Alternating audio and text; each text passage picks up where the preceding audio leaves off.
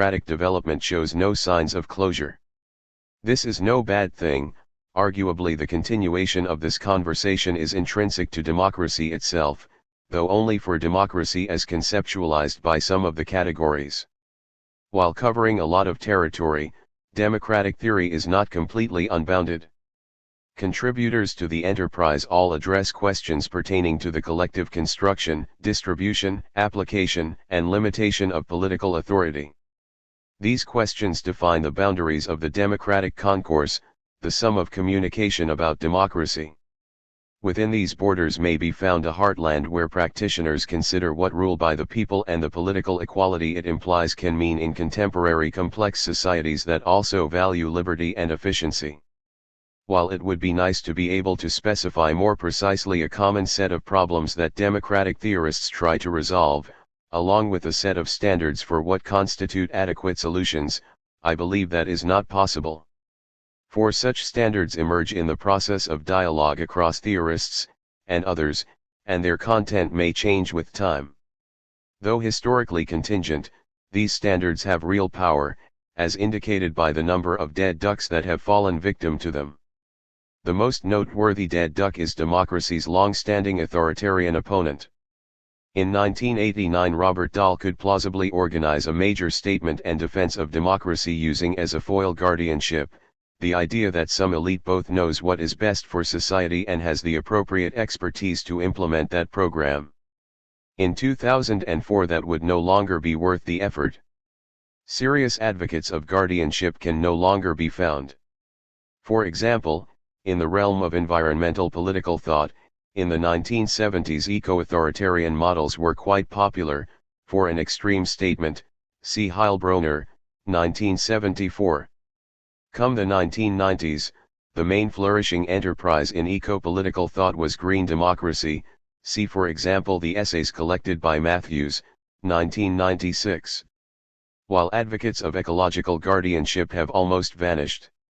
Other dead ducks include people's democracy, workplace democracy, community democracy, in the sense of whole community mobilization, collectives, Theodore Loeys, 1969, juridical democracy, and perhaps democratic socialism. Still, there are only a few dead democratic ducks, and they are always outnumbered by new democratic ducklings. Thus with time democratic theory no less than democracy itself becomes more differentiated and complex. One might despair in the face of ever-increasing variety. So, for example, John Donne suggests that democratic theory is the moral Esperanto of the present nation-state system, the language in which all nations are truly united, the public cant of the modern world, a dubious currency indeed, 1979, 2. Democracy does indeed sometimes look a bit like a Christmas tree, a positive symbol to which one can attach any good things one likes. Dahl, 1971, prefers to use the term polyarchy on the grounds that it provides more in the way of conceptual precision and real-world purchase than democracy. Alternatively, one could try to engage in conceptual clarification when it comes to the term democracy itself, to cut through the confusion in search of the essential meaning. This is the approach of, for example, Giovanni Sartori, who describes his book on democratic theory as above all, a house-cleaning venture, a task of dispelling sloppiness, in argument, and messiness, in conception, 1987, 11. Such an approach will not do for two reasons. First, part of what makes democracy interesting in both theory and practice is contestation over its essence. Second, any search for the essential meaning of democracy is undermined by conceptual historians who point to the inevitable historical contingency of key political concepts like democracy, Hansen, 1989, and how democracy's meaning is itself constitutive of politics at particular times and places. Conceptual history will do for political theory in history of ideas mode. Indeed, Russell Hansen's excellent, 1989, history is instructive in that it reminds us that only in the 19th century does democracy as a concept cease to be universally reviled, and come to attract positive connotations. In the United States, This comes about largely as a result of the Jacksonian and populist concern for the democracy, that is, for the ordinary people against the plutocracy. However, while necessary, conceptual history is insufficient for those with critical and evaluative concerns who want to contribute to the continuing conversation of democratic development. Moreover, conceptual history does not equip us to come to terms with radical variety within an era, such as the present, as opposed to change across eras. Hansen himself confronts present variety only with a lament for the fact that democracy seems to have been emptied of meaning, followed by a plea for the recovery of the class connotations of the term, 1989, 85-6. One way to cope with variety is to isolate and compare the major models of democracy. This is, for example, the approach taken by David Held, 1996, in what is the best textbook survey of the field. Held's models are classical, republican, protective, developmental, direct, competitive elitist, pluralist, legal, participatory, democratic autonomy, and cosmopolitan. This set is very helpful in providing a basic vocabulary and identifying some of the main focal points of democratic theory through the ages. Yet Held only has 11 models. At the outset of this essay I listed 54 adjectives. Not all the adjectives can be squeezed into a particular model. For example, deliberative Democrats could be classical, republican, developmental, participatory, or cosmopolitan, in Held's scheme. Some of the adjectives, for example, associative, difference, find no easy home in any of his models. So while Held's survey is essential reading, it only goes so far in capturing the range of interesting contemporary thinking about democracy. Just as there are many adjectives to qualify and describe democracy, so there are many axes of contention about what democracy can, ought, and ought not to be. Moreover, different accounts of democracy will dispute the importance of different axes. So how then to proceed, if it is futile to seek a single essence of democracy, if the enumeration of models gets overwhelmed by the complexity of democratic thinking, and if consensus cannot even be found on what constitutes the main lines of contention?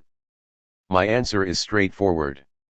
Though democracy comes in many varieties, the dominant current in democratic theory is now a deliberative one. Indeed, it is accurate to say that around 1990 the theory of democracy took a deliberative turn. Thus different accounts of democracy can be appraised in terms of the content, strength, and significance of their relation to the deliberative turn, whether in support, opposition, capture, or qualification. A second starting point will be the very different view of democracy shared by most of those who study the real world of democracy. Indeed, the depiction of variety when it comes to democracy in theory and practice with which I began will surprise political scientists who study the comparative politics of democracy, as well as more journalistic observers of the recent life and times of democracy. To this latter group, what is striking about contemporary democracy is less its variety than its uniformity. The passing of the Soviet alternative and the contemporaneous withering away of democratic socialism in the West signal to this group the global triumph of an unambiguously liberal, electoralist, elitist, capitalist, and minimalist model of democracy. This liberal capitalist model captures a great deal of what is important about democracy in the real world. But one of the key tasks of contemporary democratic theory is to engage this model, and not to let it have the easy ride that some of its adherents seek.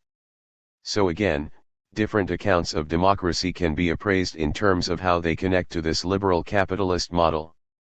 And just as was the case with the deliberative turn, those relationships can involve support, opposition, capture, or qualification. It ought to be especially important to sort out the relationship between deliberative democracy and the minimalist liberal model as deployed by comparativists. However, this turns out to be surprisingly difficult, given the lack of direct engagement between the two approaches to date. The deliberative turn. The deliberative turn in democratic theory occurred in the early 1990s. However, it does have antecedents, reaching back to Aristotle and the Athenian polis, and encompassing conservatives such as Edmund Burke, for whom deliberation connoted mature reflection as opposed to hasty action, as well as liberals such as John Stuart Mill and John Dewey. For a good history, see the introduction to Bowman and Reg, 1997. There are also continuities in emphasis with participatory Democrats such as Carol Pateman, 1970, who were dissatisfied with the lack of opportunity for deep democratic experience in contemporary liberal democracies. Benjamin Barbers, 1984, strong democracy can be seen in retrospect as a bridge between participatory and deliberative democracy, given his emphasis on strong democratic talk. Yet prior to 1990, theorists generally interpreted democracy in terms of the aggregation of the interests or preferences of members of the demos through mechanisms such as voting and representation that produce collective decisions. With the deliberative turn, the core of democratic legitimacy became instead the right or ability of those subject to a public decision to participate in genuine deliberation. See Manin, 1987, Cohen, 1989. The term deliberative democracy was first used by Bessette, 1980. The decision itself has to be justified to these people in terms that, on reflection, they can accept. More formally, deliberation has argumentative, informational, reflective, and social aspects, the last of these referring to the solidarity that can emerge among participants in deliberation. The reflective aspect means that preferences, judgments, and views that are taken as fixed in aggregative models are treated as amenable to change in deliberation. Authenticity is therefore a central concern. Democratic control should ideally be substantive, not symbolic, involving uncoopted communication among competent participants. See further Chapter 12. The importance of the deliberative turn was confirmed in the 1990s by the announcements of the most important liberal theorist John Rawls, and critical theorist Jürgen Habermas, that they were deliberative Democrats. Rawls, 1993, 1997, 771-2, Habermas, 1996. Given the sheer number of democratic theorists who now sail under the deliberative flag, as well as the historically different schools of thought from which they come, conservatism, liberalism, and critical theory, there really ought to be substantial variety among deliberative Democrats. But what is now striking is less the variety than the uniformity. For better or for worse, deliberative democracy has mostly been assimilated to liberal constitutionalism, which can be defined in terms of the reconciliation of interests established prior to political interaction under a neutral set of rules and rights. This rapid assimilation, celebrated by James Bowman, 1998, as the coming of age of deliberative democracy, ought to be surprising. For in its beginnings the deliberative turn involved a critical challenge to established liberal ways of thinking about democracy, especially to the idea that interests and preferences are only aggregated and reconciled, not transformed, in political interaction. The assimilation happened in three ways. See Dryzek, 2000, 10-17. First, a commitment to deliberative principles can be used to justify some, but not all, of the rights long cherished by liberals. This argument applies most straightforwardly to freedom of expression and association, but also, with a bit more stretching, to freedom of religion and political equality. Cohen, 1996.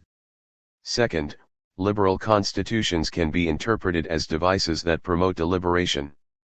This is, for example, how Bessette, 1980, 1994, interprets the United States Constitution, especially what it says about Congress.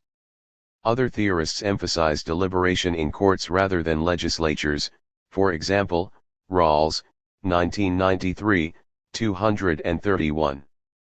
Third, constitution making can be seen as the quintessentially deliberative process, guided by impartial public reason, even if normal politics under the Constitution is aggregative, strategic, and driven by partial interests. Deliberative theorists who emphasize constitution making include Bruce Ackerman, 1991, David Eslund, 1993, and Rawls, 1993, who also wants deliberation guided by public reason to cover matters of basic justice. Amy Gutman and Dennis Thompson, 1996, are particularly comprehensive in deploying all three of these linkages. The main shortcoming of liberal constitutionalist deliberative democracy is that it says little about extra-constitutional agents of distortion, such as the dominant position of business in liberal states, oppressive discourses, in Foucault's sense, and imperatives dictated to states by either security concerns or the transnational political economy and its institutions. In this light, it is perhaps surprising that Habermas, who once highlighted such forces, has now turned his back upon them and taken his critical theory of deliberation quite close to liberalism. In Between Facts and Norms, 1996, he advances a two-track model of deliberative democracy. One track is rooted in the public sphere, the other in the legislature. Influence formulated through deliberation in the informal public sphere is converted to communicative power, especially via elections, and thence to administrative power through legislation, whose precepts are followed to the letter by government bureaucracies. Constitutions are necessary to detail these elements and, in particular, to specify the rights necessary to enable the public sphere to flourish. The public sphere itself is seen in less insurgent terms than was the case for an earlier Habermas, for example, 1989, and there is no recognition of any need to democratize the economy, the administrative state, or the legal system, all of which receive easy legitimacy. However invigorating this assimilation of deliberative democracy might be for liberalism, it may be bad news for democracy. Some deliberative liberals are not especially democratic.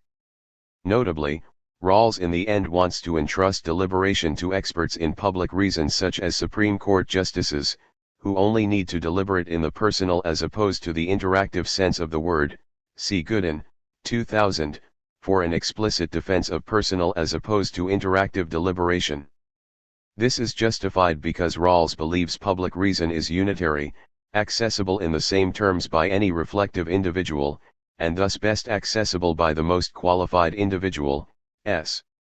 Even setting aside such non-democratic deliberation, thorough assimilation to liberal constitutionalism blunts any critical edge deliberative democracy might have had, and diverts attention away from extra-constitutional agents of both distortion and democratic influence, as well as novel sites of democratic innovation. Liberal constitutionalism emphasizes what is undeniably an important location, the state, but one that is arguably increasingly constrained by economic forces that determine the content of public policy. Critics of deliberation. Deliberative democracy has three prominent sets of critics, who otherwise have absolutely nothing in common: social choice theorists, difference Democrats, and skeptical egalitarians. Social choice theory does of course long predate the deliberative turn, but for reasons I will explain shortly, its contemporary significance may now lie mostly in its relationship to deliberative democracy.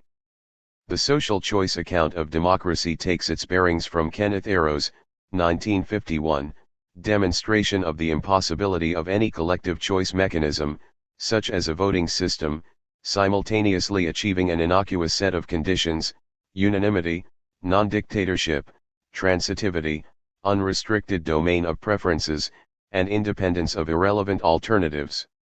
William Riker, 1982, radicalized the social choice critique of democracy by observing that different voting systems and rules avoid the Arrow problem only by introducing an element of arbitrariness into collective choice. Given that different mechanisms will produce different results from identical distributions of preferences, there is no such thing as a popular will independent of the mechanism that ascertains it. This is especially true if, as Riker believes, there is no particular reason to prefer any mechanism, e.g. majority rule, or approval voting, or consensus, over any other. Democracy is then emptied of meaning. Social choice theory has developed for half a century alongside a rational choice account of politics, though the two enterprises are actually logically distinct. See further Chapter 5. At a time of democratic advance in the real world, their main thrust, with a few exceptions, has been in exactly the opposite direction. The public choice field that they constitute is home to many demonstrations of the arbitrariness, instability, perversity, and inefficiency of democratic politics. Beyond Riker's exposé of the vacuum at the heart of democracy, public choice theorists have argued that in political systems of any size, voting is irrational. Majority rule entails the Pareto suboptimal exploitation of minorities. Self-interested elected representatives at best create programs that benefit their own constituents at the expense of the public interest, at worst deliberately design programs badly such that their own intercession is required to deliver benefits. Public spending levels are mostly a consequence of self-interested bureaucrats maximizing budgets. Bureaucrats can conspire with special interest groups and their supportive politicians to divert public resources for their own benefit. More generally, distributional coalitions such as labor unions and employers secure laws and policies to protect their own privileges at the expense of economic efficiency. Democratic politics is intrinsically irresponsible because all actors seek benefits for themselves while imposing costs upon others. The result is a negative-sum game where total costs outweigh total benefits. Now, not all public choice analysts argue all of these points. The most unremittingly anti-state aspects are found only in Virginia-style public choice. See Mitchell and Simmons, 1994, for a statement. The more highly mathematical rational choice treatments of politics found in, say, the pages of the American Political Science Review have a less overtly political agenda. Yet it remains true that when such analyses do have implications for democratic politics, the news is usually bad. Thus can Russell Hardin conclude that public choice analyses have largely helped to expose flaws, grievous, foundational flaws, in democratic thought and practice, 1993, 170. However, if, to use the title of Hardin's survey, the conflict is public choice versus democracy, then by the early 2000s democracy was winning. The claims of rational choice as explanatory theory have been severely dented within political science. Green and Shapiro, 1994. Social choice theory in its Rochester-style anti-democratic manifestation has been destroyed by Mackey, 2003. Gary Mackey shows that every real-world example of a voting cycle, A beats B beats C beats A, adduced by William Riker or his followers to illustrate the potential for arbitrariness, instability, and manipulation in collective choice is actually inconsistent with the historical evidence. What, then, remains of public choice as democratic theory? The answer is that it provides a set of warnings about what democratic politics could be like if political actors behaved in homo economicus fashion, and if no mechanisms existed to curb these behavioral proclivities and their consequences.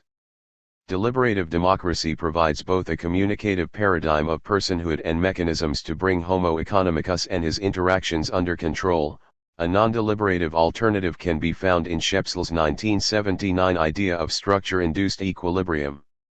Now, social choice theorists can still try to pour cold water over deliberation because it is easy to demonstrate that the very conditions of free access, equality, and unrestricted communication conducive to authentic deliberation are exactly the conditions conducive to instability, arbitrariness, and so strategic manipulation.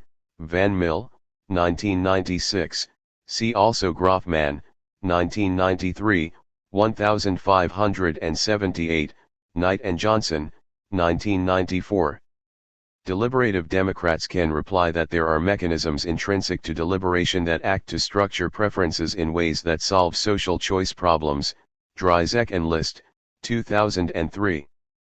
4.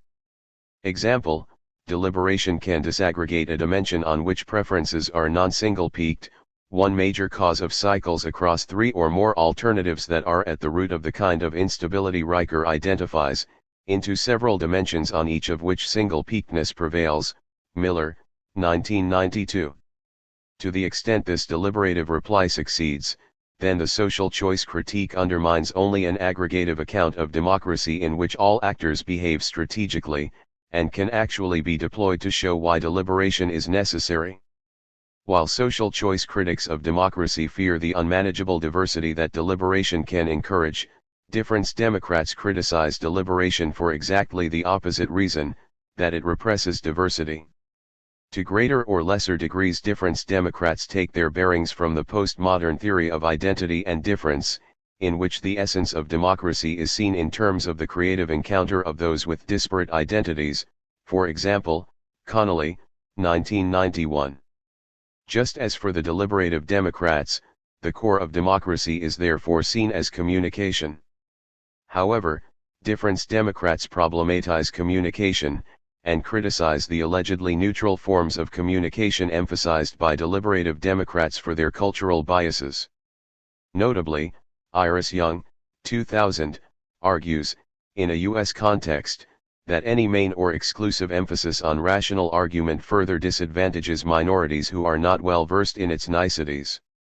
Her communicative democracy would feature greeting, rhetoric, and storytelling, or testimony, or narrative, as well as argument, forms of communication she believes are more accessible to disadvantaged minorities. This resonates with Young's earlier, 1990, advocacy of guaranteed representation and veto power over policies that affect them for disadvantaged groups. Deliberative Democrats who are not under the sway of an exclusive Rawlsian belief in unitary public reason or an overly narrow Habermasian account of communicative rationality could reply that there is nothing in deliberation that excludes these alternative forms of communication, though they ought to balk at any suggestion of veto power.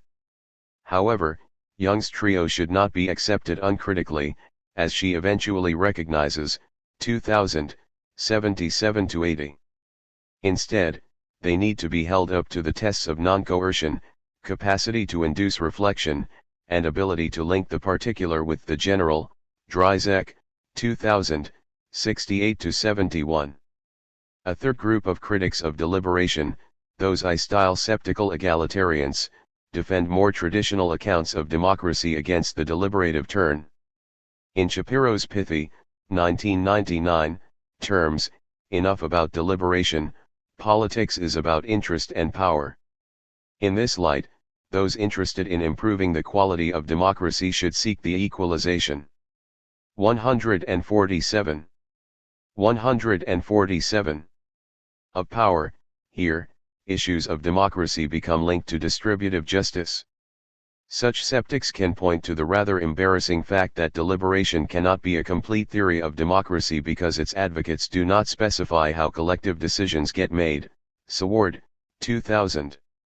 If so, then deliberative Democrats might have to retreat to more familiar aggregative mechanisms, and the deliberative/aggregative dichotomy is proven false, for then democracy is necessarily aggregative, and votes have to be taken. Pierzewski, 1998, 140-2.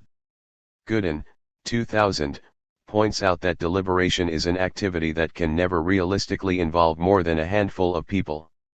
Seward, 2000, believes that such considerations mean that egalitarians should therefore oppose deliberation's aristocratic leanings that would exclude those with non-deliberative preferences.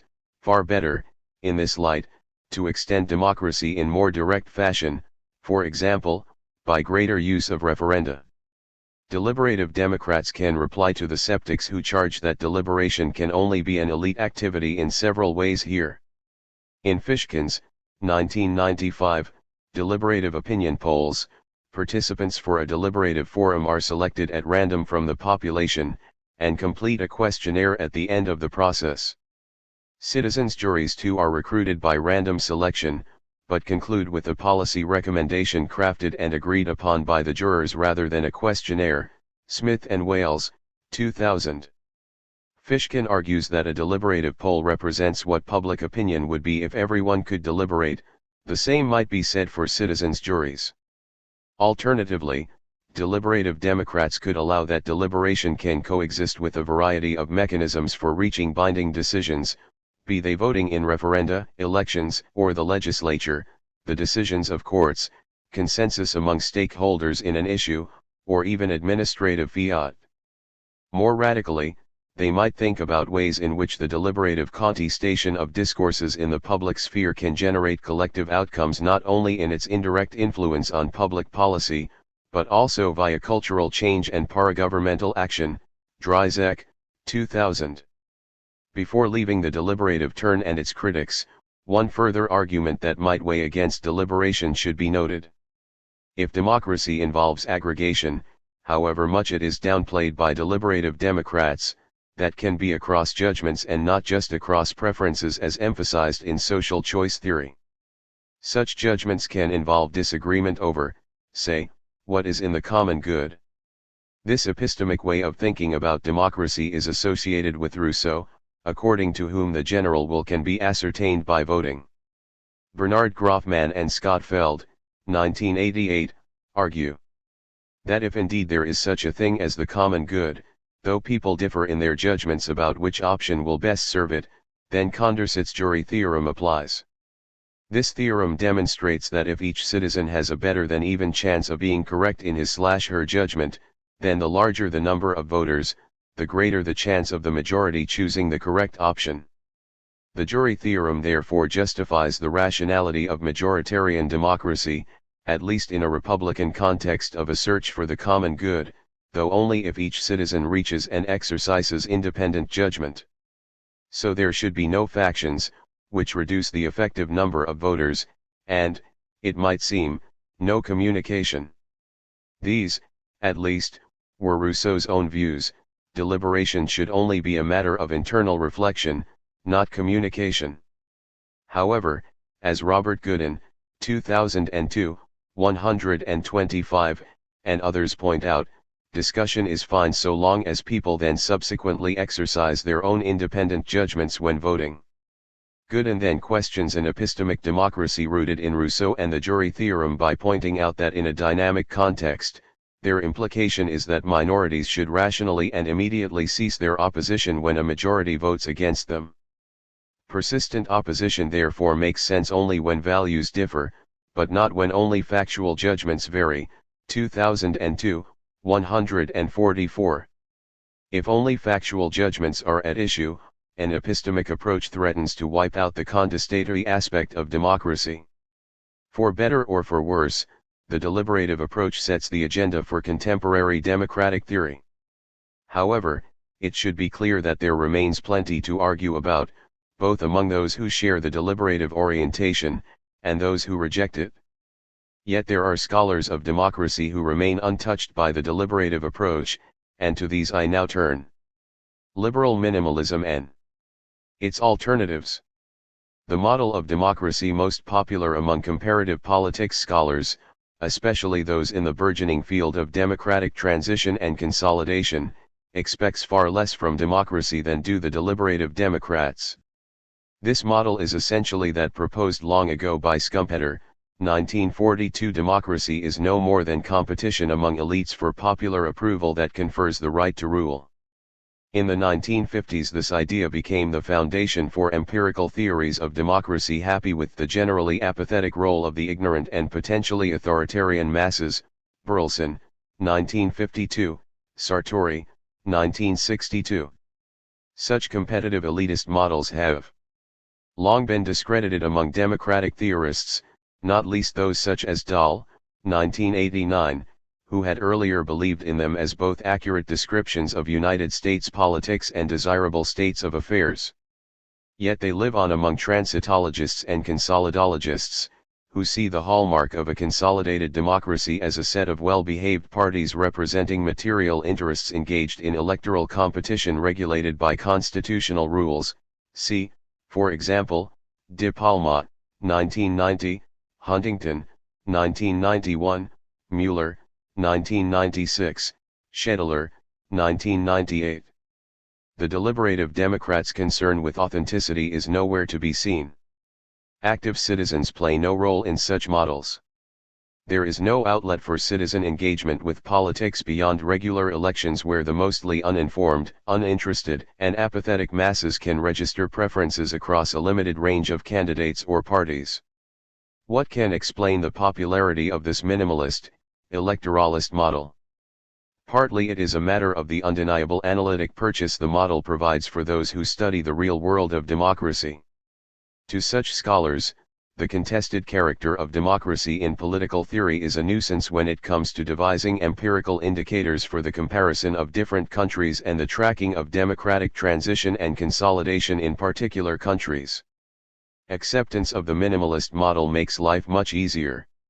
It can be applied, for example, in Huntington's, 1991, 267, famous two-election test for consolidated democracy, which requires a freely elected government to cede power in a subsequent electoral defeat. Or it can underwrite a temporal scale for assessing the degree to which democracy is consolidated. Leifart, 1984, 38, suggests 30 to 35 years. Perhaps a more important reason for the popularity of liberal minimalism is its consistency with developments that see capitalist marketization and democratization marching together. Since the mid-1970s, the adoption of liberal democratic systems by ever more countries has gone hand in hand with the global expansion of capitalism. It has of course long been noted that there is a correlation between capitalism and liberal democracy. Exactly why such a correlation exists is a matter of dispute. To Lipset, 1959, it was a matter of capitalism producing a middle class that had all the right democratic virtues of toleration and moderation. To Rushimeyer, Stevens and Stevens, 1992, the answer lies instead in the fact that capitalism produces a working class with a vested interest in redistribution that is promoted by effective universal franchise. To Adam Pierzewski et al. 2000, it is not that capitalism causes democracy, for countries can become democratic at any level of development. However, capitalism produces wealth which in turn provides protection against the overthrow of democracy. While capitalism facilitates the development or stability of a minimalist liberal democracy, it impedes any strengthening of democracy beyond this minimum. As Lindblom, 1982, among others notes, the capitalist market context automatically punishes governments that pursue policies that undermine the confidence of actual or potential investors by causing disinvestment and capital flight. Thus, when it comes to public policy, democracy can only operate in what Lindblom calls an unimprisoned zone. The corollary is that too much state democracy means dangerous indeterminacy in public policy. Dryzek, 1996. Democracy may no longer mean, as Plato defined it in the Republic, a state in which the poor, gaining the upper hand, kill some and banish others, and then divide the offices among the remaining citizens, usually by lot. But there is a lingering possibility that too much democracy might undermine the inequalities on which effective wealth creation rests. The minimalist model therefore seems uniquely suited to the contemporary liberal capitalist political economy. This combination of capitalism and liberal minimalist democracy received perhaps its most positive gloss, and a dash of Hegel, in the Triumphalism of Francis Fukuyama's, 1989-1992, End of History. Fukuyama's thesis lost plausibility in the ensuing decade, but only in terms of the persistence, or renewal, of challenges such as religious fundamentalisms, ethnic nationalism, and Confucian capitalism. But the basic idea that democracy is globally dominant and that the liberal capitalist model of democracy has few if any plausible challengers that merit the title democracy is still the dominant view among transitologists. Life with this model, and without the kinds of critical questions that democratic theorists are apt to raise, is certainly less complicated for the transitologist. Obviously happy about this state of affairs, Sartori wants to be done with the critics. The winner is an entirely liberal democracy, not only popularly elected government, but also, and indivisibly, constitutional government, that is, the hitherto much belittled formal democracy that controls the exercise of power. 1991, 437. The more critical stances that democratic theorists are inclined to take would highlight the limitations on democracy that this global dominance of minimalist liberal democracy plus capitalism entails. But any such critical response is easily countered if it remains devoid of ideas about how such dominance might realistically be challenged, without retreating to ungrounded idealism. Part of the response might involve the strengthening and democratization of international institutions in response to the migration of political power from the state to the transnational political economy.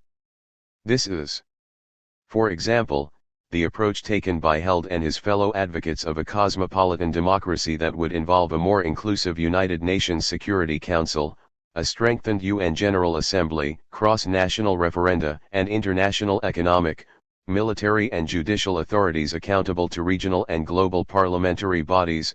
Held, 1995, Archibugi, Held and Kohler, 1998. Alternatively, if state democracy can only be minimalist, theorists might explore non-state locations for the pursuit of democracy. Such locations might involve public spheres in both domestic and transnational civil society that remain distant from state power though still oriented to public affairs. Cohen and Arato, 1992, Fraser, 1992, Dryzek, 1996, 46-53, and Home to Social Movements. See further Chapter 20. Community-based grassroots democracy, collectives, and workplace democracy would also fit here, but today seem to have fallen on hard times. Feminist proposals for democratization of areas of life traditionally considered private, such as the household, remain perhaps more promising. Robotham, 1986, but also more tangential, at least in the sense that they do not confront the state and its enmeshment in the transnational capitalist political economy head-on. See further Chapter 21. A rare normative defense of the minimalist model is provided by Przeworski, 1999, who argues that the model at least puts an end to large-scale political violence once those defeated accept that they have a realistic chance to return and win another day. Proponents of consensual democracy such as Leifart, 1999, could respond that power sharing, not majority rule, is the best defense against violence in a divided society. Given that the structure of interests in a complex society means that competing interests can never be reconciled, their provisional resolution in electoral competition is about the best we can ever do. Reichers, 1982, attempted social choice theoretic defense of minimalism is that though voting is meaningless, periodic elections at least provide an opportunity for the removal of tyrannical, incompetent, or corrupt leadership. But Reicher's defense fails because his own analysis shows that there is no will of the voters independent of the mechanism that is supposed to measure it, and this has to include the will to dismiss tyrants or incompetents. Coleman and Firayan, 1986, 22. Democratic theory and practice. Acceptance of the minimalist model would render most democratic theory unnecessary. But minimalism fails in its own terms, for the following reasons. Democratic theorists are well placed to highlight these failures and move the conversation beyond them. First, minimalism can allow forms of democracy that are very thin indeed, to the extent they barely merit the description democratic. For example, what Guillermo O'Donnell, 1994, calls delegative democracy passes the minimalist test. Under delegative democracy, found especially in Latin America but also in the post-communist world, leaders submit themselves to regular elections, but otherwise govern without accountability, without any sense that election promises need to be remembered, and without constitutional constraint, except of course the one specifying regular free elections. Delegative democracy completely misses what Philip Pettit, 1999, calls the contestatory as opposed to electoral aspect of democracy. In light of this aspect, the guarantee of freedom, defined as non-domination, is the ability of citizens to contest the content of collective decisions under fair terms, be it via access to courts, legislatures, or administrative review. Second, minimalism is insensitive to the variety of forms that democracy can take in practice as well as theory, leading to misinterpretation of events and developments, and so undermining the analytical purchase that is one of minimalism's main justifications. For example, under sway of a liberal model of democracy, Juan Linz and Alfred Stepan, 1996, fear for democracy in post-communist Poland and the Czech Republic because of the legacy of the kind of politics that characterized their oppositional civil societies in the Soviet era, Ethical civil society represents truth, but political society in a consolidated democracy normally represents interests. 1996, 272. However, the kind of politics they criticize is consistent not only with the deeper republican history of these two countries, reaching back to the 18th century in Poland, but also with contemporary civic republican political theory. Sandel, 1996. In this light, the practices and discourses bemoaned by Linz and Stepan actually provide resources for those interested in consolidating and deepening democracy. Dryzek and Holmes, 2002, chs 14 and 15. Such practices and attitudes might also include the civic attributes fostered in associational life that are, according to Robert Putnam, 1993, 2000, the key to making democracy work. For Putnam, a widely shared civic orientation that is not reducible to private material interest is necessary to defend state democracy against amoral clientelism, as in southern Italy, or rampant individualism, as in the United States in recent decades. A variety of democratic systems observable in contemporary nation-states passes the minimalist test: libertarian and social democratic, elitist and pluralist, presidential and parliamentary, nationalist and cosmopolitan, dense and weak civil societies. Uncritical application of liberal minimalism fails to pick up on the importance of these variations. Of course, the minimalist might reply that the variations are unimportant, but he or she should be required to demonstrate this fact rather than merely assert it, and the theorist can at least identify the dimensions along which a response is required. A third reason why minimalism is inadequate is that it is untrue to democratization as understood by many political actors in transitional systems.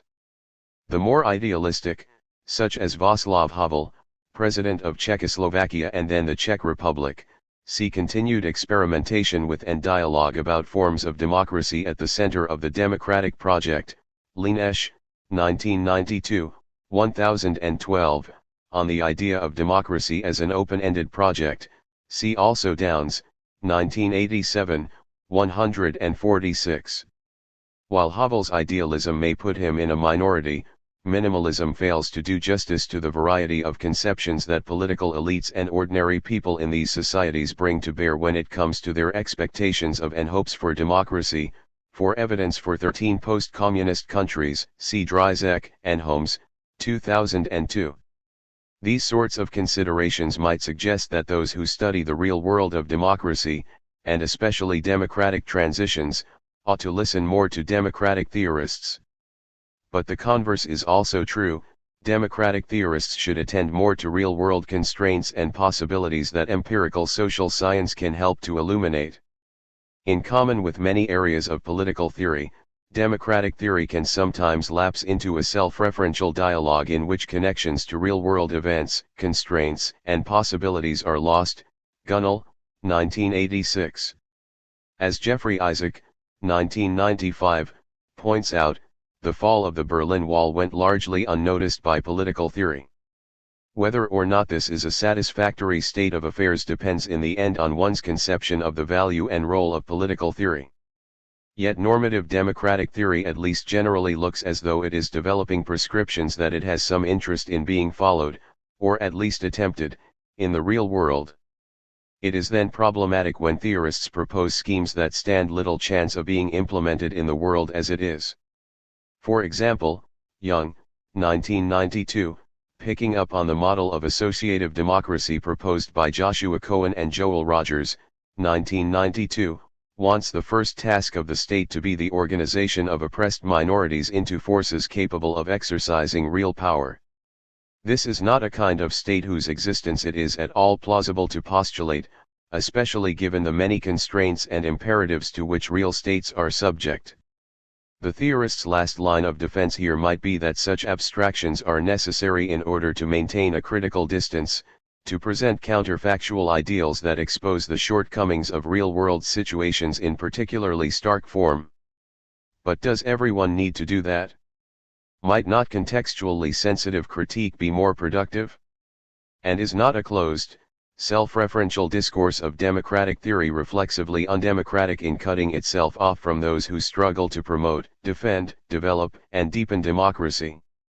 A thoroughly reflexive approach to democratic theory would begin with popular conceptions of democracy, see Dryzek and Barajikian, 1993. An additional reason why democratic theorists should attend more to democratic practice is that sometimes problems that concern democratic theorists may actually find solutions in political practice. For example, David Schlossberg, 1999, argues that the problem of engagement across deep difference identified by postmodern theorists as the key democratic challenge has been successfully negotiated in the political practice of the environmental justice movement in the United States. I have argued that the two main poles in contemporary thinking about democracy are the deliberative approach and liberal minimalism. Some schools of thought have engaged both poles. So social choice theory can provide both a defense of minimalism and a critique of deliberation, though it can also be deployed to reach almost the opposite position. Civic republicanism has many synergies with deliberation, and can also be used to criticize liberal minimalism's application to real-world political systems. However, there has yet to be any direct engagement between deliberative Democrats and the liberal minimalism of the comparative scholars of democratic transition and consolidation. The two approaches have only connected via intermediaries. This state of affairs might be indicative of the gap between democratic theory and democratic practice, though as I have argued, the minimalists have not got the practice right. And the fact that there are intermediaries shows that the gap can be bridged. Conclusion. One measure of democratic theory's success will be the extent to which it can loosen the grip of liberal minimalism on those who study the comparative politics of democracy and democratization. A second more demanding measure would be found in the degree to which it can contribute to the global conversation about democratic development, in established liberal democracies and the transnational arena, no less than transitional societies and new democracies. These are of course both external tests. The internal conversation currently flourishes without them being passed, though there are sporadic exceptions, for example, in connection with deliberative opinion polls and citizens' juries. The fact that the internal conversation is full of vigor is cause for self-congratulation. But democratic political theory, precisely because it is democratic political theory, cannot get off so lightly in this respect as most other areas of political theory. 12. Discourse theory. James Bowman. Discourse theory may be used in a broad and in a narrow sense. In the broad sense it refers to any theoretical enterprise that considers language in use, that is, language as it is used in practices and performances, from the analysis of ordinary conversation or public argumentation to formal scientific papers or parliamentary discussion. It can also be used in the narrow sense of a particular sort of normative ethical and political theory derived from the work of Jürgen Habermas, 1984, 1996, see also chapters 20 and 29. This theory provides an account of those social practices in which dialogue, reason-giving and argumentation play a central role and which thus may be called discursive.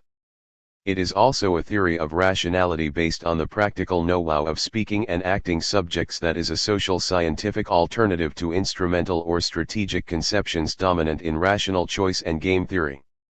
Discourse theory in both senses has already found wide application from argumentation theory, Crosswhite, 1996, to the sociology of scientific knowledge, Lynch, 1993. It has also become significant in political theory, especially in constructive approaches to the public sphere and democracy on the one hand, Habermas, 1996, Calhoun, 1989, and in critical analyses of race and gender on the other, Goldberg, 1990, Butler, 1993. While the former figures prominently in normative theories, the latter sort of discourse theory is often the basis for showing the inadequacies of normative claims to reason and justification. Discourse in the broad sense includes talk, writing, and discussion. Social scientists use discourse theory to analyze how people talk about politics and social problems, Gamzin, 1992. Discourse theory may also attempt to uncover shared assumptions and assumed capabilities, such as the ways in which specific policy issues, such as nuclear power or international trade, are framed in terms of the extent of expert authority. Such assumptions can shift to a more publicly oriented frame. Gamson, 1988. Political discourses also emerge around institutions, as when constitutions and constitutional courts produce an evolving discourse on the nature of rights and obligations in liberal democracies. Dryzek, 2000, or Orientalism around European colonialism, said, 1978, or when various international financial institutions give loans and create policies to promote development based on specific models of baskets of human goods as commodities. Sen, 1999.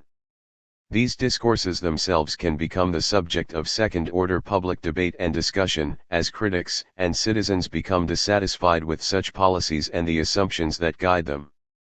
In this case, discourse becomes a means not merely for conveying information or for public discussion, but rather for the contestation and challenge of policies and practices. How can discourse do all these things? When applied to politics, discourse theory focuses on practices that have features that go beyond mere talk.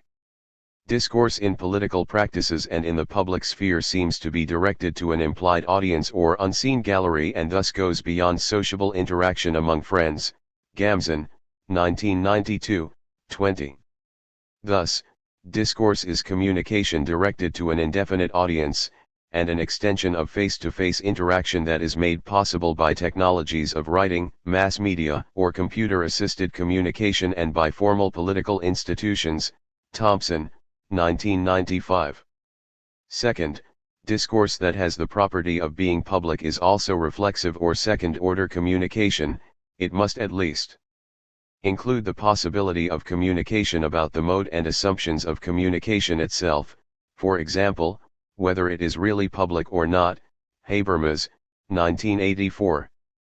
This reflexivity is apparent especially when communication fails, when the assumptions that we make for practical purposes until further notice in Garfinkel's, 1969, 33, phrase are no longer successful in producing mutual understanding or coordination of action.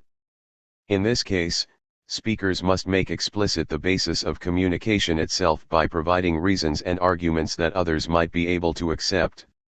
Just how far the demand for justification can be pursued by speakers and institutionalized in practices is subject to dispute among the proponents of various theories of discourse. For some, the linguistic medium makes reflexivity possible, while for others it imposes insuperable limits on reflection. Hoy and McCarthy, 1994. For these reasons, discourse theory emerges at the intersection between philosophy, social science, and political theory. On the one hand, various disciplines in philosophy underwent the linguistic turn, especially in the philosophy of language where the slogan meaning as use replaced less socially informed theories. This emphasis on use focuses attention on how we do things with words and thus also on the conditions of success for various sorts of speech acts. Austin, 1962, Searle, 1969, Habermas, 1979.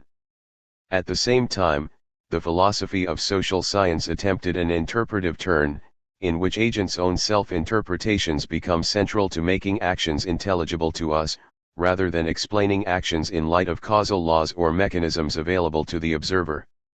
In interpretive social science, texts and discourse become central objects for interpretation. Geertz, 1973, Taylor, 1985, while the focus on shared meaning led to the rejection of the emphasis on individual preferences and aggregation common to rational choice theorists. In social theory, then, these turns gave new importance to the potential generative role of communication and the structuring role of language and linguistic practices. Political theory has experienced a similar set of turns. The role of discourse highlights the differences between the market and the forum, between the aggregation of given preferences in social choice mechanisms and the formation and transformation of preferences in public discourse. Elster, 1997, Cohen, 1997. Nowhere was the shift to discourse more important than in democratic theory. This distinction allows political theory to take a deliberative turn in emphasizing discursive and communicative practices in which participants attempt to convince each other by offering reasons in public discussion and debate. Not only does this open up a space for giving and asking for reasons in the public sphere or in various forums, but reason giving is also a particularly non-coercive form of political integration and a potentially effective method for solving problems and settling conflicts. See further Chapter 11. All of these various turns in philosophy, social science, and political theory together make discourse central to normative and empirical theorizing and mark a watershed in thinking about the form of democratic politics and social integration specific to modern societies. The focus of this chapter is on the various uses of discourse theory that are now common in political theory. First, several approaches to discourse theory need to be distinguished along three important dimensions, whether they are normative, empirical, or both. Next, the usefulness of discourse theory will be illustrated with respect to normative democratic theory, with respect to institutional design and to democratic deliberation. Third, the critical uses of discourse theory will be developed in terms of problems of ideology and toleration that are not merely limited to non-ideal theory in Rawls's 1999 sense. Finally, I consider the limits of discourse theory and suggest that the issue is properly epistemic rather than linguistic, a matter of the precise nature of the critical know-how necessary to participate in discursive practices. The proper goal of such a discursive political theory is to avoid the impasses of past debates, the scylla of an empty idealization of discourse and the charybdis of a blind scepticism that offers no guide to the practices in which discourse is employed. Approaches to discourse theory. Normative and empirical. Discourse theory has been developed through three competing approaches. The first and broadly constructive approach is fundamentally normative, where the practical know-how of speaking and acting subjects is developed into a theory of communicative rationality that has implications for how we ought to think of political and legal institutions. Habermas, 1984, Rawls, 1999. It construes discourse as a rule-governed activity, the rules of which may be reconstructed as procedural idealizations, such as giving all the opportunity to speak, to engage in all forms of speech and so on. Such a theory permits political theorists to develop explicit rules for governing discourses, rules that may have either a role in criticizing existing discursive practices or a constructive role in evaluating and designing institutions. Since not all assumptions of discourse can be made fully explicit in rules, such an account can no more be a complete account of democratic political life than a written constitution can describe all of its derivative practices. If such a theory is too idealizing, there may be a wide gap between the norms and ideals it proscribes and the existing practices. Faced with this gap, other theories of discourse try to capture deeper, more structural assumptions and presuppositions that shape actual discussion and practices. Foucault, 1977, Bourdieu, 1991, Butler, 1993. This approach identifies deep linguistic structures and thus eschews explicit rules, aiming instead to uncover deep practical constraints operating through norms. It alerts us to relations of power within discourses. These two conflicting approaches are not the only available theoretical options. The third, broadly reconstructive and critical approach combines the best features of both. Bowman, 1996, Hoy and McCarthy, 1994. It seeks a theory that is normative without relying solely on idealizations and counterfactual ideals, and empirical without becoming skeptical of all attempts to institutionalize discursive practices of justification. Such an approach is operative in some proponents of the deliberative turn in democratic theory. See Chapter 11. A defensible discourse theory thus provides a test case for normative theory that is informed by social science but still seeks to develop robust and practical norms for guiding institutions and practices. Constructing ideal discursive procedures. As the leading proponent of the normative theory of discourse, Habermas proposes that the development of norms of discourse is the task of a theory of communicative or discursive rationality, where rationality is defined as how speaking and acting subjects acquire and use knowledge, 1984, 11. Such a broad definition suggests that the theory could be developed through explicating the conditions for reaching understanding through language, and this task falls primarily on formal pragmatics. Formal pragmatics is Habermas's term for a general account of the capacity of a speaker to use and understand speech acts correctly, the know-how of subjects who are capable of speech and action, who are attributed the capacity to produce valid utterances, and who consider themselves capable of distinguishing, at least intuitively, between valid and invalid expressions, 1990, 31. The focus of formal pragmatics is on the know-how necessary for producing and evaluating correct and incorrect expressions or valid and invalid utterances, or for producing well-formed utterances that meet the conditions of successful communication. What might such a formal pragmatic analysis contribute to a theory of discourse? The intuitive knowledge of a competent speaker permits them to engage in second-order evaluation in asking for justification or reasons for various sorts of validity claims that are implicit in utterances. To understand an utterance is to know its acceptability conditions. While validity claims may remain implicit so long as communication is unproblematic and ongoing, competent speakers may also demand that the implied warrant be redeemed and demand explicit justification in second-order communication, communication about communication, or discourse proper, in order to reach an understanding. Habermas locates the rational potential of communication in discourse in the explicit and second-order capacities of actors to provide reasons for their own claims and evaluate the reasons offered by others.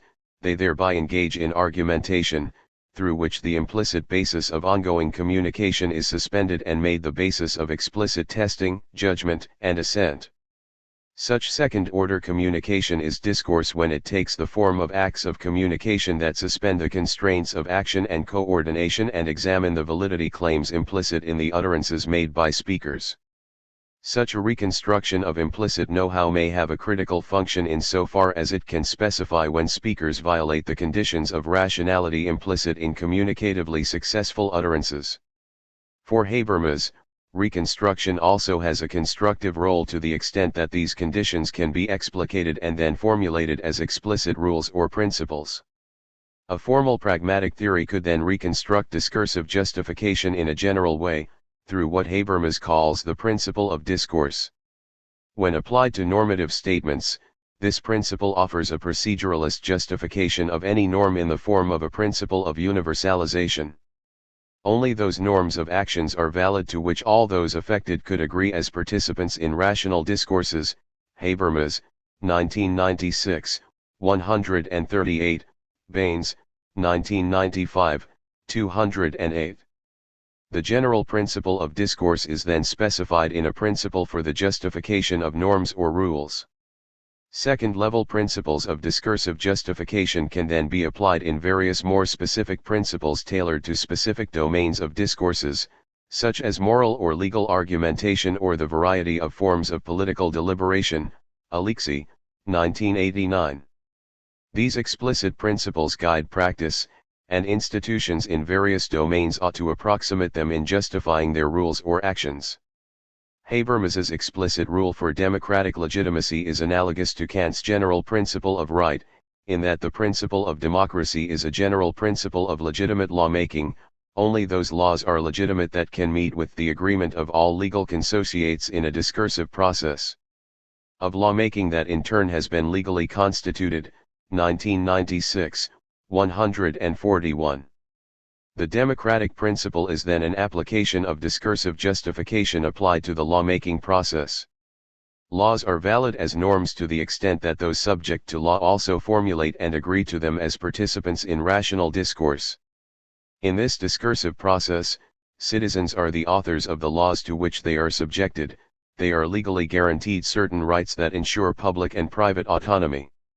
Discourse theory not only permits us to recast general normative principles in terms of discursive procedures, thus enriching Kant's principle of right or Rawls's first principle of justice as equal freedom, it also has a constructive role in formulating principles that guide or regulate the very practices it reconstructs. The principle is both ideal and proceduralist, the conditions of legitimacy are counterfactual. Under such ideal conditions of assertability, all participants in the discourse would not only agree, but would agree for the same reason, so that all disagreement must be due to the ways in which the actual conditions fall short of the ideally rational procedure.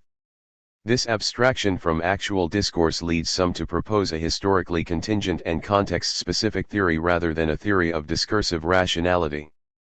Empirical and sometimes skeptical approaches.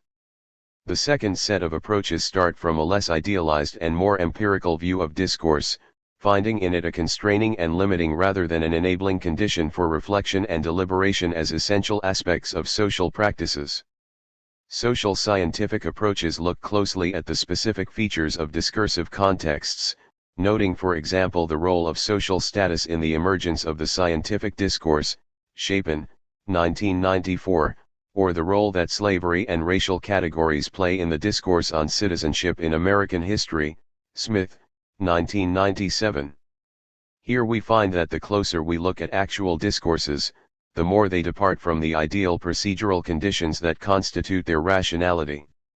Moreover, ethnomethodological discourse analysis tied to specific situations shows that norms and rules are highly flexible and contingent in their application in informal contexts, even if they are crucial to the act of making others intelligible. Heritage, 1984.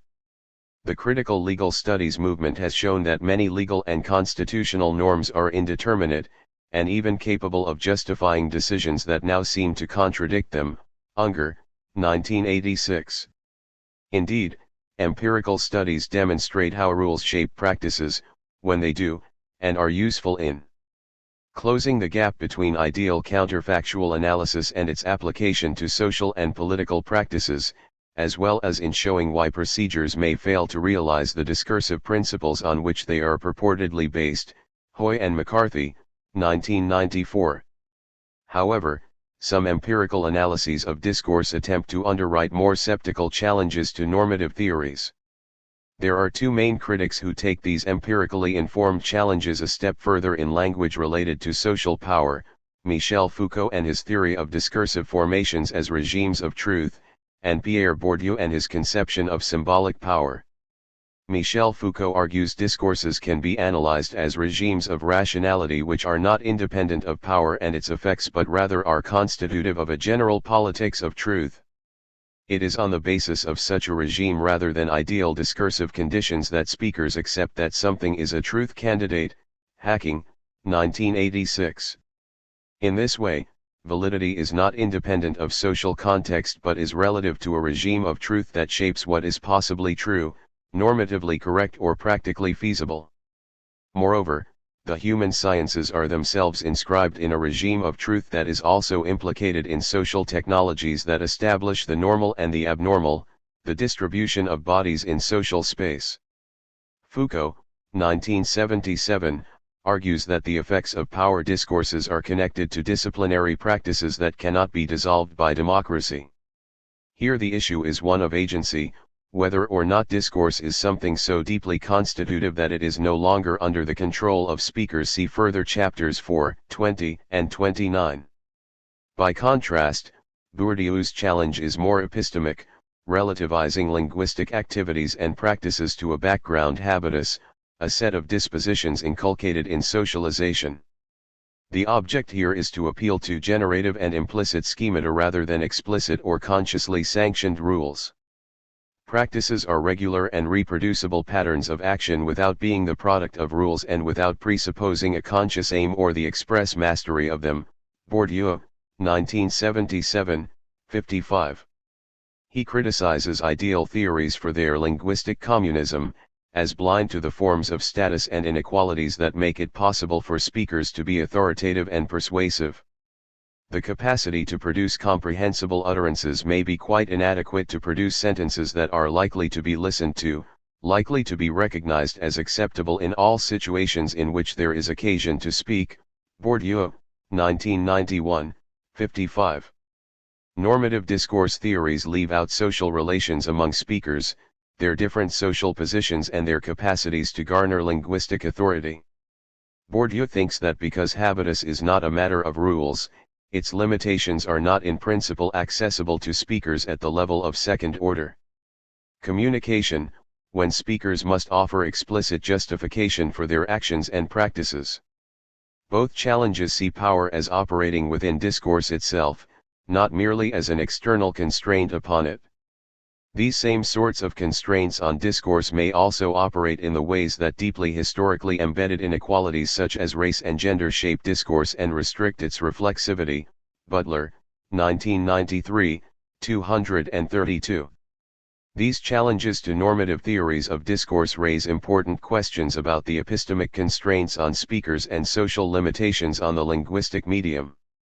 This sort of limitation may in part be overcome by the formal organization of speech in institutional settings, such as in courts of law or democratic institutions of parliamentary debate. They also must be answered at the same level at which they are raised, the analysis of the restrictions on communication and more importantly on discourse as the second-order communication in which justification of practices and policies occur. Normative theories of discourse discuss these same issues in terms of the theory of ideology and the critical attitude of toleration in communication. Before turning to these problems as limitations on democratic practices, let me turn first to the discursive reconstruction of democratic theory, including questions of institutional design. Discourse and democracy. Any discursive account of democracy is not merely an account of democratic discourse, however idealized it may be. Rather, it must itself be a complete account of democracy, in the sense of offering a reconstruction of its usual elements while giving them novel interpretations. In what follows, I will discuss the main lines of a reconstruction of democracy as a discursive practice, guided to a large extent, although not exclusively, by Habermas's normative political theory. Although Habermas, Dreisek, and some others use the terms discursive or communicative democracy or offer a discursive theory of democratic legitimacy, almost all theories of deliberative democracy have to a large degree been shaped by discourse theory proper or offer an implied theory of discourse themselves. This discursive component defines what deliberation is to be, for example, reasoned argumentation, or discussion guided only by the force of the better argument, where decision-making must be based on reasons that all may accept as free and equal citizens. Indeed, John Dewey already argued that democracy itself is not a feasible idea unless there exists full publicity, or free and open communication necessary for deliberation as a form of social inquiry.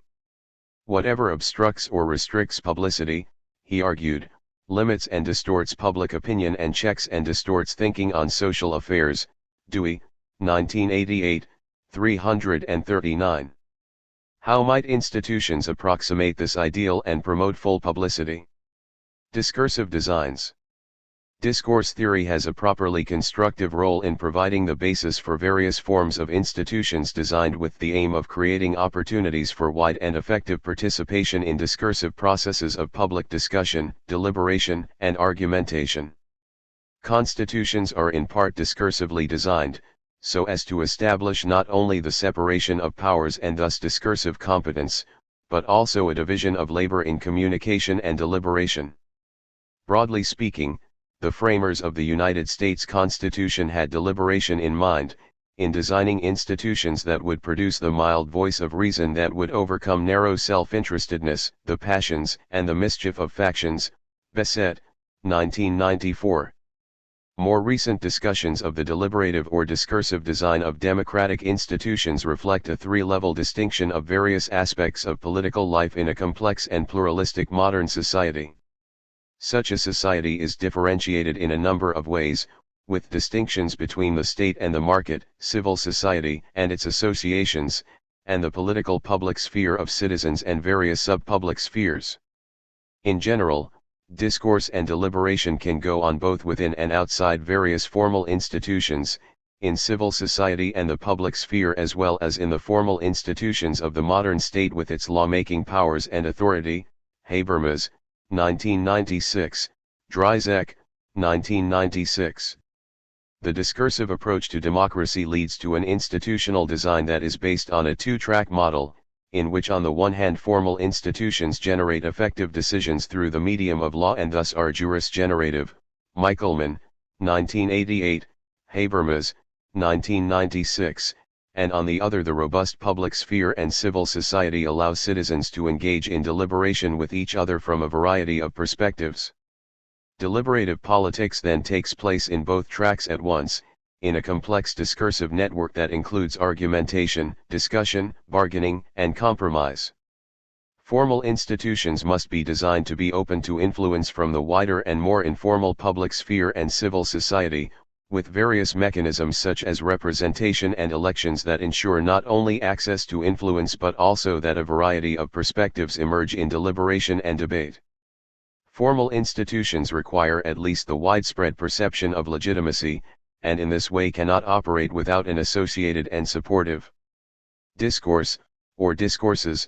Dryzek, 1996, 204. This includes the discourse of rights and citizenship for liberal institutions or the discourse of scientific authority and expertise for many administrative institutions. A main issue separating various proponents of deliberative designs is whether or not and in what ways public deliberation actually shapes or should influence decisions. Such influence may be direct or indirect.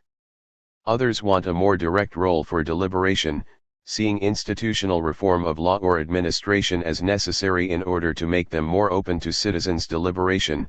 This would require new forms of decision-making, including deliberative planning or citizen juries. Thus, there is a conflict between a view of public discourse as providing challenges to formal legal and political authority and, as such, being indirectly deliberative. Dryzek, 2000, Pettit, 1998, and subject to discursive challenge from the outside, and the view of those who see it as more directly deliberative in the decision-making process itself. Habermas, 1996, ch. 8, Dorf and Sabel, 1998. This is not as much of a forced choice as some make it out to be, since in some instances challenge may be the best or indeed the only effective means for influence given the way in which political authority is constituted, or there may be cases in which more directly deliberative approaches are necessary to preserve the reality of popular sovereignty and accountability to citizens. Scientific or expert authority that is delegated public power provides an example of the first. The planning process in public administration provides an example of the second. Indeed, there seems to be a continuum from direct to indirect deliberation, depending on the sort of institutions and supportive discourses involved. Democracy and administration.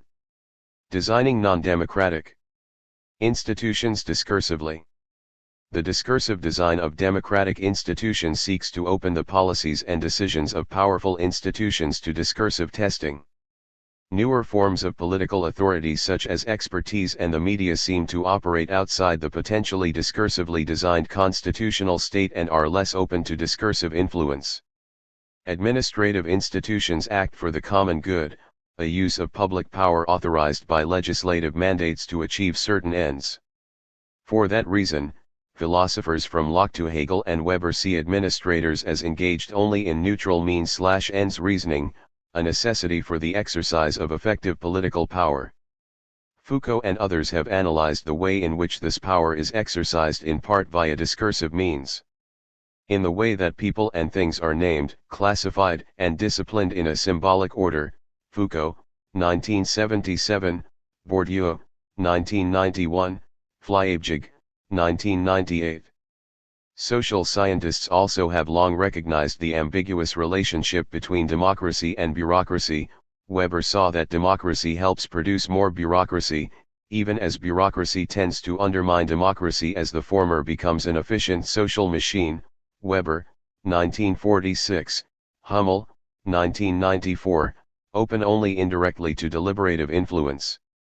The alternative is to put deliberative mechanisms and interaction with the public within the design of administrative institutions themselves, and this sort of design has taken the form of deliberative planning. Fisher and Forrester, 1994, Forrester, 1993. As Habermas puts it, administrators cannot avoid appealing to normative reasons when implementing legal imperatives, so these processes must occur within procedures that pass the test of constitutional legitimacy and lead to the democratization of administration. 1996, 440, by discursive means.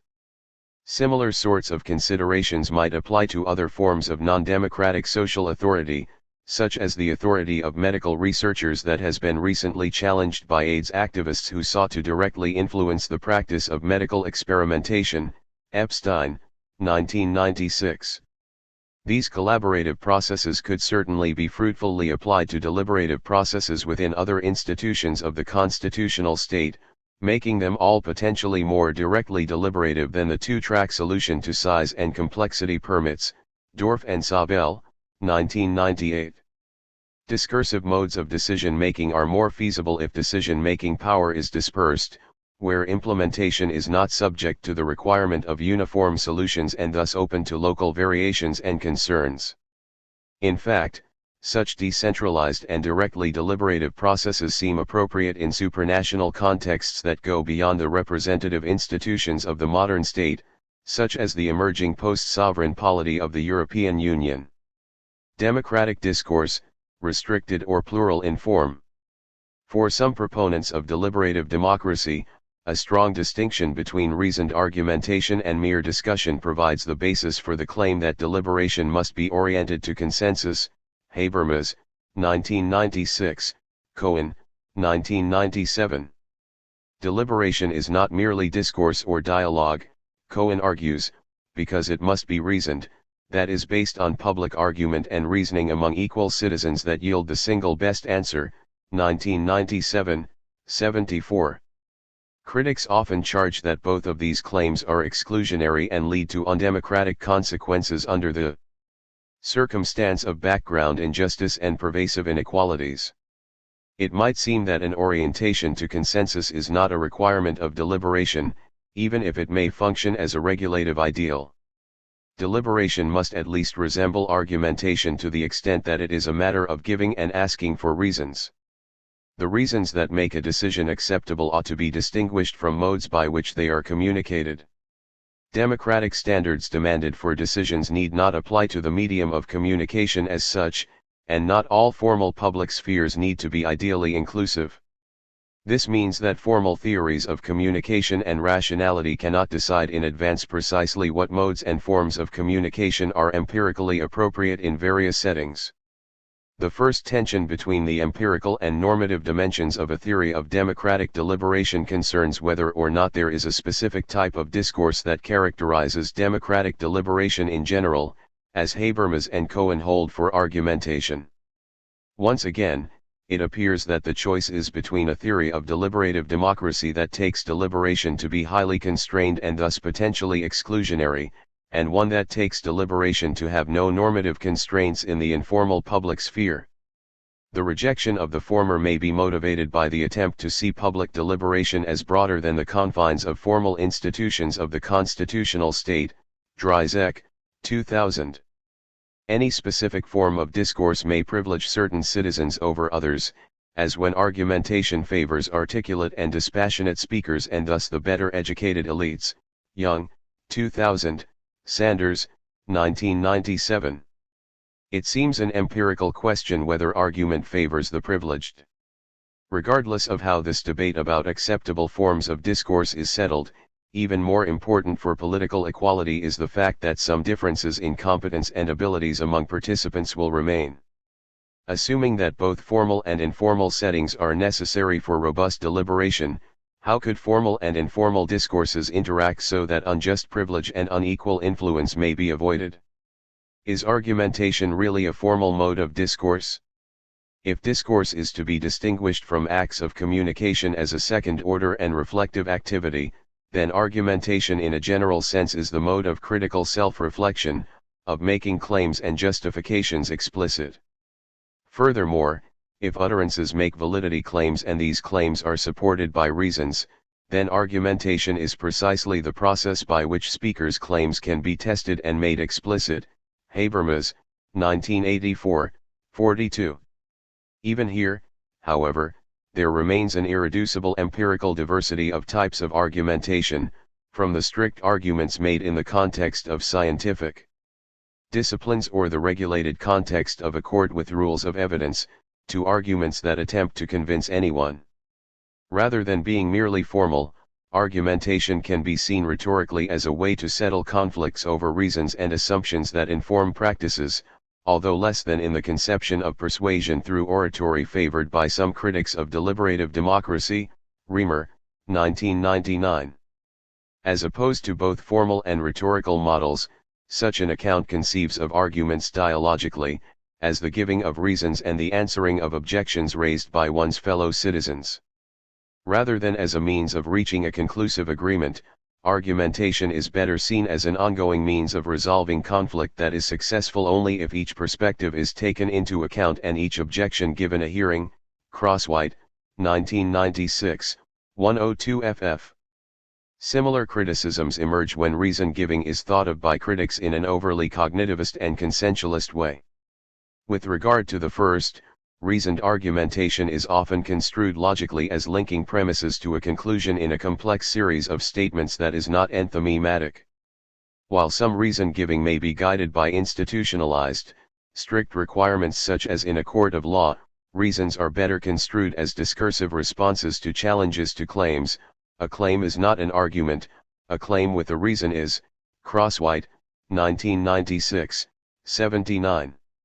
Reason giving and argumentation may be seen not only in a more dialogical way, but also as operating in the specific context of disagreement and conflict and their resolution. Argumentation makes the conflict explicit and mutual, establishing an exchange of challenges and reasons between the claimant and respondent. 1996, 102 ff. On this view, there are special features of all public reasons. If all participants may raise challenges, this responsiveness must be oriented to an indefinite audience and is still possible even given persistent disagreement. Indeed, disagreement is precisely what makes democratic deliberation not only necessary, but also fruitful and productive when tested through the variety of perspectives typical of a diverse and pluralistic audience. Argumentative discourse need not presuppose unanimity, or seek consensus, but rather places conflicts within a mutually constructed space of reasons. This fact of disagreement raises the issue of whether or not public deliberation is oriented to consensus. Consensus is meant here to contrast with mere aggregation of preferences in voting and with bargaining or compromise. Certainly, if democracy were only voting and bargaining, it would lack the self-critical testing and responsiveness of reason-giving and discourse. The problems of the tyranny of the majority and aggregation problems of social choice would undermine the effectiveness of democracy and its claims to legitimacy. However, if we demand too much agreement and an overly strong conception of consensus, then we lose the advantages of resolving conflict through argumentative means. Habermas thinks that participants in argumentation must be guided by the ideal of a single right answer to which all agree for the same reasons. 1996, ch. 8, Bowman and Reg, 1996. He may well be correct that an overly agonistic conception of public discourse would undermine the epistemic basis for claims to democratic legitimacy, that is, that democratic deliberation is legitimate and not only is a fair process, but is more likely to find the most equitable and true outcome. Lund, 1997.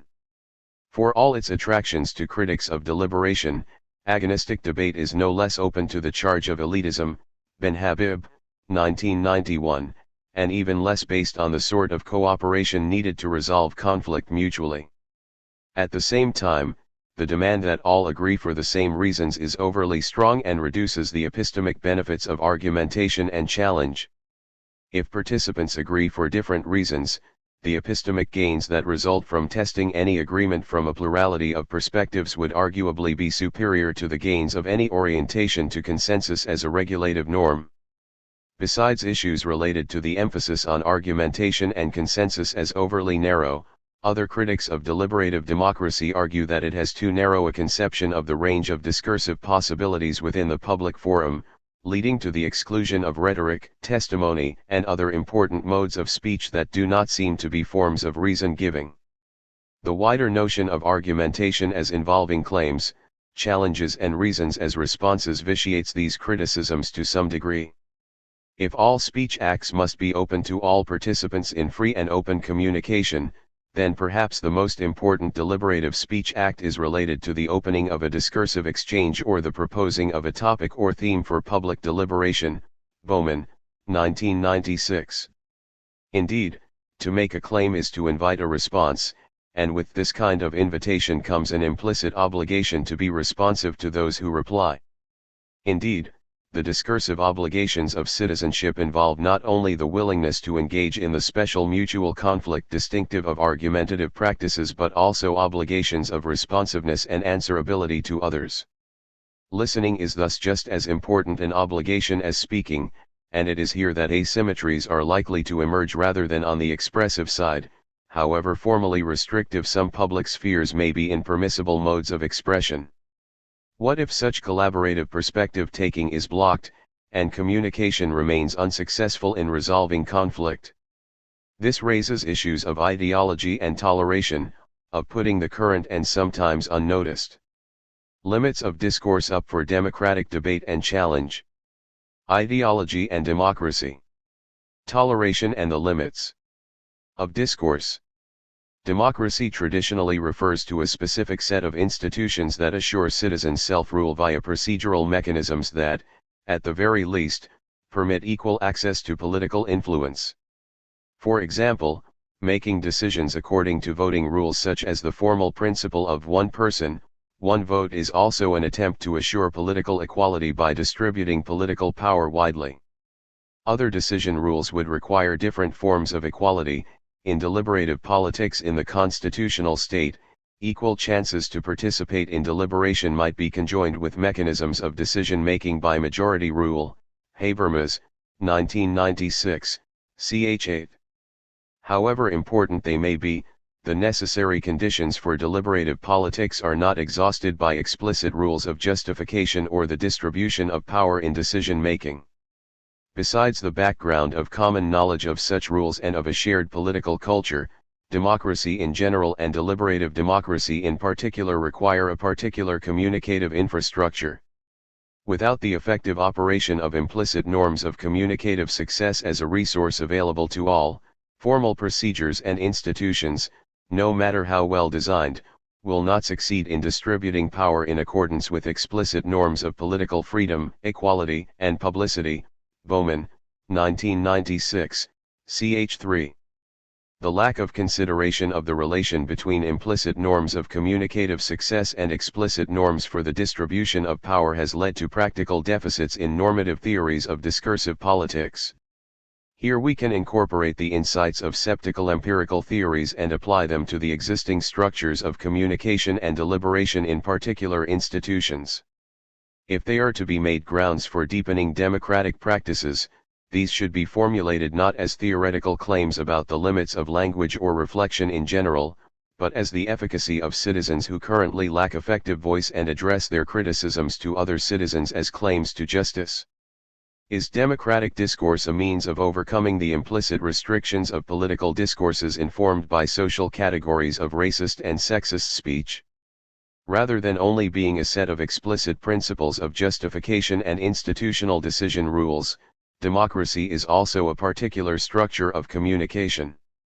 It is a structure of communication among free and equal citizens.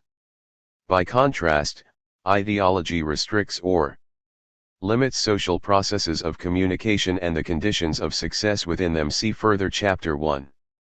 As a reconstruction of the correct insights of the Marxian critique of liberal ideology, the theory of distorted communication is therefore especially suited to the ways in which meanings are used to reproduce power even under explicit rules of equality and freedom. This is not to say that explicit rules are unimportant, they make it possible for overt forms of coercion and power to be constrained, the illegitimacy of which requires no appeal to norms implicit in practices. For example, violations of communicative freedom may remain implicit.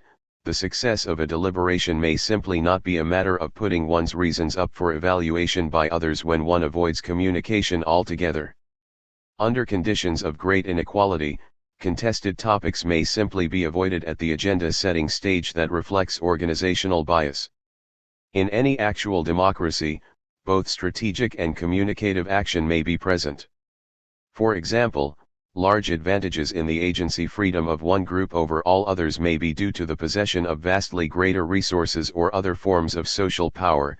The achievement of their goals may not depend upon the consensual resolution of a conflict with groups with less social power. If Przeworski and Wallerstein, 1988, are right, for example, powerful economic groups have historically been able to attain their agency goals not by explicitly excluding topics from democratic discussion but rather by implied threats and other non-deliberative means. Bowman, 1996. We can see the differences between such strategic forms of interaction to the extent that they reflect differences in bargaining power, regardless of the democratic means used to reach this equilibrium. Threats of declining investments block redistributive schemes, such as those that would burden well-off groups with higher tax rates. These credible threats circumvent the need to convince others of the reasons for such policies or to put some issue under democratic control.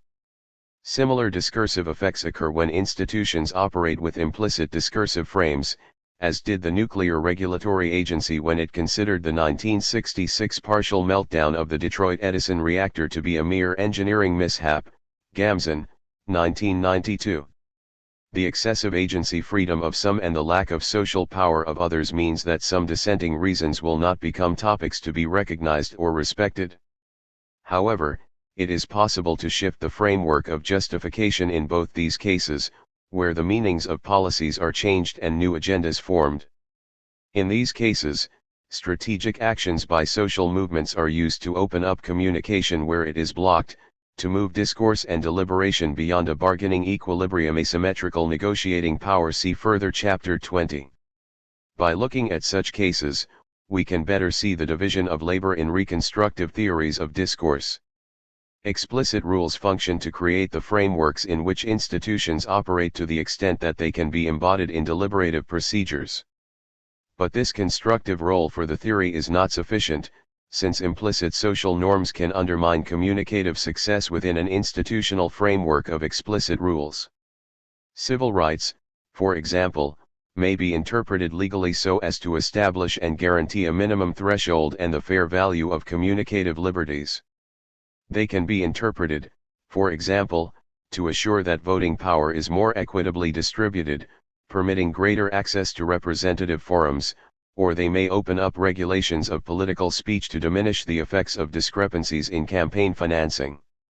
The emergence of new norms or the reinterpretation of old ones may require a period of what Ackerman, 1991, calls constitutional politics within an existing democracy. Ackerman thus sees the Constitution as an open-ended discursive project subject to paradigm shifts at historical junctures such as Reconstruction after the Civil War and the Great Depression. These changes reflect discourse moments, to use Gamson's, 1992, Part I, term, in which the people, the courts, or the executive respond to historical circumstance by reinterpreting and recreating the Constitution. Besides constitutional reform, limitations on expression may demand the formation of alternative public spheres, the developed forms of expression of which expand the pool of reasons and the styles of acceptable public communication in the larger public sphere. In all of these cases, the critic is equipped with the reflective abilities of a participant in a communicative process, not the least of which entails the ability to challenge the correctness of the communicative process itself. But in this case, circularity is avoided because the critic does not have to start from scratch. Bootstrapping of new communicative possibilities begins with the ability to participate in those areas of everyday communication, no matter how small, which are not distorted by power. At the very least, reflection produces gains in freedom by permitting speakers to become aware of the ways in which implicit violations of norms limit public functioning and inhibit those very corrective and transformative performances that might change the conditions of communication. This possibility of self-critical communication requires that the virtue of toleration be given a discursive reconstruction and brought to bear on the problem of ideological restrictions on deliberation and communication. In a context of a high degree of social and cultural pluralism and the conflicts that it might engender, proper responsiveness would require toleration among citizens, even if such toleration were extended to taking their perspectives seriously while challenging their claims in public deliberation. In this way, toleration is required in order that we treat others as political equals, as having equal entitlement to contribute to the definition of the society in which they live. Scanlon, 1996. In order to capture the obligations of public deliberation, Onora O'Neill, 1990, correctly argues that it is communication itself that is the proper object of toleration in a democracy. In deliberative settings, citizens manifest their equality with each other not only by refraining from interfering with their acts of expression, but also by sustaining the conditions for communication. How do they do this? They do this reflexively, in their communication with each other in public deliberation and in their attitudes towards others as participants in a public process. Bowman, 1999. Toleration in this sense is discursive openness.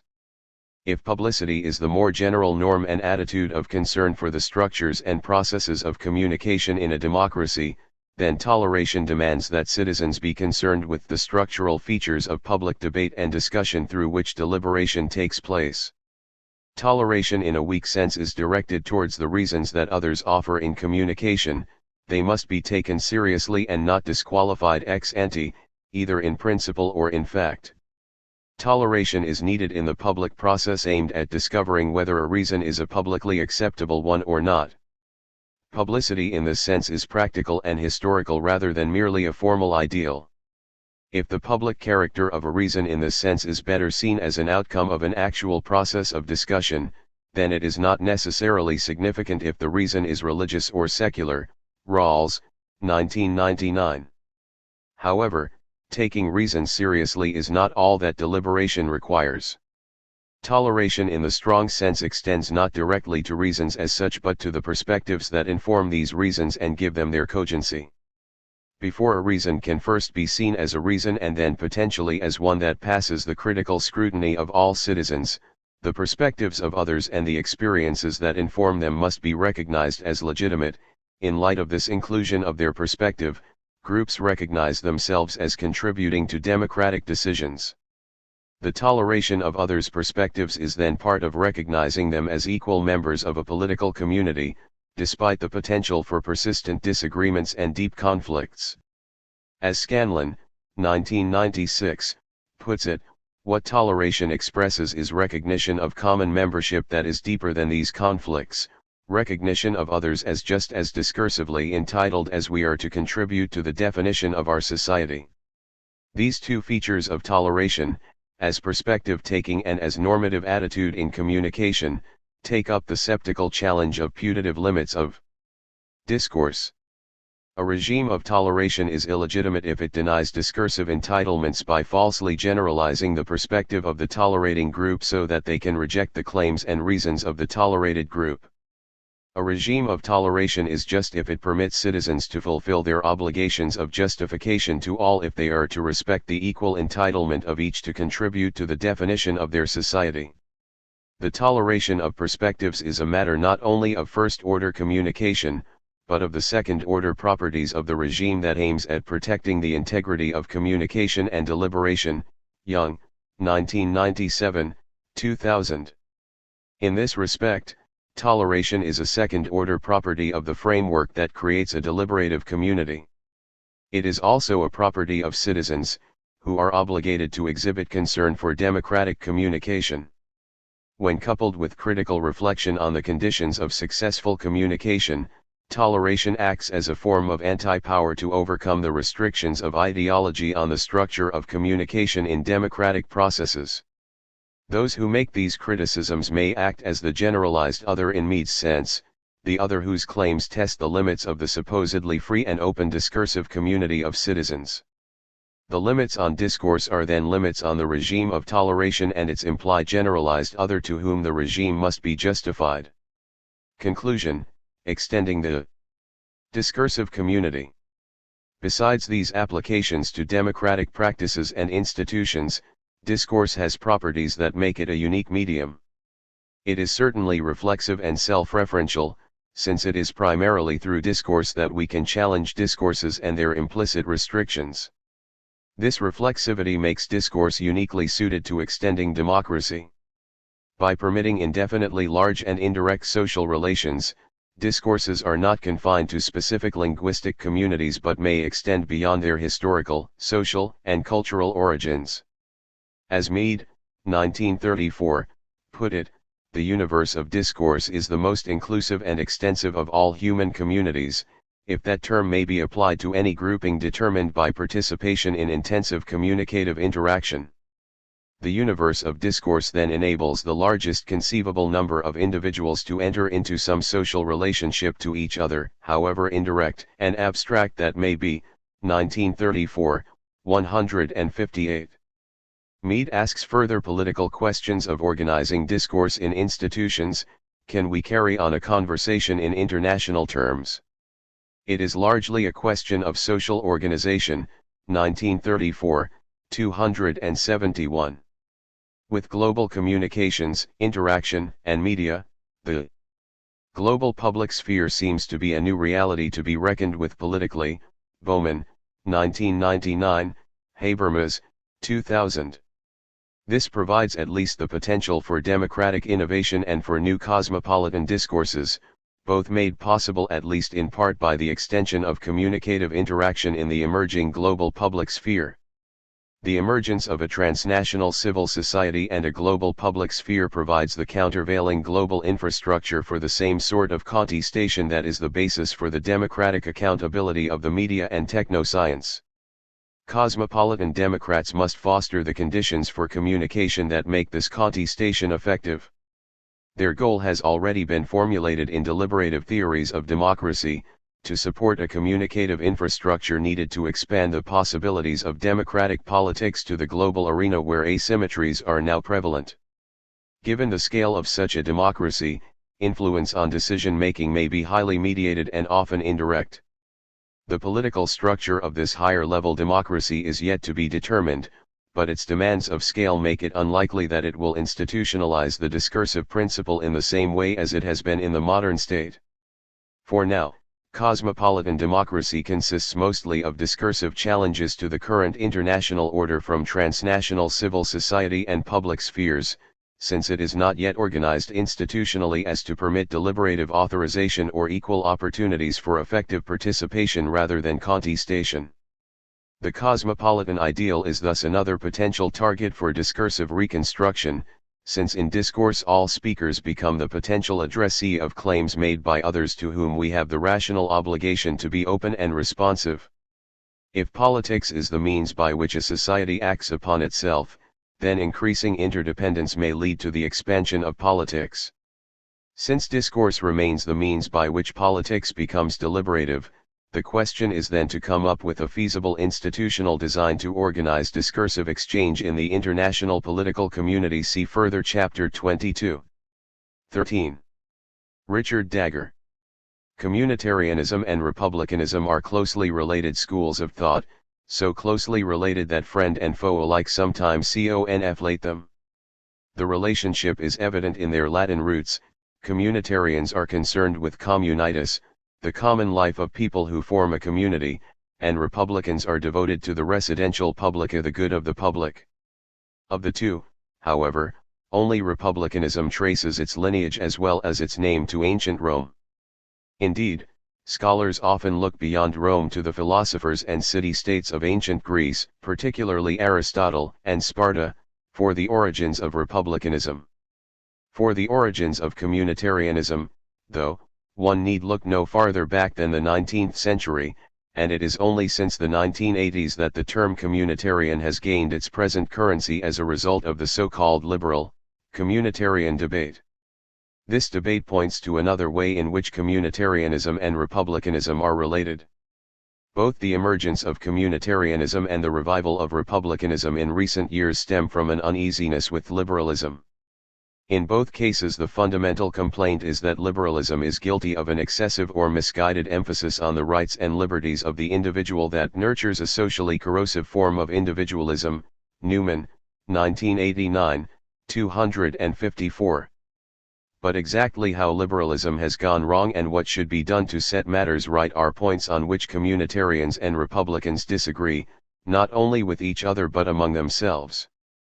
Some communitarians and republicans advance their theories as alternatives to liberalism, while others take themselves to be restoring or reviving the concern for community or civic life that once informed liberal theory and practice. For contemporary communitarians and republicans alike, then, the abiding challenge is to define their position in relation to liberalism.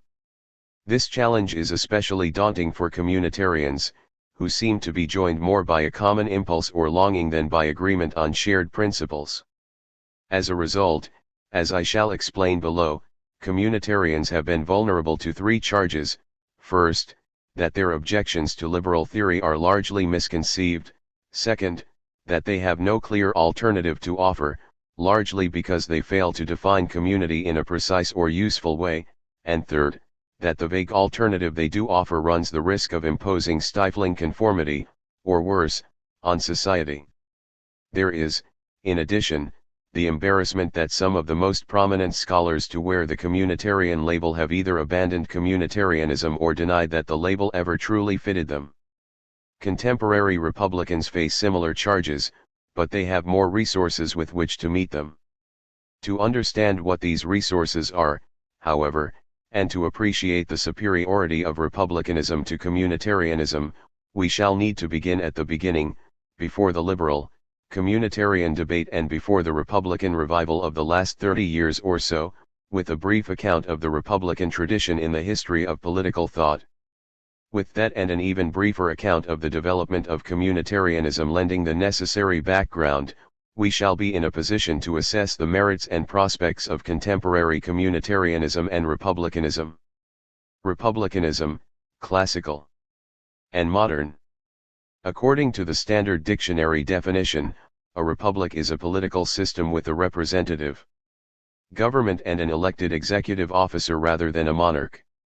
In places where the presence or vestiges of monarchy are not a concern, the stress is likely to fall on the representative aspect of republicanism, as it did when James Madison distinguished a republic from a pure democracy in Federalist 10, Rossiter, 1961, 81-2. Where the real or symbolic power of monarchy is still a political force, the anti-monarchical aspect of republicanism will be primary, as the statements of the Australian Republican movement and similar groups in other Commonwealth countries indicate.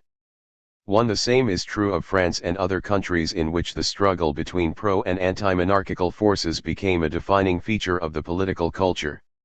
Setting these differences of emphasis aside, however, it seems safe to say that a republican is someone who favors representative government and opposes hereditary monarchy. Safe, perhaps, but neither entirely accurate nor especially enlightening. Whether they were Greeks or Romans, the original republicans did not think of the republic as a form of representative government. The ideal, at least, was that the republic would be a form of self-government in which citizens would act and speak for themselves. Historically, moreover, republicans have been concerned less with the elimination of monarchy than with preventing the abuse of power by anyone holding public office. Cicero does ask in his Republic, so who would call that a republic, i.e., the property of the public, when everyone was oppressed by the cruelty of a single man? 1998, 72 Book 3, 43.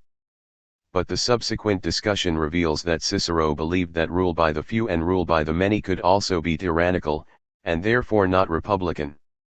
Like Polybius, Aristotle, and Plato, he held that there are both just and tyrannical forms of rule by one, by the few, and by the many, and he agreed with Polybius when he insisted that the surest way to prevent tyranny is through a carefully proportioned mixture, 1998, 21 Book I, 45, of these forms of rule. If Cicero and other republicans have often opposed monarchy, it is because hereditary monarchs tend to regard the state or body politic as their property, to be disposed of as they wish, rather than as the residential publica the public's property or affair. The core of republicanism, in short, is neither a desire for representation nor opposition to monarchy as such, it is the belief that government is a public matter to be directed by the members of the public themselves. 3. This is to say that publicity and self-government are the cornerstones of republicanism. By publicity I mean the condition of being open and public rather than private or personal. This is the sense in which John Stuart Mill uses the word when he argues in Considerations on Representative Government that the vote is not a right to be exercised in secret but a trust or duty that should be performed under the eye and criticism of the public, 1991, 355. But what, then, is the public? And how are its members to govern themselves? There is no single Republican answer to these questions. Republicans long assumed that only citizens counted as members of the public and only property-owning, arms-bearing men could be citizens. Contemporary Republicans define the public and citizenship more expansively, however, to include women and people without substantial property. Similar shifts have occurred with regard to self-government. When they designed representative institutions for the new republic, for example, the men who drafted the U.S. Constitution knew they were departing from the classical conception of self-government as direct participation in rule, yet they saw representation as an improvement within, not an abandonment of, Republican practice. Whether they were right to think so, or whether they sacrificed too much participation and relied too heavily on representation, remains a point of contention. But it is the commitment to publicity and self-government that generates this and other intramural disputes among Republicans. For Republicans, the question is not whether publicity and self-government are good things, but how best to achieve them.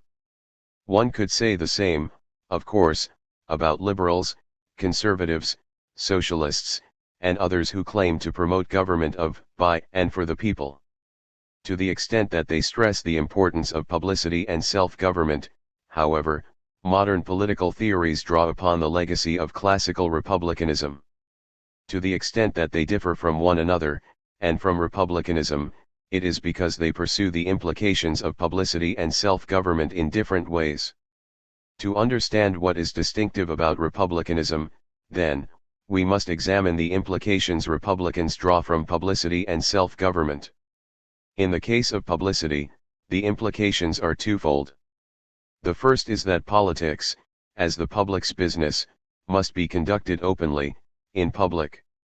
The second is that the public is more than a group of people, it is an aspect or sphere of life with its own claims and considerations, even if it is not easily distinguished from the private.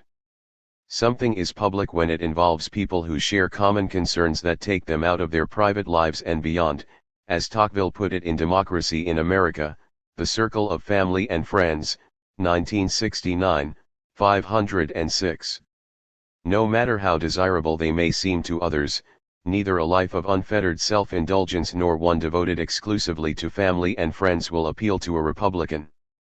From these aspects of publicity follow the Republican emphases on the rule of law and, perhaps most distinctively, civic virtue. The public business must be conducted in public not only for reasons of convenience, literally, of coming together, but also to guard against corruption. As citizens, people must be prepared to overcome their personal inclinations and set aside their private interests when necessary to do what is best for the public as a whole. The public-spirited citizens who act in this way display public or civic virtue. If they are to manifest this virtue, furthermore, the public must be bound by the rule of law. Because it is the public's business, politics requires public debate and decisions, which in turn require rules establishing who may speak, when they may speak, and how decisions are to be reached. Decisions must then take the form of promulgated rules or decrees that guide the conduct of the members of the public. From the insistence on publicity, the rule of law quickly follows. For the connection of self-government to the rule of law is at least as strong and immediate. Self-governing citizens cannot be subject to absolute or arbitrary rule, whether it proceeds from external or internal forces. If the citizen is to be self-governing, that is, he or she must be free from the absolute or arbitrary rule of others, which means that citizens must be subject to the rule of law, the government or empire of laws, not of men, according to the old formula. 5. Moreover, self-government requires self-governing. The Republican citizen is someone who acts not arbitrarily, impulsively, or recklessly, but according to laws he or she has a voice in making. For the impulse of appetite alone is slavery, as Rousseau declared in The Social Contract, 1978, 56 Book I, ch. 8, and obedience to the law one has prescribed for oneself is freedom. 6 Again, the need for the rule of law is evident.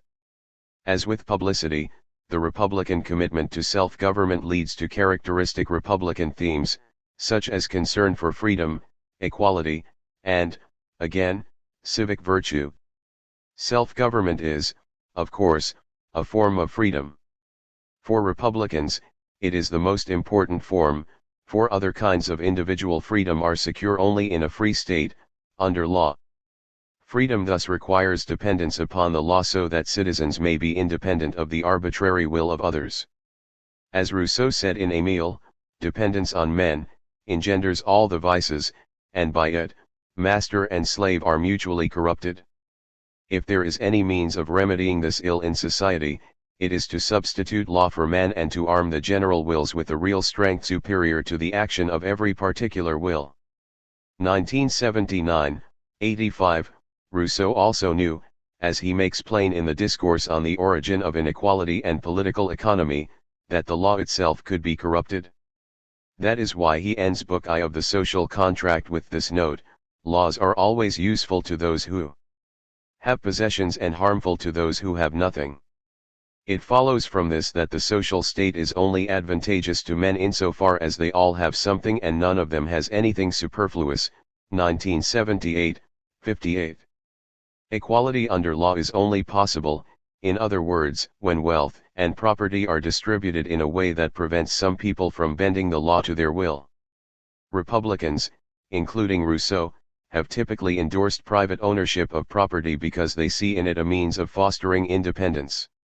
They have been less interested in an equal opportunity to become rich, however, than in equal protection under the law and equal opportunities to participate in public life. That is why they have sometimes called for limits on the accumulation of wealth, as James Harrington did in Oceana when he advocated an agrarian law fixing the balance in lands, 1992, 13. For similar views in contemporary republicanism, see Sandel, 1996, 329-33 and Pettit, 1997, 135. It also explains Mary Wollstonecraft's complaint that the inferior status of women often compels them to eat the bitter bread of dependence, 1985, 158. The law only ensures the citizen's freedom, however, when it is responsive to the citizenry and when the republic itself is secure and stable enough for its laws to be effective. Sustaining freedom under the rule of law thus requires not only public-spirited participation in public affairs and a willingness to bear the burdens of a common life, the civic virtue of the Republican citizen, but also the proper form of government. This usually has been some version of mixed or balanced government, so called because it mixes and balances elements of rule by one, by the few, and by the many.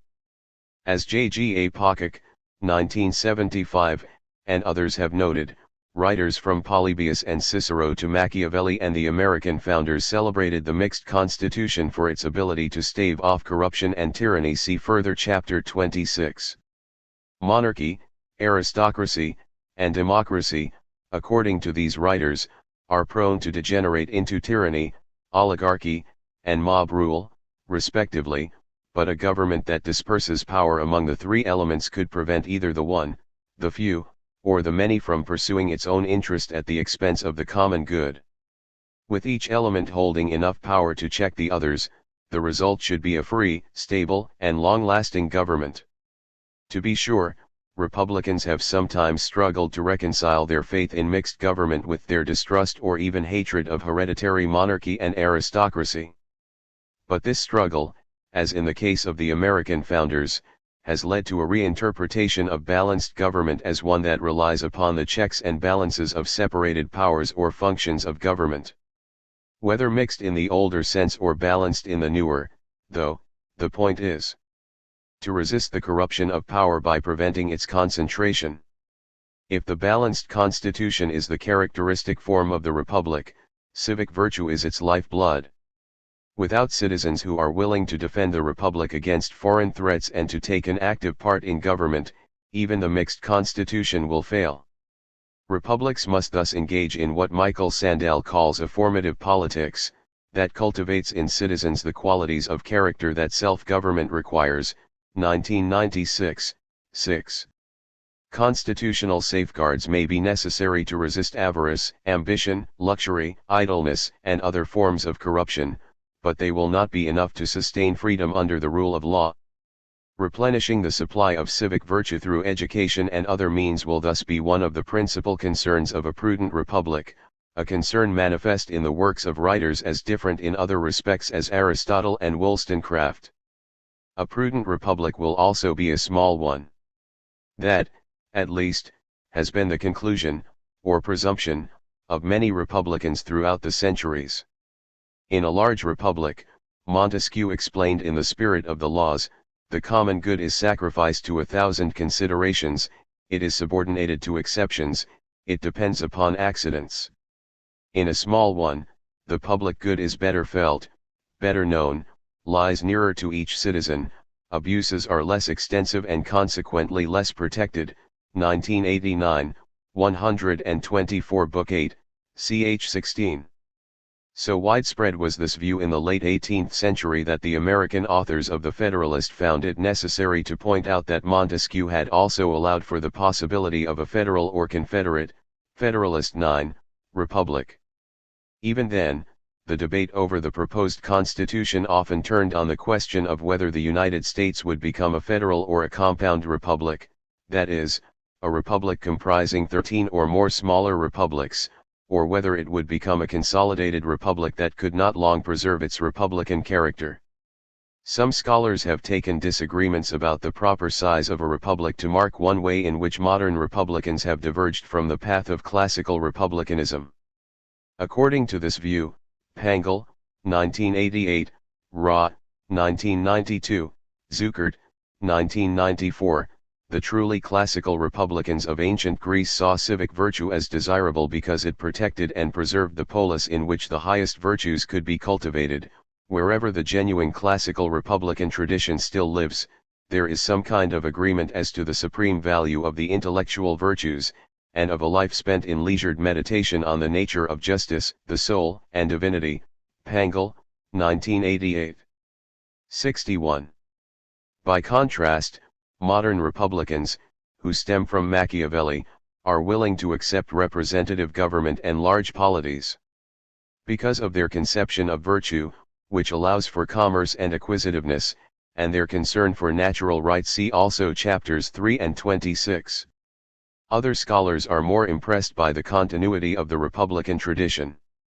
Some of these, such as Pocock, 1975, trace the line of development from the Atlantic republicans of the 17th and 18th centuries back through Machiavelli to Polybius and Aristotle, while Quinton Skinner, 1998, and others hold that modern republicanism derives primarily from Roman theory and practice, C.E.G. Sellers, 1998. Those who look back to Aristotle tend to stress the side of republicanism that calls for a life of public-spirited political participation. Those who look to Rome stress the republican commitment to independence as freedom under the law. See Onahan, 2002, for an analysis that stresses the distinction between participatory and rule of law republicanism. In neither case, however, is there an attempt to draw a sharp or significant distinction between classical and modern republicanism. To the contrary, these scholars take the historical consciousness of modern republicans, a consciousness reflected in their tendency to look to the ancient world for exemplars, as evidence of the continuity of the classical republican tradition. Whether the camp that insists on distinguishing modern from classical republicanism or the camp that resists that distinction is right is, of course, a contested matter. But there is no doubt that it is the latter group that is largely responsible for the republican revival of recent years. Before turning to that revival, however, we should step back for a brief survey of communitarianism, with special attention to the liberal, communitarian debate. See further chapters 8 and 30. Communitarian. Longing for community is no doubt to be found in political thought at least as far back as the Republican concern for publicity and self-government. But that longing did not find expression in the word communitarian until the 1840s, when it and communautaire appeared almost simultaneously in the writings of English and French socialists. See further chapters 28 and 29. French dictionaries point to Étienne Cabet and Pierre-Joseph Proudhon as the first to use communautaire, but the Oxford English Dictionary gives the credit for communitarian to one Goodwin Barmby, who founded the Universal Communitarian Association in 1841 and edited a magazine he called the Promethean, or Communitarian Apostle. According to Ralph Waldo Emerson's essay on English reformers, Barmby advertised his publication as the cheapest of all magazines, and the paper most devoted of any to the cause of the people, consecrated to pantheism in religion, and communism in politics, 1842, 239. In the beginning, then, communitarian seems to have been a rough synonym of socialist and communist. While those words gradually acquired a more precise sense in the ideological battles of the 19th and 20th centuries, communitarian, when it was used at all, remained a vague, general term. To be a communitarian was simply to believe that community is somehow vital to a worthwhile life and is therefore to be protected against various threats. Socialists and communists were leftists, but a communitarian could as easily be to the right as the left of center politically. Miller, 2000 c. See further chapter 10. Communitarianism in this sense began to take shape as a self-conscious way of thinking about society and politics in the late 19th century. See chapters 28 and 29. According to one line of thought that developed at the time, the primary threat to community is the centrifugal force of modern life. That is, people who moved from the settled, family-focused life of villages and small towns to the unsettled, individualistic life of commerce and cities might gain affluence and personal freedom, but they paid the price of alienation, isolation, and rootlessness. Ferdinand Tönnies, 2001, with his distinction between Gemeinschaft, community, and Gesellschaft, association or civil society, has been especially influential in this regard. As Tönnies defines the terms, Gemeinschaft is an intimate, organic, and traditional form of human association. Gesellschaft is impersonal, mechanical, and rational. To exchange the former for the latter, then, is to trade warmth and support for coldness and calculation. Concern for community took another direction in the 20th century as some writers began to see the centripetal force of the modern state as the principal threat to community. This turn is evident, for instance, in José Ortega y Gasset's warnings in The Revolt of the Masses against the gravest danger that today threatens civilization, state intervention, the absorption of all spontaneous social effort by the state, 1932, 120. Robert Nisbet's The Quest for Community, 1953, provides an especially clear statement of this position, which draws more on Tocqueville's insistence on the importance of voluntary associations of citizens than on a longing for Gemeinschaft. Community, on Nisbet's account, is a form of association in which people more or less spontaneously work together to solve common problems and live under codes of authority they have generated themselves.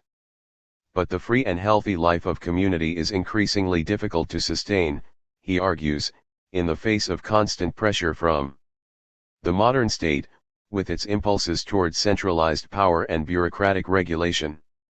In the 19th and 20th centuries, in short, the longing for community took the form of a reaction against both the atomizing, anomic tendencies of modern, urban society and the use of the centripetal force of the modern state to check these tendencies.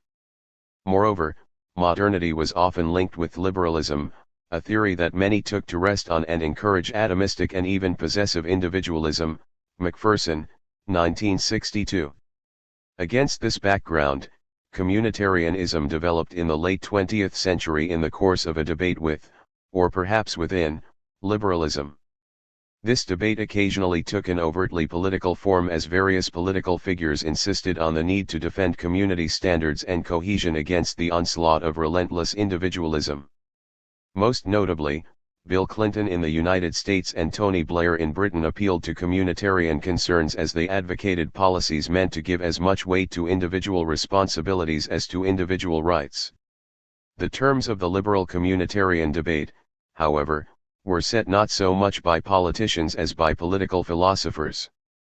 4 books published in rapid succession in the 1980s, Alastair MacIntyre's After Virtue, 1981, Michael Sandel's Liberalism and the Limits of Justice, 1982, Michael Walzer's Spheres of Justice, 1983, and Charles Taylor's Philosophical Papers, 1985, marked the emergence of this philosophical form of communitarianism. 7 different as they are from one another, all of these books express dissatisfaction with liberalism, especially in the form of theories of justice and rights. The main target here was John Rawls's A Theory of Justice, 1971, but Robert Nozick's Anarchy, State, and Utopia, 1974, Ronald Dworkin's Taking Right Seriously, 1977, and Bruce Ackerman's Social Justice in the Liberal State, 1980, also came in for criticism. A typical complaint was, and is, that these theories are too abstract and universalistic. In opposing them, Walzer proposes a radically particularist approach that attends to history, culture, and membership by asking not what rational individuals, under universalizing conditions of such and such a sort would choose, but what would individuals like us choose, who are situated as we are, who share a culture and are determined to go on sharing it. 1983, 14, 5. Walzer thus calls attention to the importance of community, which he and others writing in the early 1980s took to be suffering from both philosophical and political neglect. Nor do Walzer and the others who came to be known as communitarians believe that theoretical indifference has merely coincided with the erosion of community that they see in the world around them. In various ways Walzer, MacIntyre, Sandel, and Taylor, among others, have all charged that the liberal emphasis on distributive justice and individual rights works to divide the citizens of the modern state against one another, thereby fostering isolation, alienation, and apathy rather than commitment to a common civic enterprise. Liberals responded, of course, and the liberal, communitarian debate was on. Those enlisted on the communitarian side of the debate have pressed 4 major objections against their liberal or individualist opponents. The first is the complaint, already noted in Walzer, that abstract reason will not bear the weight philosophers have placed on it in their attempts to ground justice and morality. This Enlightenment project, MacIntyre, 1981, is doomed by its failure to recognize that reasoning about these matters cannot proceed apart from shared traditions and practices, each with its own set of roles, responsibilities, and virtues. Second, the liberal emphasis on individual rights and justice comes at the expense of civic duty and the common good. In Sandel's words, justice finds its limits in those forms of community that engage the identity as well as the interests of the participants. Some more than justice requires or even permits, in virtue of those more or less enduring attachments and commitments which taken together partly define the person I am, 1982. 179, 182. Contemporary liberals are blind to these enduring attachments and commitments, according to the third charge, because they too often rely on an atomistic conception of the self, an unencumbered self, in Sandel's terms, that is supposedly prior to its ends and attachments. Such a conception is both false and pernicious, for individual selves are largely constituted by the communities that nurture and sustain them. When Rawls and other deontological liberals teach individuals to think of themselves as somehow prior to and apart from these communities, they are engaged quite literally in a self-defeating enterprise. The fourth objection, then, is that these abstract and universalistic theories of justice and rights have contributed to the withdrawal into private life and the intransigent insistence on one's rights against others that threaten modern societies. There is little sense of a common good or even a common ground on which citizens can meet. In MacIntyre's words, the conflict between the advocates of incommensurable moral positions has so riven modern societies that politics now is civil war carried on by other means, 1981, 253. The best we can do in these circumstances is to agree to disagree while we try to fashion local forms of community within which civility and the intellectual and moral life can be sustained through the new dark ages which are already upon us. 1981, 263. The communitarians have not all pressed all of these objections with equal force, nor have they all understood themselves to be criticizing liberalism from the outside. Taylor, 1989, for instance, has argued that reasonable liberals and communitarians share a commitment to holist individualism, a view that rejects ontological atomism and affirms that individuals are somehow socially constituted, on the one hand, yet also recognizes, on the other, the importance of individual rights and liberties. Other theorists with communitarian leanings continue to regard themselves as liberals. Galston, 1991, Spragens, 1995. From their point of view, the fundamental worry is that other liberals are so preoccupied with the rights and liberties of the abstract individual that they put the survival of liberal societies at risk. Whether this worry is well founded is a question that the liberal side of the debate has raised in response to the communitarians. For a valuable, full-length survey of this debate, see Mulhall and Swift, 1996. Here we may distinguish three interlocking responses. The first is that the communitarians' criticisms are misplaced because they have misconceived liberalism. Connie, 1992. In particular, the communitarians have misunderstood the abstractness of the theories they criticize. Thus Rawls maintains, 1993, Lecture I, that his political conception of the self as prior to its ends is not a metaphysical claim about the nature of the self, as Sandel believes, but simply a way of representing the parties who are choosing principles of justice from behind the veil of ignorance. Nor does this conception of the individual as a self capable of choosing its ends require liberals to deny that individual identity is in many ways the product of unchosen attachments and social circumstances. What is central to the liberal view, according to Will Kimlicka, is not that we can perceive a self prior to its ends, but that we understand ourselves to be prior to our ends, in the sense that no end or goal is exempt from possible re-examination. 1989, 52, emphasis in original.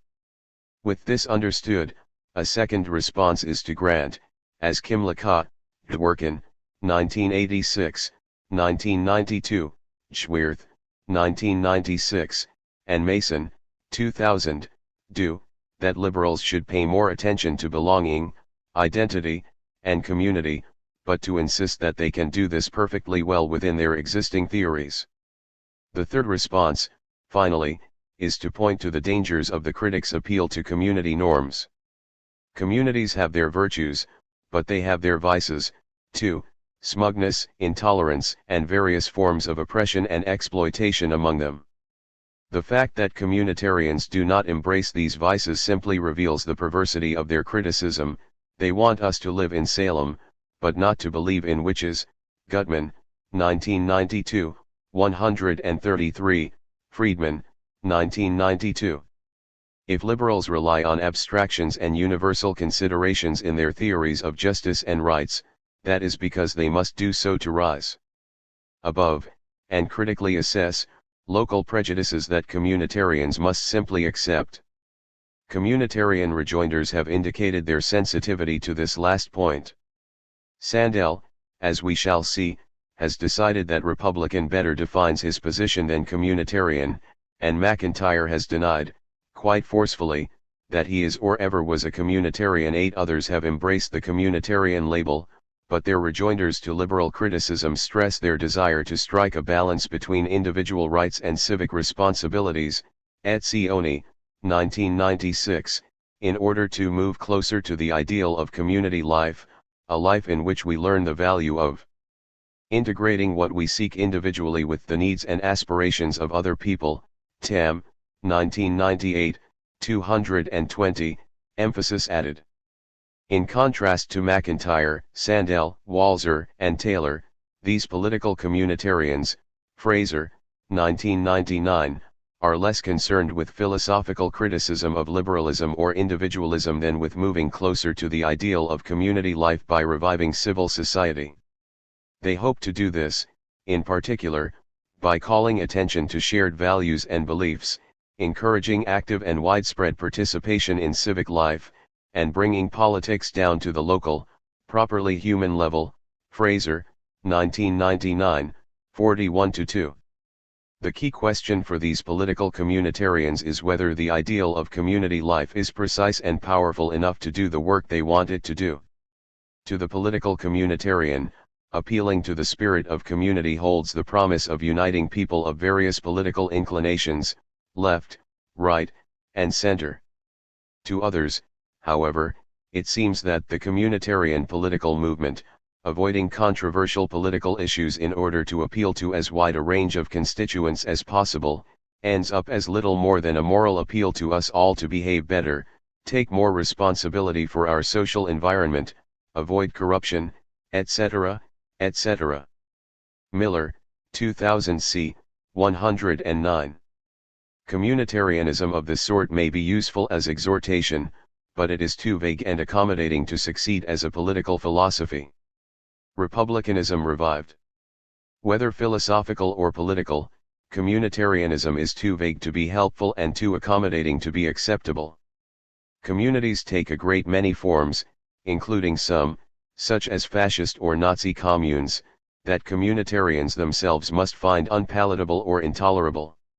Sandel acknowledges the point when he says, in his review of Rawls's political liberalism, that the term communitarianism is misleading, insofar as it implies that rights should rest on the values or preferences that prevail in any given community at any given time. 1994, 1767. He has, accordingly, abandoned this misleading term in favor of republicanism. He persists in his criticism of liberalism, to be sure, but he apparently believes that he is in a better position to criticize as a Republican committed to a formative politics, that cultivates in citizens the qualities of character self-government requires, 1996, 6, than as a communitarian committed to the prevailing values and preferences in a given community at a given time. What counts for the Republican is not community per se, but the community of self-governing, public-spirited citizens. Sandel's profession of republicanism has contributed to a revival of Republican political theory that has been underway since at least 1975, when Pocock's Machiavellian moment called attention to the Atlantic Republican tradition. Pocock himself drew on the work of other historians, such as Zara Fink, 1945, Caroline Robbins, 1959, Bernard Bailyn, 1967, and Gordon Wood, 1969, who had stressed the importance of Republican or Commonwealth themes in the political controversies and upheavals of England and America in the 17th and 18th centuries. See further Chapter 26. Another source of inspiration was the political theorist Hannah Arendt. In terms borrowed from or suggested by the language of Hannah Arendt, the Machiavellian moment has told part of the story of the revival in the early modern West of the ancient ideal of Homo politicus, the Zoon, polite icon of Aristotle, who affirms his being and his virtue by the medium of political action. 1975, 550, see further Chapter 23. It would be unwise to say that a thinker as multifarious as Arendt was first, last, and above all a Republican, but there is certainly a strong streak of republicanism in her writings. Canavan, 1992, especially ch. 6. This streak is most evident in her recurring concern for what I have called the cornerstones of republicanism, publicity and self-government. To some commentators this concern seems little more than misplaced nostalgia for the ancient polis, e.g. O'Sullivan, 1975. But Arendt's complaint is not so much that civic life in modern democracies has declined dramatically from some golden age, as that it has failed to realize the promise of republican citizenship.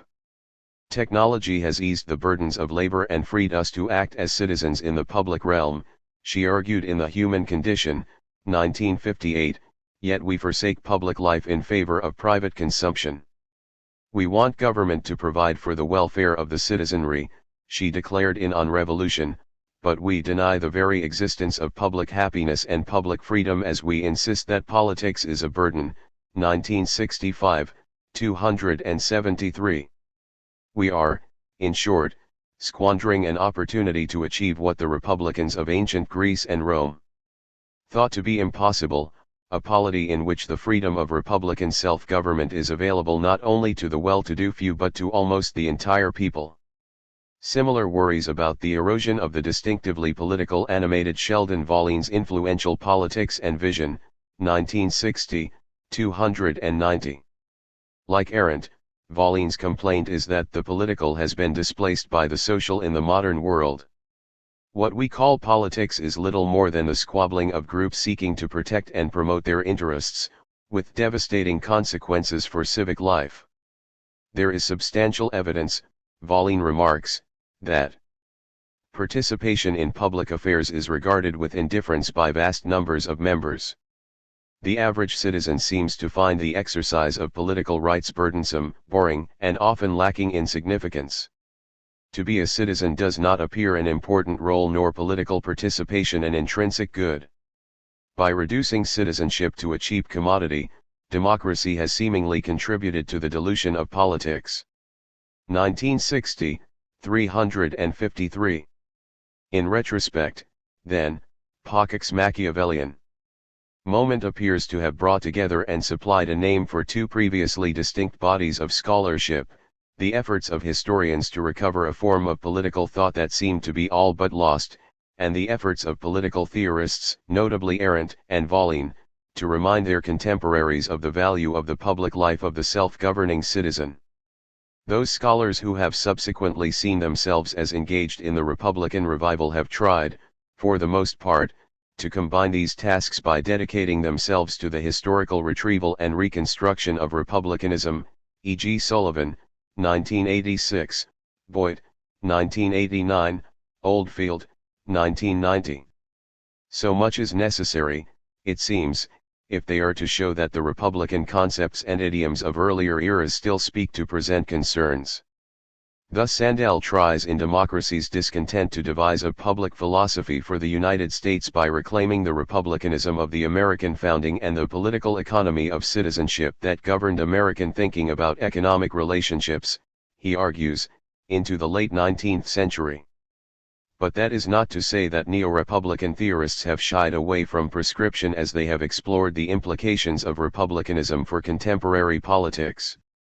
To the contrary, their recommendations range from the specific, national or civic service programs, Barber, 1984, 298 to 303, campaign finance reform, Sunstein, 1988, 1576 to 8, and compulsory voting, Dagger, 1997, 145 to 51, for example, to such general issues as national identity, Miller, 1995, economic arrangements that foster citizenship and strong communities, Sandel, 1996, Part 2, Sullivan, 1986, ch. 7, and the justification of punishment, Braithwaite and Pettit, 1990.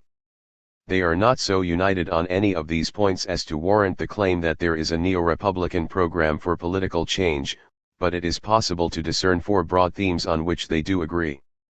These are the interrelated themes of political equality, freedom as self-government, deliberative politics, and civic virtue, cf. Sunstein, 1988, 1548.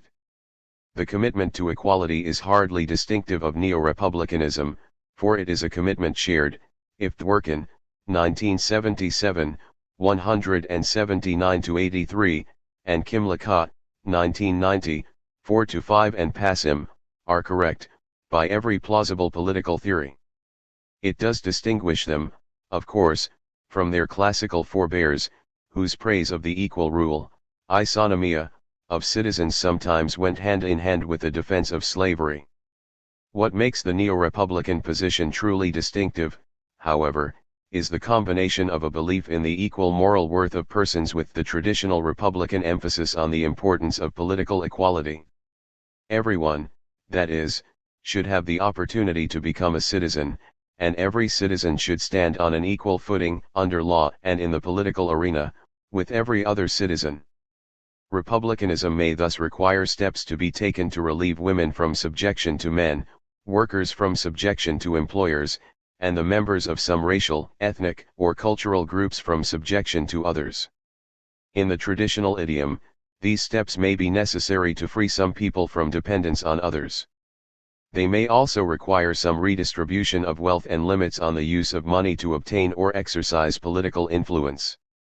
Even so, neo-republicans typically take the Aristotelian view of property, private ownership for the public good, and see no point in material egalitarianism for its own sake. Pettit, 1997, 161. The connection of political equality to the second theme, freedom as self-government, is a close one.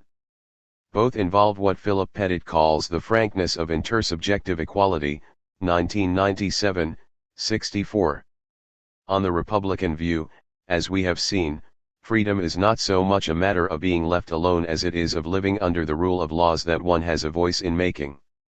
Republicans differ from liberals in this regard, according to Pettit, because the supreme political value, 1997, 80, of republicanism is freedom understood not as non-interference, the liberal view, but as non-domination or, in Skinner's terms, absence of dependence, 2002, 18. It is not interference as such that is objectionable, on this view, but its arbitrariness.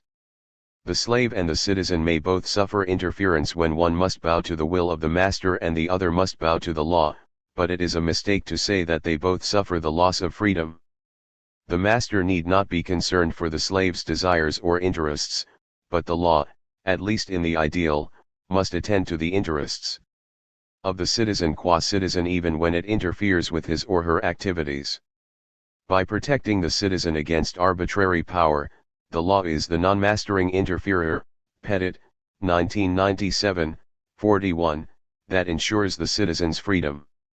So valuable is this independence from arbitrary power, Pettit insists, that it is a primary good in the Rawlsian sense.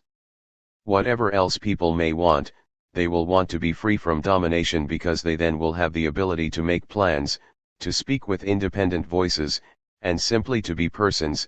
Everyone, or at least everyone who has to make his or her way in a pluralistic society, will want to be treated properly as a person, as a voice that cannot be generally ignored. 1997, 91. Republican political institutions, then, must ensure the political equality of self-governing citizens. To this end, neo-republicans call for a more deliberative form of politics. See further chapters 11 and 12. As Cass Sunstein puts it, Republicans will attempt to design political institutions that promote discussion and debate among the citizenry.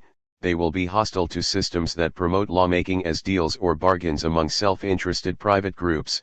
1988, 1549.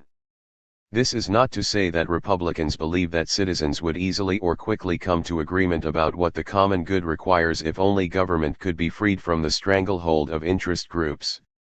The point, instead, is that reviving the Republican conception of politics as the public business means rejecting the economic model of politics, according to which individuals and groups bring their preferences, already fixed, to the political marketplace, where they use their political capital and bargaining power to strike the best deals for themselves.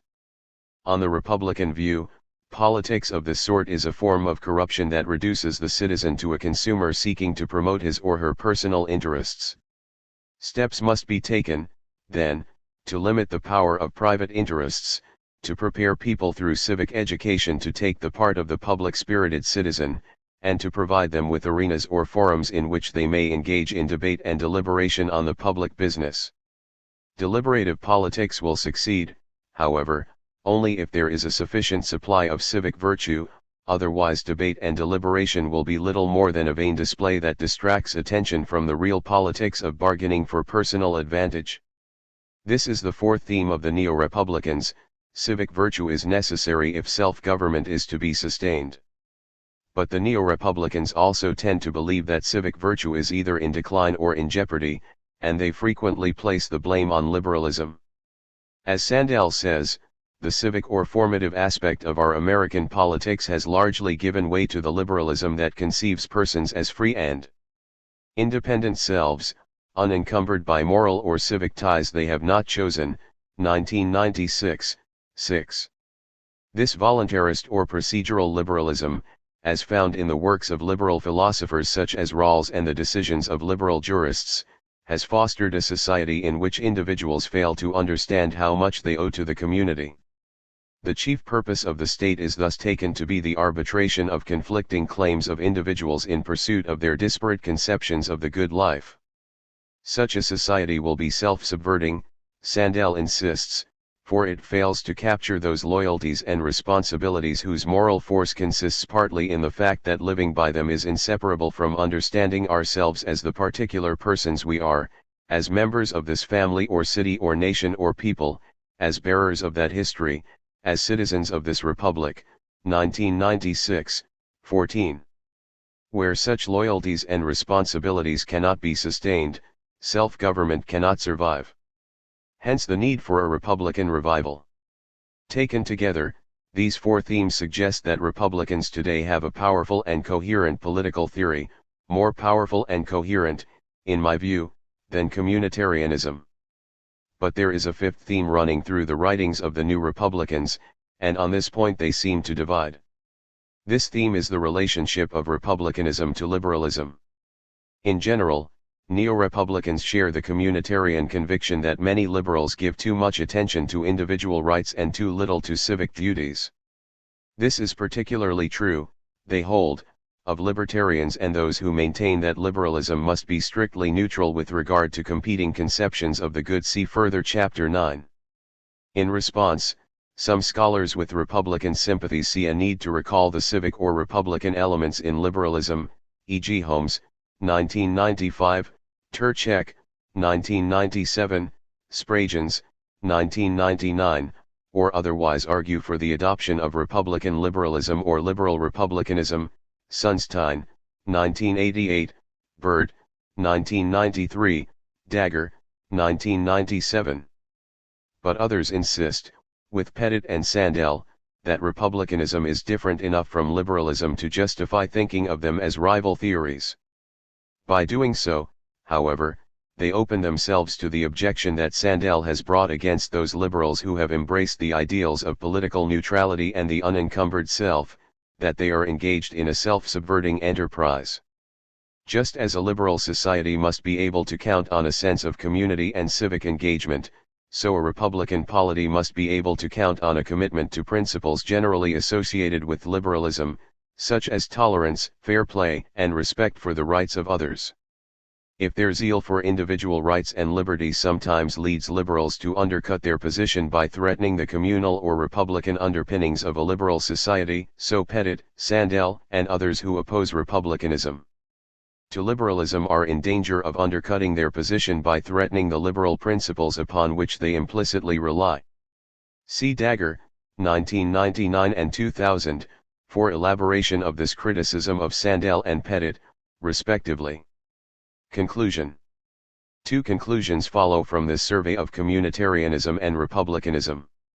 One is that republicanism is superior to communitarianism, the other is that neither historical considerations, Banning, 1986, Isaac, 1988, nor theoretical prudence warrant a sharp distinction between republicanism and liberalism. In developing their theory, though, Neo-Republicans continue to face difficulties and challenges, two of which I shall briefly discuss by way of conclusion. The first challenge is to respond to those who hold that Neo-Republicans can never escape the biases implicit in the traditional Republican ideal of the citizen as a property-owning, arms-bearing man. This objection is put forcefully by Iris Marion Young, who detects a denial of difference in Republican attempts to establish a civic public in which citizens devote themselves to the common good. This ideal of the civic public, Young charges, excludes women and other groups defined as different, because its rational and universal status derives only from its opposition to effectivity, particularity, and the body. 1990, 117. The second challenge is to demonstrate the relevance of republicanism in an age of globalization. In the face of the rapid spread of global communications, the rise of the global economy, and threats to the environment that respect no boundaries, political theorists must think in cosmopolitan terms. To a critical eye, however, republicanism may seem to be a nostalgic form of political thinking that is so fixed on the small-scale polities of years long past, on the Italian city-states, the Roman civitas, and the Greek polis, as to be incapable of responding to the challenges of globalization. These are challenges that Republicans must take seriously.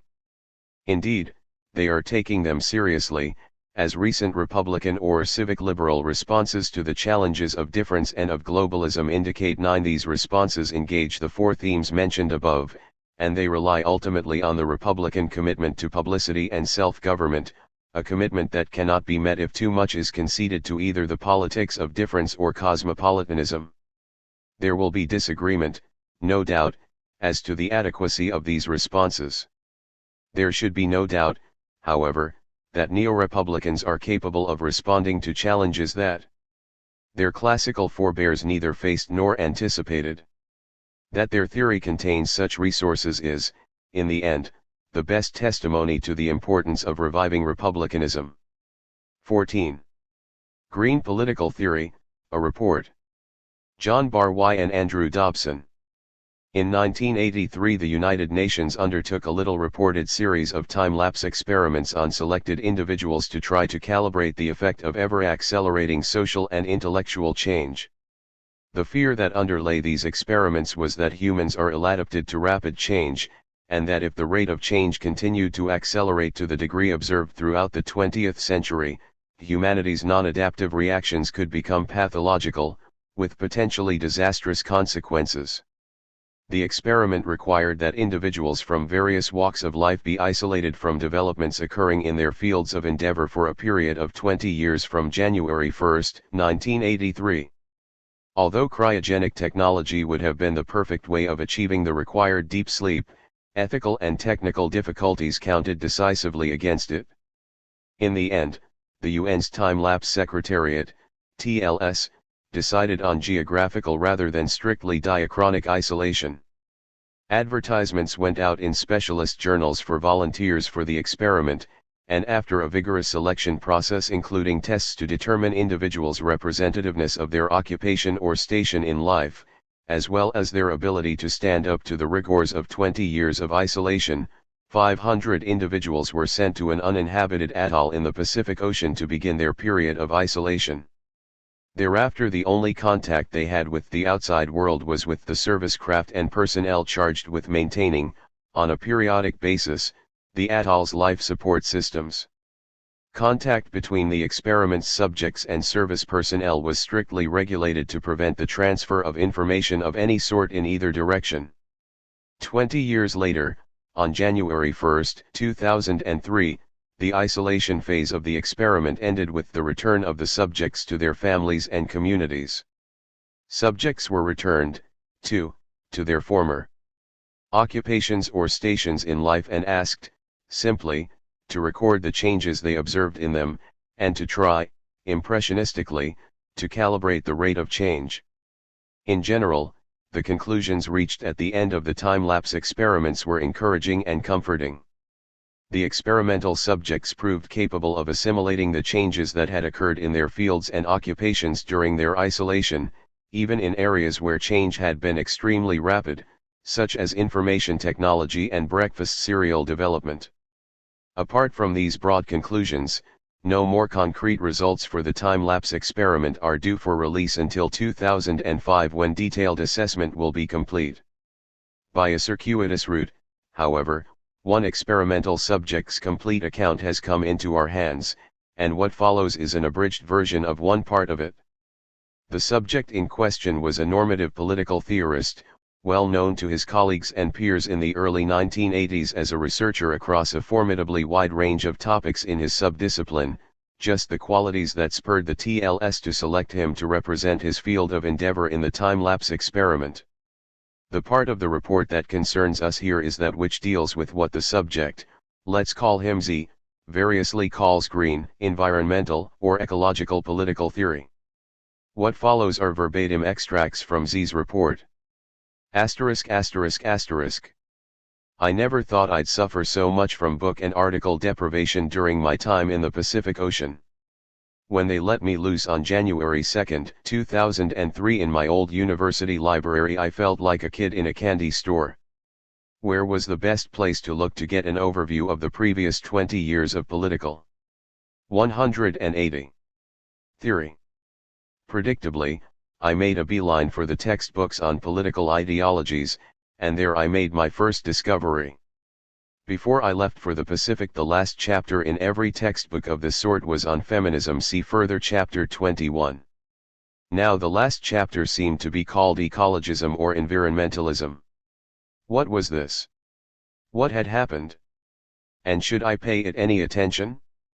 The key theme running through the various interpretations of ecologism, indeed the key theme, I was to discover, running through everything I came to understand as green political theory, is that while we have known since Aristotle that human beings are political animals, political theory has generally focused more on the political than on the animal.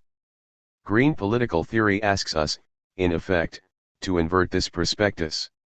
We are invited to ask what it means for politics when the public and private spaces it inhabits include the natural world. Limits to growth. One way of couching the question, I discovered after reading my way through several ecologism chapters, is in terms of the limits to growth, Meadows et al., 1972. This is not only the title of a book that I remember well myself and that made a massive public impact, referred to by some as signaling the beginning of the modern environmental movement, but also a phrase that has become a pervasive trope in green political literature. I had a dim memory of the doom and gloom, eco-catastrophic character of the limits to growth argument, which complemented the plethora of post-apocalyptic movies of the 1970s, and also coincided with the oil shortages of 1972. Commentators regard it as one kind of expression of the embeddedness of the human condition, an embeddedness that constitutes the context within which political projects must be written. Reflecting on this in the context of other chapters in the textbooks on modern ideologies, it occurred to me that the closest cousin of this sort of idea is conservatism. See further chapter 10. Yet ecologism is more often politically and analytically presented as a progressive ideology, an heir to the Enlightenment tradition of equality, closely related to the new social movements, another category I've had to learn about since my return from the Pacific, see chapter 20, and aligned with, sometimes in fraternal competition with, indeed, social democratic and labor parties. Is this an ideology that manages to lean left and bear right at the same time? Or is it just, in the immortal phrase, over the rainbow? I'll come back to this. Limits to growth is, it seems, in part a descriptive commentary on the metabolistic relationship between human beings and their environment, regarded in terms of its capacity to provide services for the production and reproduction of human life. The stock and flow of these services is the context for any human project. None of the other ideologies in the textbooks on my 1983 to 2003 shelf talks quite like this. Stock refers to resources such as coal that are to all intents and purposes finite, and flow refers to resources that are in principle renewable, such as fish and energy from the sun, and the capacity of the Earth systems to absorb waste and pollution. Stock resources run down as they are accessed and converted into useful material for the reproduction of human life, and flow resources, while to all intents and purposes infinite in quantity, may be difficult to capture effectively, the sun's energy, for example, or easy to run down if not carefully looked after, fish in the sea, for example. As a critical commentary, Limits to Growth suggests that industrialism, broadly, the productive path followed by all so-called advanced industrial countries since the Industrial Revolution, and regarded by most developing countries as the right development path to follow, cannot continue indefinitely because it fails to take account of the resources context in which it is inscribed. Stock resources are used up as if they had no limit, and no attempt is made to seek substitutes to enable the services they provide to continue. Flow resources are overexploited, sometimes to the point where they are unable to recover. Ecologism presents itself as unique among modern political ideologies in pointing to this metabolistic context for political projects, and it self-consciously criticizes other ideologies for not doing so. Reading more, I found out that two of the most significant examples of this metabolistic relationship going wrong are global warming or climate change, and biodiversity loss. While obviously I was alarmed at the rate and extent of human-induced changes to the Earth's climate and depletion of the variety of species on the planet, the phenomenon of global warming did at least explain why I noticed that the atoll we lived on in the Pacific did indeed get smaller as the years went by, and it was not due, as some of my island companions intimated, to my taste for home-brewed coconut beer. It didn't take me long to discover that the limits to growth thesis has its detractors. Some suggest that the model on which its conclusions were based is fragile. How can one accurately model such a vast range of complex inputs and outputs, simultaneously taking full and appropriate account of the variables that constitute the weft and warp of the metabolistic relationship of individuals and societies with their environment? Some pointed to the obvious issue of how we tell environmental degradation, bad, from environmental change, neutral. Others focused on the variables themselves. The report dwells on population growth as a key factor in resource use, but without discriminating between different rates of resource use among poorer and wealthier populations. Not everyone is equally culpable, surely, of exceeding the limits set by a finite environment.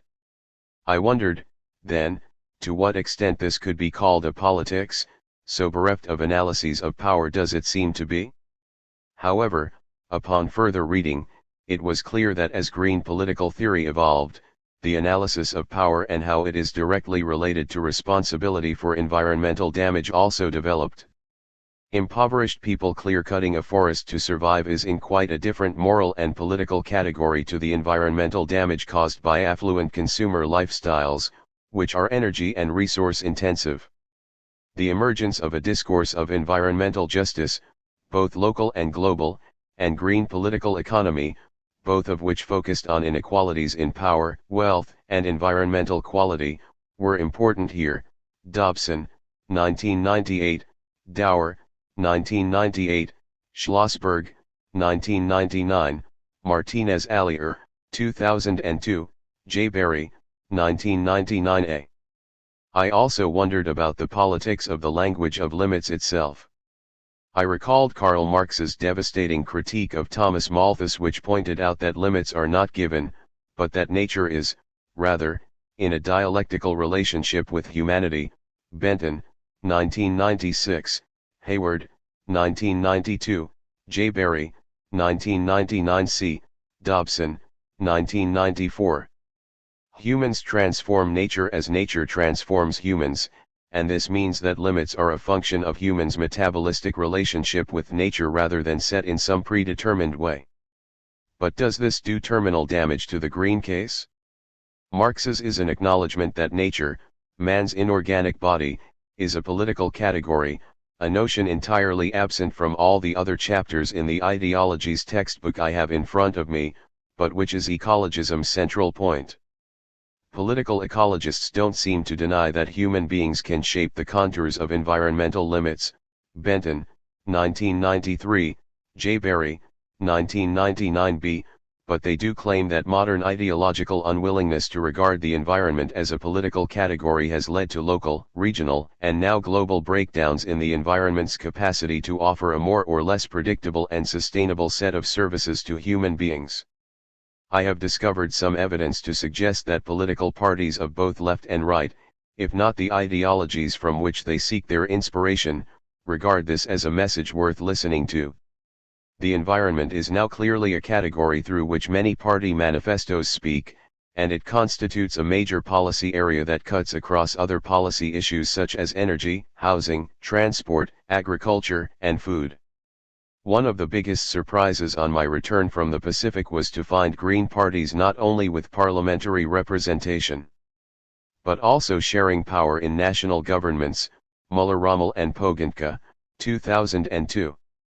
The ethical status of the non-human world. I came to regard the limits to growth reasons for care for the environment as pragmatic responses to observable deteriorations in the environment. However, they do not exhaust the range of reasons that ecologism has to offer. I was struck by the way in which ecologism is part of a broader remoralization of politics, according to which people do the right thing because it is morally the right thing to do, not because of some financial incentive or other prudential set of reasons. In this context, the striking suggestion made by some political ecologists, in its most general form, is that the non-human natural world has moral standing. The meaning and implications of this took some time for me to digest. A suggestive letter to the national press in the UK that I came across as I trawled through back numbers of newspapers soon after my return from the Pacific captures the foot-in-the-door approach that characterizes green attempts to make inroads into our skepticism. The letter was written in response to news that scientists had implanted an alien gene in a monkey, with a view to creating transgenic monkeys that perfectly mimic human diseases so as to road test cures for them. The letter ran as follows. If the rhesus monkey really is so similar to human beings, then shouldn't we resist experimenting on it for the same reasons we resist experimenting on human beings? And if it's dissimilar enough for us not to have such ethical qualms, then why are we experimenting on it at all? The Guardian, January 13, 2001, scientists insist on the necessity of experimenting on our close species relatives precisely because they are close relatives. The claim is that they can learn more from animals that are physiologically similar to human beings than from those that are distant. This makes scientific sense. But it also tweaks a moral tale in the way captured in the first question of the letter. The characteristic that makes the rhesus monkey such an ideal pharmacological subject, i.e. similarity with the human species, is the very same characteristic that suggests a moral prohibition against experimentation. Note that this prohibition would not turn on prudential arguments, but would take the same form as arguments for human rights. If humans have a right not to be experimented upon, this is because they should be treated as ends in themselves and not as means only. The letter writer points out that if this is true for humans, it must be true for other beings similar in relevant respects to humans. There's the phrase that rings throughout green political theory, similar in relevant respects. Liters of green ink have been spilt arguing over what relevant respects means, in particular. What, exactly, is the X factor that makes for moral considerability? Jeremy Bentham alerted us to the massive difference that alternative answers can make when he said that, the day may come when the rest of the animal creation may acquire those rights which could never have been withholden from them but by the hand of tyranny. The question is not, can they reason, nor can they talk, but can they suffer? 1970, 311. If reason and/or verbal communication are the X factor, then the charmed moral circle is restricted to human beings. Or at least it is restricted to those who can reason and/or talk. But what about those in a persistent vegetative state, for example? Are they now on the same level as the rhesus monkey, and legitimately liable to the same treatment? If the capacity to suffer pain is the X factor, on the other hand, then the moral circle is widened considerably. And there are ways of widening it even further. We could, it seems, render the X factor as autopoiesis, Eckersley, 1992, 60-1, or the capacity for self-reproduction, and then the circle is even bigger. And so, it seems, the debate goes on, ever more arcane and insecure, taking in collections of beings as well as individuals until the circle of moral considerability includes, in principle, the whole of the non-human natural world. It is easy to lose sight of the key point on this side of ecologism's equation, that the environment should be protected not only for prudential reasons but because it has something akin to a right to protection. From either point of view, the moral or the prudential, ecologism politicizes the environment by opening up the question of its use and abuse as a political question. I'll come back to this, but there's one other interesting aspect of the motivational question, why protect the environment, on which I ought to report. There is evident dissatisfaction with the Byzantine and politically unconvincing arguments that the similar in relevant respects debate has spawned. I was intrigued to see an argument that cuts the Gordian knot by politicizing the environment indirectly. Future generations and the environment. This is done by broadening the political community in a different kind of direction, but again quite unlike anything else I came across in the political ideologies textbook. Before my Pacific exile I had grown used to thinking of progressive politics as about the recognition of the political claims of ever-increasing numbers of previously marginalized social groups. Most obviously, for example, women are now recognized in a way that would have been unthinkable even 100 years ago. As befits the last chapter in the ideologies textbook, ecologism has its own novel take on the recognition question. Think, for a moment, of the environment as a diverse range of resources of all types. Not just the kinds of resources that are required for physiological survival but also those that are a necessary condition for conceiving life plans of all sorts. This, in other words, is the environment conceived as the stuff through which life plans are formed and carried out. Put differently again, the environment constitutes a range of options for life plan conception and execution. Think, now, of all this in terms of justice. What is the fairest way of distributing this thing, the environment, that constitutes a range of options for life plans? And, crucially for ecologism, who should be recognized as legitimate recipients of the fruits of this distribution? For political ecology, the answer includes, among others, future generations of human beings. For ecologism, there is no reason in justice why the present generation of human beings should be entitled to deprive future generations of the stuff through which and from which plans for life are conceived and executed. It is not hard to see how all of this amounts to the indirect protection of the environment. It is protected, in effect, by doing justice to future generations of human beings. Any degradation of the environment amounts to intergenerational injustice in that it constitutes a reduction in the options available to them. Brian Norton, for example, has developed a convergence hypothesis, 1991, 188-203, which he proposes as a way to advance environmental protection politically as well as to heal the division within ecologism between ecocentrism and anthropocentrism. Couching the reasons for protecting or being concerned about the environment in terms of obligations to future generations involves using anthropocentric means to achieve ecocentric ends. Of equal significance is the fact that focusing on intergenerational justice amounts to the building of a bridge between green political theory and mainstream contemporary political theory, as Brian Barry's forays into environmental issues demonstrate. B. Barry, 1978, 1989, 1999. As well as being of intellectual interest, this argument also has some political merit.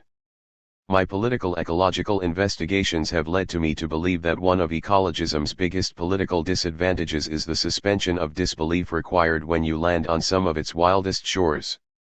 As a political idea, the Great Ape Project, for example, might make some headway on the similar in relevant respects platform, but species extensions much beyond this are difficult to make stick politically.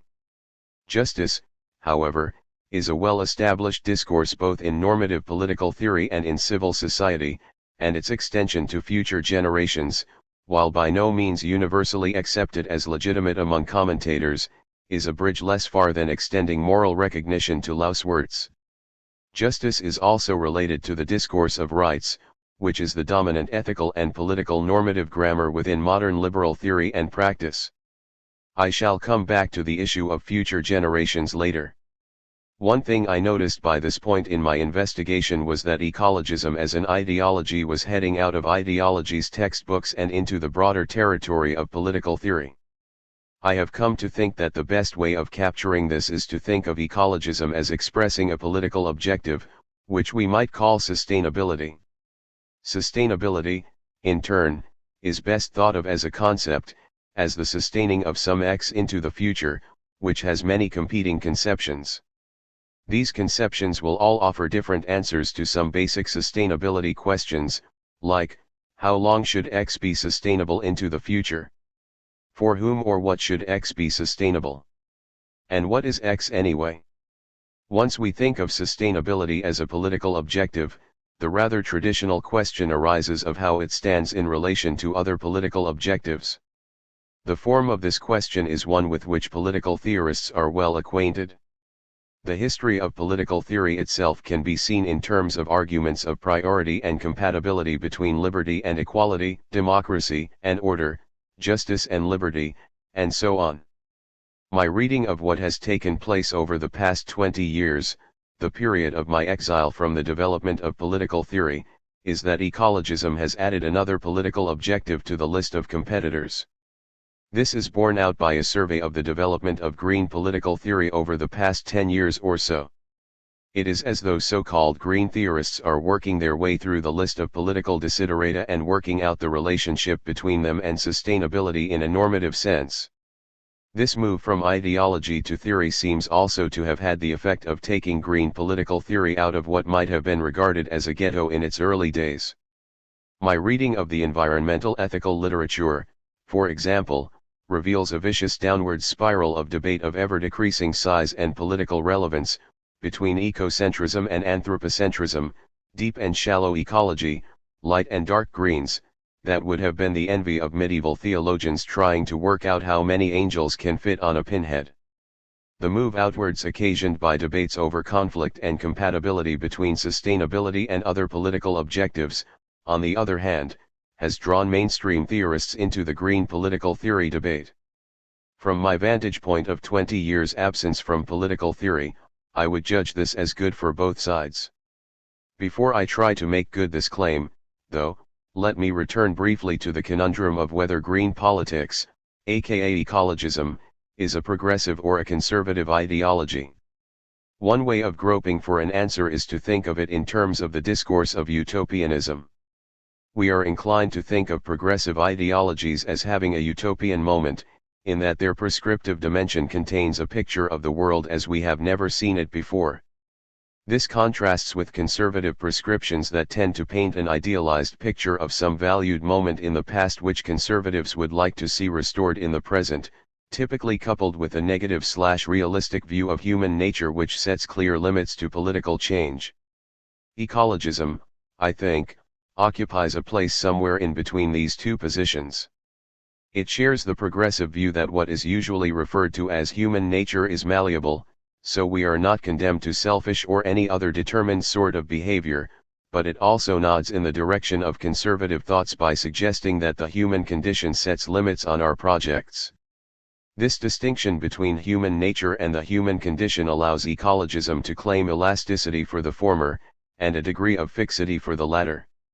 The outcome is a kind of progressive politics whose utopian element firmly accepts limits, which is another distinctive feature of the ideology of ecologism. Science, technology, and vulnerability. The notion of limits is extremely important within ecologism, and the role of science in identifying such limits gives it a unique place within ecologism. Unlike all other ideologies and political theories I was familiar with the notable exception of the flawed attempts to develop a scientific Marxism, ecologism is firmly based on science.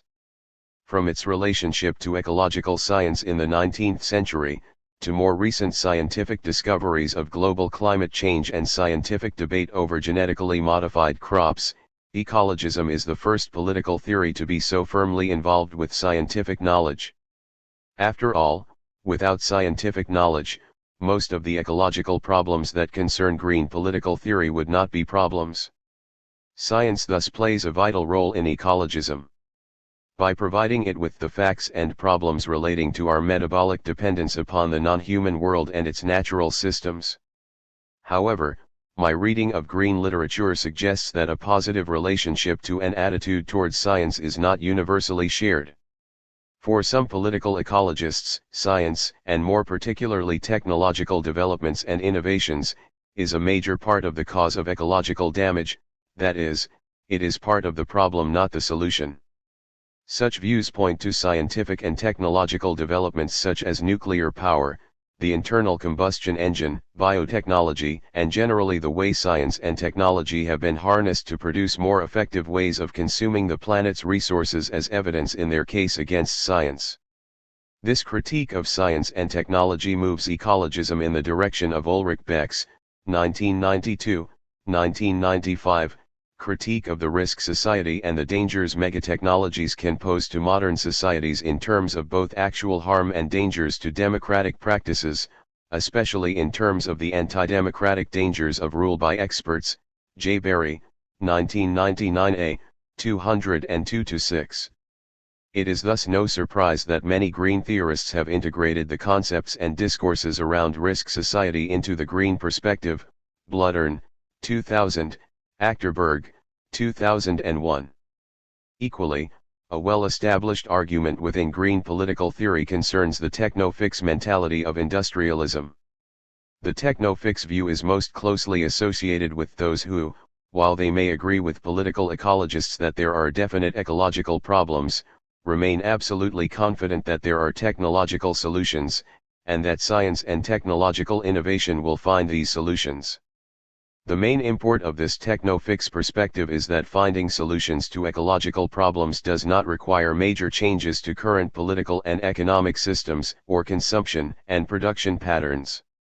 John Dryzek points to the close association between this techno-fix view and the cornucopian discourse which denies the limits to growth view so central to green political theory, 1997, 45-61.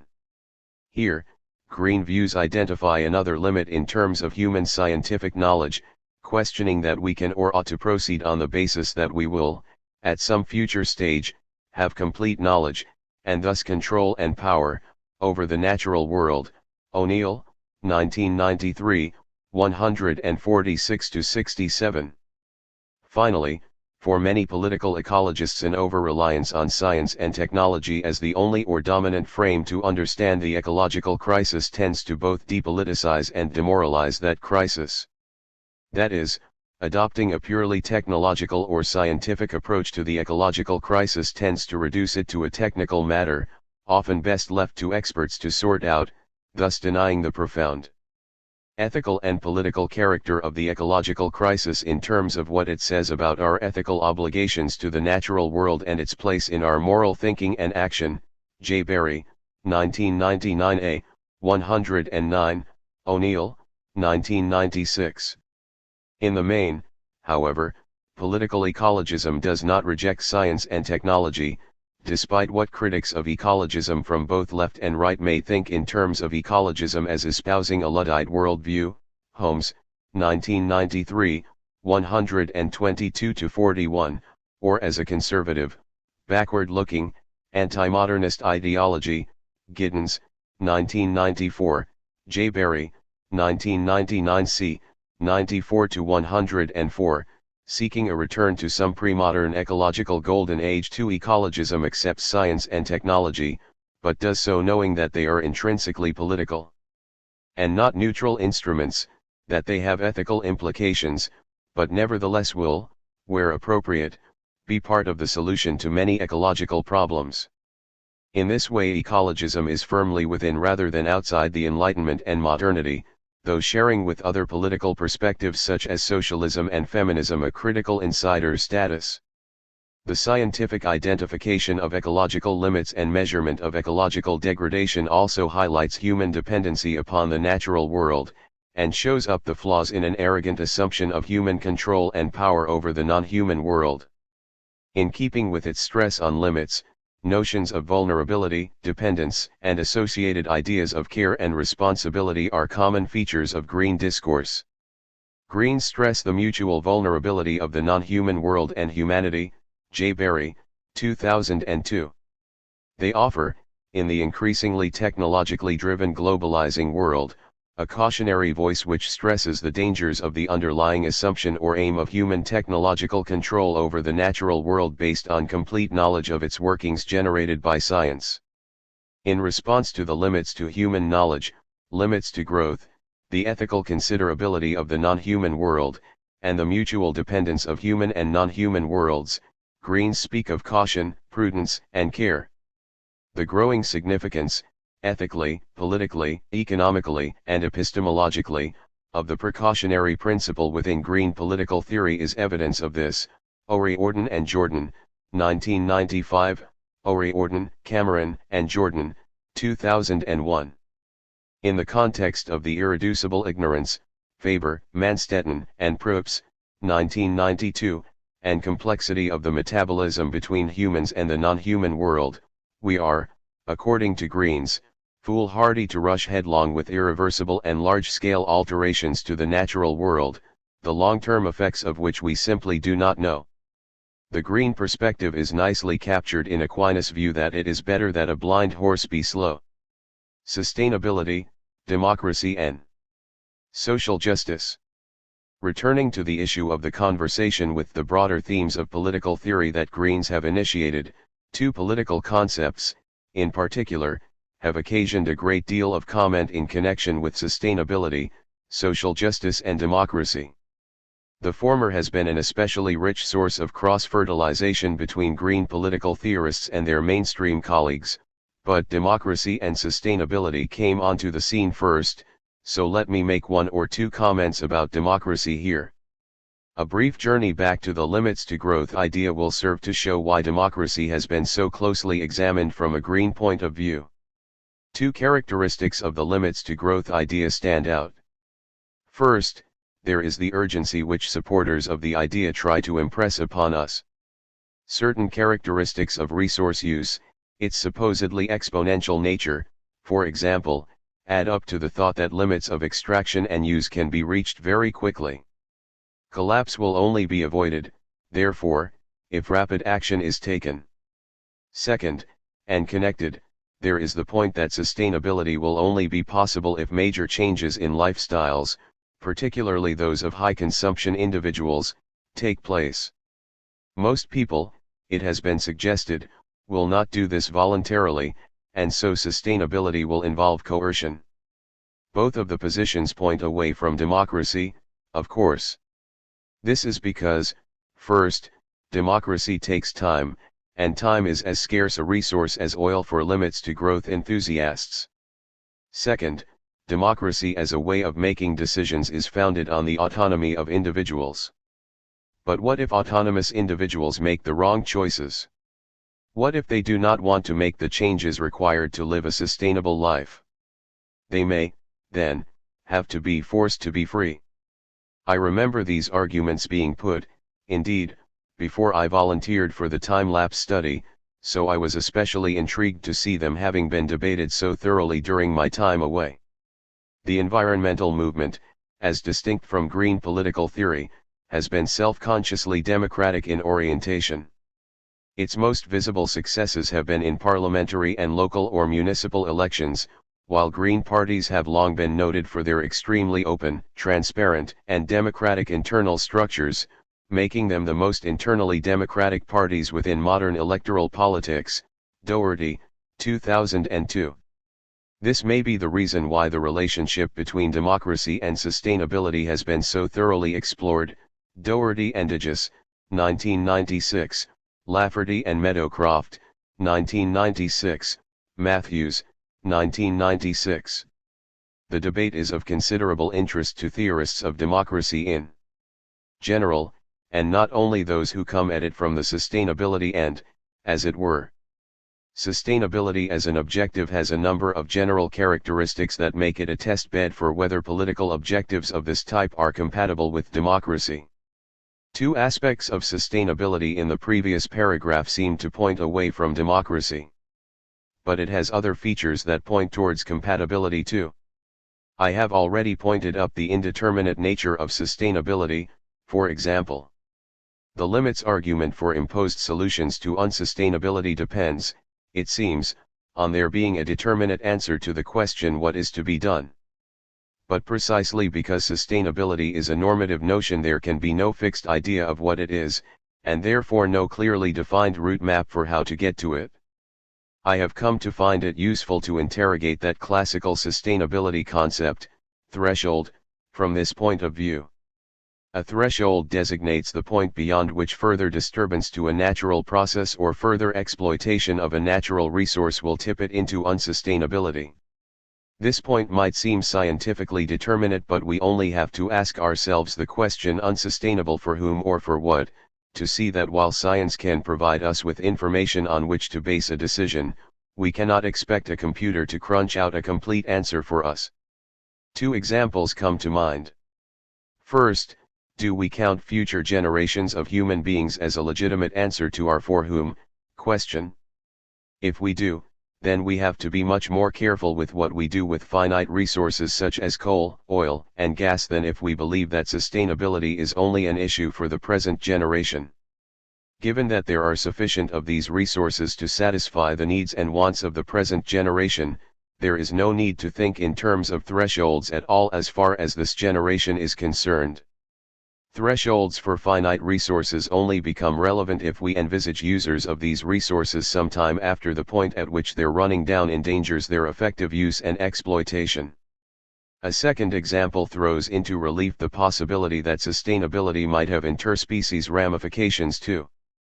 Some species are much more resilient to disturbance than others, so a threshold for one species might not be a threshold for others. Human beings are adaptable to an extraordinary degree and have proved themselves adept at occupying ecological niches for which they are singularly unsuitable. We are the species nature did not specialize in many respects, making the whole planet our ecological niche as it were. Humans seem almost infinitely capable, then, of transgressing whatever thresholds are designated for them. Yet even this tremendous capacity for adaptation pales against that of creatures such as spiders and cockroaches which, as I recall from debates around the nuclear winter that would have resulted from an exchange of atomic weapons between the USA and the USSR, would have survived even this kind of cataclysmic event. The nuclear threshold, then, would have been more critical to human beings than to cockroaches. The decision as to whether to include only cockroaches or human beings, or both, in threshold calculations is clearly a normative one. So if sustainability is a normative notion, how do we determine what it is?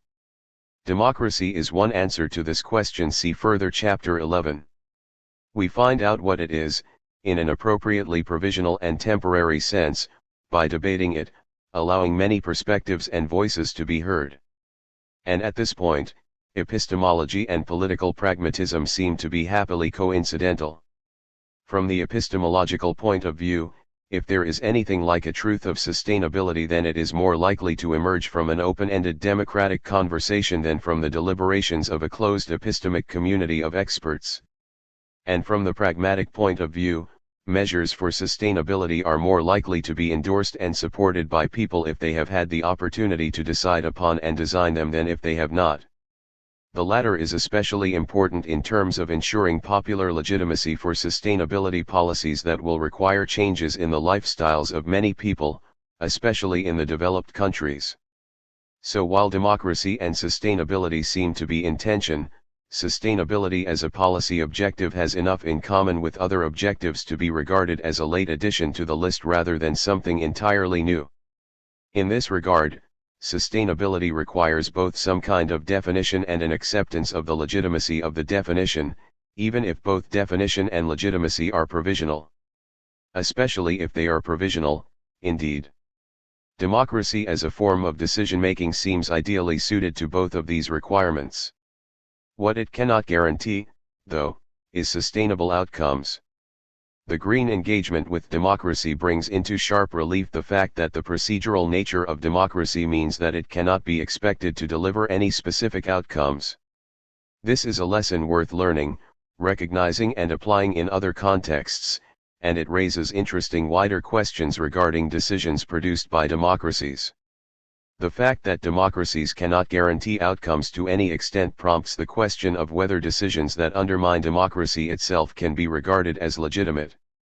The idea that a democracy might take a series of decisions leading to systematically unsustainable policies, thereby undermining the conditions for its own existence, is structurally similar to a democratic election producing a government determined to end the democratic process. How should democracies react to this possibility? A related issue, which I see emerging from the later stages of the literature with which I was presented, is that of green citizenship. Dobson, 2003, Smith, 1998, J. Berry, 1999a, 2002, Christoph, 1996. Part of the idea here is that citizens are the raw material of democracy, the ones who make the decisions, at least in principle.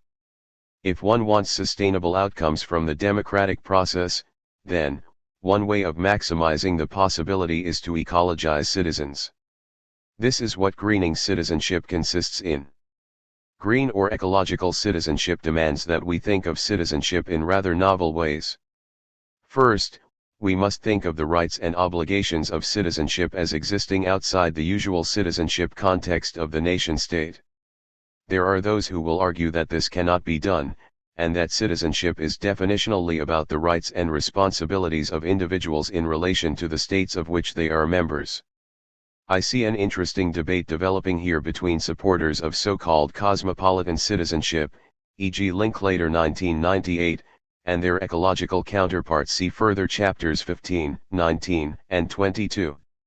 Second, the rights and duties of citizens in traditional conceptions are usually regarded as reciprocal, but what sense can this make in a global context in which ecological damage is asymmetrically inflicted? Ecological citizenship suggests that while my duty as a causer of damage to reduce it is generated by the reciprocal right of those on the receiving end to a livable environment, they have no reciprocal and corresponding duty towards me. Third, ecological citizenship seems to revive the idea of virtue, pretty much absent from citizenship talk since the heyday of civic republicanism. See further chapter 13.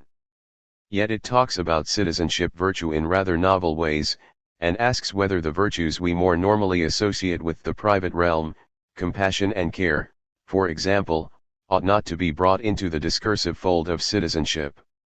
This is part, fourth and finally, of the transgressive move to associate citizenship with the private realm itself, on the grounds that private acts of consumption and reproduction have public effects.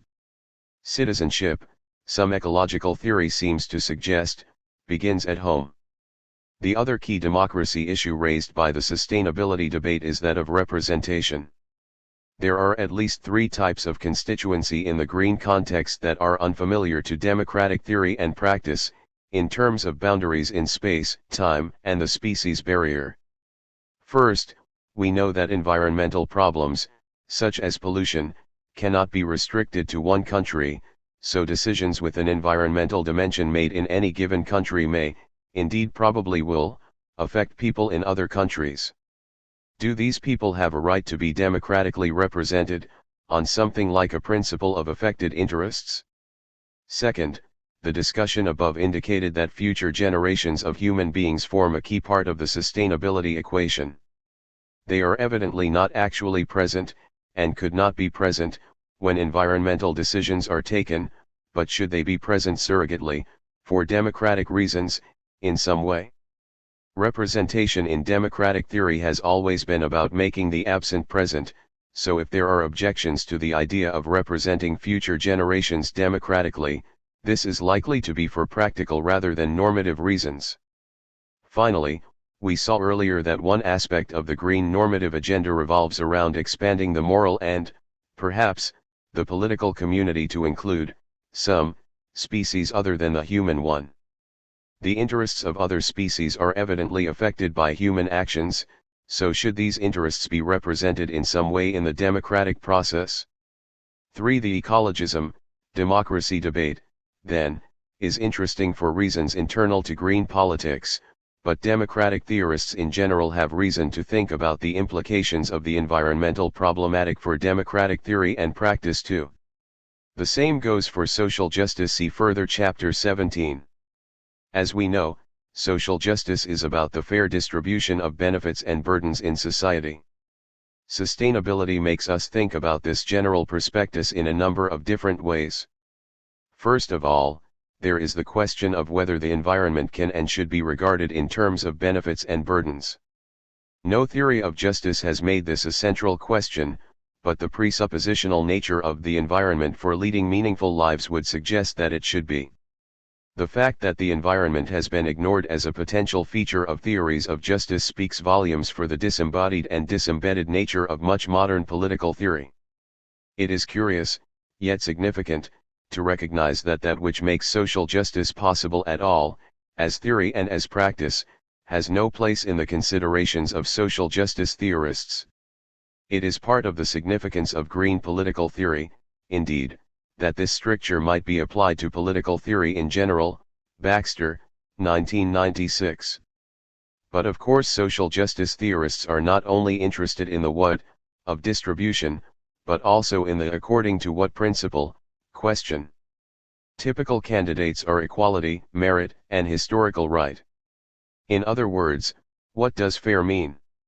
My readings over the past few weeks suggest that thinking of the environment as something that can be distributed provides us with an interesting case against which to test Michael Walzer's, 1983, spheres of justice notion. It will be remembered that Walzer resists the standard view that a universal metric of distribution can be applied across all distributable goods and bads. He argues that specific goods and bads, or spheres, have a principle of distribution attached to them. One of his points is that goods with a preconditional quality should be distributed equally. This is something of a challenge to those who believe that a more universal metric should be applied, such as merit, for example. On this reading, goods of all sorts should be distributed on the basis of what people deserve, with the writer, perhaps, that they should begin in conditions of equal opportunity. Walzer provides an alternative view to this, and the environment constitutes a test case for this alternative view. Green political theory suggests that the environment is a preconditional good par excellence, so if Walzer's variable metric for distribution cannot be made to work in this context, then that may indicate a flaw in the theory itself. It occurs to me that this is an excellent example of the way in which issues raised in green political theory have a wider salience. In this case, I am persuaded that mainstream political theorists are doing themselves a disservice if they regard environmental issues as unconnected with their interests. On the contrary, environmental issues constitute a rich context within which standard political theoretical inquiries take on new inflections and generate new implications. This is true of another dimension of social justice theory, too, that which concerns the community of justice, or the issue of who can be appropriately regarded as potential recipients of justice. It is a measure of the boundary-pushing nature of green political theory that it also raises the unusual question of whether beings other than human beings can be regarded as recipients of justice. Dobson, 1998, Lowe and Gleason, 1998. A less exotic but nevertheless instructive and challenging possibility suggested by the environmental problematic is that future generations of human beings should be included in the community of justice. The idea of intergenerational justice hardly figures in most theories of justice, and I can't help thinking that this is a missed opportunity for social justice theory. The possibility that future generations might be regarded as legitimate recipients of justice raises some standard social justice questions in the starkest form, such as, how much sacrifice can be demanded of one group in order to do justice to other groups? The general shape of this question is familiar to us in the context, for example, of redistributive taxation policies. How much is it legitimate to ask those that have to forego for the sake of doing justice to those that have not? In the intergenerational context, this becomes a question of how much the present generation should be asked to forego for the sake of leaving future generations with the opportunities, in environmental terms, to live full and meaningful lives.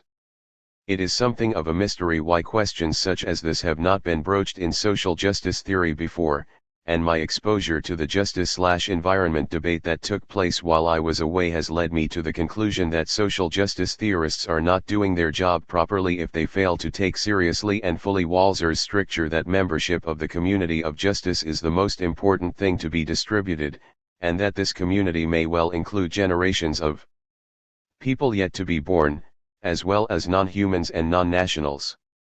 Conclusions. 20 years was a long time to be away. I had no idea what to expect when I returned to home and hearth, but I certainly had plenty of time to think about it. One recurring thought I had was that returning would be like being born again, in the sense that changes would have taken place over which I had had no control and in regard of which I had had no input. It worried me that decisions would be made without taking account of the needs and potential wants of people 20 years hence, i.e. me when I returned from the Pacific. Imagine my surprise, then, when I discovered that this worry had become a central concern of this new branch of political theory that had developed while I was away, green political theory. Sitting in splendid isolation on my Pacific island, I was clearly a member of the global political community, but my actual absence meant that I played no part in it, even though my interests were being affected by decisions taken in it. This is the lived experience both of the many people marginalized from global decision-making today, and an accurate surrogate portrayal of the absence of future generations from the decision-making process, even though their interests are clearly harmed or enhanced by it. Green political theory, then, challenges us to expand the political community, and to grapple with the implications of imagining the interests of future generations as our own, at least in the first instance. One dimension of this involves understanding the embeddedness of human beings in their natural environment. Future generations cannot do without the skein of life support that starts just below the surface of the Earth and ends at the stratosphere. I knew this in my mind when I first went to the Pacific Island, but I lived it during my feeble yet ultimately more or less successful attempts to grow indigenous crops during my time there. And my relationship with my surroundings underwent a more subtle change too. Physically isolated from the rest of the world, the island was, and is, the home of species of animal and plant that are found nowhere else in the world. It was a source of great joy to me and to some of my companions on the experiment to live with this flora and fauna and to observe its rare rhymes and rhythms. As it happened, I was the very last person to leave the island, having volunteered to do some clearing up and closing down. During that final day on the island I felt like the last person on Earth. For, the island was there to do with as I wished, everything on it was at my mercy and in my gift. Almost the last thing I saw before boarding the boat that would take me home was a nest containing one egg belonging to what we believed was the last breeding pair of a bird known only to this island. I briefly considered taking the egg as a memento of my 20 years isolation from the world, and then realized in flash of blinding clarity that this was the wrong thing to do, not for any reason relating to human beings, there were none left, but because, simply, it might have been the last egg of all. I never thought I would see that experience turned into a key aspect of a new politics during my time away, yet politicizing and moralizing our relationship with the non-human natural world is indeed the leitmotif of green political theory. I am not a green political theorist myself, but I am firmly of the belief that the future of political theory should contain, and would be enriched by, a systematic engagement with its themes and challenges. Like its general subject, the multifaceted relationship, both physical/metabolic and ethical political, between humans and the non-human world, there are few issues that green political theory does not touch upon. Given the range of problems and issues that we face in the 21st century, the democratic and social justice consequences of corporate-led globalization, biotechnology, and the commercial application of genetic knowledge, energy and resource shortages, and conflicts based on resource scarcity, world poverty, and global inequality, it is clear that green political theory will continue to evolve as a key aspect of political theory to help us critically understand these developments and offer alternatives to them. Part 3. The Modern State. 15. Christopher W. Morris. Modern political philosophy takes its principal object of study to be the state. How to understand it? How should it be organized? What is its justification? It is hard to teach a course in modern political philosophy that does not focus on the state. It is what preoccupies Hobbes, Locke, Rousseau, and Hegel, and a discussion of contemporary political theory cannot ignore it. While few political thinkers today go so far as to accept Hegel's conception of political science, which would have us attempt to comprehend and portray the state as an inherently rational entity, 1821, 21, most take the state to be the central feature of the political landscape and the task of determining its justification to be central to political philosophy. A few thinkers question our acceptance of the state and take seriously the challenge of anarchism, but most think states in some form or another are justifiable. It is hard to ignore the state or government. You may not be interested in the state, but the state is certainly interested in you, to adapt Trotsky's quip about war. Almost wherever we find ourselves today we find government. Some have urged that the state be kept out of our lives, or at least our bedrooms, but to little avail. The state is omnipresent. States appear as much in our dreams and nightmares as in our lives.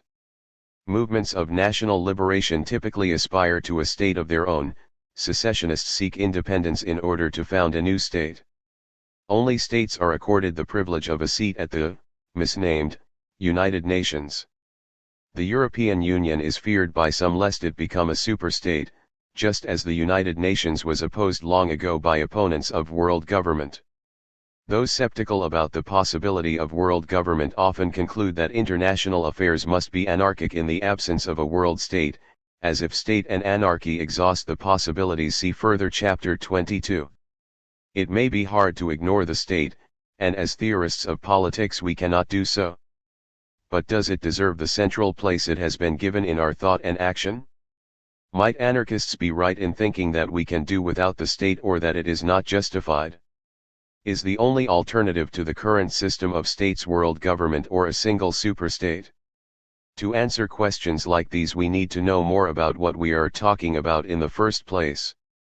Casual reference to the state may suggest that we are relatively clear about the object of our inquiry. But this may be an illusion, as it turns out to be very difficult to determine what exactly it is that we are talking about when referring to the state. What is the state? At an early stage in most discussions of the state a definition is trotted out.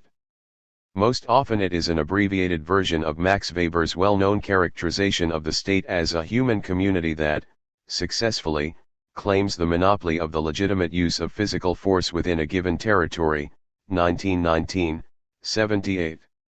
Weber says that the right to use physical force is ascribed to other institutions or to individuals only to the extent to which the state permits it. The state is considered the sole source of the right to use violence. This oft-cited definition, however, is problematic for a number of reasons. In the section that follows I shall question the centrality it accords to force and coercion. The first thing to note about it now is its simplicity. A human community is a state if and only if it successfully claims to possess two things, a monopoly of force and the sole right to determine. 195. Who may legitimately use force? Could an organized criminal organization or one of Nozick's protective agencies be a state? One might have thought something more would be required. States are rather large and complex sorts of things, with legal systems, administrative agencies, and a number of other important features. In fact, Weber himself, as one might expect, thought there was much more to the matter. Elsewhere he offered a much more complete characterization. Since the concept of the state has only in modern times reached its full development, it is best to define it in terms appropriate to the modern type of state, but at the same time, in terms which abstract from the values of the present day, since these are particularly subject to change. The primary formal characteristics of the modern state are as follows: it possesses an administrative and legal order subject to change by legislation, to which the organized corporate activity of the administrative staff, which is also regulated by legislation, is oriented. This system of order claims binding authority, not only over the members of the state, the citizens, but also to a very large extent, over all actions taking place in the area of its jurisdiction. It is thus a compulsory association with a territorial basis. Furthermore, today, the use of force is regarded as legitimate only so far as it is either permitted by the state or prescribed by it. 1947, 156. A number of additional features or attributes are singled out by Weber in this passage: the existence of an administrative and legal order subject to change by legislation, maintained by a substantial administrative staff, itself regulated by legislation, a claim to binding authority, not only over the members of the state, the citizens, but also to a very large extent, over all actions taking place in the area of its jurisdiction, a compulsory association with a territorial basis. Simple definitions like the one customarily attributed to Weber are inadequate, at the very least they require supplementation. I shall argue later that these definitions make force or coercion too central and draw our attention away from other important features. What are some of the other features of states? A theme of this chapter is that political theorists take states too much for granted. The world was not always organized as a system of states, and it is helpful to recall the ways the world was before the development of states.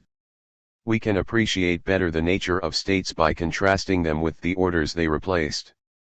As states originate in early modern Europe, the contrast that is most revealing is the world of late medieval Europe. See further chapter 25.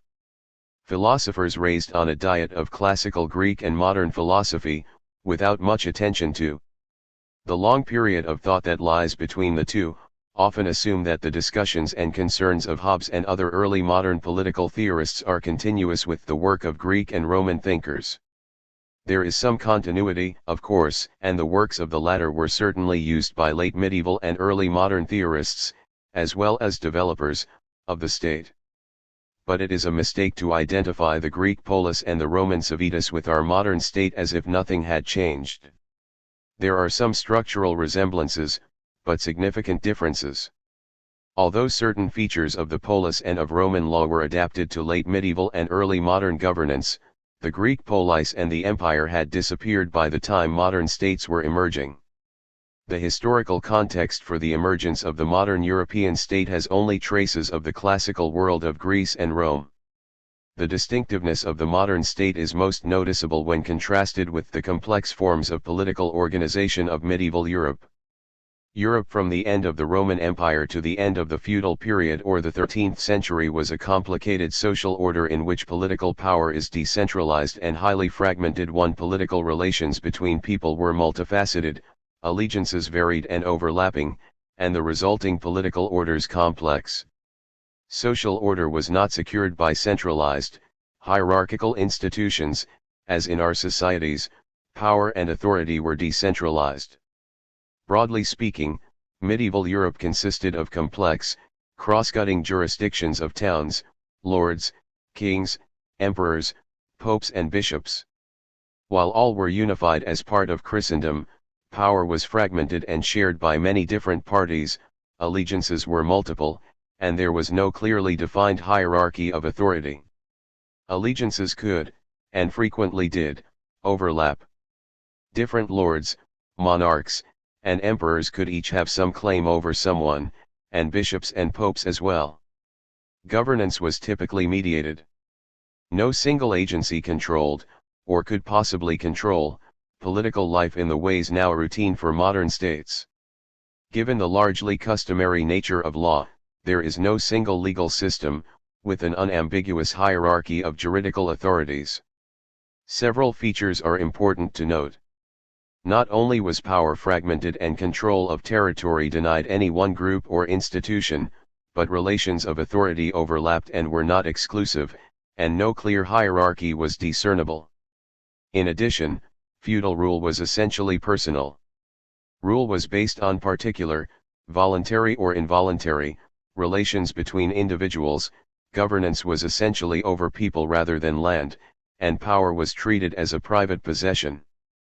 It can be divided among heirs, given as a marriage portion, mortgaged, bought and sold.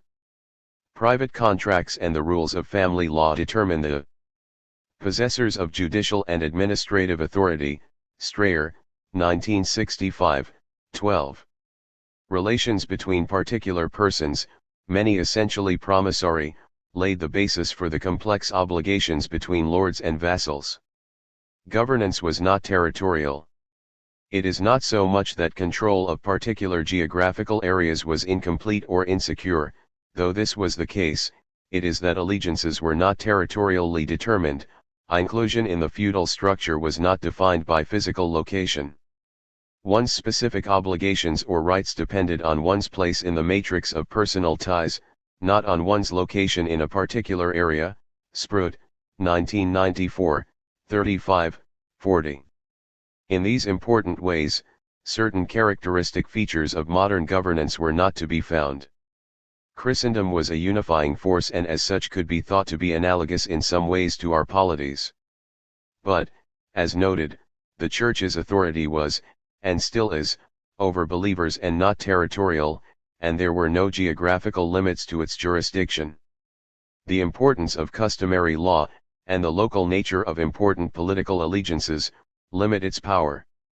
It is not that the Church's power was contested by secular rulers, though it was, rather, it is that its control was never intended to be as complete as with modern polities. The instruments of power did not, of course, permit this. But the different elements of medieval governance coexisted, in principle, with Christendom and its agents. Pope, bishops, monks, monarchs, lords, vassals, serfs, all were part of a single order, or better, an order of orders. Further, though we speak about political authority and organization in the Middle Ages, there is no clear distinction between the political and the rest of life. It is said that the very term political did not enter the vocabulary of governments and writers before the 13th century, Ullmann, 1965, 17. There was only one normative world, so to speak, and all, Christians at least, were part of it. Not only does this mean that the various realms of Christendom were not separate, self-sufficient juridical domains. It means that all, including monarchs and sovereigns, were subject to law, both customary and natural. Political organization in medieval Europe, in summary, was complex, and political power highly fragmented and decentralized. Allegiances were multiple and largely personal, and no clear hierarchy of political authority was discernible. Governance was not territorial, it was largely rule over persons, qua individuals or qua Christians. The complexity of relations of authority meant that rule was mediated and not, for the most part, direct, and institutions did not penetrate society in the ways characteristic of our states. There were no self-sufficient polities and consequently no international relations. The modern state did not yet exist. In the modern world, governance is territorial. Modern polities for the most part have definite and distinct territories. The colors and lines on modern maps have a particular and familiar sense. Within the boundaries of a state, there is a single system of governance, distinct from others, operating outside or externally. Today, virtually all inhabitable parts of the globe are the territory of some state. Governance is territorial in another sense, namely, that law applies to, virtually, all who find themselves within these boundaries. Geography acquires a new significance, the territorialization of political obligation. By virtue of being in a place, circumscribed by lines or markers, people acquire obligations, independently of personal relations, vows, faith, or origin. The territorialization of governance is not compatible with the personal nature of political relations. And it is not compatible with power being understood as the personal possession of rulers. One of the features distinguishing modern polities from earlier kingships is the distinction between the persons of the rulers and the office and institutions they occupy. But it is not just that there emerges a distinction between a person and roles and institutions. It is that the polity, that is, the state, comes to be understood as an order distinct from its agents and institutions, something reflected in the linguistic distinctions discussed earlier between state and government. The modern use of state to refer to a public order distinct from both ruled and ruler, with highly centralized institutions wielding power over inhabitants of a defined territory, seems to date back no earlier than the 16th century. See Skinner, 1978, Volume 2, 352 ff, 1989, 90-131, Dyson, 1980, 25 ff, Vincent, 1987, 16-19. The word derives from the Latin stare, to stand, and status, standing or position. Status also connotes stability or permanence, which is carried over into estate, the immediate ancestor of state. But the modern use of the word is new. Before the 16th century, the term status was only used by political writers to refer to one of two things, either the state or condition in which a ruler finds himself, the status principis, or else the general state of the nation or condition of the realm as a whole, the status regni. What was lacking in these usages was the distinctively modern idea of the state as a form of public power separate from both the ruler and the ruled, and constituting the supreme political authority within a certain defined territory. Skinner, 1978, 353. The development of a new vocabulary signals a new conception of the polity, that of an order which is separate from ruler and ruled, or citizen, separate from other polities like it, and operating in a distinct territory. The territoriality of modern rule means that all who find themselves within the polity's boundaries are, by that fact, governed. Territory becomes a jurisdictional domain. Rule also becomes direct in a particular sense. In empires, rule is typically indirect, considerable power is left to local governors and administrators, and governance is largely through intermediaries. In medieval Christendom, popes for the most part governed believers indirectly through clergy and kings. In the modern world, rule comes to be direct, each and every subject is governed by the sovereign or the state, without mediation, see especially Tilly, 1990. The development of direct rule in this sense is a late development, and it is related to the penetration of society by the state stressed by Michael Mann and others. The modern state added routine, formalist, rationalist institutions of wider scope over citizens and territories.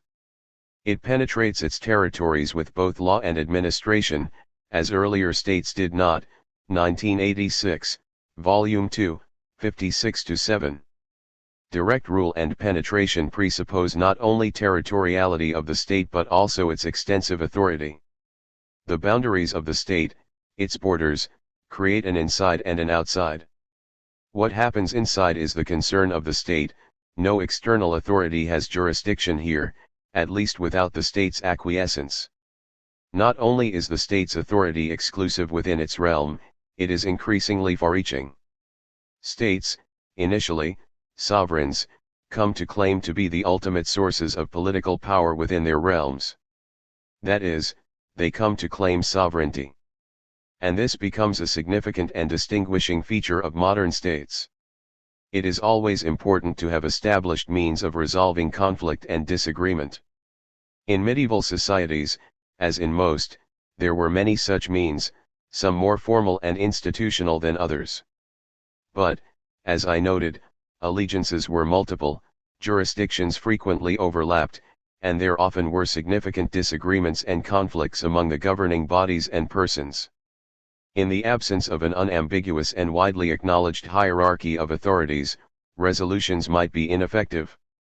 Without a single, ultimate source of political power within a domain, many have thought, disagreements could not be decided, except by force. This possibility may be looked upon with alarm, especially given the ferocity of much human conflict. The more serious the conflicts between people, the more pressing the question who decides, is likely to be. To decide a matter, in this sense, is frequently understood to mean to be the final arbiter. In Christendom this could only be God and, in the event that his word would require frequent interpretation, the Church. Indeed, the very notion of a final arbiter seemed to presuppose a cosmological hierarchy like that provided by Christian monotheism. The state's answer to the question who decides, is to put itself in the Church's place, or rather, God's place. Le Prince est image de Dieu, Bodin, 1583, Book I, ch. 8, 137, to it, and only it, is the final arbiter, at least locally, on matters that pertain to it. To assert this, states had to contest the Church's authority. They had, as well, to contest the power of internal rivals, namely, feudal lords. Emerging from these contests is the modern notion of sovereignty. The state is the ultimate source of political power within its realm. It is a mistake to think that modern sovereignty is merely a restatement of old ideas about power and authority. The elements may be present in different forms, especially in Roman law and in certain theological accounts of God's power. But the conception of political power that is thereby attached to a new type of political order is novel. At the beginning, the idea of sovereignty was the idea that there is a final and absolute political authority in the political community, and no final and absolute authority exists elsewhere. Hinsley, 1986, 25-6. The concept of the modern state in fact develops along with that of sovereignty. This is evident in the work of the master theorist of the modern state, where sovereignty is the artificial soul of that great leviathan called a commonwealth, or state, in Latin civitas. Hobbes, 1651, Introduction, 9. States not only claim ultimate power within their realms, internal sovereignty, they also claim independence of one another, external sovereignty.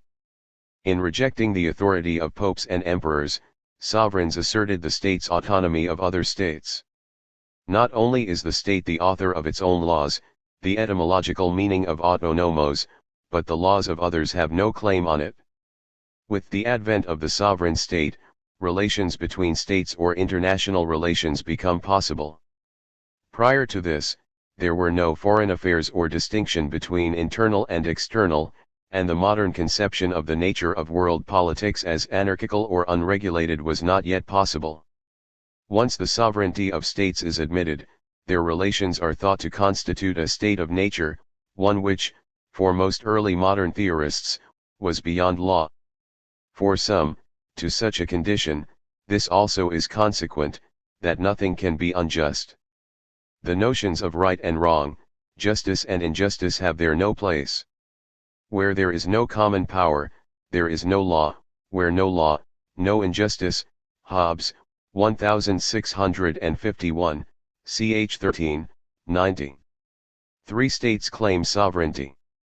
In the early modern quarrel between monarchs and lords on the one side, and popes on the other, the kings won. The core idea of sovereignty is the notion of the ultimate source of political authority within a realm. We distinguish between internal and external sovereignty, the first pertaining to the structure or constitution of a state, the second to the relations between states. Internal sovereignty thus conceived has to do with the state's authority over its subjects, while the second notion refers to the independence or autonomy of states. The two conceptions are closely linked in early modern conceptions of sovereignty. In the writings of Bodin, Hobbes, and Rousseau, internal and external sovereignty are tightly connected. These thinkers thought sovereignty to be absolute, legally unconstrained or unlimited, indivisible, unique and undivided, and inalienable, cannot be delegated or represented. If absolute sovereignty is attributed to states, then their authority cannot be constrained by international law or possibly even by the rights of individuals. Conceiving of sovereignty as absolute thus requires granting states a certain autonomy or liberty in their international relations.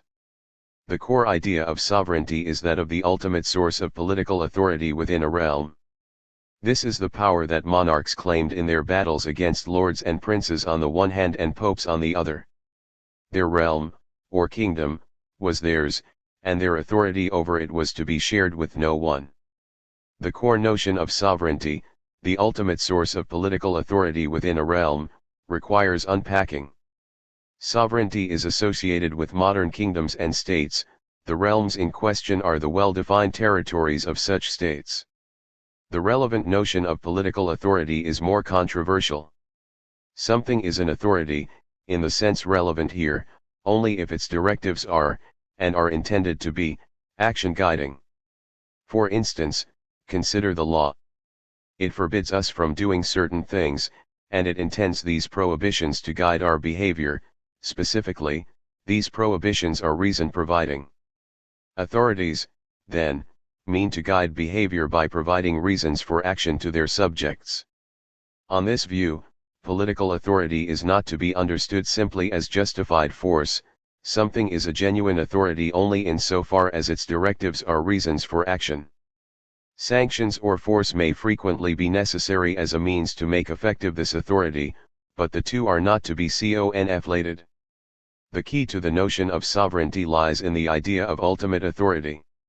What is it for a source of authority to be ultimate? An authority may be ultimate if it is the highest in a hierarchy of authorities. Such an authority may also be final, there is no further appeal after it has spoken, it has the last word. Lastly, an ultimate authority may be one which is supreme in a particular sense, it has authority over all other authorities in its realm. The state's authority is sovereign in this sense, it takes precedence over competing authorities, e.g. corporate, syndicate, church, conscience. Summarizing, then, sovereignty is the highest, final, and supreme political authority within a modern territorial realm.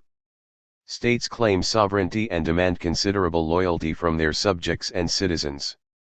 Their power is considerable, and they frequently appear to resort to the use of force in securing their will. Presumably this is the source for the common characterization of states in terms of their concentrated power and their control over the use of force, and specifically, the source of the appeal of Weberian characterizations. The social order, or orders, from which the modern state emerged were ones in which governance was decentralized, fragmented, varied, overlapping, and non-exclusive, mediated, and personal. These social orders were also part of Christendom, and its practical unity was less than claimed. Governance in the modern state is, by contrast, relatively centralized, unified, uniform, hierarchical and exclusive, non-mediated or direct, penetrating, impersonal and territorial. The concept of the modern state, then, as it emerges in medieval and early modern history, is that of a new and complex form of political organization. To summarize, we may think of the state in terms of a number of interrelated features, Morris, 1998, ch. 2. 1. Continuity in time and space. A. The modern state is a form of political organization whose institutions endure over time, in particular, they survive changes in leadership or government. B. It is the form of political organization of a definite and distinct territory. 2. Transcendence. The modern state is a particular form of political organization that constitutes a unitary public order distinct from and superior to both ruled and rulers, one capable of agency. The institutions that are associated with modern states, in particular, the government, the judiciary, the bureaucracy, standing armies, do not themselves constitute the state, they are its agents. 3. Political organization. The institutions through which the state acts, in particular, the government, the judiciary, the bureaucracy, the police, are differentiated from other political organizations and associations, they are formally coordinated one with another, and they are relatively centralized. Relations of authority are hierarchical. Rule is direct and territorial, it is relatively pervasive and penetrates society legally and administratively. 4. Authority. The state is sovereign, that is, the ultimate source of political authority in its territory, and it claims a monopoly on the use of legitimate force within its territory. The jurisdiction of its institutions extends directly to all residents or members of that territory. In its relations to other public orders, the state is autonomous. 5. Allegiance. The state expects and receives the loyalty of its members and of the permanent inhabitants of its territory. The loyalty that it typically expects and receives assumes precedence over that loyalty formerly owed to family, clan, commune, lord, bishop, pope, or emperor. Members of a state are the primary subjects of its laws and have a general obligation to obey by virtue of their membership. Modern states, then, are distinctive territorial forms of political organization that claim sovereignty over their realms and independence from other states. A state system can be thought of simply as a group of states interacting in ways, often hostile, that significantly affect the fate of each. This general characterization of the state may not be suitable for all purposes, and I do not wish to say that all other characterizations of the state are straightforwardly mistaken. Some are, but many others are not. Different characteristics of related forms of political organization may be emphasized, depending on one's explanatory or evaluative purposes. For some purposes it may be useful to distinguish less sharply between modern and pre-modern forms of political organization. For instance, differences between state, empire, principality, or polis may not be important for many anthropological research projects. By contrast, my characterization is helpful for raising certain normative questions about distinctively modern forms of political organization and considering alternative ways of arranging our world. The world of states appears to be changing, the effects of the demise of the Soviet Union, various trends clustered under the label of globalization, the threats of Islamist terrorism or insurgency, and evaluating these changes requires understanding the modern state. Coercion and authority. State power is closely associated with force, as we see from the popularity of the Weberian definition. Many theorists think states are necessarily or essentially coercive. States are grounded in force in the sense that, by definition, they are coercive, they coordinate behavior through the use or threat of force. Levine, 1987, 176, State power is in the last analysis coercive power. Gis, 2001, 12, political power is always coercive power backed up by the government's use of sanctions, for government alone has the authority to use force in upholding its laws. Rawls, 1996, 136.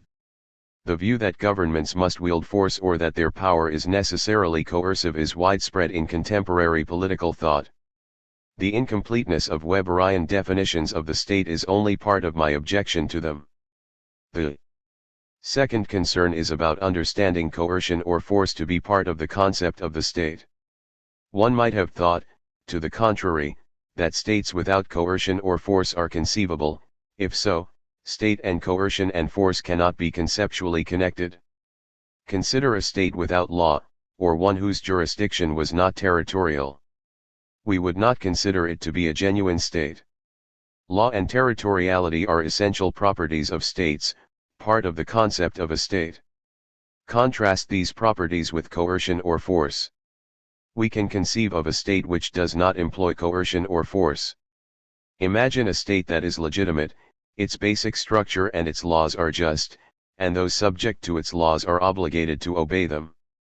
Suppose that the latter are always motivated to comply with just laws, they do not, for instance, suffer from any weakness of the will or any other problem which might lead them to fail to do what they ought to do. Then, coercion and force would not be needed to enforce the law. This possibility, admittedly fantastic and utopian, seems perfectly coherent. There is nothing in the nature of a law which requires that compliance be assured coercively. It does not seem to be, then, a conceptual truth that states are coercive.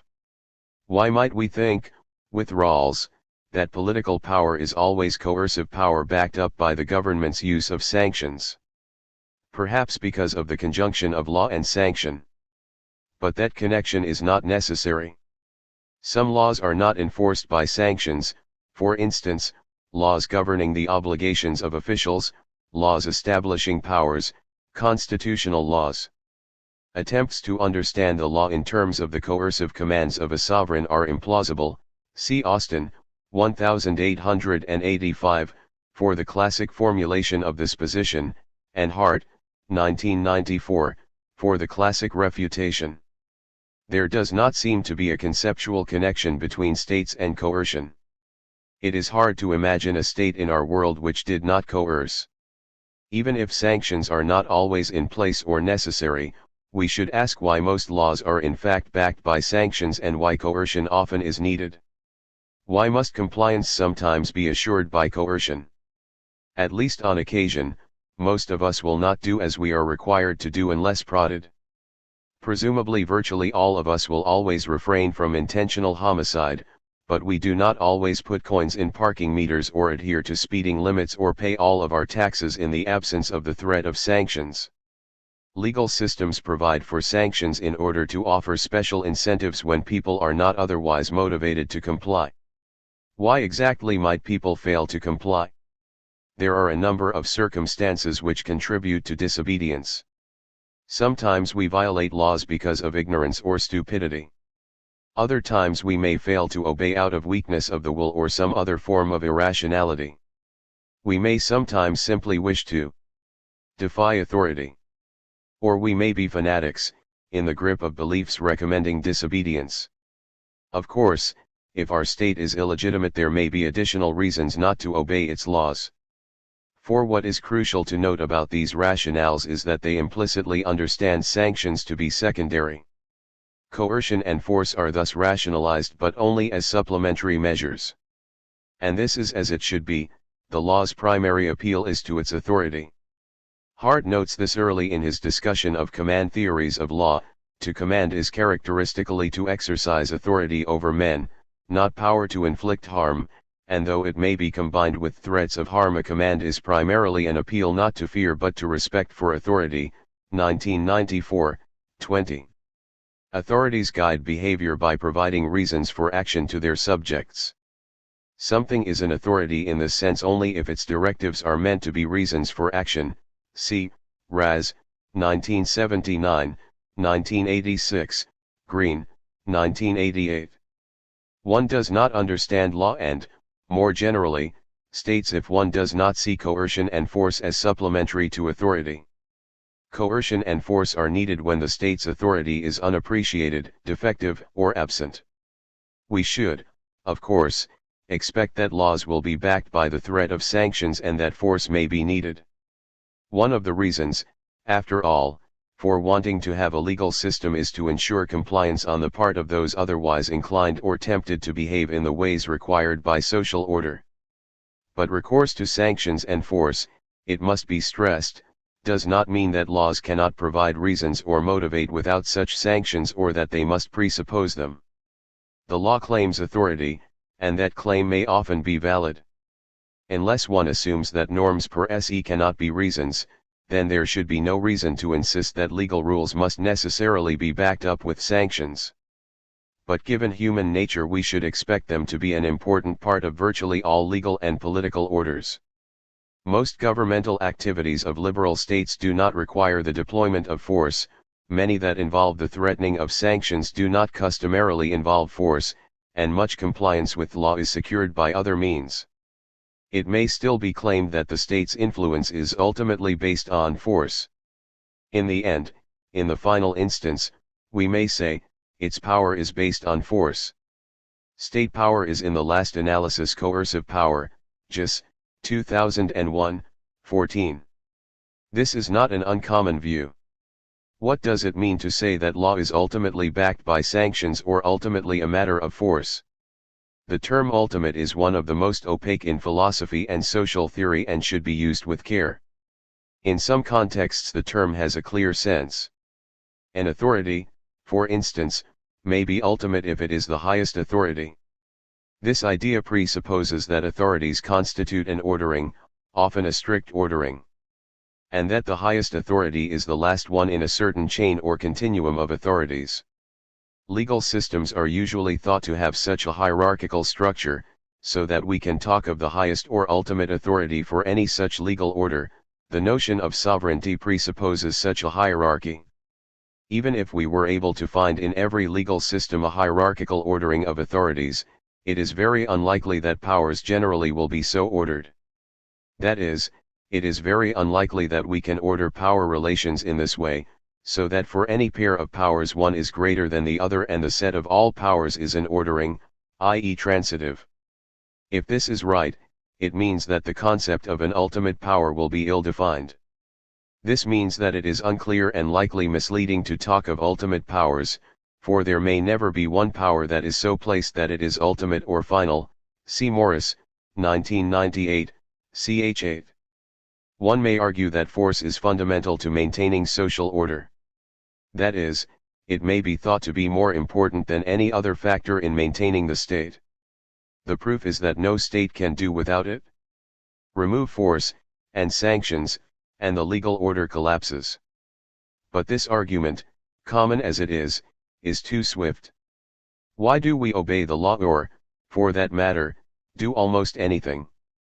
Usually our reasons are multiple, and very often our actions are overdetermined. Consider the case of overdetermined actions. Removing one consideration favoring the action in question may not change the balance of reasons. I am supposing that we act, and should act, in most circumstances on the balance of reasons. The metaphor here is that of weights and measures. The rationality of an act is determined by the relative weight of reasons favoring it over alternatives. If an act is overdetermined by reasons, then removing one reason, e.g. the threat of sanctions, may not affect our rational choice. Consider next acts that are not overdetermined. Suppose, for instance, that I decide to put money in a parking meter or not to hide some of my income from the tax authorities, and that I would not have taken these decisions had there been no credible threat of sanctions. Does this show that coercion is decisive in determining my action?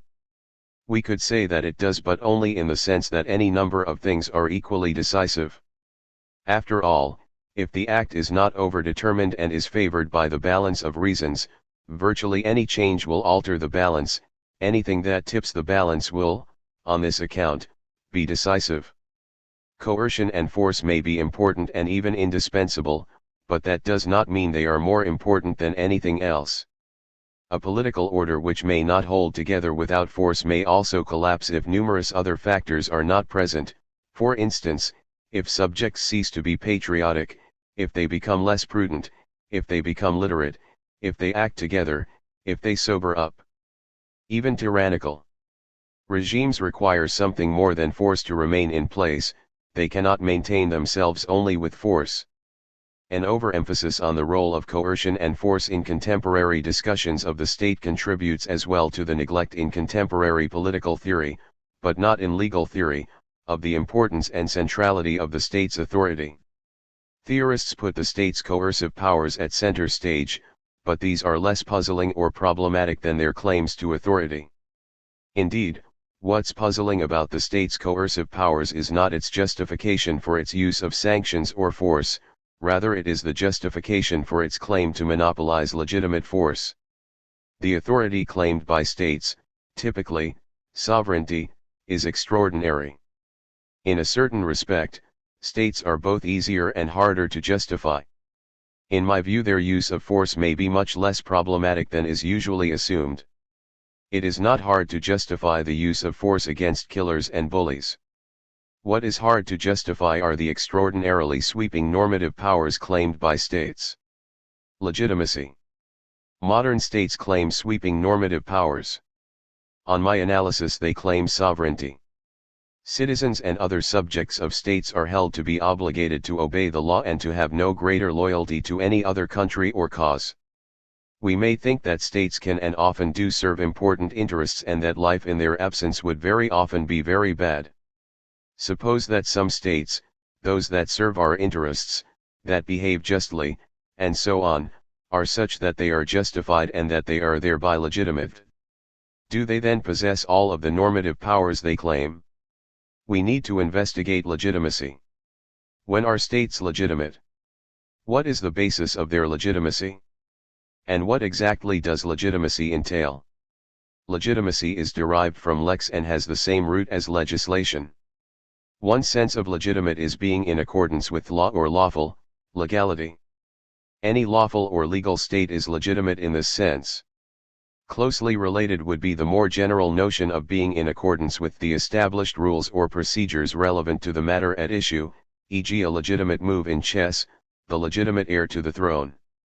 These senses of legitimate, largely procedural and similar to the primary sense of legal, being in accordance with the law, are not very useful for our normative inquiry.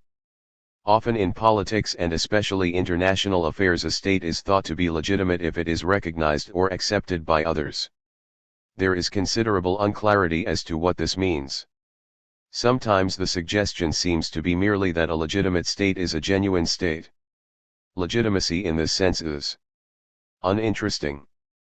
Sometimes the idea of acceptance or recognition suggests that being a legitimate state requires being so recognized by other states, as if legitimacy were a kind of membership in an organization or club.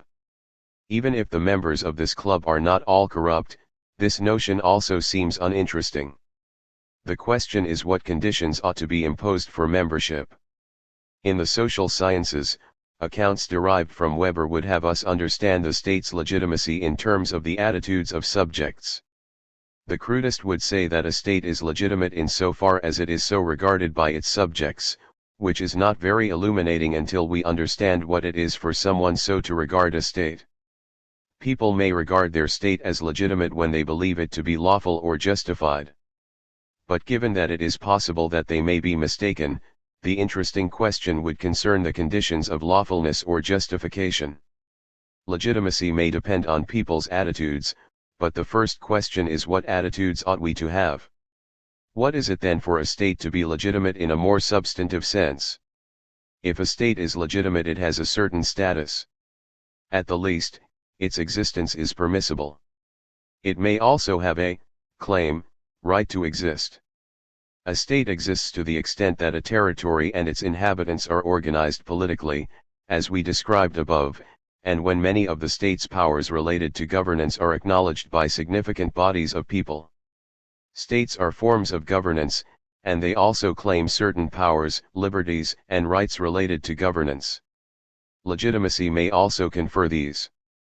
A legitimate state, we shall say, is minimally one which has a liberty, presumably a claim, right, to exist. It would presumably also possess the liberty or the right to establish laws and to adjudicate and enforce these as necessary for the maintenance of order and other ends. Legitimacy in this minimal sense would be the right to exist and to rule. The right to rule is often thought of as entailing obligations to obedience. Trivially, we have an obligation to obey any valid, obligation-creating, law. 5. If an obligation-creating law is valid and applies to us, then we are obligated. Often it is said that this obligation is merely legal and not necessarily moral. A more than minimal conception of legitimacy would construe the right to rule as entailing a moral obligation to obey the law. If a state is legitimate in this stronger sense, then it would be wrong or unjust for a citizen to violate a valid law, except in special circumstances. It is useful at this point to distinguish weaker and stronger conceptions of legitimacy. A legitimate state possesses a claim, right to exist and to rule. The right to exist entails obligations on the part of others not to threaten its existence in certain ways, e.g. not to attack or to conquer it. A state is minimally legitimate, I shall say, if its right to rule entails that others are obligated not to undermine it but are not necessarily obligated to obey it. By contrast, a state is fully legitimate if its right to rule entails an obligation of subjects, or at least citizens, to obey each valid law. This obligation may be thought of as a general obligation to obey the law, one which requires compliance with every law that applies to one except in circumstances indicated by the law, e.g. justified or excused disobedience. The second, stronger understanding of legitimacy may be the most common one in contemporary discussions. 6. But I think it illuminating to invoke the weaker conception too. What establishes minimal legitimacy? Suppose a state to be just. 7. That is, suppose that it respects the constraints of justice and does not act unjustly. In addition, suppose that it provides justice to those subject to its rule, it makes and enforces laws, adjudicates disputes, and provides mechanisms for collective decisions, e.g. contracts, corporate law, local governments, parliaments. Some of the laws as well as a number of social programs seek to effect distributive justice. See further chapters 16 and 17. Government in general is responsive to the just interests or wishes of the governed. A state like this would be just. Suppose in addition that it is relatively efficient in its activities. Elsewhere I have argued that a relatively just and efficient state is one that is justified, and that justification confers minimal legitimacy. Morris, 1998, chs 4 and 6. It may, however, be thought that there is too much disagreement about justice to make justice the basis of legitimacy. Some have thought that one of the main reasons for states is the absence of agreement about justice or right. and positions like this are popular today both in North America and in Europe. Sovereign states, on this view, may be needed for social order in large part because people have incompatible views about justice. The thought is that where there is little agreement about justice and other moral values, these standards cannot be the basis for legitimation. Realist accounts of legitimacy may be understood thus, see, for instance, Morgenthau, 1978. This sort of position may be most plausible if it is seen as derived from some kind of skepticism about morality or right reason. Hobbes can be read as one of the originators of this idea. His sovereign can be understood to be an arbitrator made necessary by disagreement and conflict. As when there is controversy in an account, the parties must by their own accord, set up for right reason, the reason of some arbitrator, or judge, to whose sentence they will both stand, or their controversy must either come to blows, or be undecided, for want of a right reason constituted by nature. Hobbes, 1651, ch. 5, 32-3. If moral disagreement renders justice an inappropriate standard for legitimacy, then the question is what alternative to use.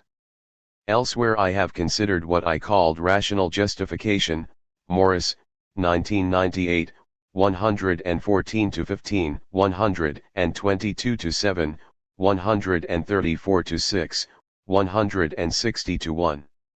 A rational justification of a state, we may say, is provided when the relevant people have reasons to respect its laws and to support it in various ways. More broadly, they may have reasons to do their part in supporting and maintaining the state. Such a state might be thought to be minimally legitimate. Now it is very unlikely that many states are such as to provide, virtually, all subjects with reasons to obey, virtually, all laws, even if we take sanctions to provide reasons of the relevant sort. It may also be that many states that do offer most subjects reasons are tyrannical or capable of committing various evils. It is doubtful, therefore, that rational justification is the sort we should seek. It would seem that some species of moral justification is what is needed. 8. There certainly is considerable disagreement about justice, as well as about many other things. But surely to say that there is no agreement about justice is hyperbolic. While there is considerable disagreement about distributive justice, the rights of property, the death penalty, and the like, there is striking consensus today about a number of matters, for instance, that slavery is very wrong and that persons have certain basic rights not to be killed or not to be restricted in their liberties without cause, that torture is rarely, if ever, to be used, that it is wrong to threaten or to harm the innocent. Often disagreement about justice concerns the specification of widely accepted principles. For instance, all parties to the contemporary controversies about abortion, assisted suicide, and the death penalty presuppose that killing generally is wrong. There is considerable disagreement at the margins, but a significant core agreement seems to exist. Even if many norms require determination or specification, for instance, norms prohibiting theft or trespass will always require application to new and puzzling cases. There are some norms of justice which seem to be widely acceptable and applicable prior to the establishment of familiar legislative and judicial institutions.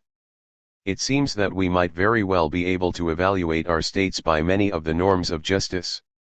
What must a state do to be just? A just state presumably is first of all one that respects the constraints of justice. Justice imposes constraints on the behavior, and intentions, of persons and, presumably, institutions. We may suppose that many of these constraints take the form of moral rights and duties. States, then, must respect the moral rights of individuals and fulfill duties owed to individuals. We may suppose that we each have moral rights to our lives, liberty, and possessions. Though, as I said, the difficult questions concern their nature and scope. It is not particularly controversial to say of the regimes of Nazi Germany, the former Soviet Union, China, Iraq, etc. that they violated the rights to life, liberty, and possessions of many. States typically claim sovereignty and exclusive rights to use force. Individuals are not supposed to use force without the state's permission. It is often argued that states have the particular task of ensuring that we do not individually need to use force, e.g. to protect ourselves. If this is true, then states may consequently have the provision of justice as one of their main tasks. Restrictions on one's capacity to use force might not be advantageous or justified except as part of a package that offered one better protection. Justice may then require of states not only that they respect the constraints of justice but also that they provide justice. What might be involved in a state's provision of justice? Typically, states create and enforce laws, adjudicate disputes, and provide mechanisms for collective decisions.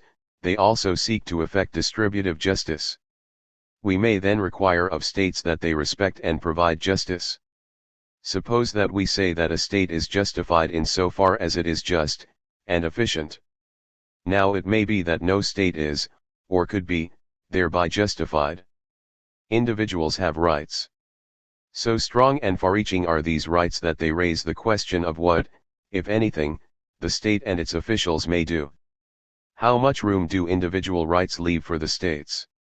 Nozick, 1974, 9. It may be that the constraints of justice are such as to fill up all of moral space or at least leave no room for the state's exercise of its functions or even for its existence. For instance, should we possess infeasible, or virtually infeasible, natural rights to our life, our liberty, and our possessions, then it is doubtful that the state may do very much, if anything, without violating our moral rights. Natural rights, rights which are held by virtue of the possessor's nature, seem to constrain states by requiring them to secure the consent of the governed. This is, in effect, to assume that rights protect choices. It is now common in the literature on rights to distinguish between choice, or will, accounts and interest, or benefit, accounts. The latter understand rights to be protected interests or benefits, where the former conceive of them as protecting choices. In one case, the correlative duties protect interests or guarantee benefits, in the other the duties, and accompanying powers, protect choices. Consent would effect, limited, alienation or suspension of our rights and thus be a condition of justified state interference. However, it may be that our fundamental rights are best construed as protecting interests or benefits. On this interpretation they would not block states, at least as easily as choice-protecting rights. We could then argue that to secure these rights, governments are instituted amongst men and that, the people may alter or abolish governments that become destructive of these rights, without endorsing Jefferson's principle that governments derive their just powers from the consent of the governed. Consent can be a necessary condition for legitimacy or merely a sufficient one, or both. Assuming that consent could suffice to legitimate only, reasonably, just governments or states, we should think of consent theory as affirming both the necessity and the sufficiency of consent to legitimacy. The claim that consent is sufficient is the less controversial of the two. See Simmons, 1979, 57, 1993, 197-8, Green, 1988, 161-2, Barron, 1987. It is the claim of its necessity that is of greater concern, and I take it to constitute the core of consent theory or political consensualism. Many partisans of consent have as well affirmed the consensual legitimacy of some states or types of states, e.g. republics or democracies, but this need not be part of the theory. Consent theory is a normative account, and it is possible that all actual states fail to satisfy its conditions for legitimacy. This is what many contemporary consent theorists in fact claim. Consent is to be distinguished from consensus or general agreement. Most forms of political organization depend to some degree on consensus or agreement. But the latter have to do largely with shared beliefs, or values. Sometimes terms like these are used to suggest more, but they essentially refer to agreement in belief or thought, or value. Non-consent, by contrast, involves the engagement of the will or commitment. Something counts as consent only if it is a deliberate undertaking. Ideally, an act is one of consent if it is the deliberate and effective communication of an intention to bring about a change in one's normative situation, i.e. one's rights or obligations. It must be voluntary and, to some degree, informed. Consent can be express, direct, or it can be tacit or implied, indirect. Both are forms of actual consent. By contrast, non-actual, hypothetical consent is not consent. Consent theory should be seen as a distinctive philosophical position, one standing in opposition to other traditions which find the polity or political rule to be natural or would see government and law as justified by their benefits.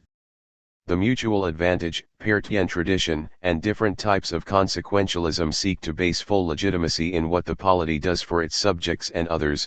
For the former, C. J. Buchanan, 1975, Gautier, 1986. Other, more participatory traditions might require active involvement by citizenry for legitimacy.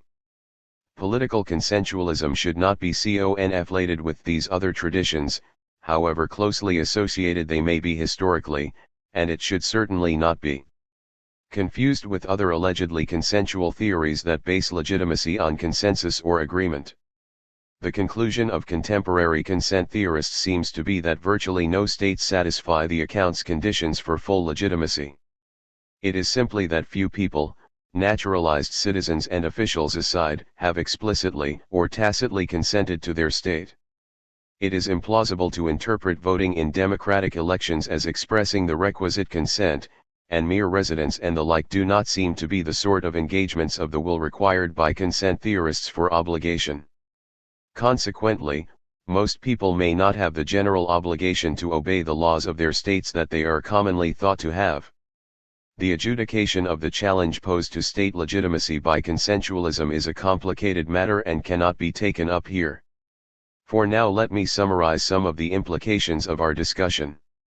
Supposing reasonably just and efficient states to be justified and thus to be minimally legitimate, something more seems required for full legitimacy and obligations to obey the law. The literature on this question is substantial, see Edmundson, 1999, and the debates cannot be adequately explored here. Many have argued that the conditions for what I have called full legitimacy are hard to realize even in states that are justified or minimally legitimate. This position is one defended by me, in Morris, 1998, and, in different terms, by John Simmons, 1979, 1993. If a state is minimally but not fully legitimate, then the obligations of citizens and other subjects are similar to those of foreigners. The latter, even when not in the territory of a legitimate state, are obligated not to undermine its institutions and possibly to support or assist it in certain circumstances. Non-citizens have no general obligation to obey the laws of legitimate states to which they do not belong or in whose territories they do not find themselves. Citizens of a merely minimally legitimate state have the same kinds of obligations not to undermine its institutions, and to support or assist it in certain circumstances, but no general obligation to obey every law, in the absence of a special relation, for instance, of taking an oath to obey. Full legitimacy is required for a general obligation to obey the law. But we can ask what follows from such an obligation. As I have said, a general obligation to obey the law requires compliance with every law that applies to one except in circumstances indicated by the law, e.g. justified or excused disobedience. It is commonly assumed that someone so obligated always has a reason, of a stringent or preemptive kind, to comply. But it is possible to deny this and to assume that obligations do not always entail reasons to comply. The first position is often labeled a kind of internalism in moral theory and the latter externalism. So the questions about legitimacy, obligation, and action are more complicated than we may have thought. It is possible to think that states can be fully legitimate but that citizens lack reasons to comply, in which case they would not necessarily have more reasons to comply with the law than they would if the state in question were merely minimally legitimate. Without the assumption that obligations always provide stringent or preemptive reasons, Full legitimacy is not much more demanding than minimal legitimacy. Nations and nation-states. What I have called states are often spoken of as nations. This is confusing but understandable. In everyday settings we don't make distinctions unless necessary, and often nation doesn't mean anything more than country. In addition, the term state in American English is already reserved for the subunits of the U.S. federal system and is also sometimes used to refer to government.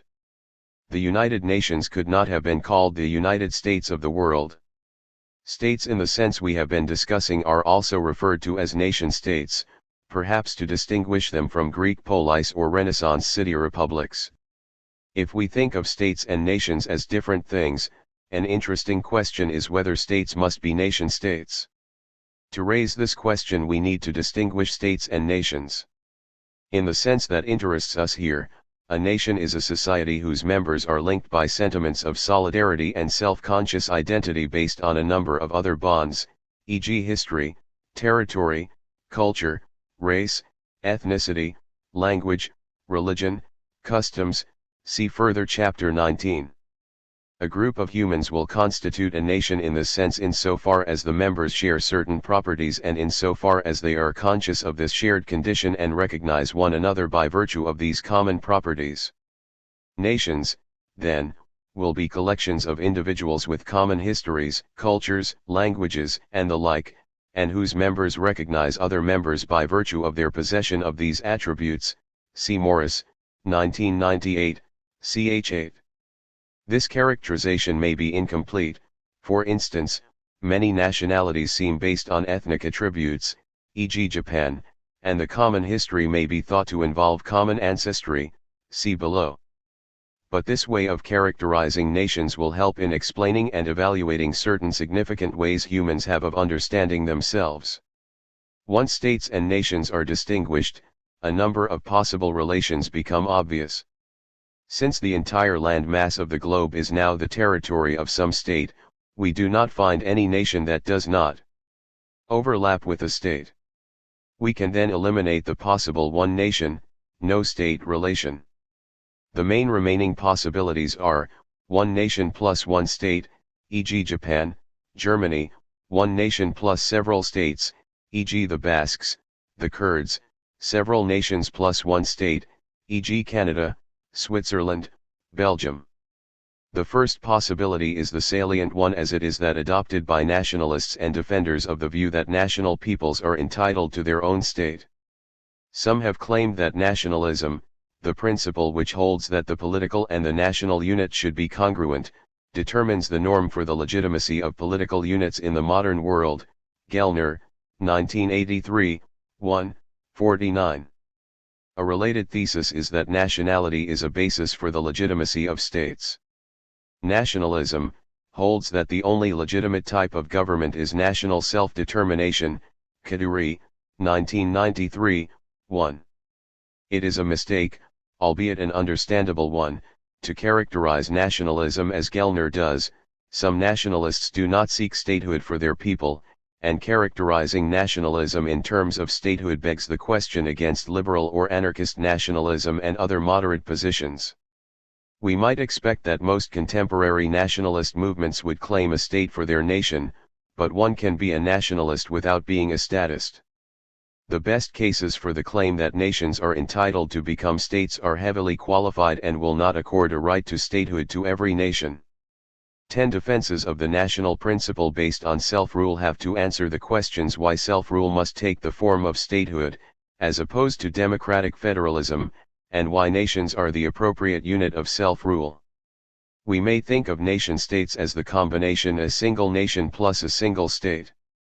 If it is not the case that every nation is entitled to become or ought to become a distinct state, and if consequently not every state will be the state of a single nation, what then are nation-states? Most states today and throughout the last 2 centuries have been multinational states. In this respect multiculturalism is not a new invention. Consider France. The existence of Basques, Bretons, and Catalans seems to make it a multinational country. Similarly, the United States is multinational, and many Americans explicitly identify themselves in multinational hyphenated ways, e.g. Italian-American. These two countries are interesting as they are comparatively old states. In addition, both share an Enlightenment tradition which is hostile to nationalism. Each was born of an 18th-century revolution fought in the name of universal principles. Even if they are multinational as well as somewhat hostile to nationalism, they both seem in certain senses to be nation-states of a kind. Each is a state which has developed a national culture, easily recognizable to outsiders, whose members are readily moved by sentiments of patriotic allegiance. In terms of the characterization of nation that I have invoked, there is a way in which we can say that France and the US have become in their distinct ways multinational nations and thus nation-states. An interesting question is then whether there are tendencies for states to become, over time, nation-states of sorts, at least to the extent of coming to have a common culture and of their members developing sentiments of patriotic allegiance. Perhaps states, that is, modern societies organized politically as states, even if multinational, tend to become nation-states. Even if nations need not and may not always be entitled to become states, states nevertheless tend to become nation-states. Alternatives? There is a tendency in political philosophy to think of the state in opposition to the state of nature or to anarchy. It is important not to think of these concepts as exhausting the possible forms of political organization. Hobbes, of course, understood these alternatives to be exhaustive, either a social anarchy or a sovereign state. It is important, especially at this time, to consider more carefully the variety of forms of political organization that may be available to us. The tendency of many philosophers and of some social scientists, in particular anthropologists, to think of state expansively to include all forms of political organization is an error, one which hides the diversity of ways of arranging our lives. The state, as the fundamental form of political organization, has swept the world. Today virtually all of the land masses of the globe are territorial states. The state system, once European, now includes China and Japan, as well as the former colonies of all the modern empires. But the global spread of the state system does not convey the full extent of the state's victory over alternative forms of political organization. The state has conquered our imaginations as well. It is not just that we tend to dismiss anarchism. It is that we do not easily imagine many alternatives to states. We have trouble, for instance, understanding the status of various international bodies and often instinctively categorize institutional attempts to regulate states as themselves proto-states. For instance, the United Nations was once thought of as a step towards world government, more threatening if capitalized, and now the European Union is feared as a potential federal state, a United States of Europe. Consider as well our understanding of the remnants of pre-statist European polities, such as Luxembourg, a Grand Duchy, Liechtenstein and Monaco, principalities, San Marino, a republic, or Andorra, under the joint suzerainty of the President of France and the Bishop of Urgell, Spain. We commonly take these to be states. It is not thought an absurdity to consider the Vatican a state, though it has no citizenry. See Shaw, 1991, 167-8. It is as if our minds, as well as the categories of our systems of law, had room only for one sort of entity or unit. Normatively, the state's victory is equally complete. It is common in political philosophy to assume that our societies are and must be states, the difficult questions revolving over what shape they should take, what policies governments should implement, what ideals they should serve, if any, and the like. I referred in my opening remarks to the common tendency to take the state to be the subject matter of modern political philosophy. Consider the case of Rawls, who understands the primary subject of justice to be the basic structure of society, or more exactly, the way in which the major social institutions distribute fundamental rights and duties and determine the division of advantages from social cooperation. These major institutions are the political constitution and the principal economic and social arrangements, 1971, 7. In political liberalism, Rawls specifies the basic structure as a society's main political, social, and economic institutions, and how they fit together into one unified system of social cooperation from one generation to the next, 1996, 11. And he indicates that he takes the basic structure to be a modern constitutional democracy. It is certainly possible to think of non-statist political, social, and economic institutions that might be thought to be a basic structure, but it is not clear that they would necessarily constitute a single, unitary system. Rawls seems simply to assume that modern states are the setting for his account of justice. 11. We considered earlier how modern states emerged from the political orders of late medieval Europe. The world replaced by the modern state system had many alternative arrangements.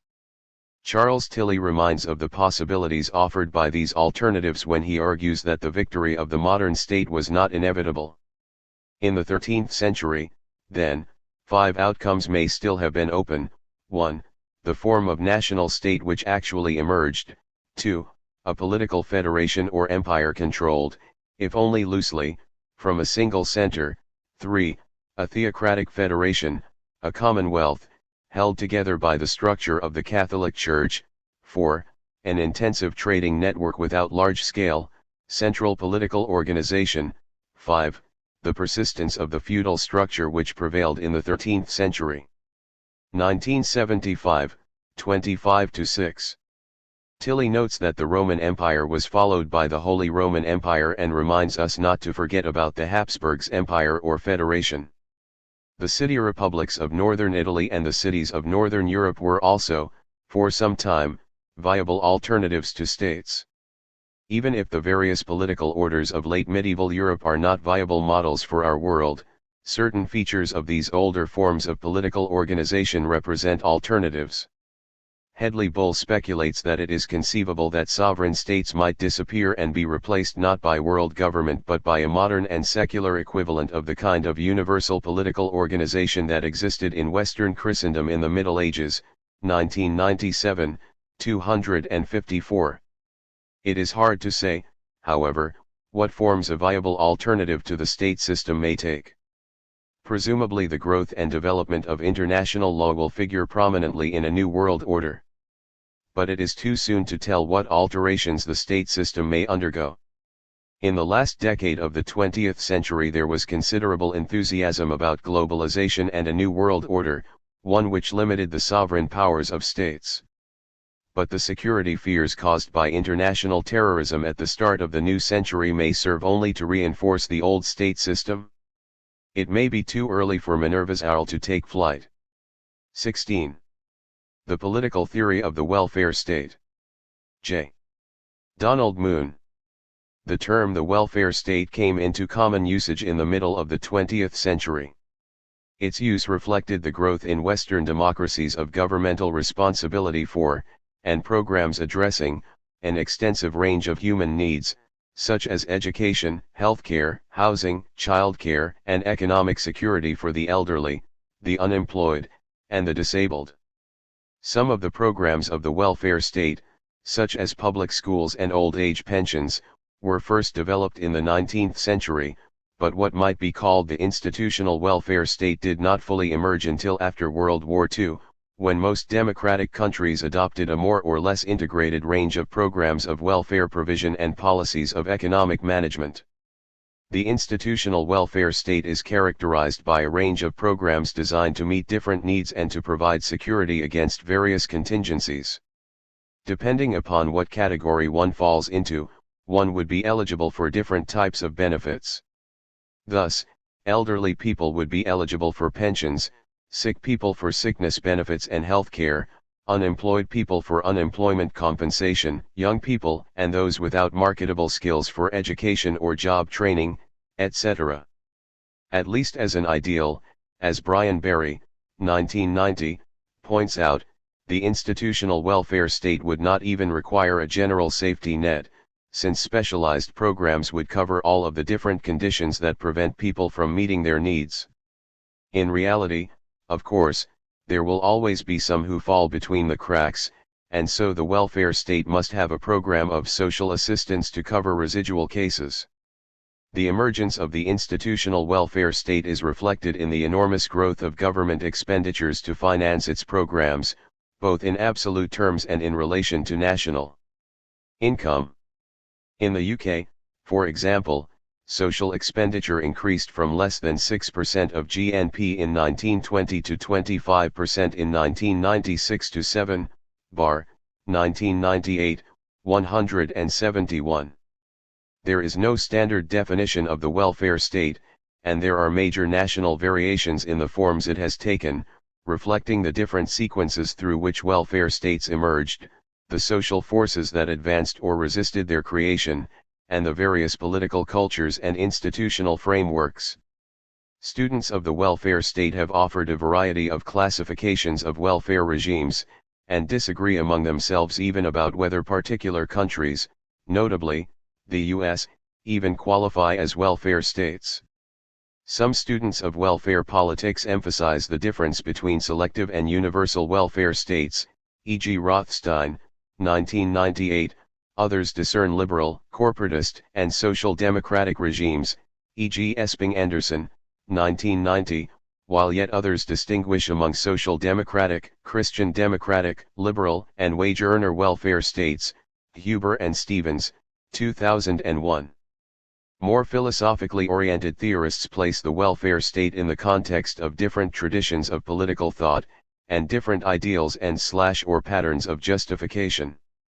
Thus, some discuss the minimal state and the arguments for and against it, e.g. Nozick, 1974, Schmitz and Gooden, 1998, others consider the residual versus the institutional welfare state, e.g. Berry, 1999, yet others find four distinct strands: laissez-faire, feminism, socialism, and Fabianism, Clark, Cochrane, and Smart, 1987.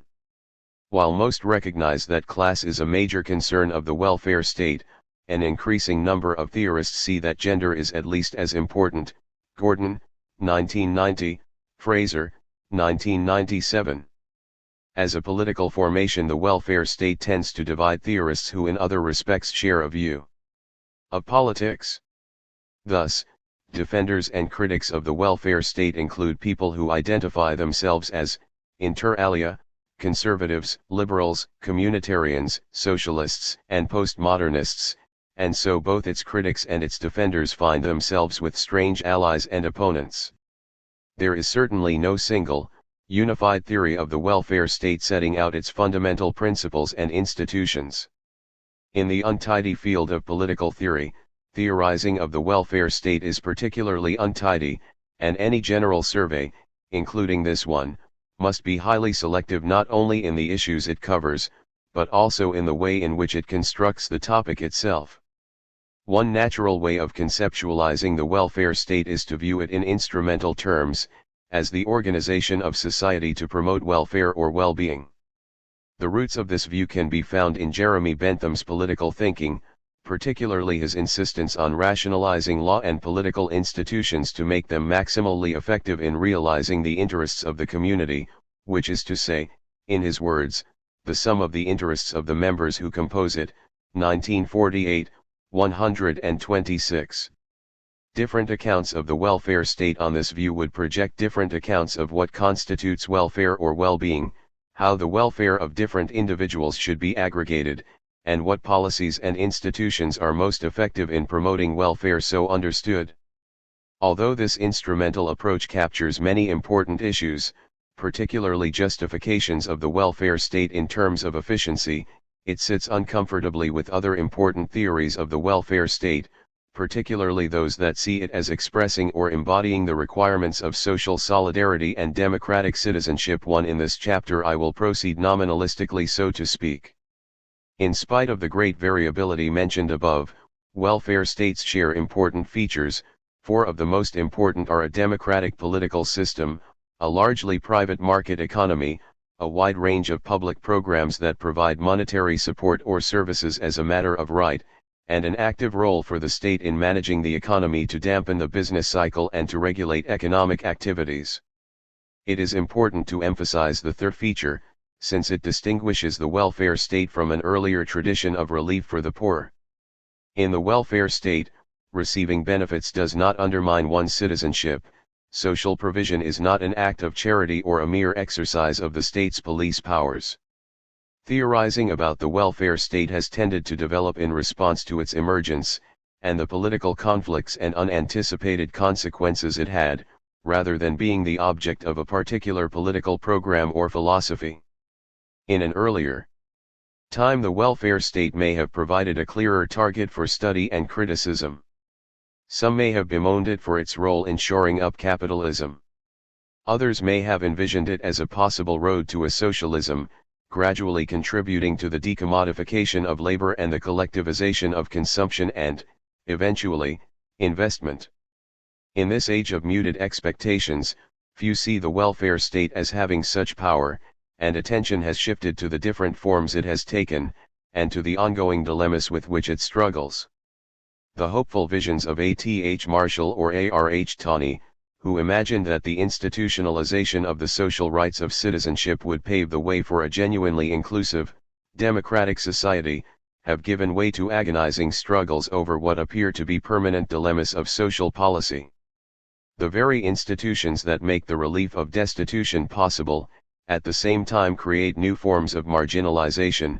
The promise of freedom is accompanied by the reality of new and not so new forms of discipline. Measures to increase efficiency and responsiveness at the same time raise troubling questions of equity and access. In the next section, I will set out a line of argument, appealing to the value of efficiency, justifying one of the welfare state's principal features, the collective, mandatory organization and provision of certain services. I will then address the redistributive function of the welfare state, which is justified by appeal to values such as rights, solidarity, and social justice. In the last section I will discuss some of the ways in which both left-wing and right-wing critiques of the welfare state have converged in recent years.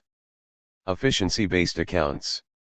The task of meeting our needs in areas such as education, health, and old age security is obviously not uniquely assigned to the state.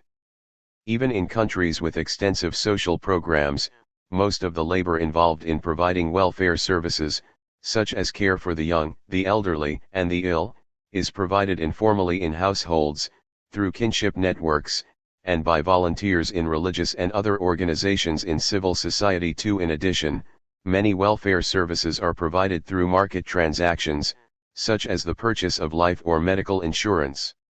Why, then, should the state be involved in providing welfare, either directly in the form of specific services, such as health care or education, or in the form of resources or income to enable people to meet their own needs? Government programs, after all, both involve an element of coercion and impose uniformity. Social insurance for unemployment or pensions, for example, is based on mandatory contributions, i.e. taxes, and sets uniform benefit schedules, retirement ages, and other requirements. 3. Allowing people to meet their own needs permits people to shape their lives according to their own priorities. The alternative to state provision is often taken to be the market, where profit-seeking firms provide consumers with goods and services. But this is an oversimplification, as families and voluntary associations also play key roles. Prior to the rise of the welfare state, at least in Britain and America, people formed voluntary organizations to cover contingencies such as illness, disability, death, and old age.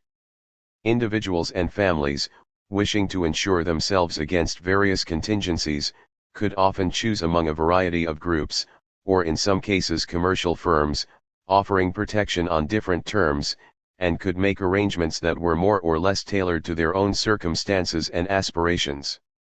The rise of the welfare state with its compulsory programs has led to the demise of many of these voluntary associations and private firms, reducing citizens' autonomy and imposing uniformity on them.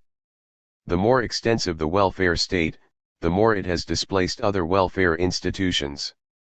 For one reason for substituting state for private provision is that state provision, either of services or of resources, can sometimes be more effective than private provision, either because it can provide services or resources more cheaply, or because private provision is incapable of providing an optimal, or even adequate, level of services. In such cases, public provision may be justified on the grounds that it corrects some form of what is called market failure. A standard example of market failure is public goods, such as national defense. In such cases, providing the good for one member of the group is impossible without providing it for all. It is difficult for a group to provide public goods for itself voluntarily, because each member has an incentive to free ride on the efforts of others, with the result that the good in question is not provided at all, or is provided only at a less than optimal level, see further Chapter 9. But are typical welfare goods public goods in that sense? To some degree, perhaps.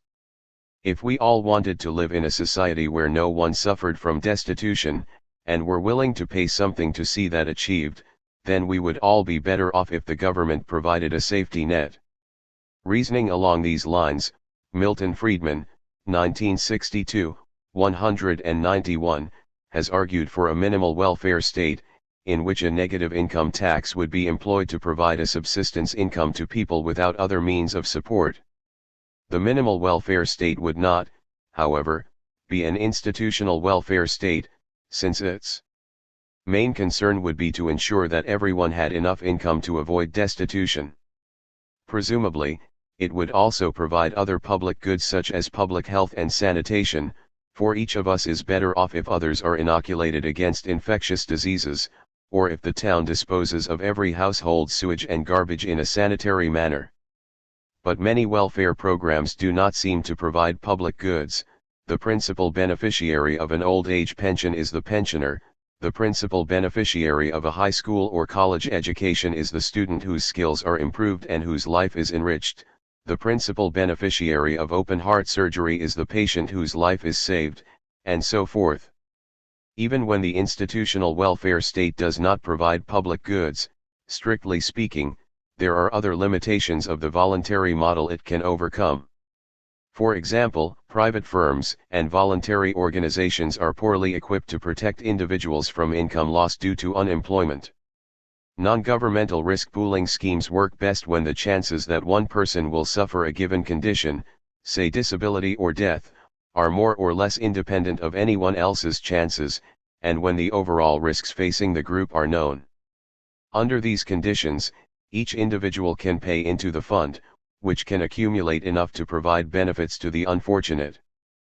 But if the risks in question are not independent, if one person's suffering increases the likelihood that others will suffer as well, then a private scheme may collapse, as more and more people shift from being contributors to being claimants, and the group's reserves are depleted.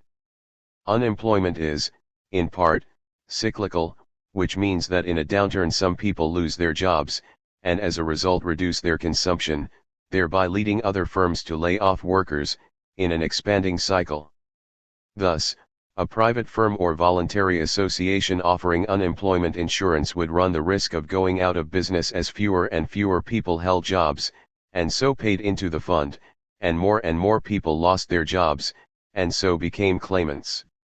Because state-sponsored schemes, unlike private associations, are able to run deficits, and to the extent that these deficits actually contribute to expanding demand and so reducing unemployment and stabilizing the economy, they can deal with problems that non-state schemes cannot.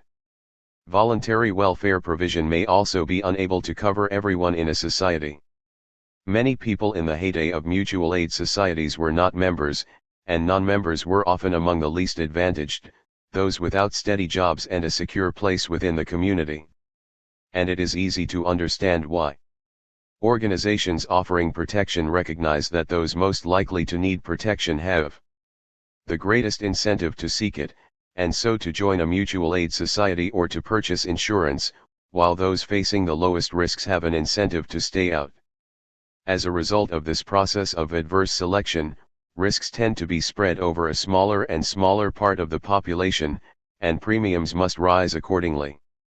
This process of adverse selection can continue to the point where most of those in need of protection are unable to afford it, because premiums have to rise so high that all but the most vulnerable drop out. The welfare state can combat the problem of adverse selection by making membership compulsory, because low risks cannot opt out. It makes possible a pooling solution. Barr, 1992, 755. Adverse selection is reinforced by a second process or condition, called moral hazard. People who are insured against a certain risk may be more willing to take chances than they would be in the absence of insurance. Knowing that if I get sick or injured, my medical bills will be covered, may make me more willing to engage in risky behavior, such as downhill skiing. To the extent that this occurs, organizations may face higher claims, thereby forcing them to raise their charges, and discouraging others from purchasing protection. More obviously, unemployment insurance schemes are subject to moral hazard, for knowing that I will be covered in the event that I am unemployed, I have an incentive to quit, or arrange to be fired, and or not to seek or accept employment. Of course, state schemes are subject to moral hazard as well, but the key point is that if the genuine risk of losing one's job is to be covered at all, it must be covered through a public program. See Barr, 1998, 190-2. A related problem is a tendency for people to overuse services when they are free at the point of delivery. If my purchasing an insurance policy or joining a mutual aid society gives me the right to a free service, I may be tempted to take advantage of that opportunity to a greater extent than I would be if I had to pay for it each time I used it. In that case, costs would tend to escalate and the group as a whole may end up paying more for the protection than would be optimal from their own point of view. For all of these reasons, organizations offering protection will try to limit use, to prevent too many high-risk people from joining, and to charge them more in order to hang on to their other members. In the case of voluntary groups, such as neighborhood, work or craft-based mutual aid societies, informal patterns of social surveillance and affinity may function to exclude outsiders and others who are thought to be especially likely to need benefits. Similarly, private firms may use various underwriting mechanisms to screen out high-risk individuals or groups. The overall result may well be that certain groups may receive no or inadequate coverage, and the cost of services may be much greater than they would be if they were provided through a compulsory plan that spread risks more widely and rationed services to avoid overuse. 5. It is important to stress that state provision is not necessarily superior to private provision. Even if there are clear examples of market failures, areas in which voluntary provision is incapable of providing an optimal level of services of one sort or another, it does not follow that government action will be superior. Just as real-world markets are subject to market failure, so real-world governments are subject to non-market failure. For example, while mandatory programs can avoid the problem of adverse selection, by requiring low-risk individuals to participate in the risk-sharing scheme, they may exacerbate the problem of moral hazard, by giving individuals incentives not to provide for themselves, e.g. by reducing their savings rate, or not taking a job, and relying upon the public program of pensions or unemployment compensation to meet their needs. And government provision is subject to its own limitations. For example, government programs can be run for the benefit of the bureaucrats who administer them, at the expense of the clients they are supposed to serve, or may be captured by special interest groups, who succeed in diverting resources to their own ends. Moreover, markets are often able to provide public goods or deal with externalities in effective ways. What is required, then, is a balancing of the relative costs and benefits of different forms of provision for different kinds of contingencies, and in different settings. 6. The recognition that public provision can involve greater costs than voluntary programs has led to calls for privatization of some welfare state activities during the past 20 or 25 years. Different groups have advocated devolving to private parties those activities once performed by the state, ranging from the sale of nationalized industries to contracting with private firms to provide public services, such as running schools or supplying cleaning services to a government bureaucracy. In a similar vein, recent years have seen efforts to increase choice and simulate market processes within public programs, such as the use of vouchers in public education, or the internal market in Britain's National Health Service. In all of these initiatives, the hope is to increase efficiency, to make service providers more responsive to clients, and to enable people to receive more individualized services, reflecting their specific needs and interests. On the other hand, these developments raise the concern that even quasi-market choice in areas such as pensions or education will adversely affect disadvantaged groups. For example, when the successful school in a system relying upon vouchers or other parental choice mechanisms is able to attract more students than it has space for, the fear is that it may respond by excluding problem children, possibly leaving them even worse off than before. Whether the issue is pensions, education, healthcare, or other areas of the welfare state, efficiency arguments for public versus private provision involve a balancing of their relative costs. 7. The welfare state and redistribution. A second line of argument supporting the welfare state appeals to the idea of justice rather than efficiency. The policies of the welfare state do not simply make it possible for individuals to realize their own interests more effectively, but generally redistribute income. See further Chapter 17. Efficiency-based arguments normally take the outcome produced by market exchange, prior to governmental taxation and transfers, as their baseline, and show that a particular policy can at least in principle make everyone better off than they would be given that baseline. But to the extent that welfare policies deliberately redistribute income, those whose income goes down would normally, though not necessarily, be worse off. Such policies could be justified, then, only by invoking values other than efficiency. 8. More important, the appeal to efficiency is itself problematic, inasmuch as the pre-tax/pre-transfer baseline it takes for granted must be justified. There are some risks which we face, when we think of our lives taken as a whole, that cannot be covered by any form of private provision, because they reflect conditions into which we are born, such as congenital handicaps, genetic predispositions to certain diseases, and the cultural and economic disadvantages one's parents may suffer. Because of these conditions, those who are fortunate have no incentive to join a risk-sharing scheme to compensate those who are not.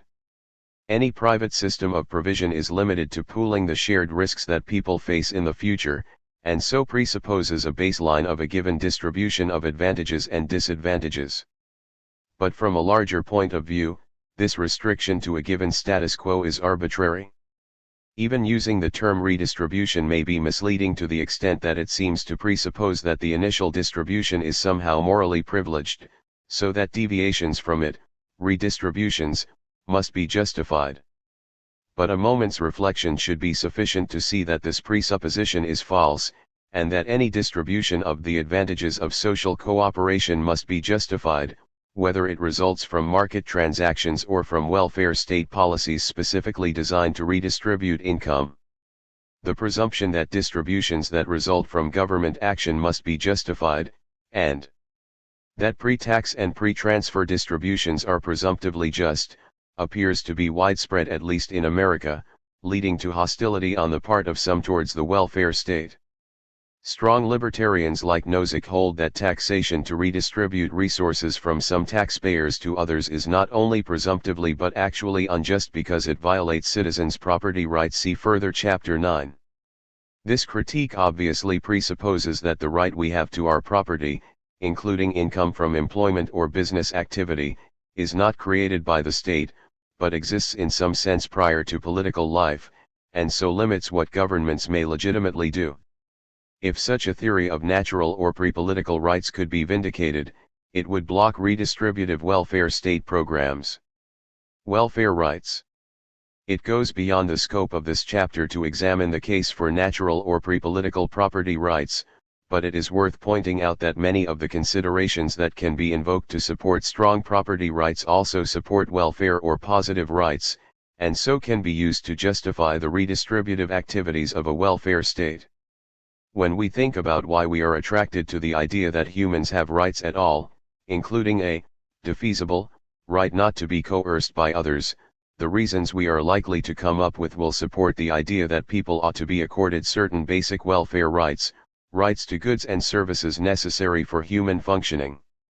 For example, Nozick refers to the idea that people are capable of leading meaningful lives, and so they have, or should have, a right against being coerced by others because such a right is necessary to protect that fundamental human capacity.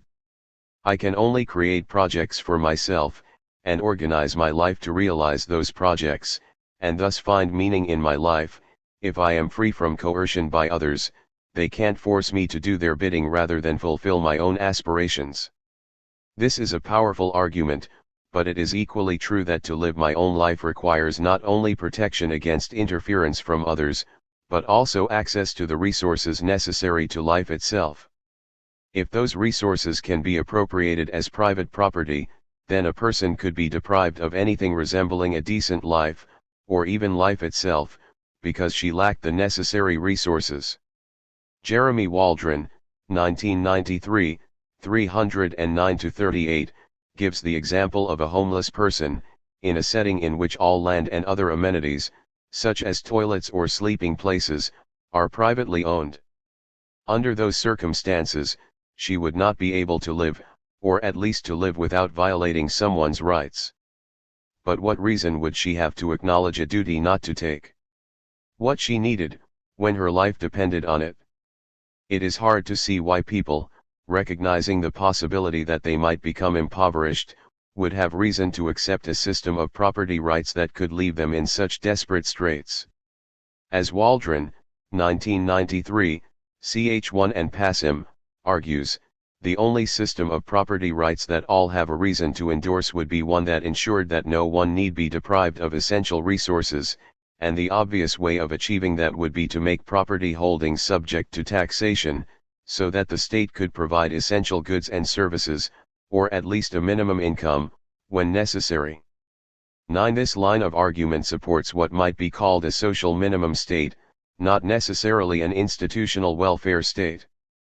The core argument is that some fundamental human values, the idea of a meaningful life, personal autonomy, or life itself, can be realized, or at least guaranteed, only if there are government programs providing enough income at least for subsistence.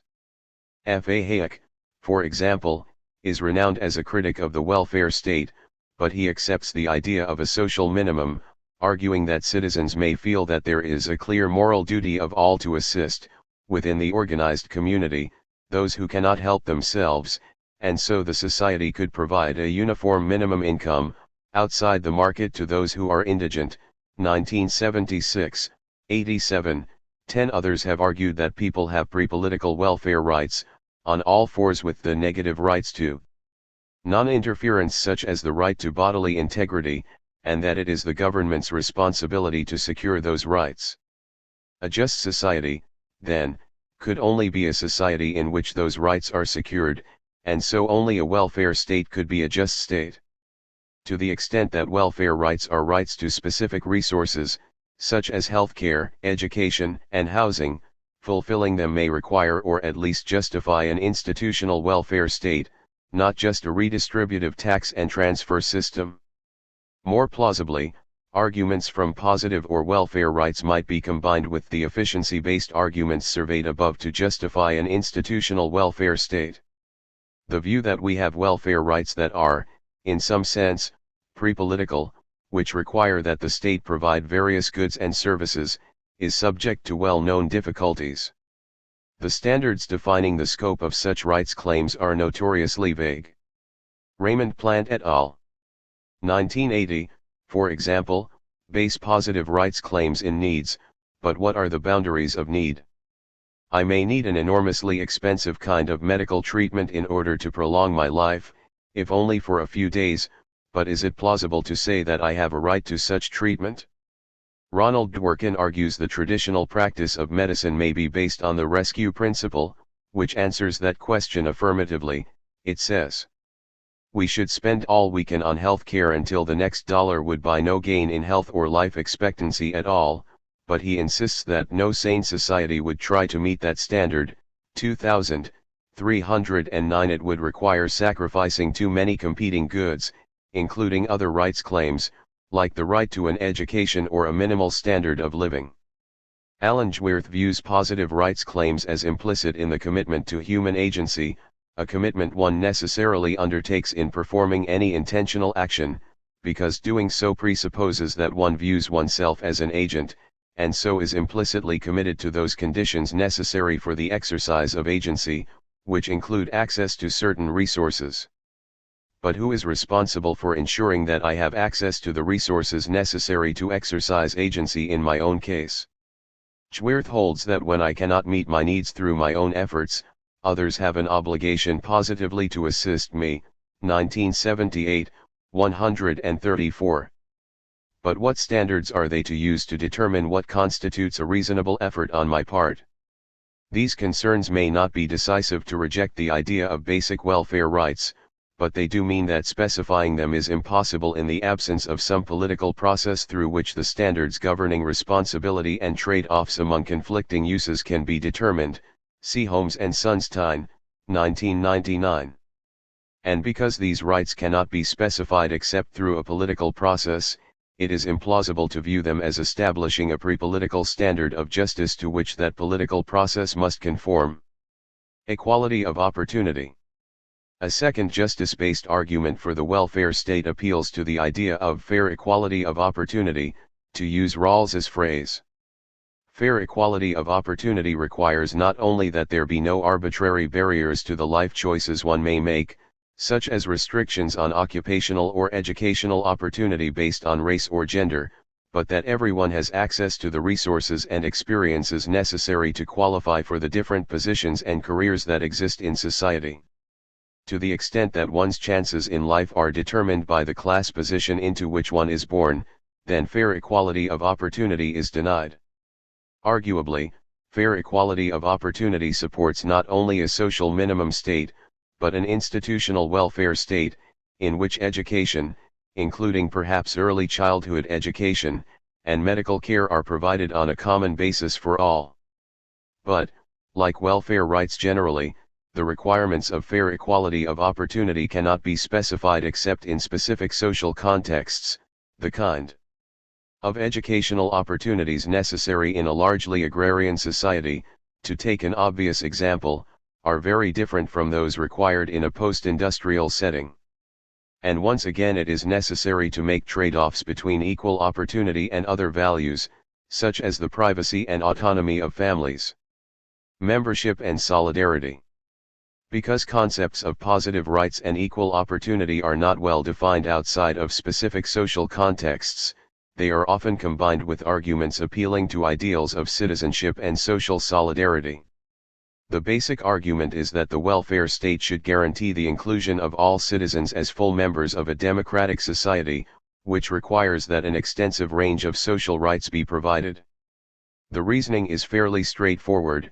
Just as citizens must have civil and political rights, they must be guaranteed certain social rights if they are to be full members of a society, and specifically if they are to participate in democratic politics. The key premise in this argument is that citizenship must be universal. All who are capable of intentional or responsible action must be full citizens. The only legitimate basis for exclusion is incapacity for responsible action. T.H. Marshall, 1977, offers a classical account of the welfare state as the necessary result of the universal extension of citizenship.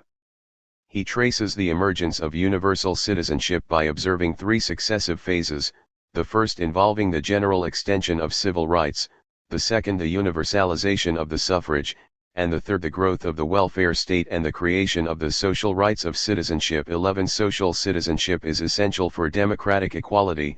People who are destitute, or who lack access to essential resources such as medical care, or who do not have at least a basic education, cannot stand with others on an equal plane. If citizenship is to be universal, the state must guarantee that everyone has access to these essential goods. The democratic state must thus be a welfare state. There are a number of variants of this argument, but a common theme is a deep suspicion of the market and at least certain forms of individualism. Whereas arguments from efficiency take the market as a baseline, and justify social policies on the ground that they can correct market failures, arguments from solidarity begin with something close to the opposite assumption, projecting an ideal in which all activities are organized through collective associations, in which individuals are oriented principally towards common needs and aspirations. Richard Titmuss, 1972, extols the gift relationship, and David Harris, 1987, speaks of the family as a model for social life.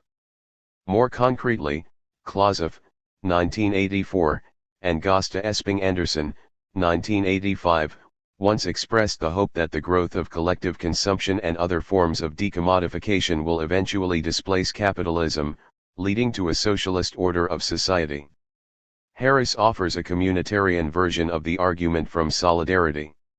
He argues that full membership in a society requires that each person be able to enjoy a certain style of life and certain life chances, 1987, 147.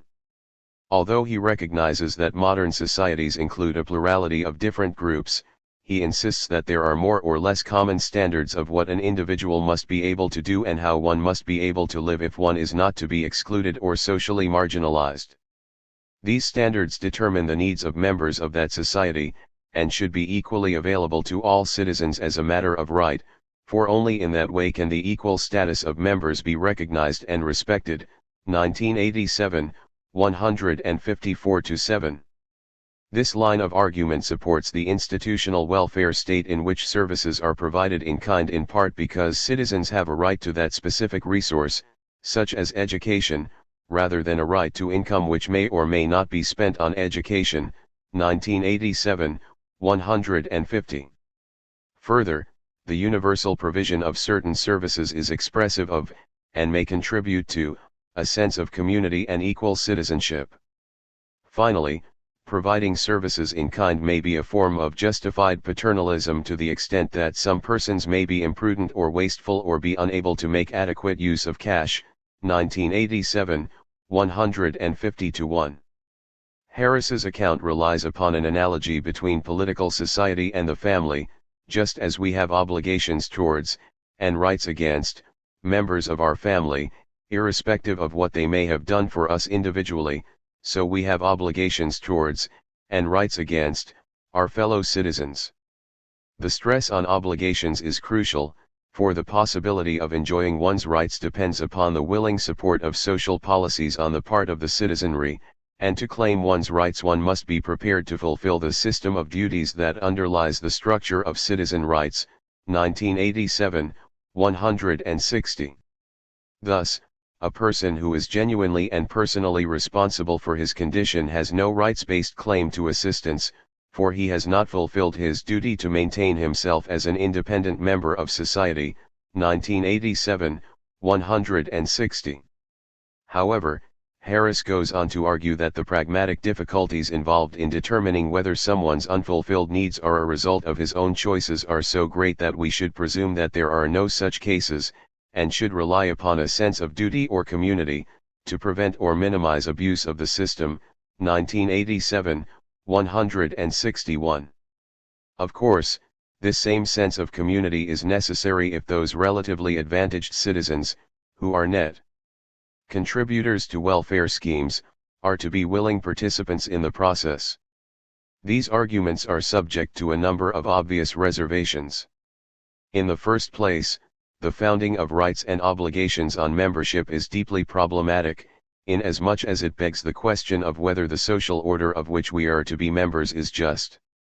To say that we are all equally members, and so should be equally entitled to the resources necessary to be full members, is not to say that as members we are equal, as Harris seems to suppose. In a caste or feudal society, everyone might equally be a member, and membership may well carry with it certain welfare, and other, rights, but these rights are not equal but differentiated by status, and the distribution may be deeply unjust. The general argument from membership does little to support a modern welfare state in the absence of a larger theory of justice. I will return to this point below. Second, and ironically, welfare states have a systematic tendency to undermine the very communitarian sentiments and relationships that would support the values of solidarity and equality. Although participating in a common program, such as a national health service or Medicare, may give rise to feelings of solidarity with others, what people actually experience may often be quite different. In many cases it is more like being reduced to the status of a client, attempting to meet one's needs through an impersonal and unresponsive bureaucracy. Far from contributing to a sense of community, public provision, which is almost inevitably bureaucratic provision, may disrupt the communitarian forms through which needs may have been met in the past, replacing personal relationships which engender obligations and mutual identification with legally prescribed associations of strangers. 12. Further, the commitment to equality can sometimes sit uneasily with the commitment to democracy. Consider, for example, Albert Weil's argument for earnings-related welfare state schemes, such as Social Security in the U.S. Weil argues that such schemes increase the total volume of government transfers, thus leading to greater egalitarian effectiveness. Weil explains this egalitarian effectiveness in part as follows.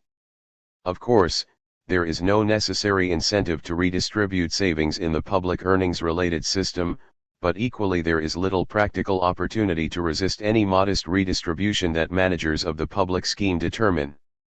Denied the exit option of shopping around, the typical citizen is confronted merely with the costly voice option of changing the terms of the public scheme. Since people are often highly ignorant of the details of pension schemes, participation to change their terms is extremely costly. 1990, 481. In short, because democratic control is difficult, popular opposition to redistribution will be ineffective, allowing elites to achieve greater egalitarian effectiveness than citizens would be willing to support directly. Solidaristic conceptions of justice. An adequate account of the welfare state, one that can justify its redistributive aims, must ultimately be based upon a theory of justice, and the most promising theories are those which Philip van Perijs calls solidaristic conceptions of justice, 1995, 28, such as those offered by Rawls, Dworkin, Amartya Sen, and van Perijs himself. Solidaristic conceptions of justice are based upon a commitment to equal concern for the interests of all, and to equal respect, that is, the view that what counts as a just society should not be determined on the basis of some particular substantive conception of the good life, 1995, 28. The liberal commitment to equal respect in solidaristic theories of justice underlies their support for the standard negative and democratic rights characteristic of the welfare state, and the commitment to equal concern underlies their accounts of social justice and so the redistributive elements of the welfare state. Different solidaristic theories provide different accounts of social justice, and support different institutions. No theory, by itself, directly supports the institutional welfare state. Van Perijs, for example, rejects it in favor of a system providing the highest possible basic income for all, and Rawls explicitly rejects the welfare state on the grounds that it tolerates the highly unequal distribution of wealth produced by a capitalist society, and so undermines democracy by concentrating too much economic and political power in a wealthy elite. Still, solidaristic theories can supply the deficiencies, noted above, in justifications of the welfare state that appeal to membership and solidarity, and to the baseline problem in efficiency-based arguments. With regard to the appeal to membership, solidaristic theories of justice provide grounds for the value of social inclusion on a principle of equality. And they address the serious lacunae in efficiency-based arguments, specifically the fact that they take a market-generated outcome as their starting point, and ask whether that outcome could be improved through some government policy. But because there is nothing privileged about market-generated outcomes, market institutions and the initial distribution of resources must themselves be morally justified, and solidaristic theories of justice address that problem. While solidaristic arguments do not necessarily justify the welfare state as the ideal regime, they do provide grounds for central welfare state policies. Rawls's ideal regimes, a property-owning democracy or market socialism, would have to be welfare states in the sense I have used the term here, that is, they would have to have social policies that would collectively provide for certain needs, justified in terms of efficiency and their redistributive consequences. And van Perijs allows significant scope for collective provision including the area of medical care. 13. Paradoxes of the welfare state.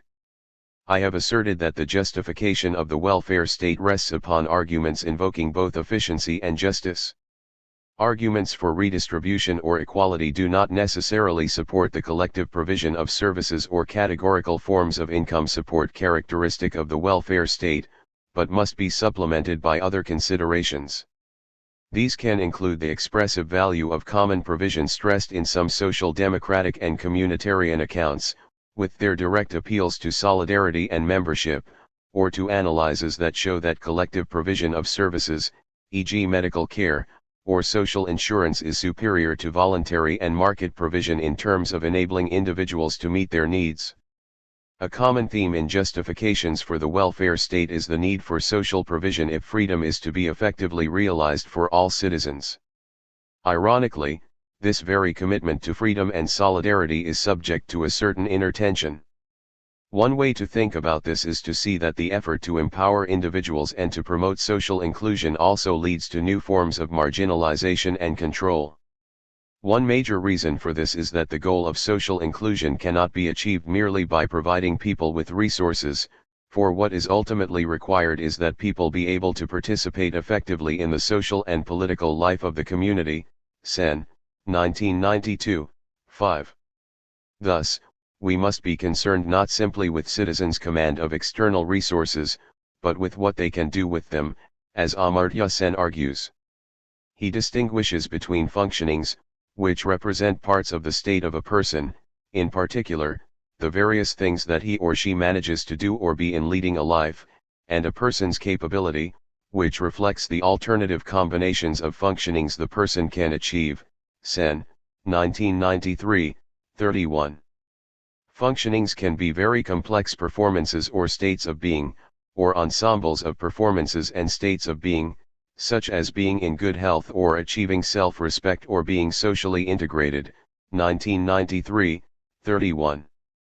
In spite of the importance of functioning as opposed to possessing, most evaluations of welfare state performance focus on what people have, rather than on what they can do.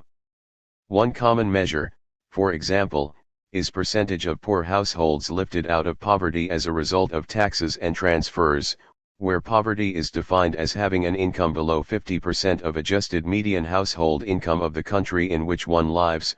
Rothstein, 1998, 183-4. But if the objective of the welfare state is to enable citizens to participate effectively, this measure is problematic because income, or income alone, does not provide the capability to achieve many of the most important functionings. In a recent study aptly titled What Money Can't Buy, 1997, Susan Meyer has examined the functionings of children, adolescents, and young adults, and correlated them with family income. Her findings, consistent with Sen's general argument about the relationship between resources and functionings, are that, above a basic level, in most cases additional parental income does not improve children's chances for success. 1997, 2. Meyer hypothesizes that the reason that income has such a limited effect is that other parental characteristics, such as skills, diligence, honesty, good health, and reliability, also improve children's life chances, independent of their effect on parents' income. Children of parents with these attributes do well even when their parents do not have much income. 1997, 3. The more general point here is that functionings that are important for full membership or citizenship depend upon internalized dispositions and skills and not merely on access to external resources. Thus, it might be concluded, ensuring equal citizenship requires programs that go beyond the provision of external resources. Welfare and work. The argument about the necessity for effective functioning, as opposed simply to having access to resources, has been most heated in the area of work. If democratic citizenship requires that all be enabled to participate fully in society, then people must have not only certain resources, but also certain capacities, skills, and dispositions. Recently, however, the issue of duties of citizens has become more urgent, as all welfare states have seen the emergence of a class of citizens who are dependent on the state's welfare programs for their survival, and who do not provide for themselves and their families through their own labor, or through benefit programs such as Social Security, in which benefits reflect their previous efforts and earnings. In much popular discourse, the welfare-dependent population is stigmatized as exploitative, irresponsibly taking advantage of the social safety net to avoid work and provide themselves with more leisure than they could otherwise afford, giving rise to demands for punitive measures to limit access to such benefits. But even people who are sympathetic to the plight of those who more or less permanently rely upon public assistance have cause for concern. One can acknowledge that people rely upon welfare because their options are so limited, and so their condition represents an indictment of the society rather than the individuals concerned, but the fact remains that receipt of social assistance does not enable one to attain full citizenship or membership in society. It simply sustains one in a marginalized condition. Social inclusion requires more than receiving benefits. This line of argument has been advanced by a number of conservative critics of the welfare state. Lawrence Mead, 1992, for example, argues that the character of poverty, at least in America, has changed in the past several decades, and that the social exclusion represented by poverty reflects the inability of poor people to act as rational agents in pursuit even of their own interests. 14. The key to overcoming this exclusion is to inculcate in the passive poor the capacities for agency, for acting to promote their own interests and to control their own lives, by imposing adequate disciplinary controls on them. If poverty creates social exclusion, and so is a barrier to citizenship, then the state must ensure that its citizens develop the capacities that enable them to escape poverty. The key policy, in Mead's view, is workfare. The poor must be required to work as a condition of support, for unless they develop the discipline and sense of accomplishment that work involves, they will be unable to escape the conditions of dependency. Social policy must take on an explicitly paternalistic character, and the state self-consciously assume a tutelary role. Mead holds out the possibility that public paternalism might help regenerate informal social controls, by involving community organizations in directive programs, 1997, 27-8. In that case, paternalism in its public sense might not have to be permanent, but only because the necessary disciplines are imposed through other social agencies.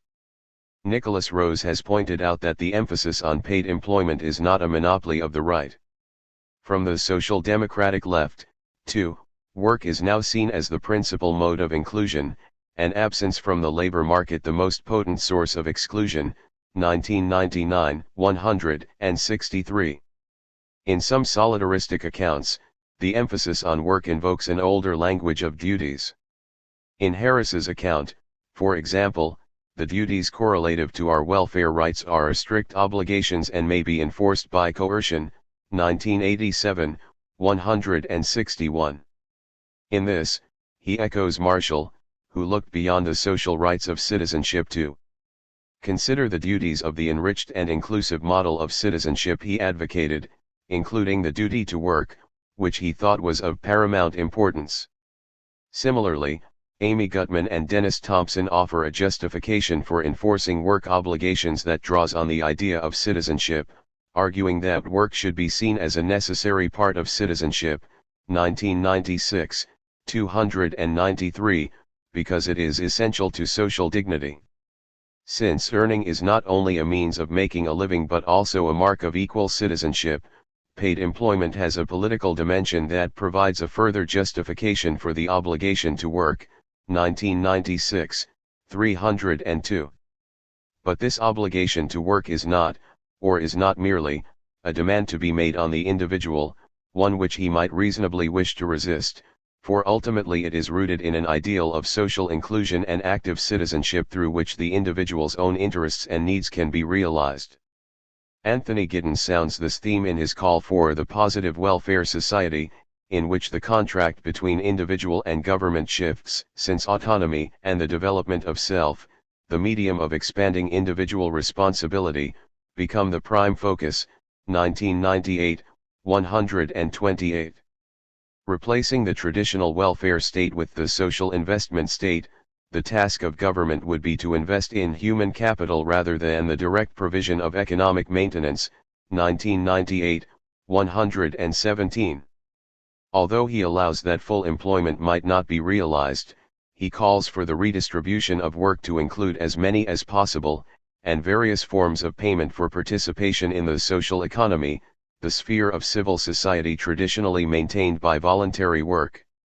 As Rose puts it, the contemporary organization of freedom views individuals as best able to fulfill their political obligations in relation to the wealth, health, and happiness of the nation, not when they are bound into relations of dependency and obligation, but when they seek to fulfill themselves as free individuals, which depends upon the activation of the powers of the citizen. 1999, 166. There is a certain irony in this development. It is not just that the welfare state's commitment to providing the resources necessary for everyone, including the most disadvantaged, to make their formal freedom effective comes with new forms of social control. That could hardly be avoided. Rather, the irony is to be found in the way in which this current in thinking about the welfare state appropriates and reverses the emphasis of those who first resisted it. Long before the development of the welfare state, von Humboldt argued that the true end of man is the highest and most harmonious development of his powers to a complete and consistent whole.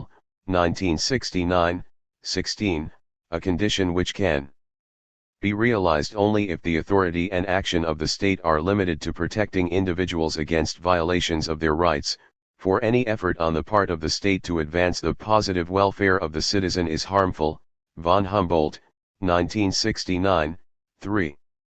State action invariably produces national uniformity, von Humboldt, 1969, 23, and leads to the deterioration of the moral character of citizens because they are deprived of the opportunity and need to manage their own concerns, and the stimulus to intellectual and moral development that such management provides. Von Humboldt's argument inspired important strands in John Stuart Mill's thinking, and his ideas are reflected in the work of many 19th-century liberals, who often defended the elimination of outdoor relief and similar policies on the grounds that welfare undermines capacity for autonomy and other virtues of its intended beneficiaries. 15. Today, in the focus on social inclusion and the recognition that this involves not just having rights and resources, but fulfilling duties and exercising capacities, the welfare state is being reshaped, or at least re-advertised, as a device for shaping citizens and inculcating virtue, including the virtues necessary to fulfill themselves as free individuals. Rose, 1999, 166. That is not, I hasten to add, a reason to reject the welfare state, but only a reason to recognize both the causes of its persistence in the face of continual crises, and its limitations. 17. Julian Lamont. The conceptual terrain produced by modern theories of distributive justice is multidimensional. It can be conceived and categorized in many ways. One way to gain insights is to view the different theories according to the importance they afford the competing considerations of welfare, or utility, and responsibility, since the relative importance of these considerations is a constant theme in political discussion throughout the world. At one end of the spectrum, a utilitarian approach to the distributive problem would identify welfare as the only morally relevant consideration in the design of distributive systems, with other moral considerations, including responsibility, entering the calculation not at all, or only insofar as they increase welfare. Alternatively, an approach with responsibility as the primary moral consideration would endeavor to allocate goods and services only on the basis of factors for which individuals are fully responsible. So, for instance, the fact that giving goods to a group would increase their welfare would not be a relevant consideration, but whether that group produced such goods would be. Such an approach would not consider the various levels of welfare different people derive from their goods, that is something for which people themselves are responsible. Furthermore, the distributive institutions under such an approach would be designed to reduce the influence of factors that are the converse of responsibility, those over which people have little or no control, sometimes called luck. Before examining the different theories of distributive justice, it is important to reflect for a moment on the purpose of developing such theories in the first place. The various positions on offer usually describe idealized distributive systems, which often attract the criticism that such systems could never be realized. They don't apply to the real world is how the complaint is expressed. This criticism is misguided, as it misconstrues the practical influence of normative theories of distributive justice. These theories should be viewed not as holding out a utopian dream, but as proposing ideals against which the messiness of real-world systems can be understood and evaluated. No society can avoid assessment of its distributive systems, since even the choice not to change the current distributive system is to make the de facto evaluation that it is preferable to any available alternative. In fact, though, all real-world distributive systems are in a constant state of change. Changes in the distribution of goods, services, wealth, and opportunities are affected by most legislative decisions, at all levels. While there never will be a pure utilitarian, pure Rawlsian, or pure libertarian state, the advocates for these and the other theories of justice surveyed here have a significant role to play in informing the constant changes made to distributive systems. They provide the evaluative tools to assess current systems, with each theorist an advocate for moving current distributive systems in a particular direction for the reasons provided in their theory. Utilitarian. Over the last couple of centuries, one traditional answer to the question of how the goods and services of a society should be distributed has been that they should be distributed in a way that increases the welfare of the poor. The most common suggestion for achieving this has been through the provision of adequate food, shelter, health and education services. Utilitarianism extends this traditional answer, so that welfare is not simply to be increased, but must be maximized, and for the whole population, not just for the poor. Under utilitarianism, the right distribution is that which maximizes overall welfare, or utility, variously interpreted as net positive happiness, preference, satisfaction, pleasure, or well-being. Bales, 1978, Kelly, 1990, Smart and Williams, 1973, see further chapters 8 and 30.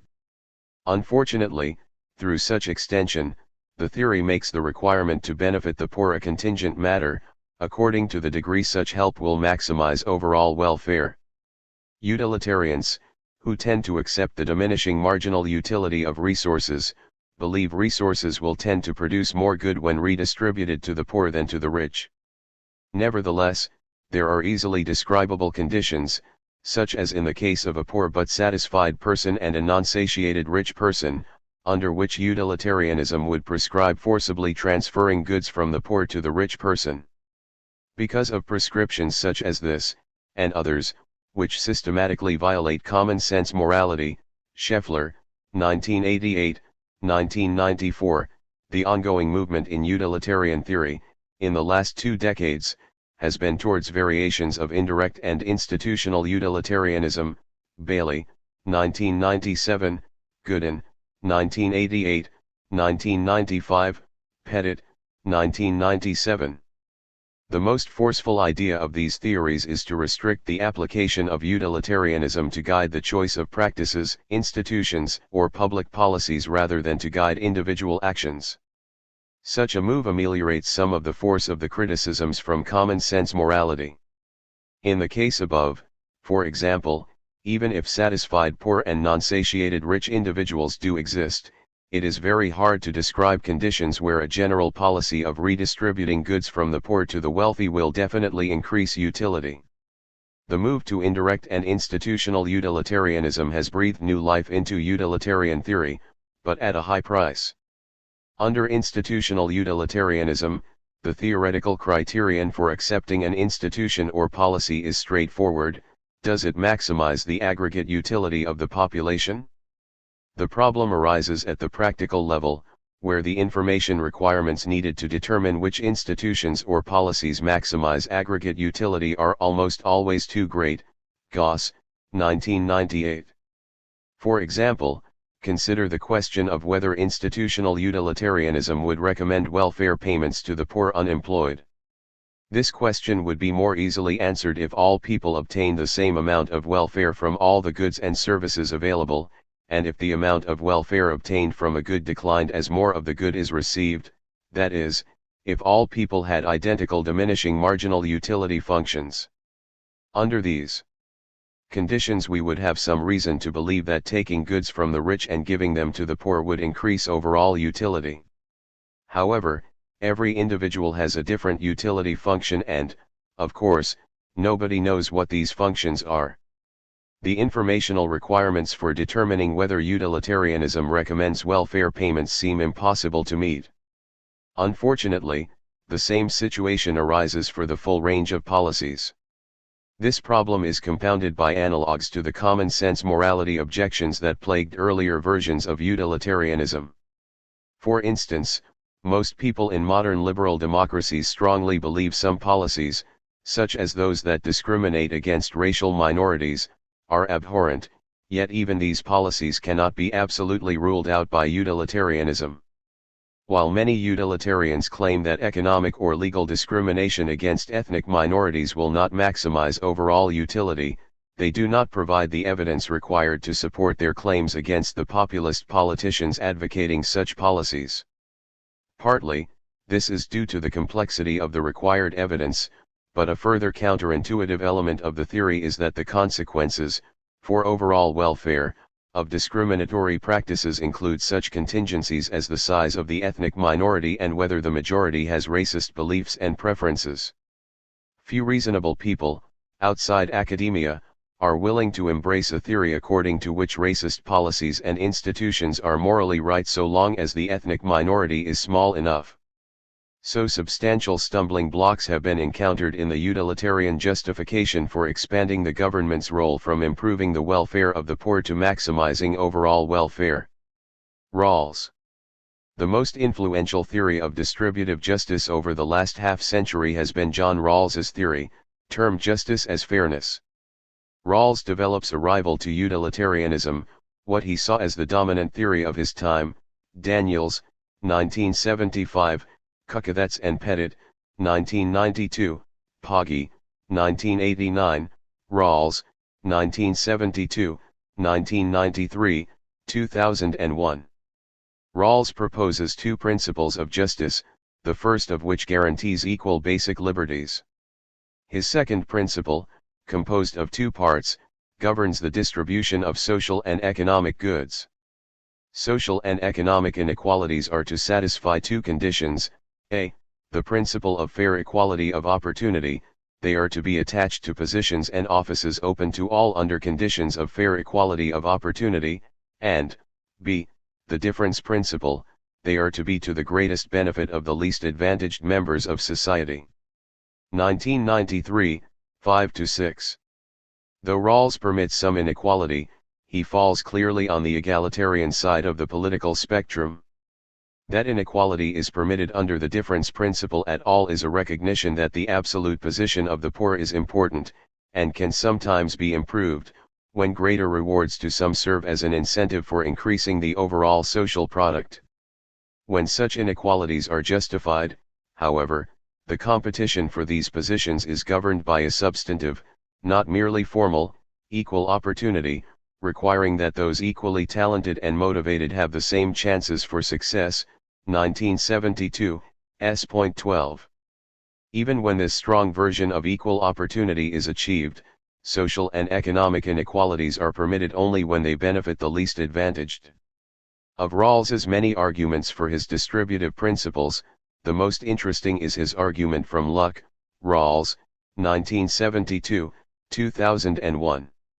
The role of the principles of justice in the Rawlsian framework is to constrain the operation of major social and political institutions, such as the system of political rights and obligations, the provision of education and health, the market, and the family. His argument for this is that these institutions significantly affect people's chances in life. These institutions contain inequalities that are present from the start, and hence are not the predictable or deserved consequences of people's actions. So Rawls defends the substantial redistributive measures required by fair equality of opportunity and the difference principle by appeal to elements over which we have no control, which otherwise would be permitted in large part to determine our outcomes. Since Rawls's version of equal opportunity requires that those similarly talented and motivated have the same chances of success, it ideally removes the influence of such social circumstances as economic class and gender or racial discrimination. If redistributive matters ended here, the result would be that not only people's choices, but also the social value of their natural talents and their motivation to work, would still influence their expectations of goods. 1972, 72. But Rawls goes on to argue that since one does nothing to deserve one's natural talents or their value to society, and since one's motivation to work is largely determined by family upbringing, these factors can provide no justification for unequal distributive shares. Once we are troubled by the influence of either social contingencies or natural chance on the determination of distributive shares, we are bound, on reflection, to be bothered by the influence of the other. 1972, 75. For these reasons Rawls argues that equality in the distribution of basic liberties, and fair equality of opportunity, are insufficient to constrain morally arbitrary influences in people's starting positions. Therefore, the difference principle is also required. Berry, 1988, Hill, 1985. The logical progression of Rawls's argument is straightforward. Begin with formal equality of opportunity because nobody should have their life chances fundamentally affected by factors over which they have no control, such as race and gender. Then observe that factors, such as family wealth or access to education, over which people have no control, would still fundamentally affect their life chances. This justifies the move from merely formal to the more substantive fair equality of opportunity, whereby those similarly talented and motivated have the same life chances. Observe, though, that people's life chances are still greatly influenced by factors over which they have little or no control, such as their degree of natural talent or intelligence, and the type of family support they are given. Since these impediments to equal opportunity are practically impossible to overcome, an additional governing principle is required, the difference principle. It does not eliminate the influence of luck on life chances, but it does provide compensation for those least advantaged. The basic structure of society is organized so that, in absolute terms, their life prospects are maximized relative to any alternative structure. In Rawls's theory, then, we get one of the most powerful arguments, based on luck, for aiding the poorest in a society. Reflective equilibrium and empirical beliefs. It is worthwhile to digress briefly from considering substantive theories of distributive justice to consider one of the most common methodologies for evaluating different theories. The method of reflective equilibrium in moral and political philosophy has strong analogies with the scientific method of theory evaluation. The main differences are that instead of observations and experiments, we have moral judgments and thought experiments. The idea is to develop moral principles that cohere with our considered lower-level moral judgments. Rawls, 1993, 8. Under the methodology, when proposed principles do not cohere with our moral judgments, we may modify or reject the principles, or choose to give up some of our moral judgments in favor of those principles with especially good explanatory power for our other judgments. Also, thought experiments can be used to decide between two theories that have similar recommendations over everyday domains. The ideal is that these adjustments are made until eventually our theories and our considered moral judgments are in equilibrium. Daniels, 1996. This methodology can be understood as operating both at the personal level and at the level of the wider community.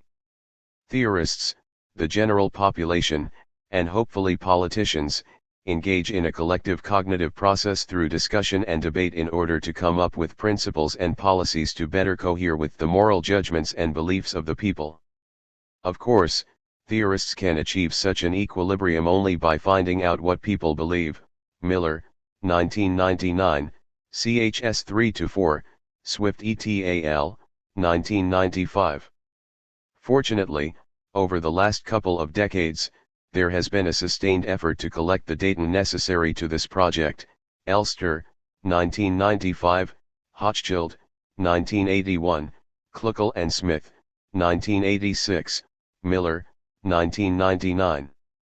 David Miller, 1999, ch. 4, has surveyed the empirical studies, partly summarizing the findings as follows: in people's thinking about social distribution, there is a tendency to favor more equality than presently exists in liberal democracies. This is partly to be explained by considerations of desert and need. People do not regard income inequalities of the size that currently obtain as deserved, and at the bottom of the scale they think it unfair that people cannot earn enough to meet their needs.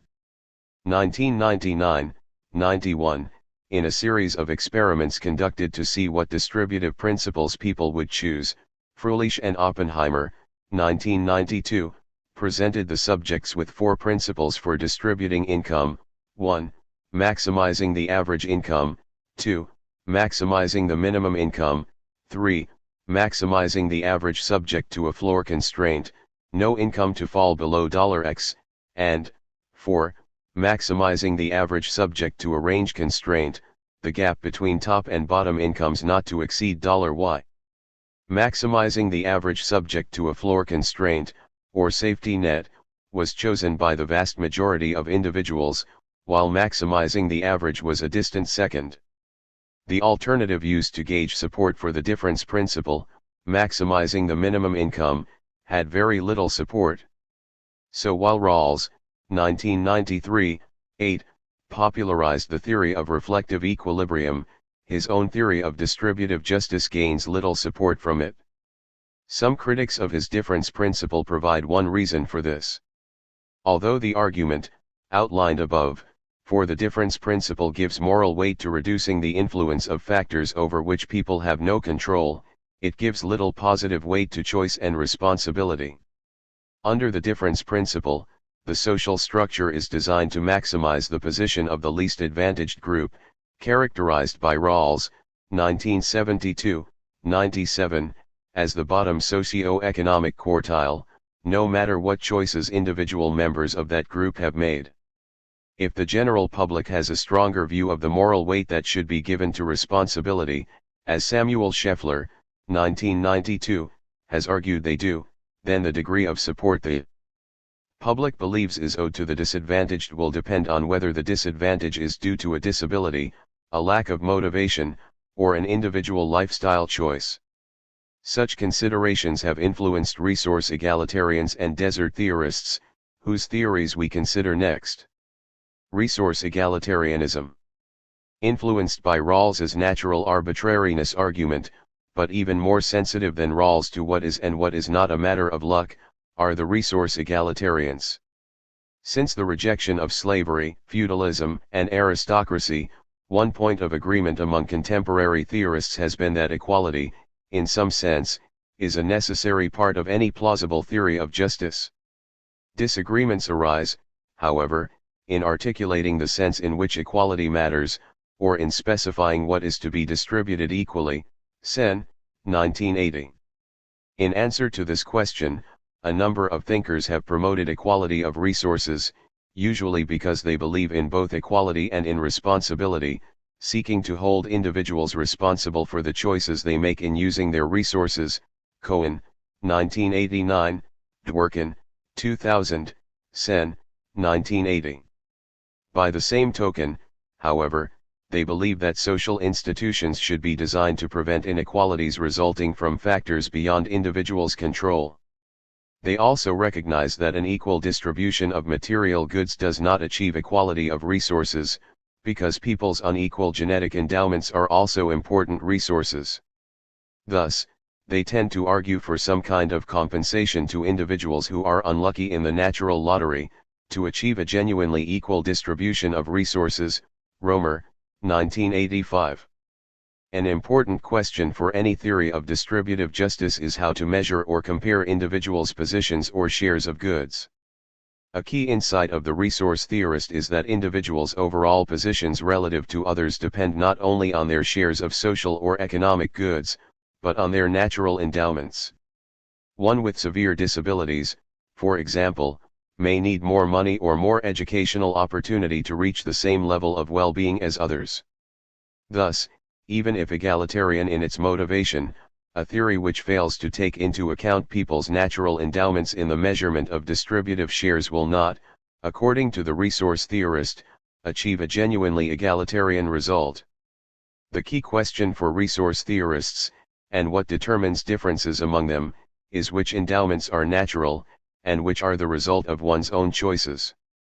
A paraplegic injured in an unavoidable accident is disadvantaged relative to others even with the same social and economic goods, so a resource theorist would favor their having a larger share.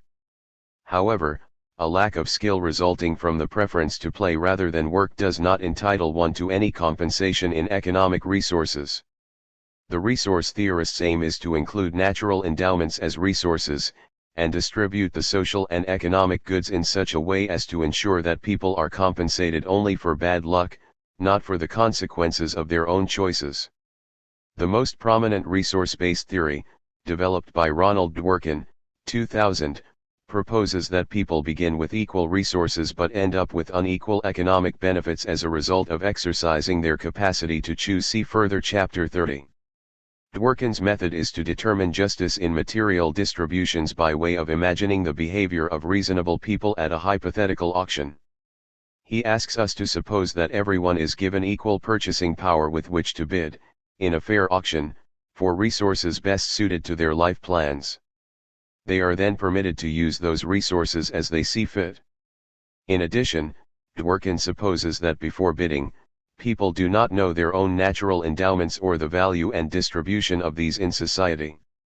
They can, however, contribute payments to an insurance pool to compensate those who are unlucky in the natural lottery, thereby protecting themselves from this sort of disadvantage. Although people are likely to finish with different economic benefits, they have been treated equally, since they began with equal resources and total freedom to bid for other resource bundles had they wished. The hope of Dworkin and other resource theorists is that institutions can be designed with this hypothetical ideal in mind. Individuals enjoy the fruit of, or bear the burden of, their choices, but the negative impact of luck is shared by society, unless individuals choose to face the risk alone. Though this ideal is plausible, its full implementation in a real economy requires what now seems impossible, the measurement of differences in people's natural talents. There is no philosophical or empirical agreement about which talents are natural, the result of individuals' choices, or largely influenced by social factors beyond an individual's control. A system of special assistance to the physically and mentally handicapped and to the ill would be a partial implementation of Dworkin's compensation system, but most natural inequalities would be untouched by these measures. Despite its theoretical advantages, therefore, it is difficult to see equality of resources as a practical improvement on the difference principle, at least until there are answers to these implementation questions. As Alan Buchanan argues, however, the theoretical aims of the resource theorist movement may become more practically relevant as scientific knowledge and technological advancement in the area of genetics grow. The Human Genome Project is likely to affect our ideals regarding distributive justice in a number of fundamental ways. First, as we gain more knowledge of people's genetic probabilities, we are more likely to pass judgment about what is and what is not a matter of choice or luck. We may also expect others to make responsible choices in light of this information. Second, much of what is now seen as one's natural endowments may come to be seen as subject to human intervention and so part of the social institutions to which principles of justice apply. If our likelihood of facing certain illnesses or disabilities depends not entirely on luck or genetic makeup, but also on the way in which access to and use of appropriate technologies is regulated, and whether we choose to make use of these, then this changes the scope of what is natural and what is social. Thus, advances in genetic technology have the potential to change where the line is drawn between what is a matter of luck, what is a matter of choice, and what is a matter of social responsibility, so that the previous array of theoretical positions may have very different implications in the social context of the coming century. Buchanan et al., 2001. Desert theories. Like resource egalitarians, desert theorists, Pajaman and MacLeod, 1998, emphasize responsibility and the minimization of the influence of factors over which people have little control. Their primary moral notion is not equality, however, as it is in resource egalitarianism, but the notion of deserving, though desert theories normally require a background of equal opportunity. Desert theorists seek to correct Rawls's failure to appreciate the extent to which individuals are responsible for, and hence deserving of, the fruits of their labor. Miller, 1976, 1989, 1999, Scher, 1987, Sturba, 1980. They argue that the role of luck in determining our success is not significant enough to undermine a legitimate class of claims to deserve greater distributive shares on the basis of greater effort or a more valuable contribution towards the social product. Lamont, 1994, MacLeod, 1996, Miller, 1999, Richards, 1986, Scher, 1987. Central to the theories is the ideal of people as agents who have the capacity to choose responsibly for themselves. People exercise this capacity to influence others' treatment of them and to act in ways that bring into the world goods and services that others find valuable. Desert theories differ about what should be the basis for desert claims. The three main categories are: 1. Productivity. People should be rewarded for their work activity with the product of their labor or value thereof. Gaus, 1990, 410-16, 485-9, Miller, 1976, 1989, 1999, Riley, 1989. 2. Effort. People should be rewarded according to the effort they expend in contributing to the social product. Sajersky, 1985. 3. Compensation. People should be rewarded according to the costs they voluntarily incur in contributing to the social product. Cairns, 1981, Dick, 1975, Feinberg, 1970, Lamont, 1997. Desert theorists in each category also differ about the relationship between luck and desert. All desert theorists hold that there are reasons to design institutions so that many of the gross vagaries of luck are reduced, but theorists diverge with respect to luck in the genetic lottery. For instance, advocates of effort or compensation reject productivity as a desert basis on the grounds that people's productivity is too influenced by luck in the genetic lottery. Desert theories have been relatively less prominent, over the last 40 years, than other theories discussed in this chapter. This is peculiar given the frequent usage of the notion of deserving in everyday language. As noted earlier, over the last 2 decades there has been an enormous increase in empirical data regarding people's beliefs about justice. The data reveal that desert is one of the most common moral notions that people, across many societies, use to justify and/or criticize economic distributions, but many contemporary theories ignore or dismiss the concept. Miller, 1999, ch. 4. The reason for this can most easily be illustrated by comparing desert and utilitarian theories of distribution. Desert theorists, because of their emphasis on outcomes being tied to people's responsibility rather than their luck, view with concern how much people's level of economic benefits still depends significantly on factors beyond their control. By contrast, utilitarians consider this of no moral consequence since, for them, the only morally relevant characteristic of any distribution is the utility resulting from it. This gap between the desert and utilitarian theorists, and hence between the general public and utilitarian theorists, is partly attributable to differences in empirical views. Desert theorists are much more likely to view people as significantly responsible for their actions and want to give effect to that responsibility by reducing the degree to which people's life prospects are influenced by factors beyond their control. Utilitarians are more likely to see people as largely the products of their natural and social environment, and so not responsible for many of their actions in the first place. On the latter view, the point of reducing the effect of luck is less attractive. But, as Scheffler, 1992, points out, the general population has a noticeably more robust view of the responsibility of people than many academic theorists. For this reason, he thinks certain theories of distributive justice, such as utilitarianism, have, over recent decades, been seen by the population as irrelevant. In contrast, the ability of desert theorists to give direct recommendations about contemporary institutional design, and the general public's receptiveness to appeals to desert, are combining to effect a resurgence in this area of distributive justice research. Libertarianism. In contrast to the theories so far presented, libertarian theories deny the relevance, for distributive justice, of both luck and utility.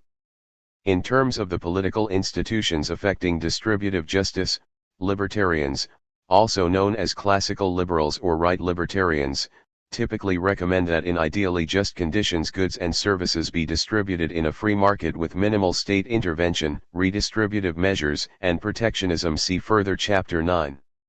These recommendations are usually based on what libertarians see as the normative implications of property rights and liberty.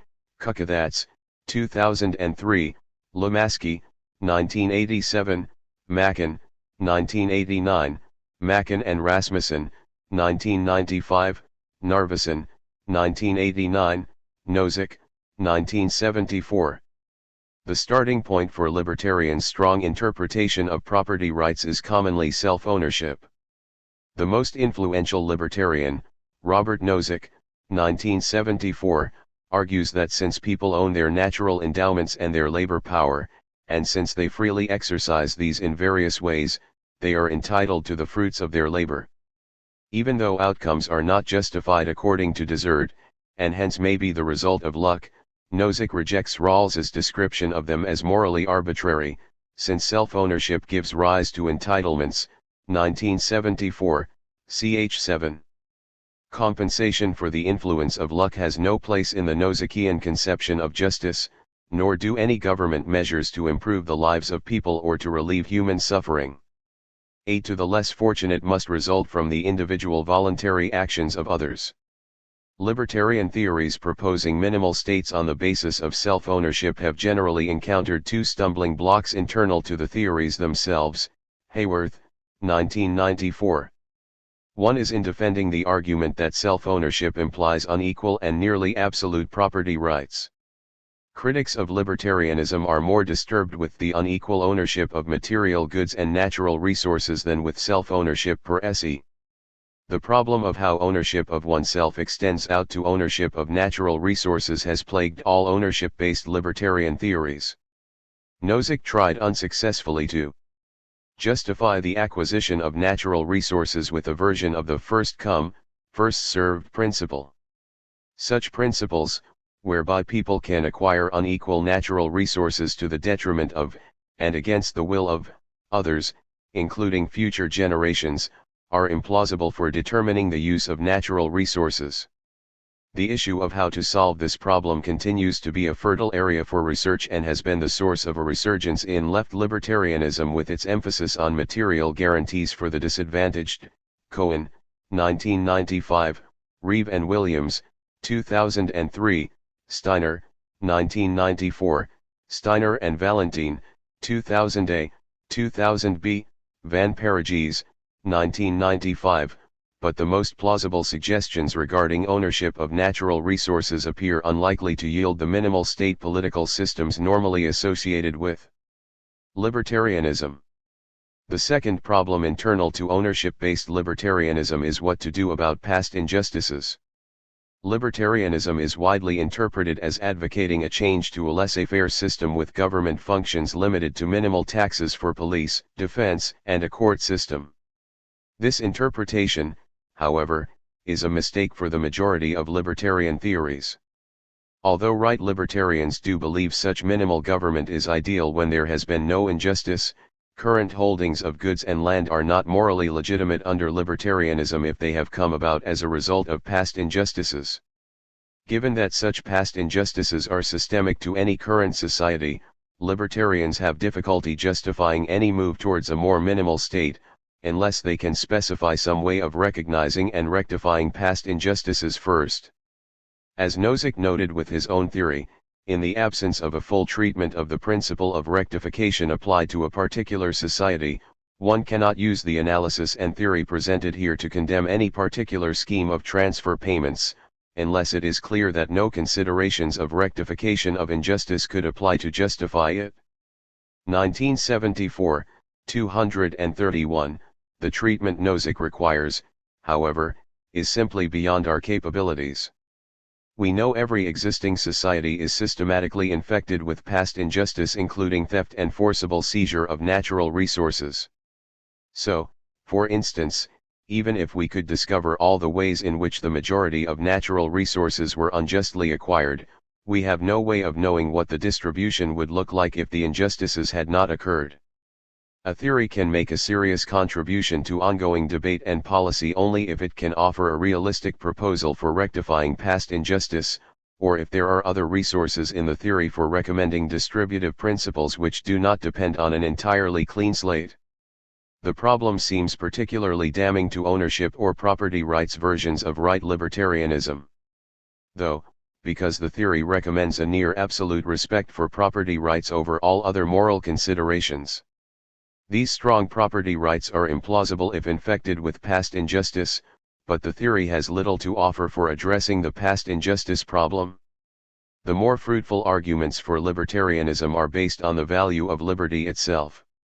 The most famous 20th century champion of such arguments was Friedrich Hayek, 1944, 1976a, 1976b, though there are many varieties, often inspired by John Stuart Mill's essay on liberty, 1982. This group of libertarians have responded to critics with greater depth. To see this, consider two of the more general criticisms of libertarianism, Hayworth, 1994. First, critics complain that libertarianism excludes state measures to improve the lives of the people, including the provision of public goods, Morris, 1998, ch. 9, Van Parages, 1995. Second, libertarianism is also charged with preventing state measures to alleviate deprivation and suffering. Most ownership-based libertarian theories have failed to respond to the first criticism, parting company at this point with neoclassical economists, who have generally taken the public goods problem more seriously than political libertarians. The most common responses to the second criticism have been various versions of tough luck. While it might be nice if individuals transfer some of their property rights to others in order to relieve suffering, people cannot justly be coerced to do so. Nozick's view, for instance, is that respect for people's absolute property rights is more important than improving the lot of the least fortunate. The harshness of this reply has been unappealing to the majority in liberal democracies. Millian and Hayekian versions of libertarianism have been able to provide more fruitful replies, by appealing more directly to the values of liberty and autonomy, Lomaski, 1987. People's optimism about the government's ability to aid and empower people grew in the first 60 years of the 20th century, but stalled in the late 1960s and the 1970s. Greater government intervention in the economy, particularly to increase welfare in the general population rather than just for the most needy, proved considerably less successful than preceding interventions targeted only to the poor. Hayek's explanation for this failure was that governments do not, and never will, have the information required for successful intervention to help the majority of the population. In agreement, Mill's view was that individuals themselves are in the best informational position for improving their own situation, so the government should allow them the liberty to act upon it. To suppose that governments improve the lives of the destitute by providing adequate food and shelter is a much simpler and more plausible matter than to suppose governments improve the lives of the middle class by taxing and spending for their own good. These forms of libertarianism do not in principle oppose state measures to alleviate suffering or to provide public goods, but are merely skeptical of government's ability successfully to carry out such functions. They differ about the income level at which governments no longer have sufficient information to intervene effectively in people's lives, and they differ on what level and type of public goods governments have enough knowledge to provide efficiently. A related contribution of Millian and Hayekian libertarianism is to highlight the costs of government intervention. While the increase in government intervention in liberal democracies in the first half of the 20th century enjoyed widespread support and success, the increase in the size of government was not without costs. With the increase in government size came an increase in regulation, only some of which was beneficial. Much regulation primarily served the interests of bureaucracies, while decreasing individuals' autonomy. Public choice theorists, inspired by libertarians such as James Buchanan, Brennan and Buchanan, 1985, Buchanan and Tulloch, 1962, Buchanan, 1975, Rowley et al., 1988, also argued forcefully that increasing government size substantially increases rent-seeking by lobby groups, professions, and other powerful groups, distorting economic distribution in their favor. Once these and other consequences are taken into account, the success of government interventions in realizing their intended benefits is quite uncertain, compared with the clear and demonstrable detrimental effects these interventions have on people's liberty and autonomy. Hence, as one of their most important ongoing contributions, libertarians have argued the possible benefits need to be very large, or their realization very certain, for the policies to be justified. The third ongoing contribution of libertarian-inspired theories is in the area of relations between nations. The economic success of both the North American Free Trade Agreement and the European Economic Union have increased the momentum towards global free trade. Although various other liberal theorists have also supported free trade, libertarians have usually been its most vocal advocates. One of the main areas for discussion and research arises from the fact that a reduction in barriers to trade or immigration typically causes upward pressure on the wages/employment of workers in third world countries and downward pressure on the wages/employment of workers in equivalent first world industries. Moreover, the effect is most pronounced with respect to low-wage occupations such as agricultural and labor-intensive manufacturing workers in first world countries. Libertarians argue that keeping trade barriers up in order to protect low-wage workers in first world countries makes much poorer people in third world countries worse off. The poorer people's liberty to engage in consensual trade with consumers in first world countries is restricted, thereby denying them an important means of improving their economic well-being. Lemaski, 2001. This issue arises as a result of technological advances that have overcome distance, leading to economic globalization and with it the capacity of countries and corporations, through their policies and actions, dramatically to influence the freedom and well-being of people around the globe. So far, the question has been framed in the libertarian context in terms of restricted liberty. However, the same question can instead be framed in terms of who is the proper subject of distributive justice concerns. Is restricting the economic liberties of much poorer people in other societies a legitimate means to increasing the economic well-being of the poor at home? Indeed, put this way, the question is crucial to all the theories discussed so far. Whether the justification for distributive institutions in a society is based on beneficence, the arbitrariness of luck, egalitarian concerns, self-ownership, or freedom, theorists need to address whether the scope of the theory should be local, national, or global. Peter Singer, 2002, for example, asks whether political leaders should see their role as promoting the interests of their own citizens or whether they should be concerned with the welfare of people everywhere. This question is connected to the more general problem of partiality/impartiality in moral theory. Are we morally permitted or even sometimes required to give priority to the interests of one's own citizens, or indeed to one's own family? Berry, 1995, Friedman, 1989, 1991. Thomas Pogge argues from a position of moral universalism to the conclusion that the standard attitude of recognizing greater obligations to alleviate the conditions of the poor or oppressed at home than those of the poor abroad counts as arbitrary discrimination. Pogge, 2001a, 2001b, Jones, 1999. In one form or another, this question is crucial for all distributive justice theories. Ever-increasing globalization will require greater attention to this area of research in each of the theories. See further Chapter 22. Alternative characterizations. So far the major theories discussed have been characterized mainly according to the content of their approach to the moral demands of welfare, or luck, and responsibility. It is important to note here some of the complications of these characterizations and also other ways of conceptualizing the distributive justice literature. Most theorists are accurately described by a number of non-equivalent labels.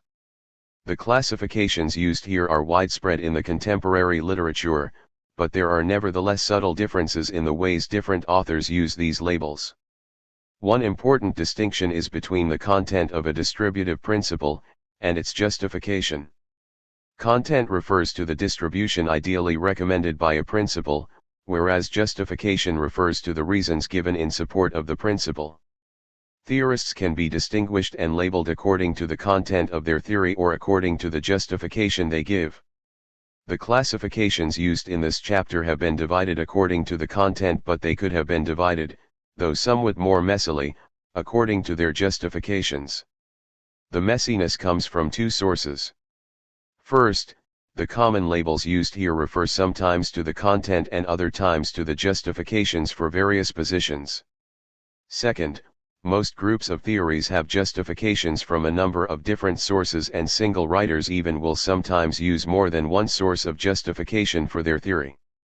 Most combinations of content and justification, in fact, have been tried. For instance, different libertarians use natural rights, desert, utilitarianism, or contractarianism in the justification of their theories. Different desert theorists use natural rights, contractarianism, and even utilitarianism.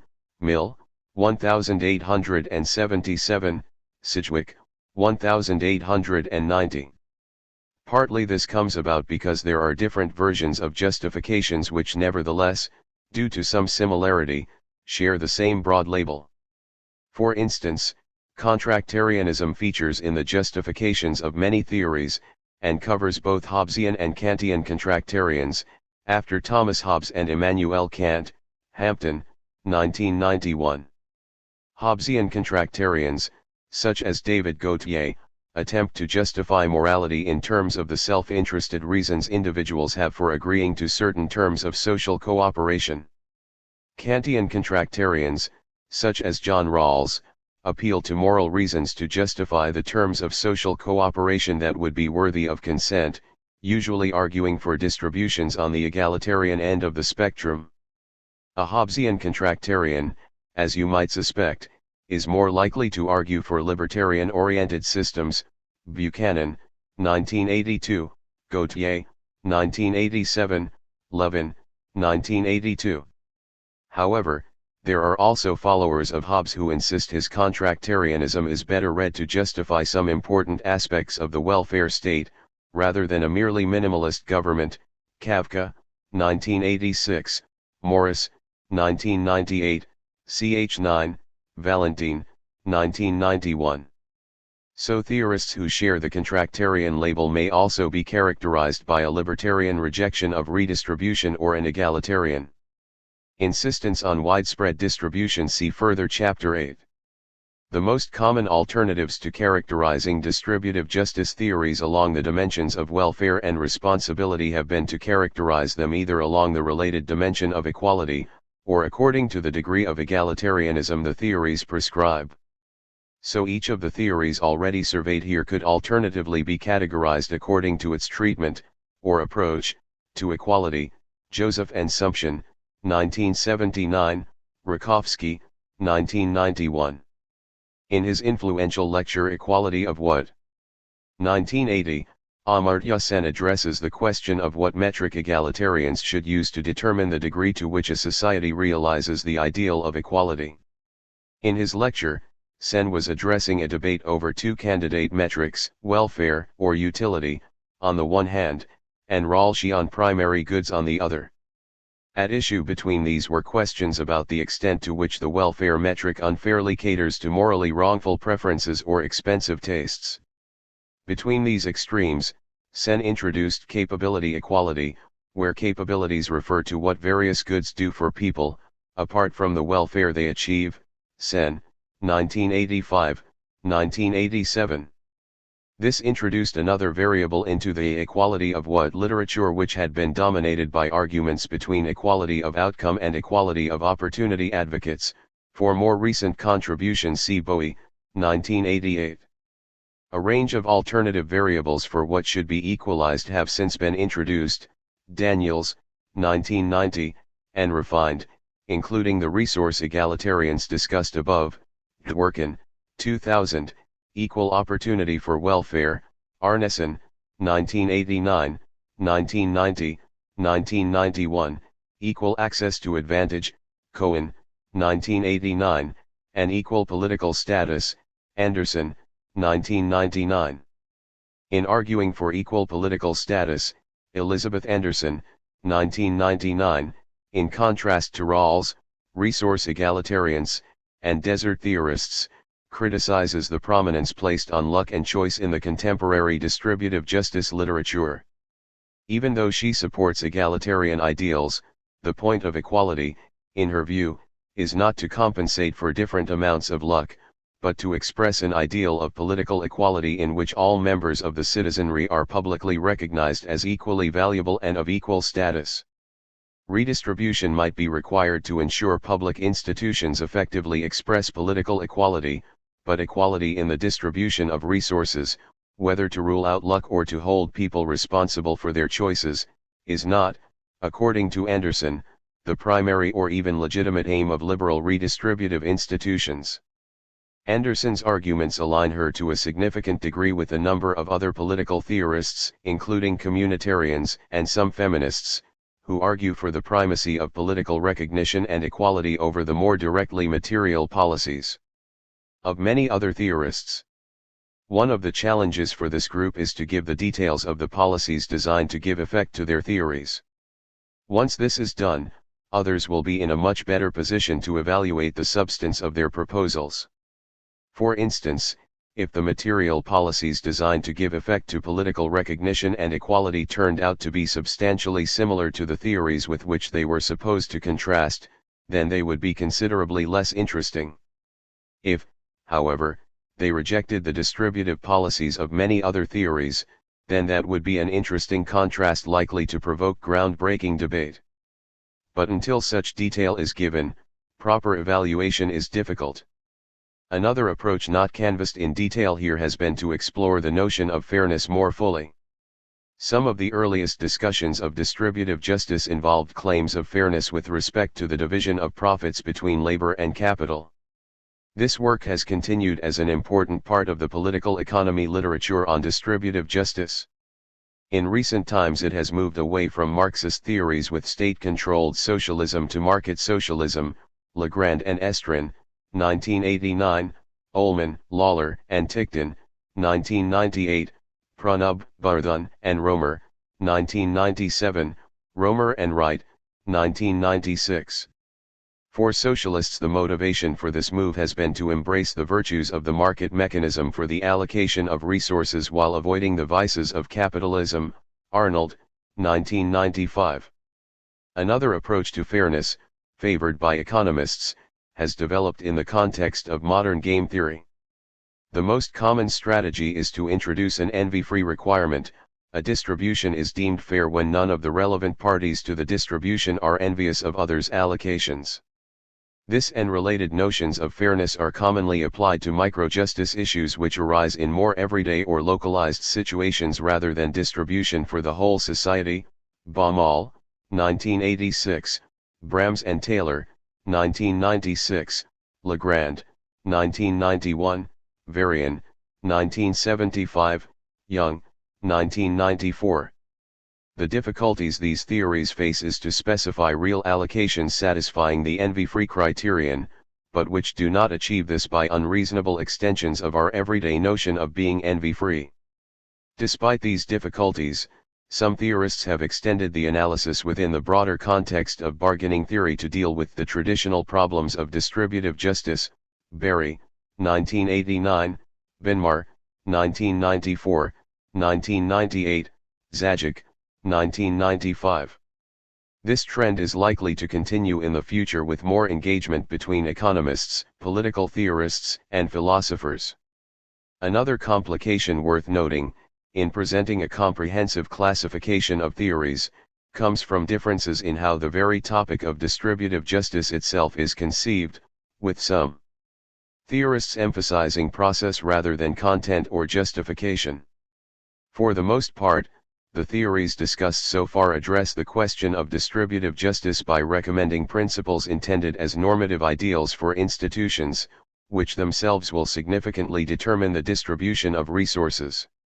These theories reflect progress and a growing consensus throughout most of the 20th century about what is not acceptable. For example, all of the theories on offer reject the inequalities characteristic in feudal, aristocratic, and slave societies, as well as the inequalities inherent in systems that restrict access to goods, services, jobs, or positions on the basis of race, gender, ethnicity, or religion. However, there remains a large area of reasonable disagreement about which is the best theory, with all theories offering some good reasons and some problematic consequences. In the context of such disagreement, philosophical argument can continue to guide reasoned public debate and democratic decision-making towards building public institutions which instantiate one or some combination of the proposed theories. On the other hand, some theorists believe that the ongoing existence of reasonable disagreement reflects importantly on the very nature of distributive justice. They argue that, within the area of reasonable disagreement about what are the best distributive ideals, the additional questions to examine are whether the processes for deciding distributive questions are just. So, some argue that certain distributive justice issues should be dealt with at the constitutional level, variously described, while other issues are properly decided at the legislative level. A subgroup of these theorists also take the view that some decisions about distributive justice issues can be partly or fully justified because they are the result of a just process. Cristiano, 1996, Gaus, 1996. Rational argument alone may be able to exclude some systems as unjust, but others will be justified not simply on the grounds of their content, but also by the process by which they were reached. This view does not exclude content-based argument but adds that process-based arguments will also be essential for the ongoing project of distributive justice in contemporary society. Challenges to liberal distributive theories. Most of the theories of distributive justice discussed so far are properly seen as embedded in liberal theories that also answer questions broader than the concerns of distributive justice. So, for instance, Rawls's difference principle and equality of opportunity principle have their place in a broader theory, in which the first principle is equal basic liberty for all. Liberalism or a liberal position usually indicates an emphasis on individual liberty. That is, government institutions are thought by liberal philosophers to work in the interests of individuals, as opposed to groups defined by ethnicity, geographic location, community identity, gender, or class. The rights and obligations defended by liberals are held by individuals.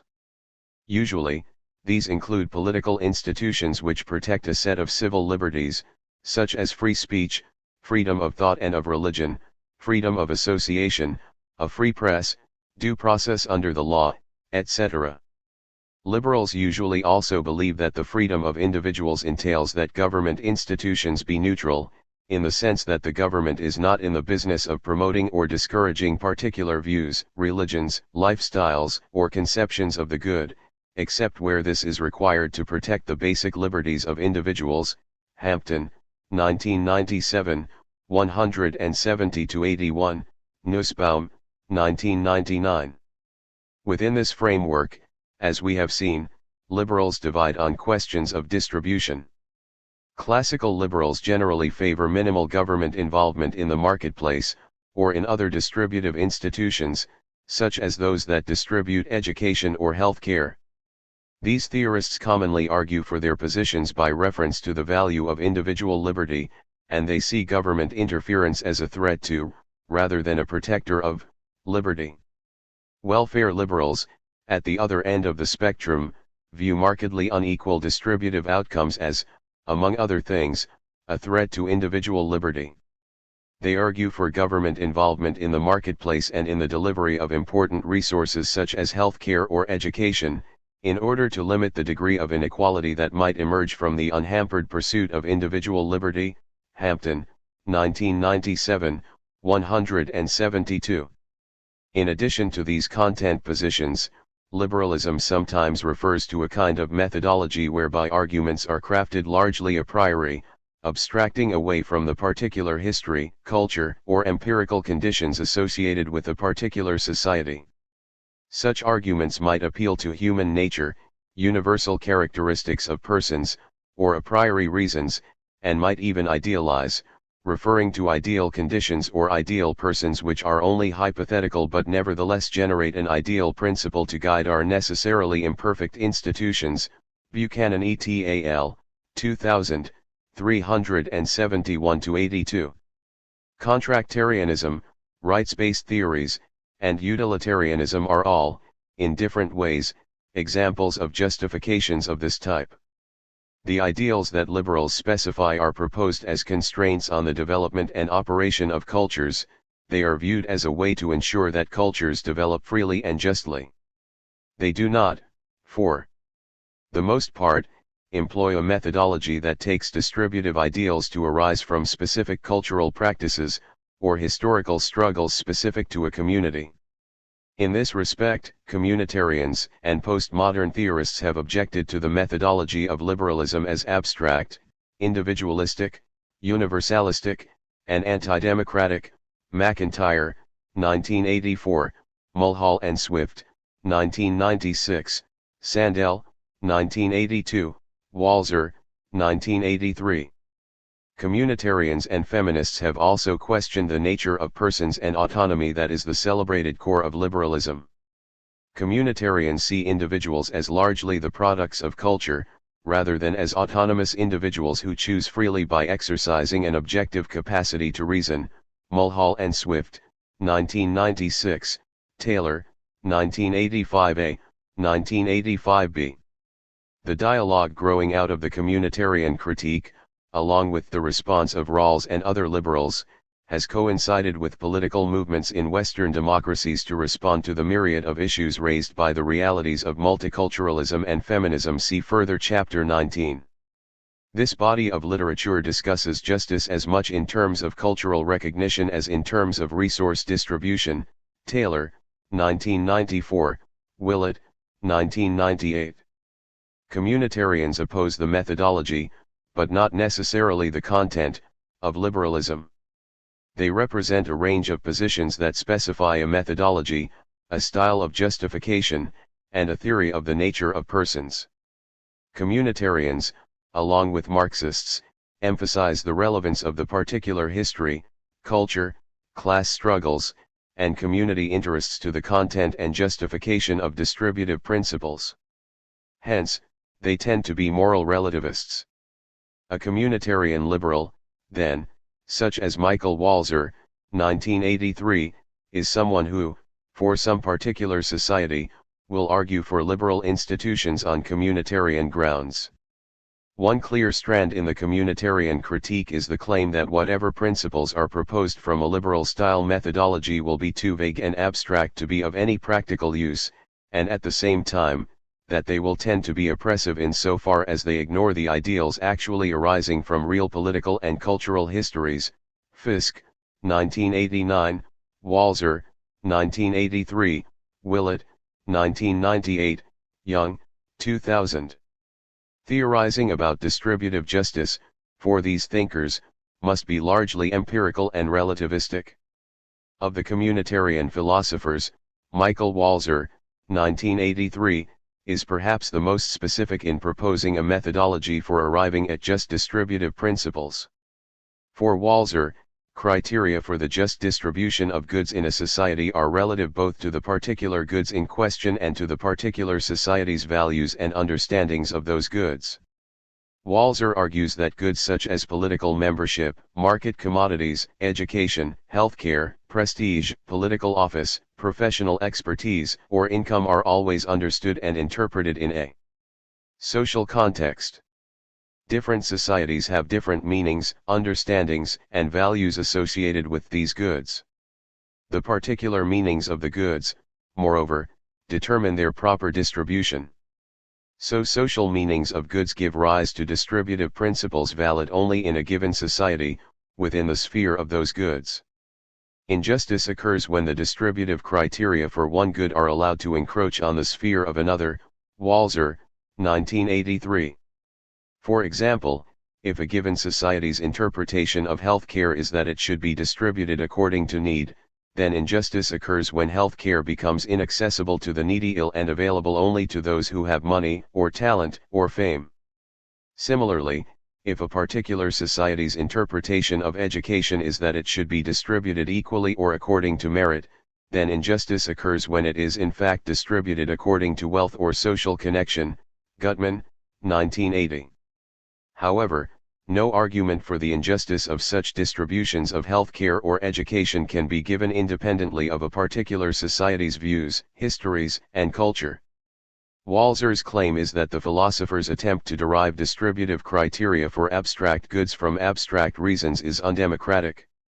Democracy, for Walzer, requires that real people base principles on their actual views, whatever they are, in deliberation with others. The outcome of the deliberation and democratic struggle will be principles reflecting compromises arising from the actual historical processes of each society, and there is no reason to expect much similarity from culture to culture in the resulting ideals. Fisk, 1989.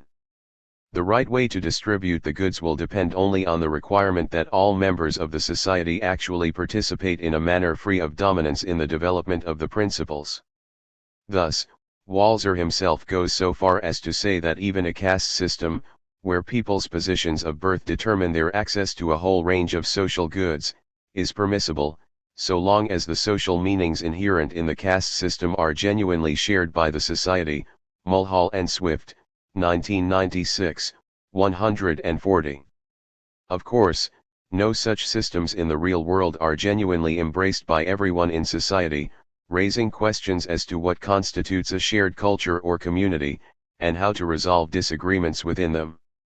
Walzer recognizes the reality of disagreement in communities, but insists the resolution of disagreements must take place within the specific historical and shared cultural context. The consequence of this, he argues, is that there can be no reference to hypothetical or objective abstract ideals, independent of the particular community's standards, in resolving the disagreements or in determining the institutional methods and procedures for resolving disagreements. See further chapters 13 and 30. Where there is genuine disagreement within a culture, what within the communitarian theory ensures that voices of criticism and dissent will not be drowned by the dominant, possibly oppressive, culture?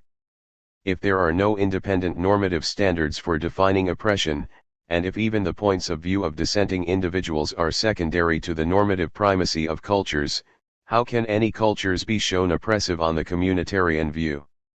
Jean Hampton is one liberal theorist who believes communitarian theories lack the theoretical resources needed to answer these questions. In her words, communitarian theories lack critical moral distance. 1997, 188. Whether communitarians can answer this complaint in a distinctive way will determine the success of communitarian theory as a viable alternative to liberalism, and will also determine, more broadly, the success of cultural relativism for distributive justice. Perhaps the most significant distributive change of the 20th century has occurred as a result of the feminist movement, yet it is surprisingly unclear whether this movement is best classified as an extension of, or a rejection of, liberalism. Certainly the so-called first wave of feminism, in which the focus was primarily on securing for women equal rights in the areas of education, work, pay, and political participation, seemed to extend liberal rights. The theoretical underpinnings of this movement were largely liberal in character, as evidenced in such classic works as Mary Wollstonecraft's A Vindication of the Rights of Women, 1995, and John Stuart Mill's The Subjection of Women, 1979, in which feminism is presented as a natural implication of liberalism. However, feminists have also developed their views under Marxist, socialist, communitarian, postmodern, or radical frameworks, and have proposed creative and novel positions modeled on the distinctive reasoning and nurturing associated with relationships, especially the relationship between mother and child, Jagger, 1983, Tong, 1989, 1993. The feminist field has been unprecedented in its diversity, yet remarkably a common theme has emerged, usually expressed under the motto "the personal is political." These feminists argue that liberal theories of distributive justice are unable to address oppression which surfaces in the so-called private sphere of government non-interference. There are many versions of this criticism, but perhaps the best developed is Susan Mahler-Okun's, 1989, 128-30, which documents the effects of the institution of the nuclear family. She argues that the consequence of this institution is a position of systematic material and political inequality for women. Okun demonstrates, for example, that women have substantial disadvantages competing in the market because of child-rearing responsibilities which are not equally shared with men. As a consequence, any theory relying on market mechanisms, including most liberal theories, will yield systems which result in women systematically having less income and wealth than men. The theoretical trouble for liberalism is that in its respect for individual liberty, and in its insistence on government neutrality, it cannot even recognize the inequalities in the economic or political positions of women as unjust, since these inequalities result from the combined effect of many individual choices. Hampton, 1997, 200-8, McKinnon, 1987, 36. In the distribution of domestic labor, for example, classical liberal philosophers would view these decisions as largely non-political, to be made by individuals. So long as government laws do not dictate unequal roles for men and women, if men and women in their particular cultural contexts choose roles that in the long run create unequal economic positions for men and women, the liberal view would ordinarily permit the outcome as not unjust. The feminist point is that the choices are not necessarily free, and do not preserve equality, but a liberal government is powerless to change the situation. Similar points can be made about the unequal impact of other cultural views, such as those that are racist or in other ways work against minorities. See further Chapter 21. Despite these important challenges, there is as yet no consensus among feminists or communitarians about what alternatives are needed. Thus, the distinctive issues raised by cultural diversity or the political effects of the personal sphere are likely to be addressed via refinements, rather than wholesale rejections, of the liberal frameworks inherited from Locke and Mill. 18. Pluralism and liberalism. Fred D'Agostino. In this chapter I consider the relation between liberalism and pluralism. I show, first, how pluralism is related to the phenomenon of evaluative diversity that is everywhere evident in our individual and collective activities. I distinguish a weak version of pluralism, associated with the work of John Rawls, and a strong version, largely stemming from the work of Isaiah Berlin, and perhaps more closely associated with British than with American political thought. See further Chapter 30. I next give a brief account of a famous result in social choice theory, Arrow's theorem, in order to develop a way of modeling what is potentially at issue in articulating a theoretical relationship between pluralism and liberalism. I then identify two devices, one theoretical, one institutional, for managing diversity consistently with specifically liberal ethical commitments. I finally consider how the issue of liberalism's relation to pluralism might look from other theoretical perspectives, including especially those of Jürgen Habermas and Michel Foucault, who have, largely unnoticed by contemporary liberal theorists, articulated a powerful and mainly immanent critique of liberalism's response to diversity, and hence of its compatibility with pluralism. Diversity and pluralism.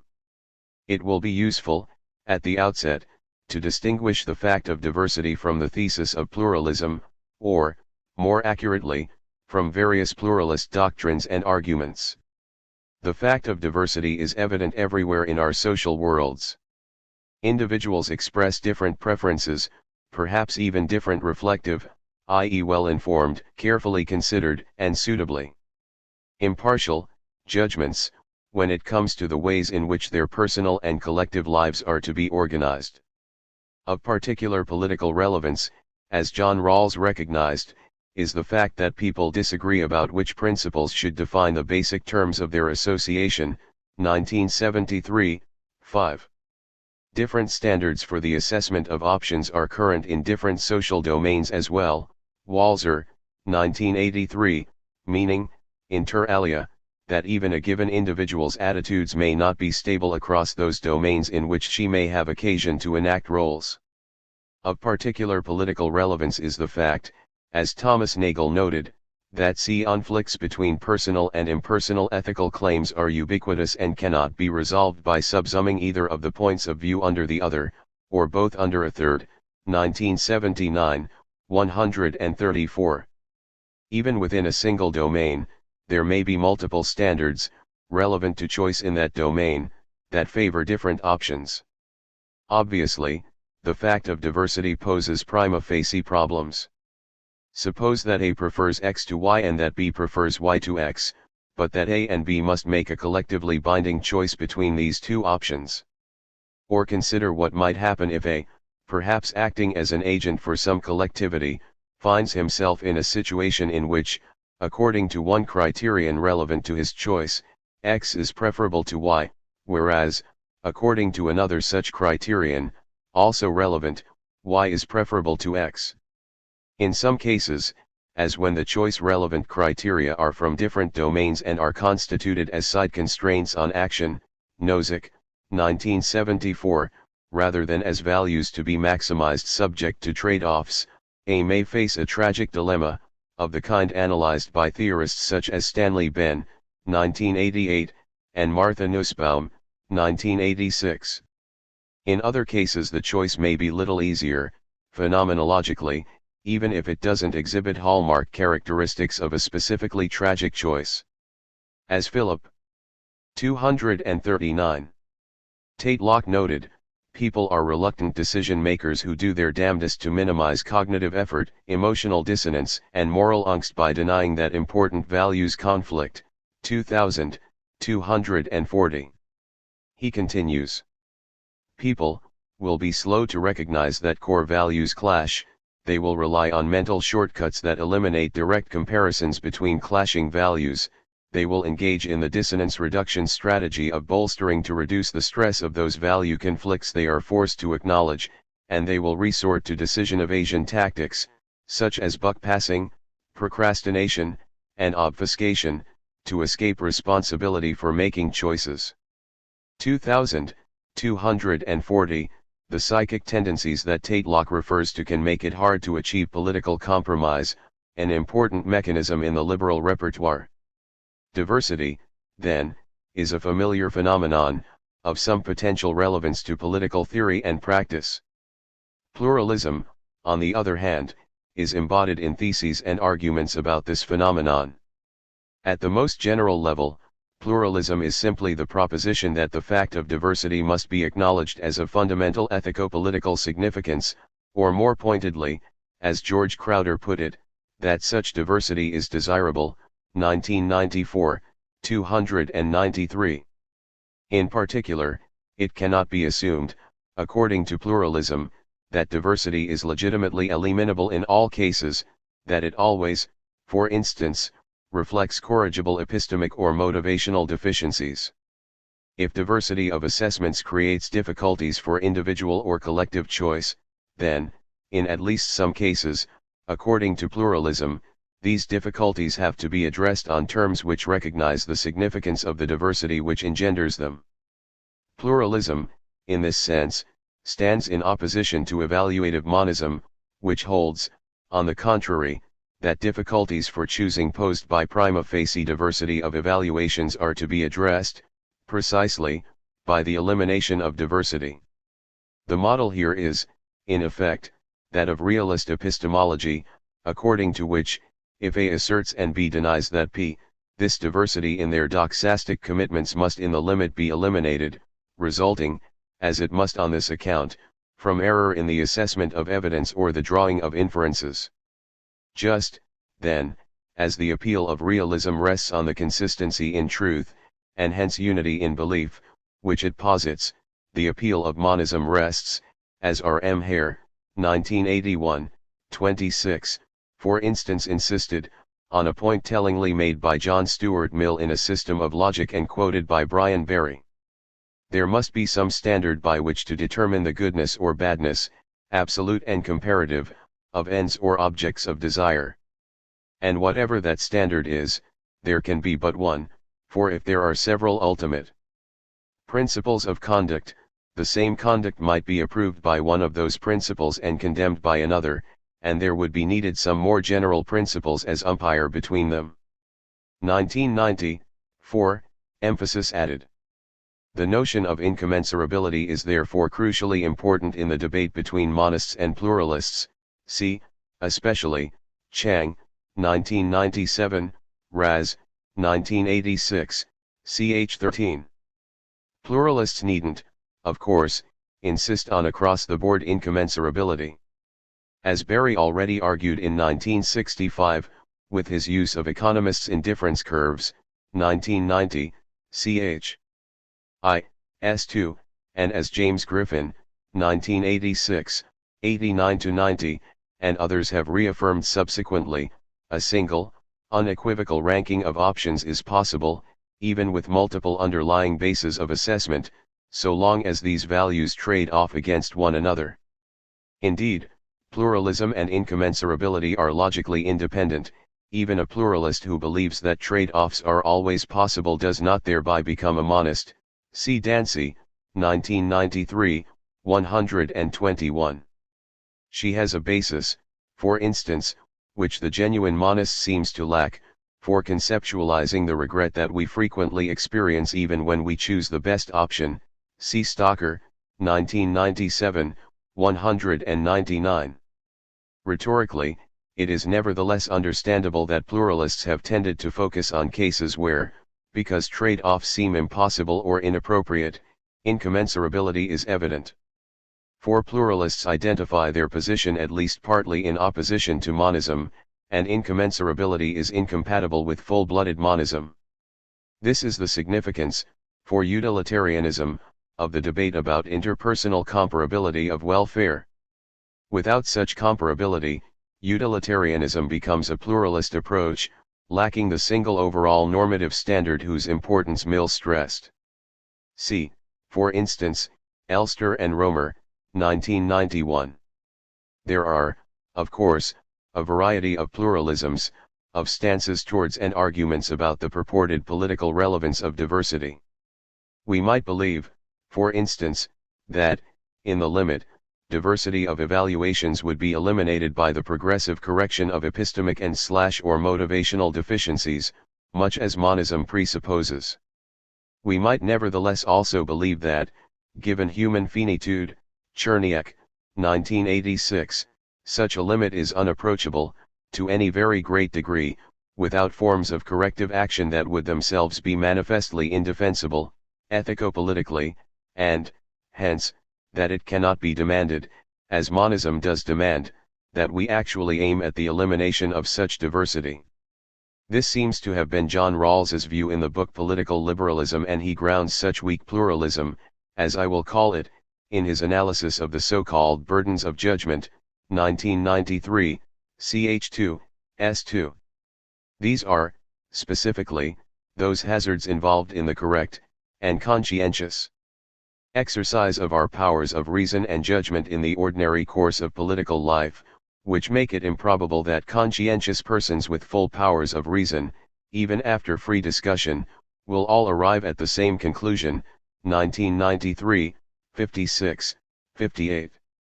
Rawls himself characterizes this doctrine in terms of the practical impossibility of reaching reasonable and workable political agreement, 1993, 63, and says that it expresses a political conception that tries to avoid, so far as possible, disputed philosophical theses and to give an account, that rests on plain facts open to all, 1993, 57, and 10, see further chapter 7. We might believe, instead, and as Isaiah Berlin influentially claimed, that diversity in valuations is a reflection, empirically, of a deep and objective fact about values per se, and not about the limitations, however profound, of human reasoning about them.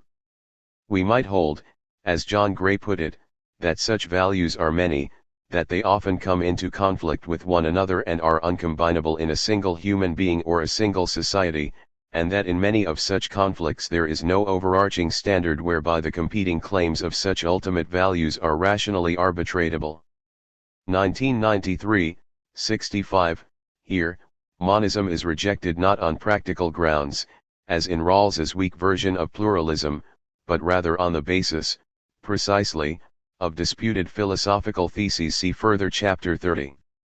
In particular, monism is rejected on ontological grounds, values are plural, and on ethical grounds, the elimination of apparent diversity can slight values that ought to be honored, and not merely, as in Rawls's weak pluralism, because the elimination of diversity would itself require impermissible forms of behavior.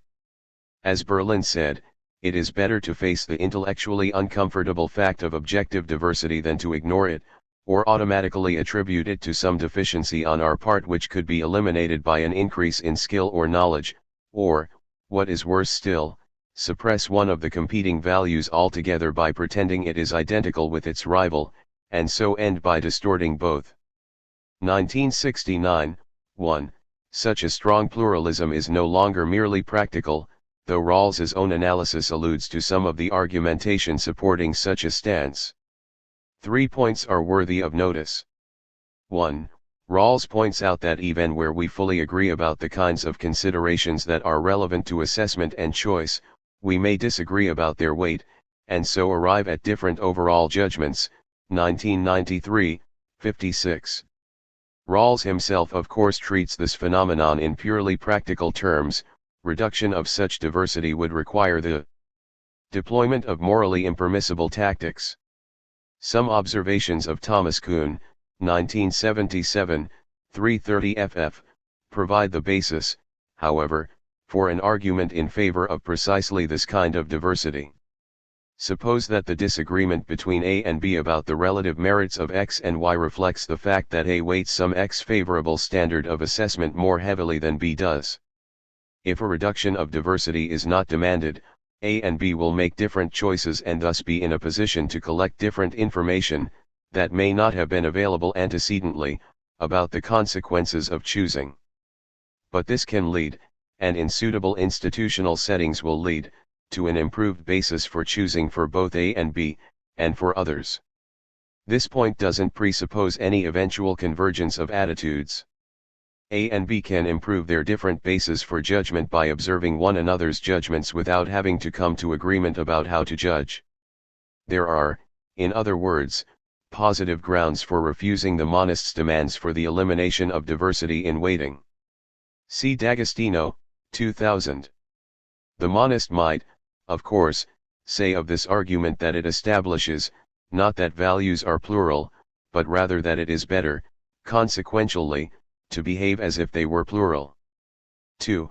Rawls points out that all our choice-relevant concepts are vague and subject to hard cases, and that this indeterminacy means that we must rely on judgment and interpretation, where reasonable persons may differ. 1993, 56. This might mean, schematically, that A considers X superior to Y whereas B does not because he, A, does judge that some choice-relevant concept, e.g. is just, applies to X whereas, because of indeterminacy or vagueness, she, B, does not.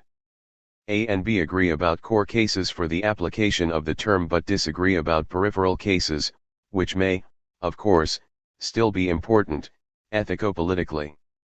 There is, of course, a weak reading of this claim and, insofar as Rawls is committed to avoiding disputed philosophical theses, he must have such a reading in mind.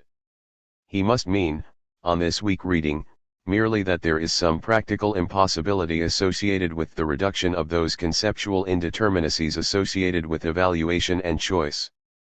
Still, there are also strong readings of this claim, of which H.L.A. Hart provided a well-known and influential example, in terms, specifically, of the open texture of, specifically normative and evaluative, language.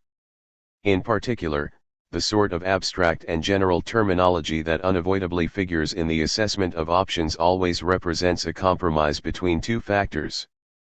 On the one hand, such terminology must provide for the unsupervised coordination of people's attitudes and actions, both A and B foregoing because each understands, independently of the 241. 241.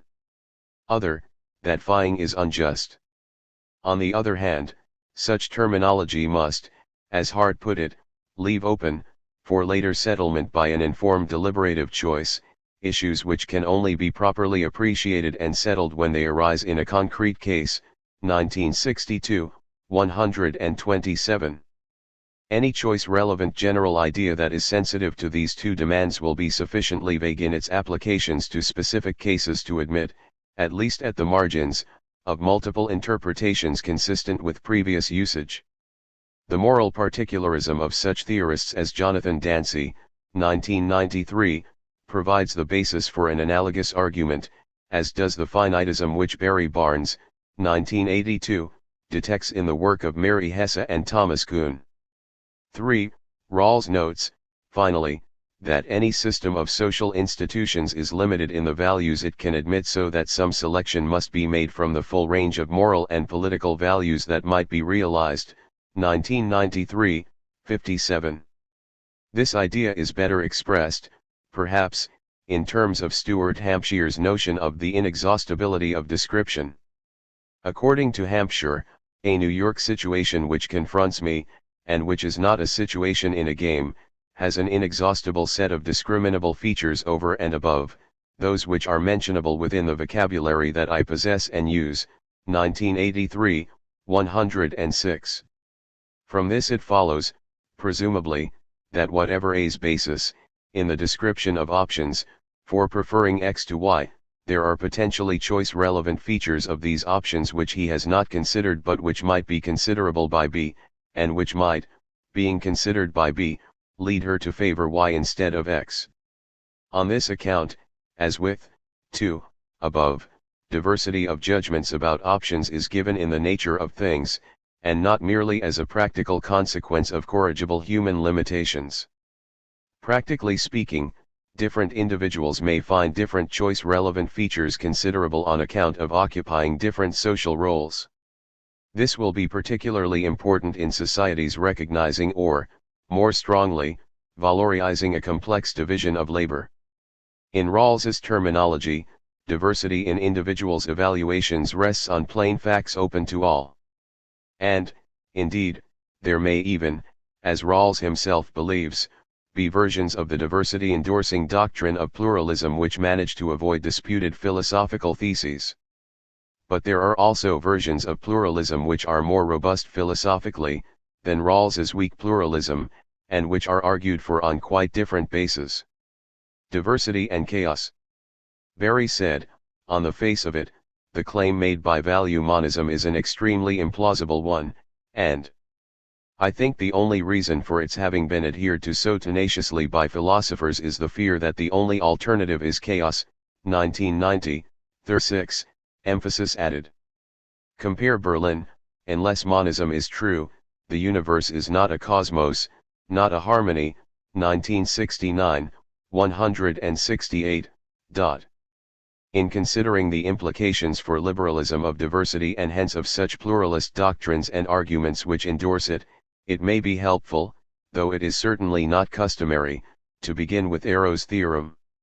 I tried elsewhere, D'Agostino, 1996, to show that this result provides a model for theorizing about ideals, such as public reason, that are, at least nowadays, directly associated with liberalism per se.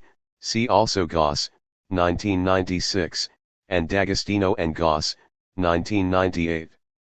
I invoke it here, however, entirely tactically, to provide a parable, if you will.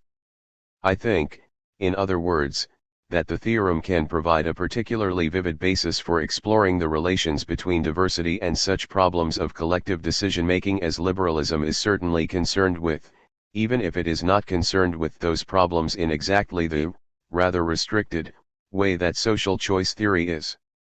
What is Arrow's theorem? Consider a collection of individuals, each of whom has well-behaved preferences, or judgments, over a domain of alternative social arrangements.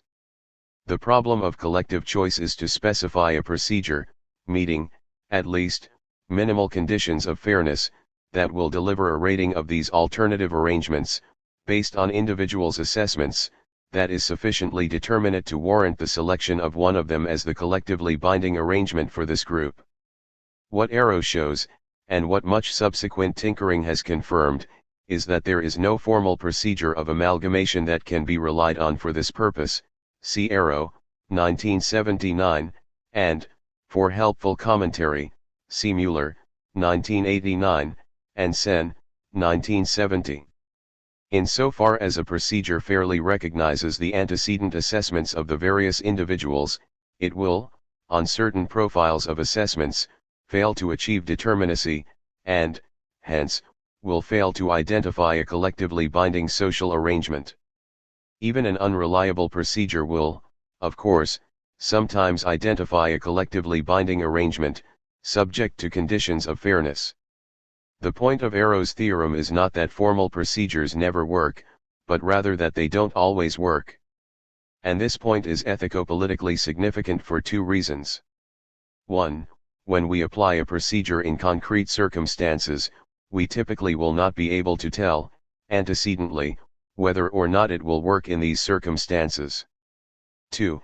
Even if we can determine that it will not work in these circumstances, we have, according to Arrow's theorem, no alternative procedure, of the same type, to use instead, except, of course, another that also will not work. A brief, and crude, illustration may be helpful. Suppose that we have three individuals, A, B, C, and three possible social arrangements, S1, S2, S3, and that individuals' assessments of these arrangements are as shown in Table 18.1. Given this profile of preferences, or deliberative judgments, no merely mechanical procedure of combination will produce a non-arbitrary, and hence legitimately collectively binding, ranking of the alternative social arrangements. Since rankings by individuals are just that, rank orderings, it does not follow, from the fact that each option has the same profile of rankings as the others, that the three options are collectively of equivalent standing and, hence, that the group could for instance simply pick one stochastically to play a collectively binding role. Consider, for instance, what happens if the individuals involved propose voting, pairwise, on the alternatives in a two-stage process. In this case, any of the three options could be selected, depending on the particular procedure that was employed, as shown in Table 18.2. If S1 is compared initially with S2, then, since both A and C prefer S1 to S2, S1 emerges as the first stage winner. When it is subsequently compared with S3, S3 is, according to the scheme of comparison, the overall best since both B and C prefer S3 to S1. Because we could, by exactly parallel reasoning, derive S2 or S1 as best overall for the group, it is clear that, on this profile of preferences, a collectively binding choice can be determined mechanically only on an ethico-politically arbitrary basis, e.g. by fixing the order in which alternatives are compared. The alternative to such arbitrariness is simple indeterminacy. None of the options can be identified as the collectively binding best for the group. In fact, unless there are strong constraints on profiles, it is possible to establish a very general result, known in the literature of social choice as the chaos theorem, according to which, as Melvin Heinich and Michael Munger put it, it is possible to construct an agenda, or sequence of comparisons of pairs of alternatives, that leads to any alternative. Choosing an agenda implies a choice of an outcome, 1997, 160-1.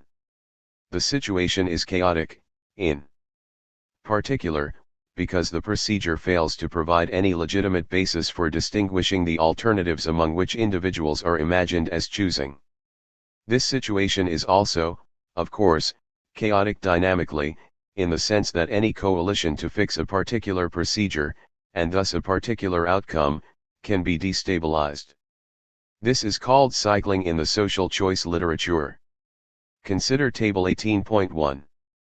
Both B and C prefer S3 to S1, and hence could form a coalition against A to fix the agenda, S1/S2 then S3, that will deliver S3 as the overall result. But both A and B prefer S2 to S3 and, indeed, since B ranks S2 first, A could plausibly appeal to B to abandon her coalition with C and join him in a coalition against C, and so on ad nauseam. C. Mueller, 1989, ch. 2.5. When it comes to the mechanical aggregation of assessments, even as much diversity among individuals' assessments as is exhibited in Table 18.1 is too much.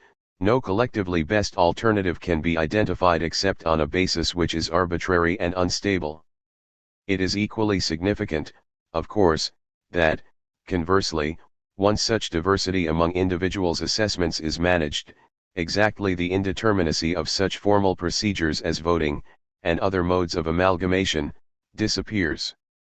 Suppose, for instance, that through some program of socialization and education, individuals' assessments are sufficiently homogenized that one of the alternative social arrangements that individuals are assessing is dominant in the sense that it is best from all relevant points of view.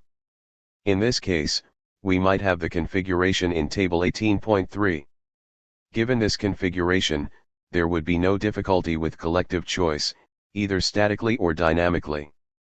There is a unique collectively best option whose identification as such is not dependent on arbitrary factors and whose selection as such cannot be destabilized, so long as individuals' assessments themselves remain constant. I said that Arrow's theorem might be considered a parable, that it might suggest something, vividly, for liberalism about the implications of diversity, and hence pluralism. What, to this effect, does it actually show? Albert Will, 1992, provides a helpful analysis whose upshot also applies to specifically liberal modalities of collective deliberation. He notes, in particular, that the conditions which Arrow imposes on formalistic procedures for collective choice should be understood as involving two distinct requirements, of coherence and representativeness, which, as he says, come into conflict. He continues, coherence requires decision-makers to know their own mind all things considered, but representativeness pushes towards the inclusion of considerations that may make knowing one's own mind impossible. 1992, 213. Representativeness, in other words, requires, of any approach to collective decision-making, that it make adequate provision for reasonable antecedent diversity of preferences or judgments. Coherence, on the other hand, requires of such an approach that it make adequate provision for the identification of collectively binding social arrangements. What Arrow's theorem itself shows is that the specifically formalistic approaches to collective decision-making that are illustrated, for instance, in systems of voting cannot, in fact, satisfy both these desiderata reliably. What, treated as a parable, Arrow's theorem suggests is a conundrum. How can we reconcile the demand for coherence in social arrangements with the fact of evaluative diversity? Of course, Arrow's theorem, and its extensions, can be read as an argument for monism. Arrow courts chaos in providing, as pluralists would insist, for the recognition of diversity. If the price for the avoidance of chaos is the abandonment of pluralism, this is anyway warranted by the fact that all apparent diversity is ethico-politically insignificant and merely conceals a deeper uniformity of assessments that sustains coherence in social arrangements. This reading is implicit, for instance, in John Harsanyi's, 1977, attempt to show that, even when they differ in their assessments of options, individuals can be brought to share the same extended preferences about social arrangements, and that coherent collective choice procedures can be defined on the basis of such, extended, assessments. And, of course, it has indeed been suggested, more pertinently, that specifically liberal doctrines and institutions are incompatible with pluralism and, hence, with the evaluative diversity which this family of doctrines and arguments sanctions. See Keeks, 1992, Crowder, 1994. Much recent liberal political theory can, however, profitably be interpreted, I submit, as an attempt to find a principled basis for acknowledging the demands both of diversity and of coherence. Liberal responses to diversity. According to pluralism, there are good reasons for recognizing, ethico-politically, at least some of the diversity of attitudes that are characteristic of societies such as ours. On the other hand, if we tolerate too much diversity in individuals' cognitive and evaluative attitudes, it cannot be ruled out that we will be unable to identify a collectively best system of social arrangements. Of course, neither pluralism nor representativeness requires the recognition of all empirically given diversity of attitudes, see, especially, Gaus, 1996. Some attitudes can reasonably be filtered out or normalized as part of any reasonable procedure for the identification of collectively binding social arrangements. If this can be done compatibly with specifically liberal principles, then liberalism can acknowledge diversity without abandoning a commitment to coherence in theory and in its institutional embodiments. The idea of normalization is associated with Michel Foucault, 1977, and I will return later to its specifically Foucauldian associations. John Rawls's original position, 1973, ch. 3, represents the most influential attempt to identify a device of normalization that meets specifically liberal requirements.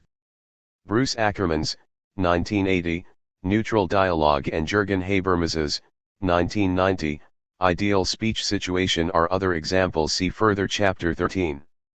On Rawls's analysis, the members of a society have to decide, in a way that will be collectively binding, how to rank proposals about the so-called basic structure of society which determines their relations with one another, at least in certain institutionally fundamental ways.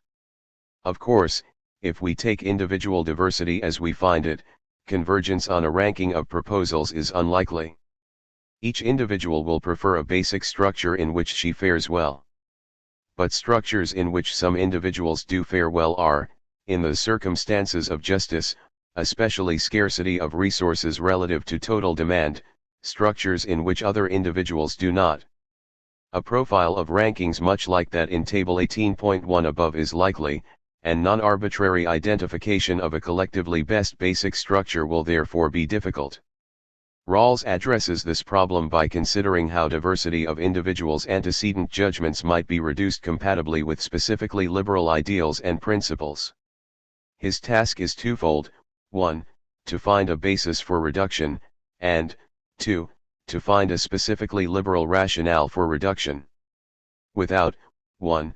The coherence requirement cannot be satisfied, there is too much antecedent diversity for a collectively best structure to be identified. Without 2. Representativeness is not adequately acknowledged, for, absent a rationale, any reduction will be arbitrary from an ethical point of view, i.e. will arbitrarily fail adequately to represent decision-relevant diversity of assessments. Rawls's solution is embodied, specifically, in the veil of ignorance. When individuals deliberate about the basic structure, they do so subject to a restriction on their knowledge. No individual knows, for instance, his place in society, his class position or social status, his fortune in the distribution of natural assets and abilities, his intelligence and strength, and the like. Rawls, 1973, 137. Accordingly, no individual can, in his own deliberations about the basic structure, rank proposals about it in accordance with how well he is likely to fare if these proposals are implemented. How is he to rank them, then? In accordance with how any person is likely to fare if they are implemented. And, according to Rawls, when individuals deliberate in this way, how one person ranks proposals is the same as how any other person ranks them, and coherence is therefore achieved. A dominant option is available, as in Table 18.3 above. This is how Rawls's original position argument seeks to provide an adequate basis for reduction. There is, of course, considerable controversy about whether this argument succeeds. See the articles in Daniels, 1975. Notice, furthermore, that a specifically liberal rationale might indeed be provided for the use of this device. What the veil of ignorance prevents the use of is, precisely, information that it would be morally improper to use as a basis for the assessment of alternative basic structures. It prevents the use of information that people would, characteristically, use in a self-interested way. As Rawls says, ONE excludes knowledge of those contingencies which set men at odds and allows them to be guided by their prejudices, 1973, 19. Blocking the use of such information forces individuals to think impartially, i.e. ethically, about the terms of their association with one another.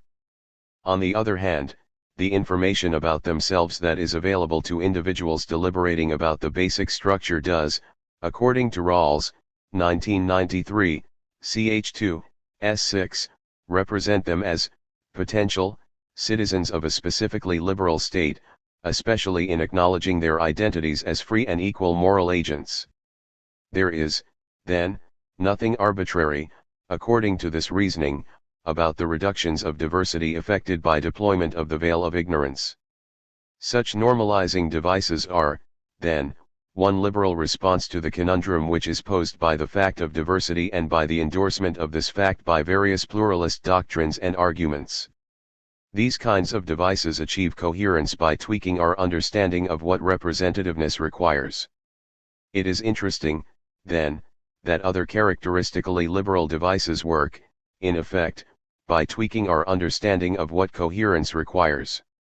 It will be helpful to consider, again, Table 18.1. A problem of coherence results, in fact, precisely in so far as we demand, of a solution to the problem of collective choice, that it identify a particular option as one which will be binding on all the individuals involved.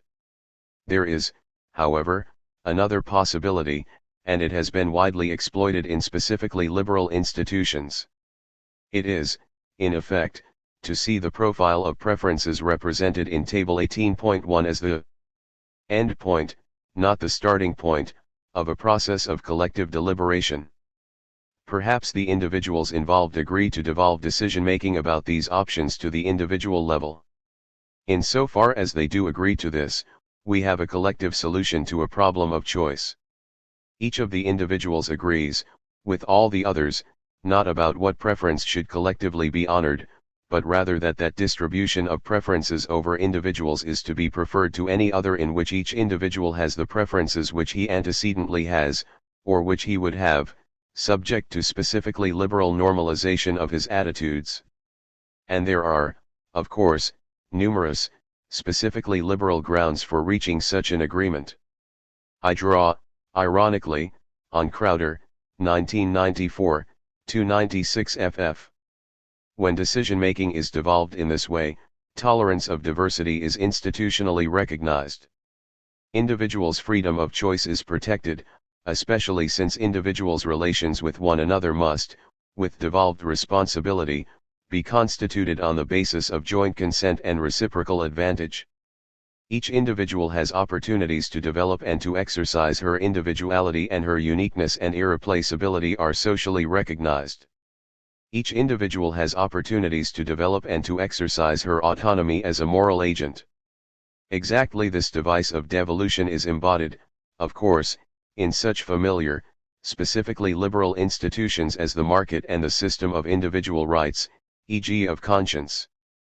Consider the question, what should we believe, meaning, in particular, what beliefs should we adopt as a moral or spiritual framework for our lives?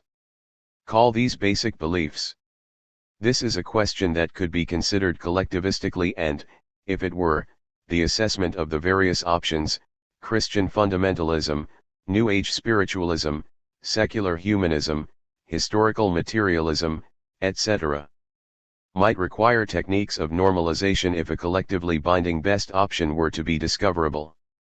Without this, we might easily have a profile over options like those in Table 18.1. That the very idea of treating the matter in this way is preposterous is, of course, a fundamental commitment of specifically liberal approaches.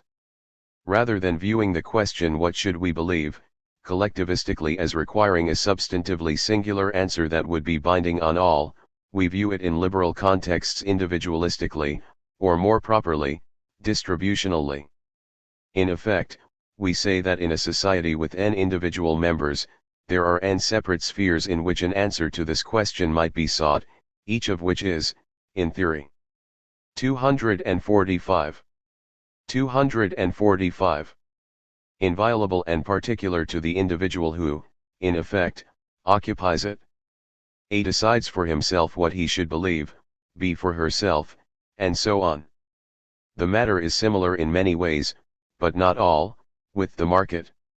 Of course, in so-called command economies, as in the former Soviet bloc, the question what should be produced and how should it be distributed, was thought to require a collective solution, in a special, and specifically anti-liberal, sense. Although, empirically, individuals might differ in their requirements for commodities, it must be assumed, and not just to ease calculational difficulties but also, of course, as a reflection of specifically socialist assumptions about the person and her relation to society, that there is a normal level of demand for each of these products and that production and distribution should be aligned to this norm. That such an approach seems absurd, and perhaps too difficult computationally even when implausible normalizing assumptions are made, simply reflects, of course, our own disinclination, in specifically liberal societies, to see the matter in this way.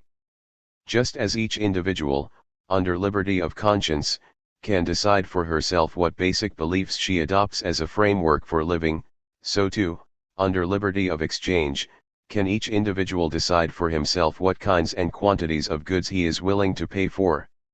Of course, there is some coordination of individuals' demand for commodities in a market economy, as there arguably is not in relation to basic beliefs. How easy an individual will find it to satisfy his various requirements will depend, in part, on how these articulate with those of other consumers and with the abilities of suppliers to produce objects satisfying these requirements, given other demands for the various factors of production which enter into the manufacture of these objects. It is not, in particular, that every individual can have as much of every commodity as he might, in the abstract, want to possess. Since he can, under liberty of conscience, believe what it is right for him specifically to believe, this is a disanalogy between the market and civil society. It is, rather, that each individual can have as much of every commodity as he is able and willing, concretely, to pay for at the price that it commands given the demand for it collectively among all consumers, and the availability of substitutes for it and for its input factors of production. Again, and this time analogously with the case of civil society, we achieve coherence via devolution. In particular, we don't approach the matter of production and distribution of commodities as one which, impossibly, requires that individuals' judgments about this matter be aggregated, perhaps after normalization.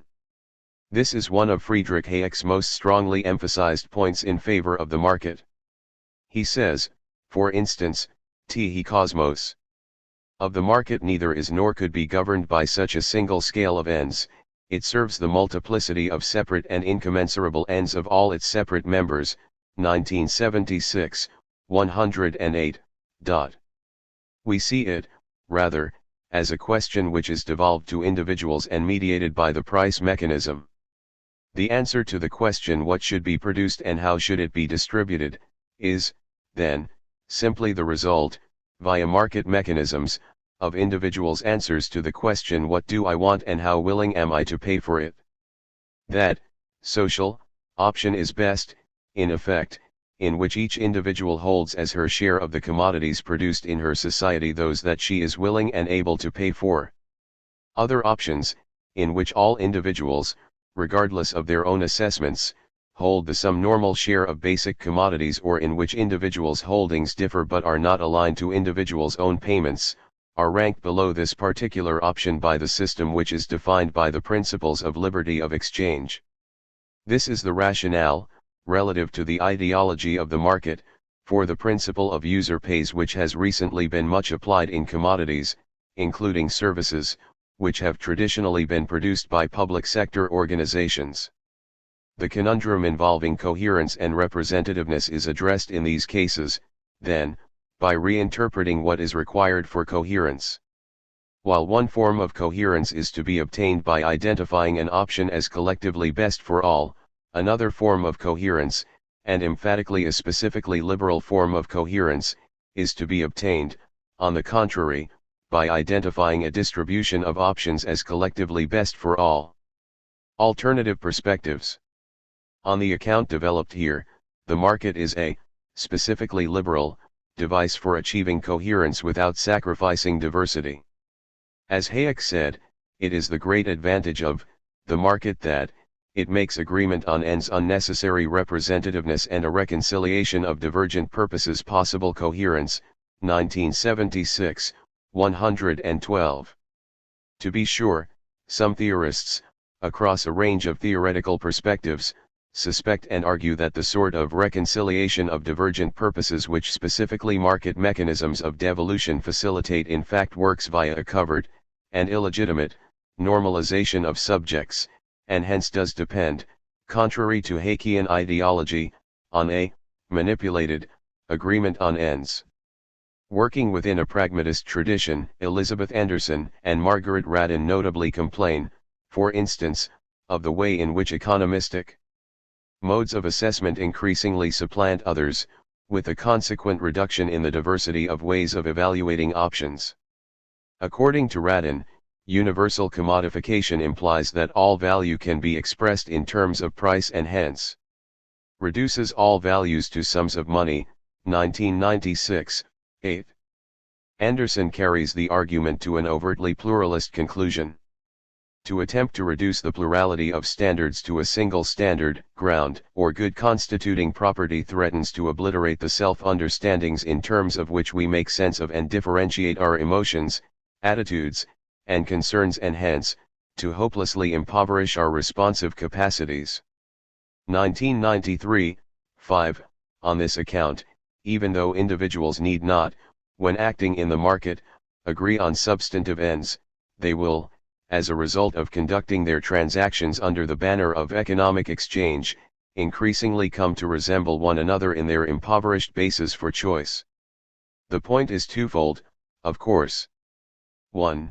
Populations of individuals become less diverse, because all individuals tend, increasingly, to prioritize economistic modes of evaluation. 2. For many an individual, her specific mode of evaluation becomes less complex, being increasingly based on market values, rather than the use values and other evaluative features that are overwritten by the narrowly economic considerations that come to predominate in her thinking. That the increasing dominance of economistic modes of evaluation and coordination may be implicitly normalizing is also, of course, urged by Habermas, who has long excoriated the tendency of money and of its institutionalization in markets to supplant, as a basis for the coordination of social behavior, that kind of free discussion based on a variety of explicitly normative principles that, in his view, facilitates a genuinely consensual basis for social relations. This is, in effect, one of the forms of colonization of the life world that Habermas and his interpreters have been keenest to expose. Habermas says, for instance, the point is to protect areas of life that are functionally dependent on social integration through values, norms, and consensus formation, to preserve them from falling prey to the systemic imperatives of economic and administrative subsystems growing with dynamics of their own, and to defend them from becoming converted over, through the steering mechanism of the law, to a principle of sociation that is, for them, dysfunction. 1987, 372-3. On this account, monetarily mediated exchange increasingly superintends the distribution of resources in a wide variety of contexts in which distribution might, previously, have been subject to collective deliberation according to context-specific norms and standards.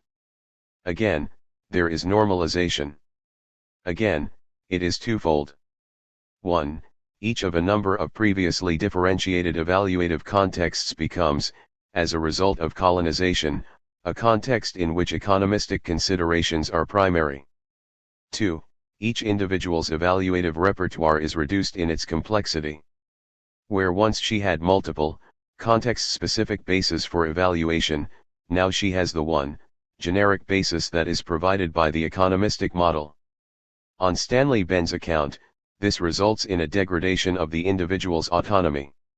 She can no longer, in these circumstances, use the standards native to one context to assess options in other, unrelated contexts, a capacity which, according to Ben, 1988, 182, is crucial to her autonomy as a deliberator and chooser.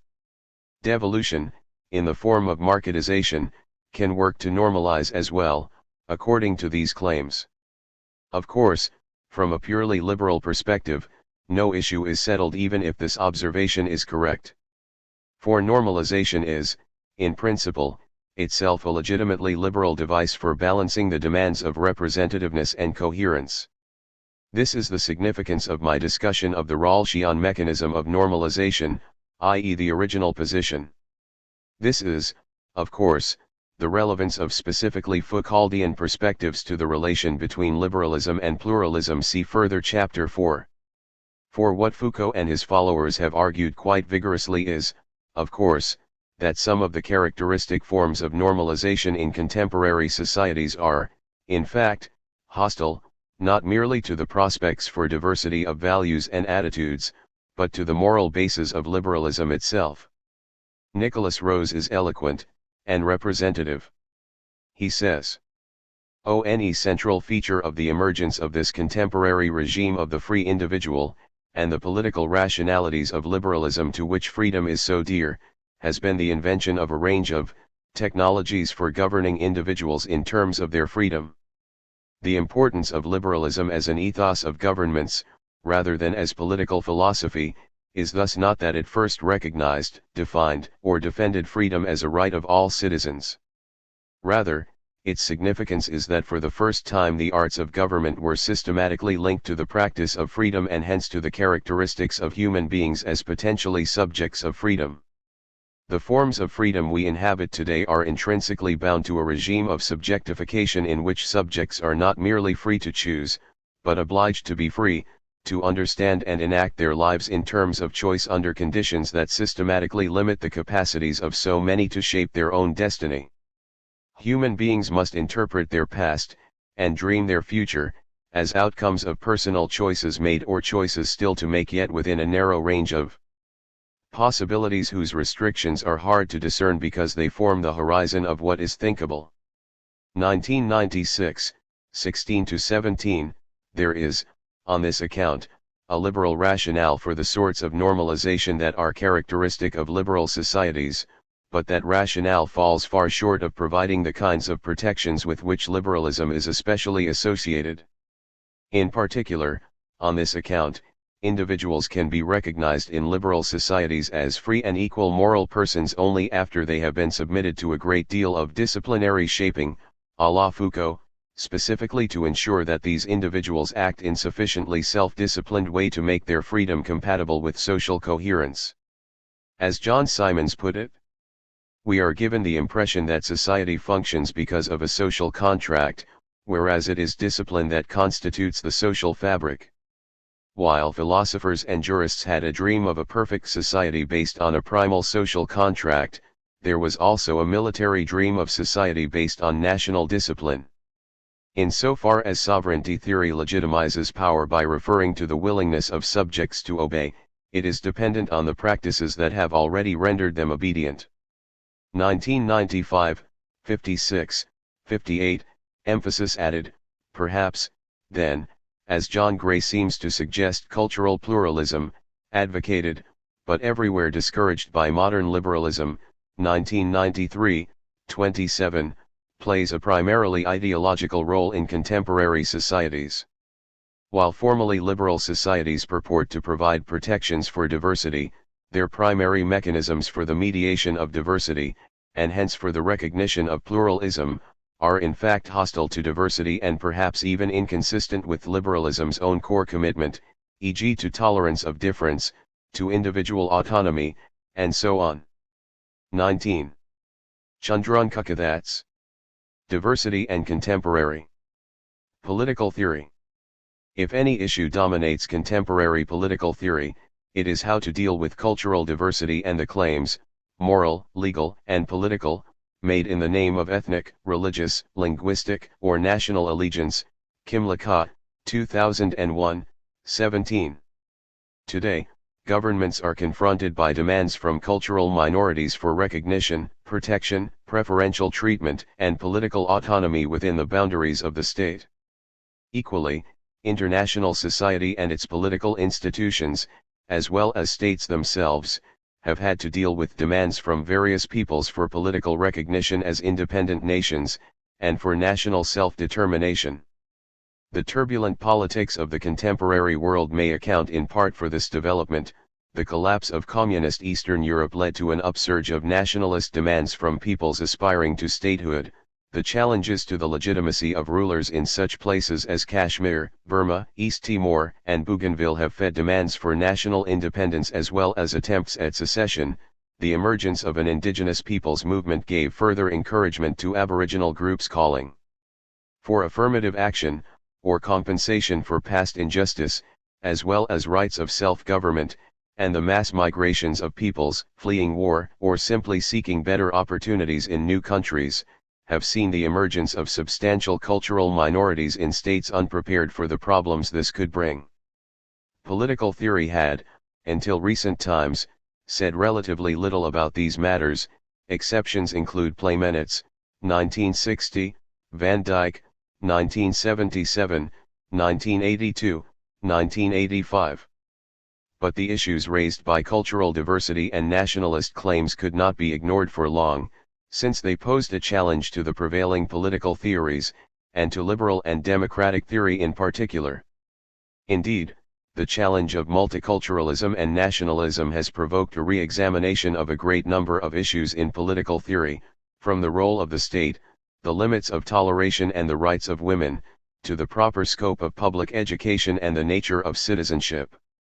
It has brought about a reconsideration of the basis of political order. This chapter surveys the literature of nationalism and multiculturalism as it has grown and developed over the past 15 years. Its aim, however, is not simply to summarize that body of writing but to draw attention to the problems that have confronted contemporary political theory, and liberal theory in particular, as it has struggled to embrace diversity. How can the many live as one? That is an old question in political theory, and the theorists of nationalism and multiculturalism have, in different ways, tried to offer an answer. What is multiculturalism? The term multiculturalism predates its use in political theory, but not by very long. Although nationalism is an old concept which has been much discussed in the past century, Kaduri, 1967, Minogue, 1967, multiculturalism did not appear until the 1960s and 1970s, when it was used to describe a new public policy, first in Canada and then in Australia. In both of these cases, this development marked an explicit movement by federal governments away from policies of assimilation of ethnic minorities, and immigrants in particular, toward policies of acceptance and integration of diverse cultures. Lopez, 2000, 2-3. The term did not enter the American, or British, lexicon until the 1980s, Glaser, 1997, 8. When it did enter American debates, however, it did so in the first instance, in discussions about public education. Multiculturalism, according to Nathan Glaser, is just the latest in a sequence of terms describing how American society, particularly American education, should respond to diversity. 1997, 8. Multiculturalism, then, is a term that describes one particular way of responding to ethnic diversity. It is a position that rejects assimilation and the melting pot image as an imposition of the dominant culture, and instead prefers such metaphors as the salad bowl or the glorious mosaic, in which each ethnic and racial element in the population maintains its distinctiveness. 1997, 10. Yet in reality there is no single multiculturalist position but rather a range of views of what multiculturalism requires. For some, multiculturalism requires moderate changes to social and political institutions to enable cultural minorities to preserve their languages and their distinctive customs or practices. For others, however, multiculturalism requires much greater social transformation to turn modern society into one in which racism has been eliminated and difference is nurtured rather than repudiated, or simply tolerated. But if multiculturalism is a way of embracing diversity, this still leaves open the question of how diversity is to be embraced. If a multicultural society is one in which different religions, cultures, languages, and peoples can coexist without some being subordinated to others, or to a single, dominant group, how can this be achieved, and what principles would describe such a society? This issue arises because even if there is diversity, there must surely be some kind of unity for a society to exist.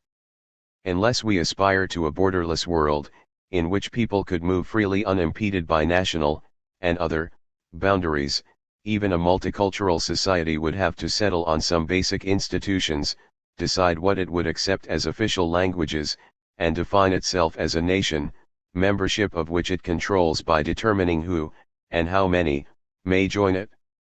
The real question, in other words, is what does multiculturalism mean in practice?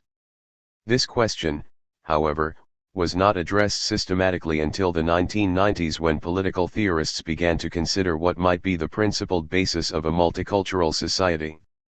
It was only then that the case for multiculturalism began to receive any kind of sustained defense, and criticism.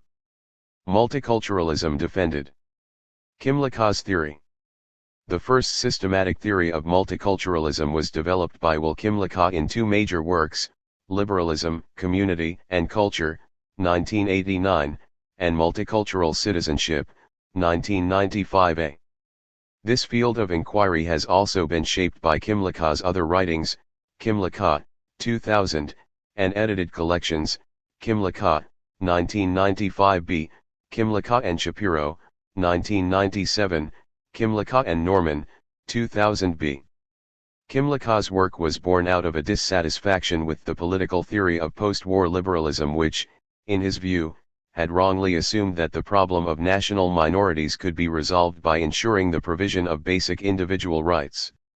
Just as religious minorities were protected by the separation of church from state, and the entrenching of freedom of religion, so would ethnic identity be protected by freedom to express in private life those cultural attachments that were no business of the state. The state would neither oppose nor nurture the freedom people enjoy to express their attachments to their particular cultures, but respond with what Glaser called benign neglect, 1975, 25, 1983, 124, Kimlicka, 1995a, 3. But benign neglect, in Kimlicka's view, was not a plausible option. The question is, why? According to Kimlicka, minority rights could not simply be subsumed under human rights because human rights standards are simply unable to resolve some of the most important and controversial questions relating to cultural minorities, 1995a, 4. These included questions about which languages should be recognized in the parliaments, bureaucracies, and courts, whether any ethnic or national groups should have publicly funded education in their mother tongue, whether internal boundaries should be drawn so that cultural minorities form majorities in local regions, whether traditional homelands of indigenous peoples should be reserved for their benefit, and what degree of cultural integration might be required of immigrants seeking citizenship, 1995a, 4-5. Traditional human rights doctrines, Kimlicka suggests, simply give us no guidance on these questions. And unless they are supplemented with the theory of minority rights, human rights theory will not enable us to address some of the most pressing issues confronting us in places like Eastern Europe, where disputes over local autonomy, language, and naturalization threaten to leave those regions mired in violent conflict. Kimlicka's ambition, therefore, has been to develop a liberal theory of minority rights that explains how minority rights coexist with human rights, and how minority rights are limited by principles of individual liberty, democracy, and social justice, 1995a, 6. The theory ultimately advanced by Kimlicka distinguished three kinds of minority or group differentiated rights that were to be accorded to ethnic and national groups: self-government rights, polyethnic rights, and special representation rights. Self-government rights require the delegation of powers to national minorities, such as indigenous peoples, but these rights would not be available to other cultural minorities who had immigrated into the country. The latter would be eligible for polyethnic rights, which guarantee financial support and legal protection for practices peculiar to some ethnic or religious groups. Both indigenous peoples and immigrant minorities might also be eligible for special representation rights which guarantee places for minority representatives on state bodies or institutions. Central to Kimlicka's account of group differentiated rights is a distinction between two kinds of minorities, national minorities and ethnic minorities. National minorities are peoples whose previously self-governing, territorially concentrated cultures have been incorporated into a larger state. Examples include American Indians, Puerto Ricans, Chicanos, and Native Hawaiians in the United States, the Quebecois and various Aboriginal communities in Canada, and the Australian Aborigines. Ethnic minorities, however, are peoples who have immigrated to a new society and do not wish to govern themselves, but nonetheless wish to hold on to their ethnic identities and traditions. A modern state may be multicultural in one, or both, of two senses, either because it is multinational, since its members belong to different nations, or because it is polyethnic, since its members emigrated from different nations. 1995a, 18. In Kimlicka's theory, these two kinds of groups have very different legitimate claims to make, and understanding this should make clear that national minorities need not fear that policies of multiculturalism would reduce them to the status of migrants, just as other citizens need not fear that multiculturalism implied that immigrants had a legitimate claim to self-government. At the heart of Kimlicka's theory of multiculturalism is a form of nationalism, or liberal nationalism, to be precise. It is his contention that the liberal tradition has a history of recognizing group-differentiated rights. This is most evident, in his view, in the fact that most liberal theorists accept that the world is made up of separate states. These states are normally assumed to have the right to decide who may enter their jurisdictions to visit, reside, or acquire citizenship. Kimlicka's view is that the orthodox liberal view about the right of states to determine who has citizenship rests on the same principles which justify group-differentiated citizenship within states, and that accepting the former leads logically to the latter. 1995a, 124. That is to say, citizenship or state membership is itself a group-differentiated notion, and liberalism is a view that recognizes the rights of individuals as members of states. It therefore makes perfect sense for liberals to be willing to recognize groups within states, for groups, like states, exist to protect people's cultural membership. What liberals defend is individual freedom. Yet this is not primarily the freedom to move beyond one's language and history, but rather the freedom to move around within one's societal culture, to distance oneself from particular cultural roles, to choose which features of the culture are most worth developing, and which are without value. 1995a, 90-1. National cultures are societal cultures, and the modern world is divided into such groupings. They provide their members with meaningful ways of life across the range of human activities, from the economic to the educational and religious. These cultures tend to be territorially concentrated, and based on a shared language. 1995a, 76.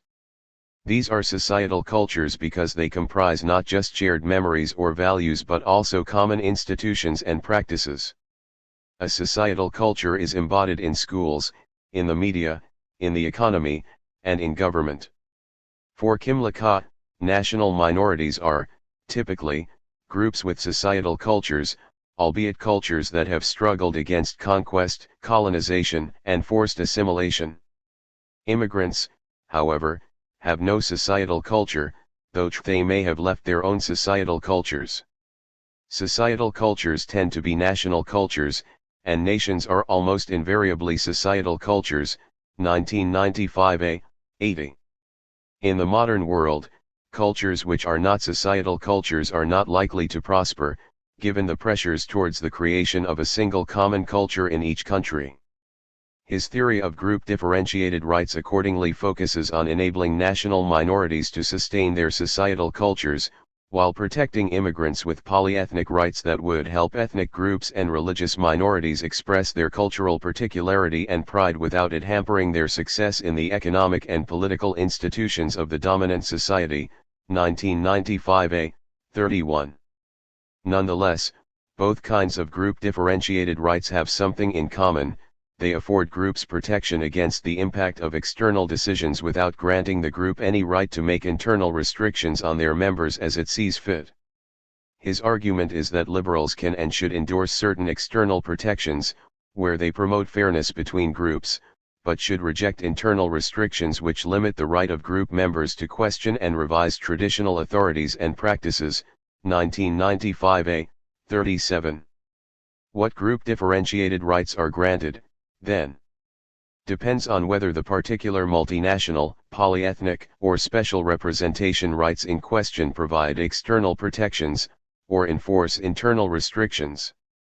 Problems of liberal multiculturalism. Kimlicka's defense of group differentiated rights immediately raised a range of questions and problems, and the literature on multiculturalism over the past decade has tackled many of them. The first issue to be addressed was the question of whether groups could properly be the bearers of rights. To some it was plain that they could not, only individuals could have rights. Narveson, 1991, Hartney, 1991. According to one view, groups were fictitious entities, and fictitious entities could not be rights bearers. Graf, 1994, 194. Yet in spite of such reservations, political theory has in recent years, with the rise of multiculturalism, become much more sympathetic to the idea of group rights. Even before multiculturalism acquired its current prominence, however, some philosophers had already advanced accounts of group rights. Joseph Raz, 1986, 207-8, for example, in his influential account of rights leaves space for collective rights. Larry May, 1987, 180, while remaining cautious about the extent to which groups should be recognized as rights holders, argued that moral theorists needed to examine more closely the actions and interests of social groups as possible bearers of rights and responsibilities. And Francis Svensson, 1979, had earlier suggested that group rights were needed to do justice to the claims of native peoples. Nonetheless, theorists, or critics, of multiculturalism did not always mean the same thing when they invoked group rights or cultural rights. The most helpful elucidation of the different kinds of rights claims made on behalf of cultural groups was offered by Jacob Levy, 1997, 24-5, who distinguished 8 categories of rights. These include exemption rights, exempting groups from laws that burden their cultural practices; assistance rights, to do those things the majority can do unassisted; self-government rights, rights to impose external rules, say, restricting non-members' rights to buy property or restricting their right to use their own language; rights to enforce internal rules, even if they violate other rights; rights of recognition of the group's legal code; rights of representation in government, and rights to symbolic claims to acknowledge the worth, status, or existence of the group. 1997, 25. The consensus of opinion is that it is quite possible for groups to have rights, or for rights to be accorded both to groups and to individuals on the basis of identity. A group may hold a right as an independently recognized entity, and individuals may hold particular rights because they are members of particular collectivities. Nonetheless, this issue has remained controversial because of the implications of granting rights on the basis of group membership. As Peter Jones put it, group rights are often articulated as demands for group freedom, but they are also feared as vehicles for group oppression. 1999, 354.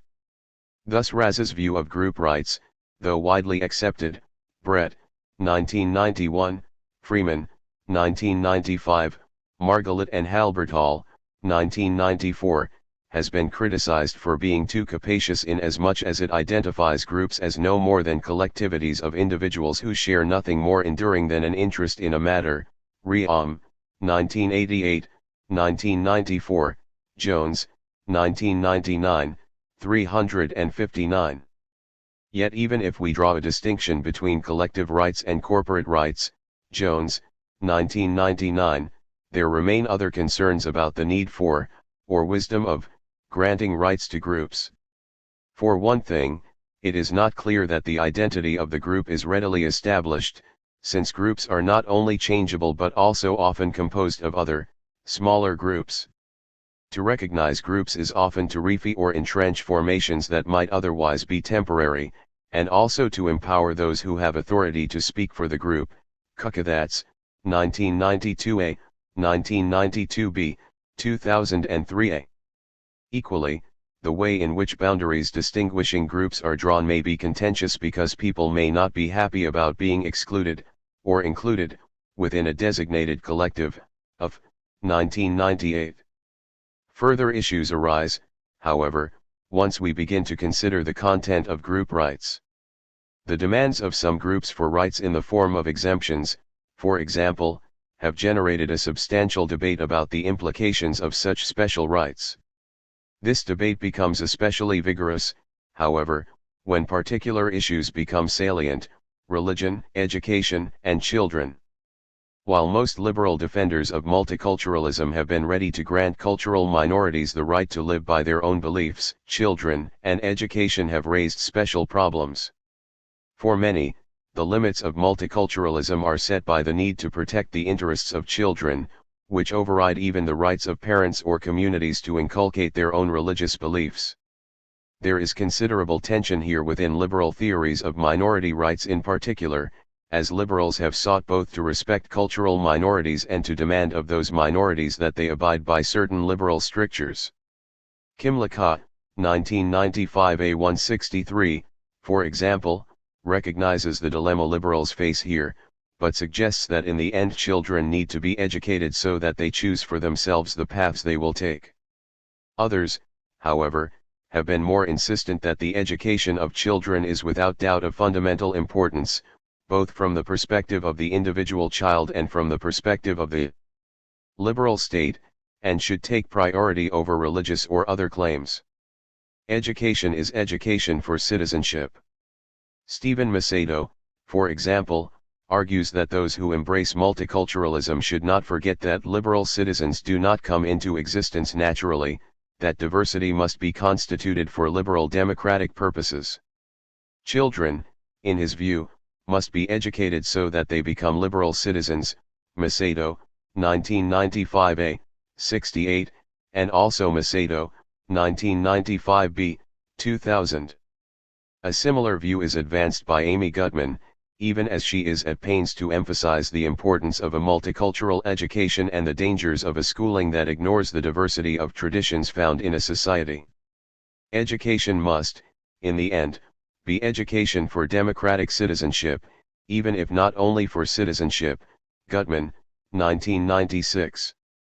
That it will also tend to assimilate minorities, and work toward the transformation of religious communities, cannot be denied, and so must be accepted.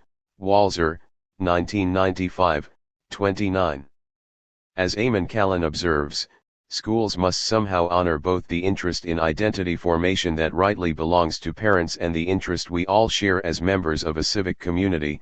2000, 66, see also Callan, 1997. The tension between the claims of state and religious community when the treatment and education of children are at issue has surfaced on numerous occasions in legal cases, which have in turn generated considerable debate in political theory. In 1972, in the case of Wisconsin v. Yoder, the United States Supreme Court decided in favor of Old Order Amish parents who wished to withdraw their children from Wisconsin state schools after 8th grade, 2 years earlier than statutory requirements for compulsory education permitted. A number of theorists have argued that this was a poor decision, either because it neglects the interests of the child, though this should not be exaggerated since only 2 additional years of education were at issue. Feinberg, 1980, Gutman, 1980, or because it fails to recognize the importance of education for citizenship, Arneson and Shapiro, 1996.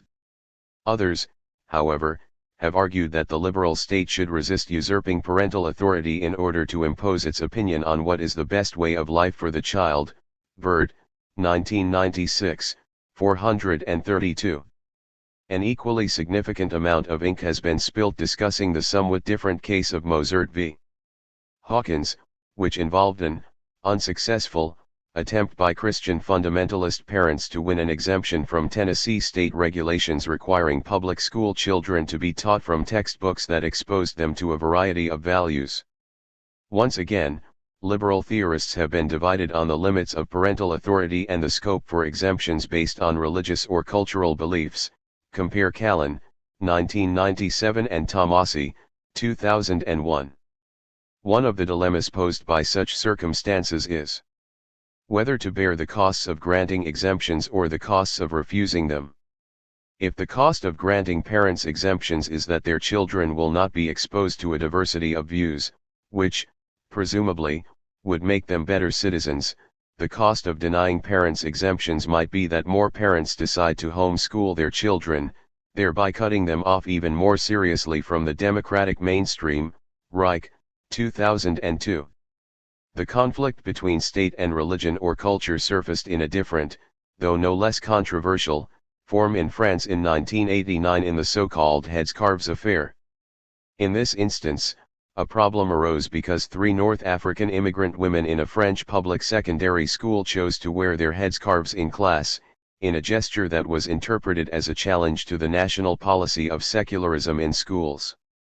The headscarves were regarded as a form of Muslim religious dress, and when the French education minister insisted that the pupils be readmitted to class, many objected that this amounted to buckling before the power of religious fanaticism. As Picaparek notes, this issue went to the heart of the French conceptions of citizenship and national identity and divided the country. 2000, 250. But it also divided political theorists. Galeotti, 1993, 1994, Morizet, 1994a, 1994b. In this, as with other controversies surrounding the matter of dress, the problem is that dress is not unambiguously a private matter. It is complex enough when turbans seek exemption from laws mandating the use of motorcycle helmets.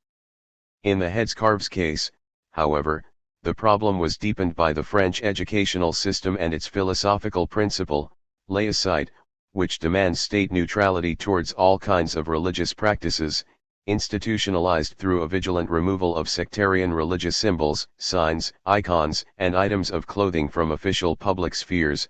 Ben Habib, 2002, 95-6. How this was to be squared with other public commitments to freedom of religion and liberty of conscience, as well as personal liberty, became entirely obscure. On this, as on many other occasions, the liberal contention that individuals should be left free to live by their own lights in matters that are of private and not public concern does not help to resolve things. Even the matter of what one eats has a public dimension, since there are laws governing the treatment of animals, and in particular the slaughtering of animals for human consumption.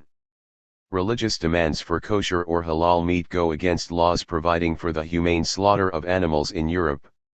And to the extent that religious and cultural groups can gain exemptions to allow ritual slaughter or killing for sport, multiculturalism turns out not only to be bad for animals but problematic for political theory. Casal, 2003. What is to be? 254. Regarded as a public issue and what as private itself becomes a matter of political and philosophical disagreement. This is even more evidently the case when disputes center on state symbols, the official status of languages, and the timing of holidays. One of the reasons such issues become problematic is that diversity is sometimes sustained by continuing immigration, which, in many countries, has led to the growth of significant ethnic or cultural minorities within a host society. Immigration might thus further complicate the cultural landscape when a society is already composed of a settler population and an indigenous minority, and perhaps a significant minority population among the settler society. Canada is an obvious example, as a polity dominated by the descendants of English-speaking settlers, with a substantial French minority, various indigenous peoples and a significant immigrant community of people from across the world. But most of Europe and North America is now marked by a similar diversity, accentuated by immigration by peoples from the Third World.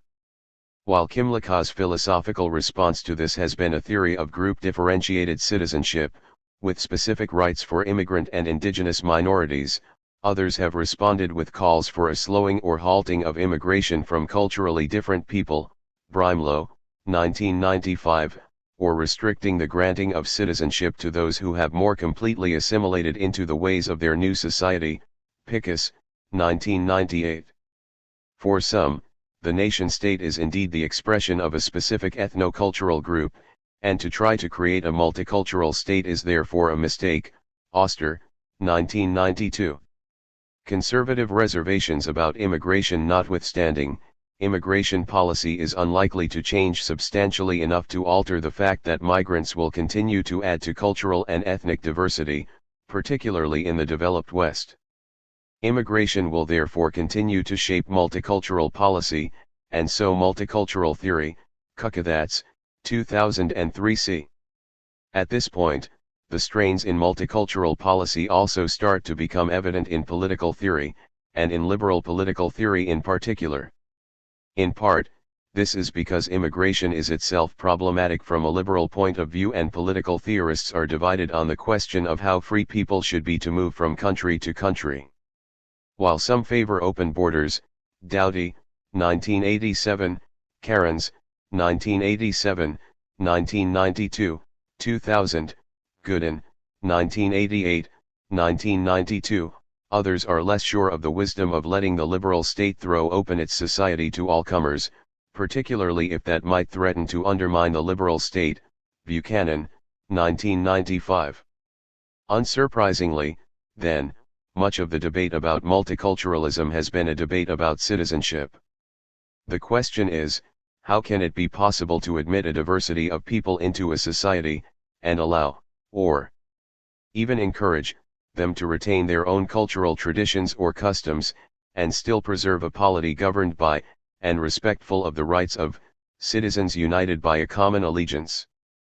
The dilemma is that the more robust the conception of citizenship, the less accommodating must the polity be of cultural diversity, to the extent that it cannot tolerate cultural traditions that do not value citizenship. The greater the diversity it wishes to admit, the weaker must be the demands of citizenship the polity imposes upon its members, Kukathas, 1993, 2003 d. 72-5. Or citizenship may have to be rethought completely, Kymlicka and Norman, 1994, 2000a. Alternative theories. While Kymlicka's work has dominated the landscape of the political theory of multiculturalism, this is not for any lack of other contributors. On the contrary, a number of other theorists have offered their own accounts of multiculturalism, some agreeing with Kymlicka's general standpoint while disagreeing on particular questions, others offering entirely independent theories of multiculturalism, or rejecting Kymlicka's ideas altogether. Among the most important of these alternative theories is that offered by Charles Taylor, in his political writings generally but, more particularly, in his influential essay The Politics of Recognition, 1994. Taylor rejects as inadequate what might be called the liberal theory of multiculturalism, for liberalism, in his view, is incapable of giving culture the recognition it requires.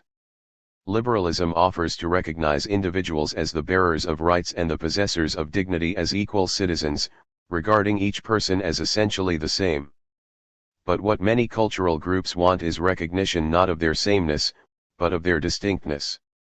Out of such desires, according to Taylor, grew a philosophical alternative to liberalism, the politics of difference. This view is skeptical about the pretensions of liberalism to offer neutral or difference-blind principles that are more than simply reflections of the standards of the dominant culture. Taylor thus rejects the efforts of Kimlicka to develop a liberalism that might accommodate difference by granting individuals differential rights to enable them to pursue their particular cultural ends. For him, the problem with this solution is that it works only for existing people who find themselves trapped within a culture under pressure, and can flourish within it or not at all. But it does not justify measures designed to ensure survival through indefinite future generations. 1994, 62. It cannot, for example, justify the collective goals of the Québécois, whose aim is the long-term survival of the French-speaking community in Canada. A number of other theorists have developed arguments about how cultural diversity might be accommodated by giving greater recognition to difference rather than extending the scope or range of liberal rights. Baumeister, 2000. James Tully's Strange Multiplicity, 1995, for example, offers a reconstruction of modern constitutionalism that is able to accommodate a greater variety of cultural traditions, and adapt elements from some of them to enhance the quality of liberal constitutional arrangements. In many of these cases, defenders of the politics of difference present an approach to cultural diversity which not only criticizes liberal individualism but also advocates a greater emphasis on the extension of democratic processes to give greater scope to the participation of cultural minorities in the shaping and governing of the polity.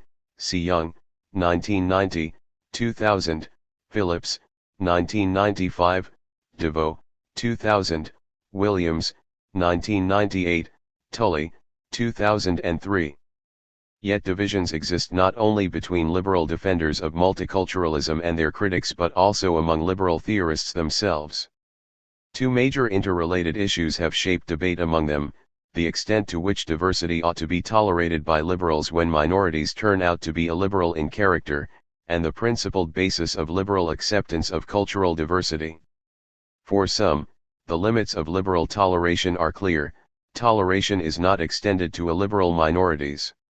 For Kimlicka, for example, liberalism endorses group-differentiated rights which provide for external protection for groups, but does not permit internal restrictions. Groups may not curb the basic civil rights of their members. Indeed, for Kimlicka, 1989, 1995a, what liberalism protects, above all, is the individual's capacity for autonomous choice. Culture is important because it is the context within which individuals learn how to choose, but its value diminishes when it ceases to enable individuals to choose their lives for themselves. A number of other liberal theorists concur with Kimlicka in this matter, arguing that liberalism protects autonomy, and that cultures that do not value or promote autonomy are less deserving of toleration or, at best, should be tolerated on pragmatic rather than principled grounds. Fitzmaurice, 1993, Levy, 1997, Gill 2001, see further Chapter 8. Other liberals, however, are less enamored of autonomy. Some, like Jeff Spinner-Halef, consider autonomy to be valuable, but are critical of those who overemphasize its importance or define autonomy so strictly that many ways of living do not qualify. Spinner-Halef, 2000, 62-7, Spinner, 1994. Others, however, have been more critical still of autonomy, suggesting that toleration or respect for diversity are much more important considerations for liberals. Galston, 1995, Kukathas, 1992a, 1999, 2003a, for an analysis of this liberal divide. See Levy, 2003. Kukathas, 1997, 2001, 2003b, in particular, has argued vigorously that toleration is so important a liberal virtue that a liberal order will tolerate a diversity of cultures even if some of them are highly illiberal. What a good society protects is freedom of association, not autonomy. And for as long as individuals are free to exit the arrangements or communities or groups within which they find themselves, that order is legitimate, even if it might be one in which many groups or communities are highly illiberal in as much as they are themselves intolerant of diversity. This view, however, gives no particular rights to groups as such, and denies them the external protections advocated by Kimlicka and others. though it also denies outside authorities any right to intervene to lift internal restrictions imposed by such communities upon their members. This issue of the treatment of minorities within minorities has itself become the subject of considerable debate, many arguing that respect for minorities cannot become grounds for accepting the mistreatment of internal minorities. Green, 1994. Levy, in particular, has offered a treatment of this matter which is sensitive to the claims of minorities seeking to live by their own cultural traditions but nevertheless robust in its rejection of claims to perpetuate practices that are cruel or hateful. The multiculturalism of fear, borrowing from Judith Schler's reading of the liberal tradition emphasizing the significance of Montesquieu, insists that a political theory of multiculturalism must be centrally concerned neither with preserving and celebrating ethnic identities nor with overcoming them but with mitigating the recurrent dangers such as state violence toward cultural minorities, inter-ethnic warfare, and intracommunal attacks on those who try to alter or leave their cultural communities. Levy, 2000, 12-13. This theory tries to steer a course between condemning cultural identification and insisting that all minorities become good million liberals, and condemning liberalism for failing to be sufficiently hospitable to diversity. Multiculturalism under fire. Not all theories, however, have been entirely sympathetic to multiculturalism, particularly when the price of cultural diversity has looked like being acceptance of illiberal or tyrannical practice. According to Stanley Fish, 1998, 73-5, no one could genuinely advocate multiculturalism because that would require tolerating all cultures, including those determined to stamp out tolerance. Most multiculturalists are thus not real but boutique multiculturalists, prepared to tolerate difference for as long as differences are trivial.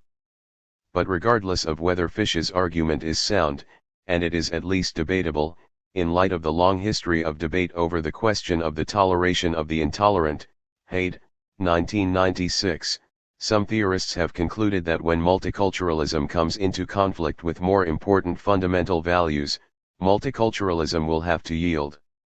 Two critiques of multiculturalism are particularly worthy of note, the first coming from the liberal egalitarian perspective and the second from a feminist point of view.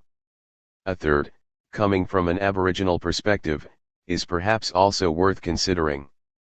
The liberal egalitarian critique. The most comprehensive liberal egalitarian critique of multiculturalism has been offered by Brian Barry in his book Culture and Equality, 2001. According to Barry, multiculturalism is inconsistent with liberalism and a respect for liberal values and should therefore be rejected. Attempts to show that it is consistent with liberalism are, in his view, implausible. In this regard, he rejects what William Galston has termed Reformation liberalism. Unlike Enlightenment liberalism, which emphasizes the importance of individual autonomy, Reformation liberalism, Galston maintains, values diversity and sees the importance of differences among individuals and groups over such matters as the nature of the good life, sources of moral authority, reason versus faith, and the like. 1995, 521. Barry rejects this distinction, but is especially critical nonetheless of those who are members of the diversity-promoting liberalism camp. Barry rejects three major arguments advanced in support of Reformation liberalism. The first is that liberal theory values respect for persons and this implies respect for the cultures to which individuals belong. To this Barry replies that illiberal cultures often violate the requirement of equal respect and to that extent they do not deserve respect. 2001, 128. The second argument is that liberalism values diversity because it increases the range of options available to individuals. To this Barry responds that liberals prize individuality rather than diversity. 2001, 129. The third argument is that liberalism attaches great importance to the public/private distinction, and so should be committed to non-intervention in the private realm. To this Barry replies that liberalism has historically challenged the sanctity of parental and paternal authority, and sought to protect individuals from the groups to which they belong. This does not mean that, for Barry, liberalism requires every group to conform to liberal principles. Individuals must be free to associate in any way they like, consistent with the law protecting the interests of those outside the association. But there are two important conditions: all participants in the association should be sane adults, and their participation should be voluntary. 2001, 148. Groups may then do as they please, provided those who do not like the way a group's affairs are run are able to exit without facing excessive costs. 2001, 150. Berry's view imposes serious constraints, then, on the operation of groups. In the end, what it tolerates is only what Fish calls boutique multiculturalism. It requires that illiberal practices not be condoned, that parents be required to send their children to school, and that generally the state ensures that children are appropriately educated and not made the victims of creationists and religious zealots, even if they are their parents. Equally, multiculturalism provides no warrant, in Berry's view, for allowing religious groups to be exempt from the legal requirements for the humane treatment of animals. Jewish and Muslim demands for kosher or halal meat are indefensible, and diversity provides no warrant for making an exception. 2001, 40-6. In the end, Berry's view amounts to a reassertion of liberal egalitarianism as a doctrine that is simply incompatible with multiculturalism. For criticisms of Berry, see the papers in Kelly, 2002, for another defense of liberal egalitarianism see Kernahan, 1998. The feminist critique. If multiculturalism is inconsistent with liberal egalitarianism, it is perhaps even more at odds with contemporary feminism. One of the most important objections to multiculturalism is that, in seeking exemptions or special rights for cultural groups or religious communities and organizations, it in effect seeks protection for groups whose practices are sexist and highly disadvantageous, if not altogether harmful, to women. This view has been put most forcefully by Susan Oken, 1998, 1999a, 1999b, 2002, who has taken issue with almost all of the most prominent defenders of multiculturalism, and found their commitment to women's rights and interests wanting. Multiculturalism is in tension with feminism because the two ideas represent political visions that stand some way apart. As Katha Pollitt puts it, in its demand for equality for women, feminism sets itself in opposition to virtually every culture on earth. Multiculturalism demands respect for all cultural traditions, while feminism interrogates and challenges all cultural traditions. 1999, 27.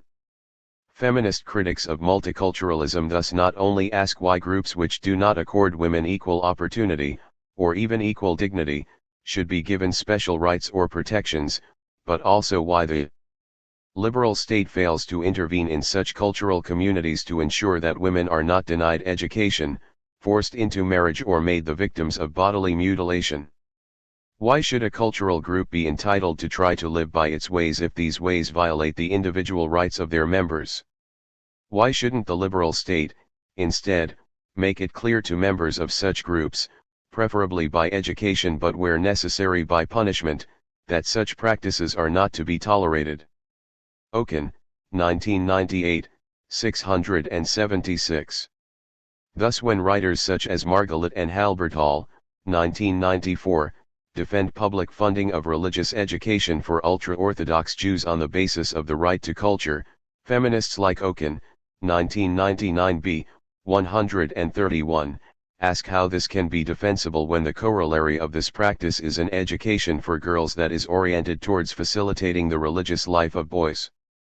There is no doubt that feminism and multiculturalism come into conflict, for precisely the reasons that Oken has identified. But the fact of this conflict does not establish whether one philosophical stance or the other ought to prevail. Kukathas, 2001. Some writers, however, have tried to argue that multicultural accommodation need not be incompatible with feminist concerns. The most notable contribution to this position has come from Eilert Schacher, who argues that it is a mistake to think of multiculturalism simply in terms of the granting of external protections to cultural groups. Since individuals are typically members of many groups, The question is how to allocate jurisdiction to identity groups in certain legal arenas while simultaneously respecting group members' rights as citizens. Schacher, 2001, 27-8. The fact that individuals are members of multiple groups holds out the hope that power might be divided among a number of jurisdictions, enabling women both to secure protection against the power of particular groups and to retain the capacity to participate in the cultural traditions they cherish. Other writers have also sought ways to reach some solution to the tension between feminism and multiculturalism. Some have concluded that some form of differentiated citizenship will need to be developed if the claims of women and the claims of culture are to be mediated. Ben Habib, 2002, 82-104. Others have suggested that a dialogic solution, forswearing the appeal to individual rights or procedural justice, offers a better prospect of reaching an accommodation of cultural values and women's interests. Eisenberg, 2003. The Aboriginal Critique. Generally, multiculturalism is assumed to speak not only for the interests of immigrant cultural minorities but also for the Aboriginal peoples who are minorities in modern states. Canada, Australia, New Zealand, and the United States, no less than Fiji, Malaysia, Indonesia, India, and most of South and Central America, are home to peoples whose ancestry may be traced back to pre-modern times, and their interests are sometimes thought to be addressed by the development of the institutions of a multicultural society. Yet for many indigenous peoples multiculturalism is less than welcome, for its implication is the further marginalization of their communities and culture in a modern state more attuned to the needs of migrants than to those of Aborigines. The recognition of this issue has shaped the development of Kimlicka's theory, which is particularly aware of the distinctive concerns of indigenous peoples. His model of group differentiated rights deliberately makes space for national minorities, as distinct from polyethnic groups. Whether or not Kimlicka's theory is defensible, however, Aboriginal groups around the world have pressed the case for the rights of indigenous minorities. For a skeptical assessment of the notion of indigenous rights see Mulgan, 1989a. Mulgan, 1989b also suggests that, in the case of New Zealand, the land is occupied by two indigenous peoples, the Maori and Pakeha, or descendants of white settlers. Moreover, many indigenous groups have insisted that, unlike immigrant peoples, what they need is not only recognition of their independent status but also rectification for past injustice. Extended treatments of the problem of incorporating Aboriginal peoples into modern liberal democratic society, in a way that respects the integrity of Aboriginal traditions, have been offered by Tully, 1995, and, more recently, Iveson, 2002. Both suggest that a viable liberal order requires the establishment of a constitutional modus vivendi that incorporates recognition of Aboriginal custom and culture. However, as Iveson argues, mere incorporation of indigenous law may not be enough given that circumstances vary and both society and indigenous societies are themselves changing. 2002, 141-62. The problem of rectification for past injustice, however, remains a serious difficulty, particularly when the effluxion of time has made the matter of ascribing to present generations responsibility for past injustice a difficult one, morally, legally, and politically. Jeremy Waldron, 1992, 4-1, has suggested that public policy should focus on future welfare rather than past injustice if the aim is to do justice to the concerns of Aboriginal people. See also Share, 1981, Gooden, 2001. Though others have offered theories of rectification that might do justice to the demands of Aboriginal peoples, Kukathas, 2003a, Hill, 2002, it seems unlikely that those demands will ever be met philosophically, let alone politically. In this regard, the distinctive position of Aboriginal peoples may not survive the advance of multiculturalism, even if Aboriginal peoples remain reluctant to be content with the status of one minority among many. Nationalism. The emergence of multiculturalism over the past 3 decades has been coterminous with the re-emergence of nationalism, both as a political phenomenon and as a topic for historical and philosophical investigation. Multiculturalism as a public policy has been, at least in part, a response to nationalist demands of a sort, at least to the extent that cultural groups have begun to demand some form of recognition of their distinctive identity, even if they have not always demanded rights of self-government or independence. Unsurprisingly, then, concerns about culture have prompted a rethinking of theories of nationalism, no less than have concerns about nationality helped to shape theories of multiculturalism. The literature on nationalism is vast, but the focus here is on normative theories of nationalism. Defining and defending nationalism. Nationalism, according to Margaret Moore, is a normative argument that confers moral value on national membership, and on the past and future existence of the nation, and identifies the nation with a particular homeland or part of the globe. 2002, 5. In her account, nations are moral communities characterized by bonds of solidarity and mutual trust, and the attachment people feel to such communities is reason enough to recognize national identity. This very recent account of nationalism takes issue with a number of prominent theories, such as Ernest Gellner's, which argued famously that nationalism is primarily a political principle, which holds that the political and national unit should be congruent, 1983, 1. The problem with this view is that it implies that every nationalist movement seeks independence and political separation. Yet there are many groups which are nationalist in character but do not demand statehood, and would be content with greater freedom from external control within the existing state. Moore, 2001, 4, see further chapter 15. In Moore's view, nations are moral communities marked by bonds of solidarity and mutual trust. Thus they are not grounded in culture, for national identity should not be confounded with a common culture. While nationalists seek to preserve political communities, this does not mean that they seek to preserve their cultures. In this regard, Moore's account is at odds with the arguments of liberal nationalists such as Kimlicka, Margalit, Raz, and Yael Tamir, who see nationality as grounded in culture. Kimlicka, 1995a, Raz, 1994, Margalit and Raz, 1990, Tamir, 1993. It has perhaps more in common with Gooden's, 1997, suggestion that group attachment is best explained in Bayesian terms, as conventions arising out of an unwillingness of people to expend scarce resources to question the prejudices and presuppositions they grow up with inside their own groups. For a similar analysis see Kukathas, 2002. The definition, and also the sources, of nationalism are much disputed, some seeing it as the product of modernity and others as its cause. See the differing historical accounts of Gellner, 1983, Greenfeld, 1992, and Anderson, 1993. Similarly, the question of the justifiability of nationalism has been much argued about among political theorists. Among liberal theorists in particular, nationalism is viewed with suspicion, since its emphasis on community and belonging puts it at odds with liberal commitments to individual rights and to freedom and equality as universal values. Often, they are inclined to give it only a qualified endorsement. See McMahon, 1997, Herka, 1997, Lichtenberg, 1997.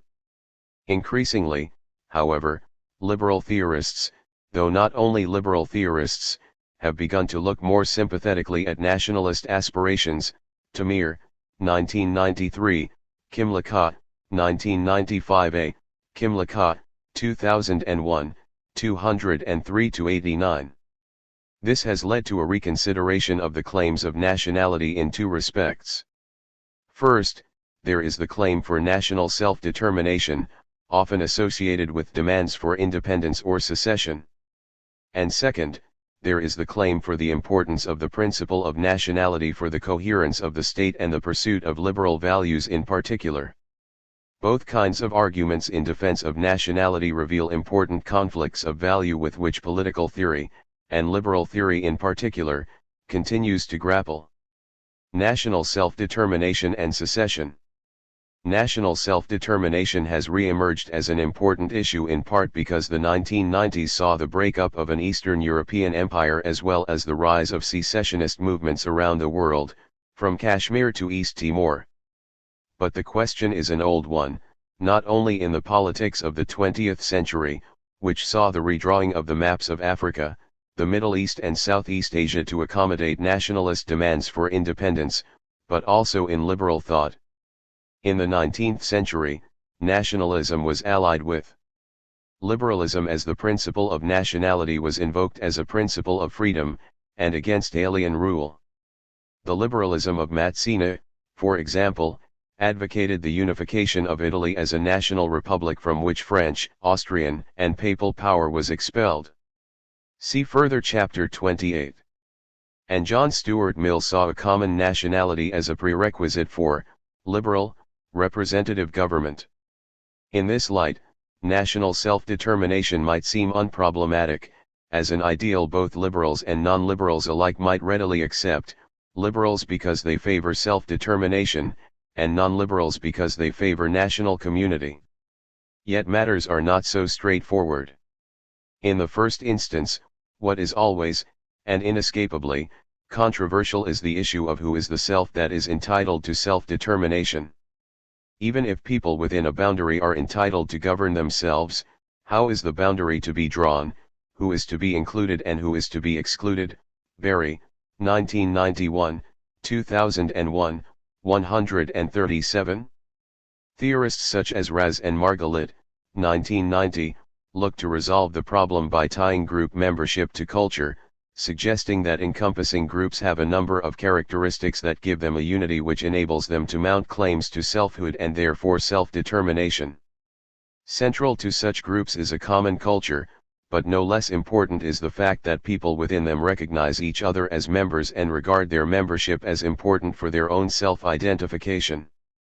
It is also important to recognize, however, that the right of self-determination can be enjoyed only by a group that is a majority in a territory. 1990, 441. What Raz and Margalit reject, as an undesirable illusion, is the individualist principle of consent.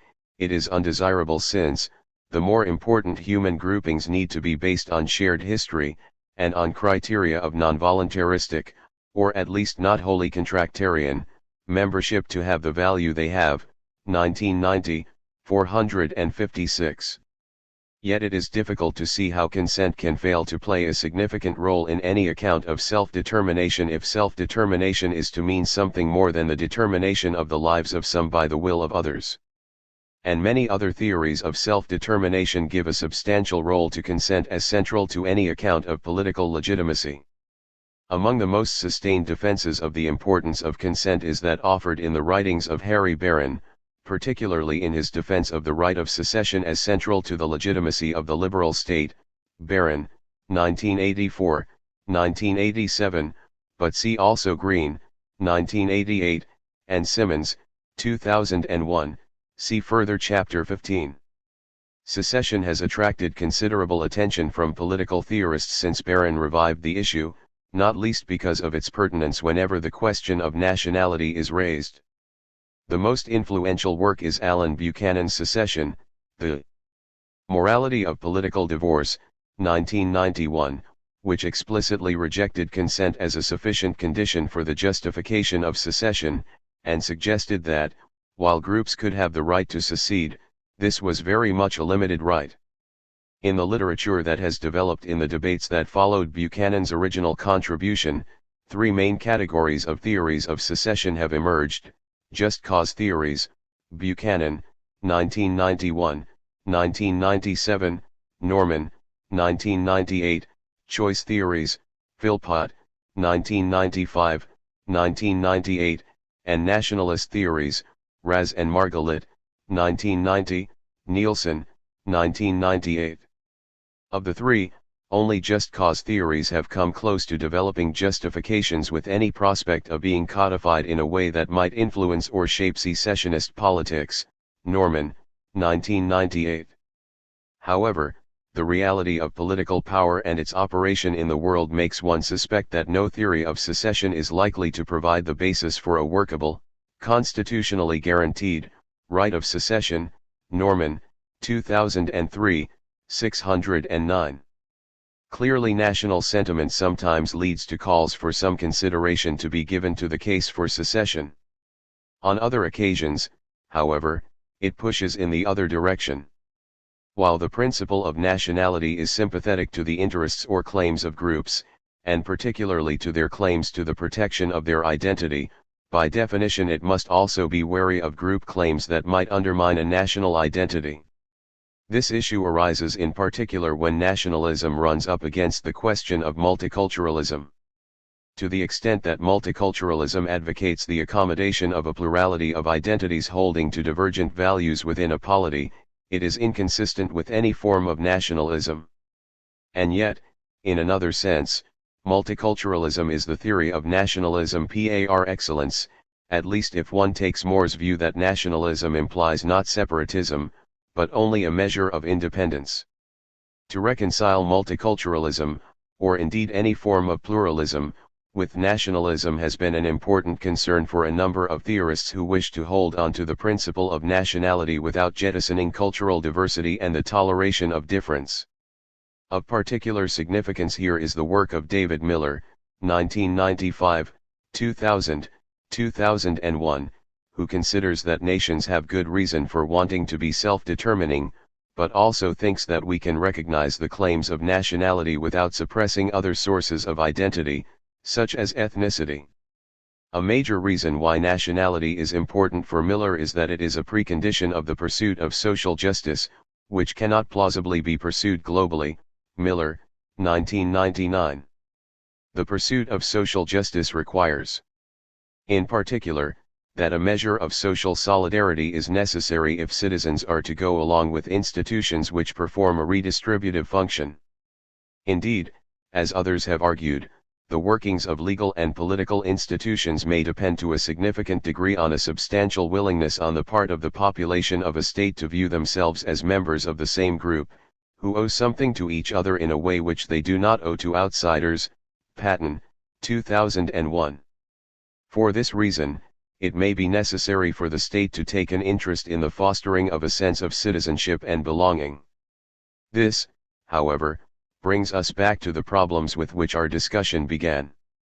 The desire of each to be recognized as different and distinctive gives rise to a demand for a politics of multiculturalism, one that recognizes and tolerates, or even encourages and honors, diversity. Yet the politics of diversity in turn may give rise to a demand for political separation, and the emergence of communities in which diversity has no place. How the many can live as one remains a salient question in political theory. 20. New social movements. David West. New social movements, NSMs, are both a major phenomenon of recent Western history and an important topic within contemporary social and political studies. The study of these movements extends from straightforward empirical description to more theoretical attempts to explain their rise, activities, and ultimate fate. However, the category of NSMs has proved contentious almost from its first use. In fact, the newness of new social movements is best understood in the context of an unfolding set of theoretical debates rather than simply as a reflection of a particular stage of Western society. The focus, in what follows, is on the theoretical context or, more precisely, the intersections and interactions between both theoretical and historical contexts, in order to identify the nub of the problematic concept new social movement. As a result, there will be no attempt either to provide an exhaustive overview of theories or commentaries on NSMs, impossible within the scope of the present chapter, or to discuss the range of broadly similar social movement activity in other regional contexts such as the second or communist and third or developing worlds. Historical context, the emergence of new social movements. A preliminary definition. Although there is no straightforward answer to the question what are new social movements, a provisional definition will help to locate the problem. Social movements, then, are less organized, partially extra or anti-institutional forms of collective activity aiming, over an extended period, to bring about, and sometimes prevent, social change. Social movements interact with, influence and sometimes succeed in transforming the institutionalized political structures of a society. The term new social movements refers to a group of contemporary, or recent, social movements that have played a significant and, for most commentators, largely progressive role in Western societies from the late 1960s. The identification of these waves of activism as new typically refers to their concern with issues other than class. The category normally includes peace and anti-nuclear movements, environmental, ecological or green movements, lesbian and gay liberation, second-wave feminism, anti-racist and alternative lifestyle movements. After stability, the emergence of new social movements. The emergence of new social movements in the West came as a surprise to most commentators.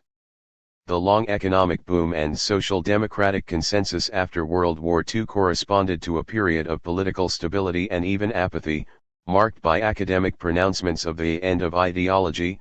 Lipset, 1960, 403-17, Vincent, 1995, 9-13. The conflict between capital and labor was tamed by the class-compromising structures of the welfare state with its progressive taxation, social security and welfare provision, policies of full employment, and neo-corporatist consultation between employers, trade unions, and government. Berger, 1981, of 1984. A state of permanent Cold War with the Communist East helped to contain social conflicts in the capitalist West, cementing consensus under U.S. hegemony around a security policy based on the nuclear deterrence of mutually assured. 265. Destruction. Liberal Democrats and elitist pluralists celebrated the stability of Western societies as the permanent achievement of an open political system, which functioned as a political market mediating the conflicting demands of organized political interests. Schumpeter, 1950, Bockrich, 1967. Even Herbert Marcuse, a left-wing critic of liberal capitalism, portrayed the prevailing social order in substantially similar terms, albeit negatively, as a one-dimensional society that had outgrown the polar opposition of capitalists and workers. Marcuse, 1964. But although Marcuse was pessimistic about the proletariat's immediate revolutionary potential, he was alert to other cracks in the facade of liberal democratic stability. From the 1950s in the USA, the Black civil rights movement spoke for outcasts and outsiders, who were excluded not just from most of the material benefits of the affluent society but also from civil and democratic rights. 1964, 199-200. During the 1960s further cracks appeared. Protests against the USA's war in Vietnam were both products and catalysts of an emerging student radicalism, giving rise to organizations like Students for a Democratic Society, SDS, at Berkeley, Coburn and Blackburn, 1969. Student radicalism was itself inseparable from a more diffuse counterculture of sex, drugs, and rock and roll. Students and hippies chose to drop out, rejecting their parents' commitments to work and consumerism. Roshik, 1969. Others sought to channel these developments into a reconstructed movement for socialism. Horrified by the failures and crimes of Stalinism but equally dissatisfied with the compromise and bureaucratic paternalism of social democracy, new left intellectuals fashioned a more democratic, even more hedonistic version of socialism. Thompson et al., 1960, Oglesby, 1969. These diverse strands of dissent and activism reached their public and symbolic apogee in the May events of Paris in 1968, when a combination of students and workers seemed on the point of toppling the French state. Although prospects of revolution were soon averted, the dramatic nature of these events shattered complacent belief in the inevitable stability of Western democracies. Turan, 1971, Irwin, 1989, 229-55. It is in the aftermath of the Paris events that the origins of new social movements can be located. The 1969 riots at the Stonewall Bar in New York were the spark for the formation of the Gay Liberation Front, the vanguard of the contemporary gay and lesbian movements. Jagos, 1996, 30-43, Weeks, 1977, 185-206. Likewise, partly driven by disillusionment with the sexism of their new left comrades in the students' and anti-war movements, second-wave feminism flourished from the beginning of the 1970s. See further Chapter 21. This period also saw a strong revival of peace and anti-nuclear activism, and the upsurge throughout Western societies of the environmental or green movements. See further Chapter 14. In the former West Germany, the extra-parliamentary opposition was overtaken by a proliferation of large and small-scale protests against nuclear power stations and military bases and other citizens' initiatives, Bürgerinitiativen. Peace and environmental activism cross-fertilized with a broad array of feminist, gay and lesbian, alternative lifestyle, countercultural and alternative groups. Hulsberg, 1988, 36-63, culminating in 1980 with the formation of the German Green Party, Die Grünen, the anti-party party of NSMs. What was new about new social movements? The new social movements of the 1970s displayed a number of seemingly novel characteristics or displayed certain characteristics to a novel degree. In contrast to the old politics dominated by class and distributional issues, new social movements addressed issues of gender, sexuality, race, nature, and security. Although they still made material demands, for equal pay and opportunities, social justice, fair trade, etc., the new movements insisted on their independence from class-based divisions. In contrast to the centralist and bureaucratic electoral and revolutionary organizations of the old left, new forms of political practice and collective action were also in evidence. Alongside more conventional organizations, there was a flourishing of more fluid, participatory, and even anarchistic groups. Loosely organized affinity and consciousness-raising groups practiced a different kind of politics, which included the transformation of personal consciousness and identity as well as direct action, moral and symbolic protest. The activists of the new movements also differed from the traditionally working-class stalwarts of the labor movement. They were mainly younger, tertiary educated, from middle or new middle class backgrounds and less preponderantly male. Dalton and Keckler, 1990, Melucci, 1989, 5-6, Pakulski, 1991, 39-42. On the other hand, of course, neither agents and issues, nor forms of political practice and collective action, were absolutely new.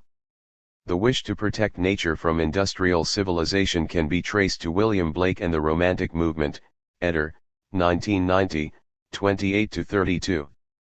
The isolated feminist protests of Mary Wollstonecraft and Abigail Adams in the 18th century were followed by the more organized campaigning of anti-slavery, temperance, moral revival movements and suffragettes in the 19th and 20th centuries.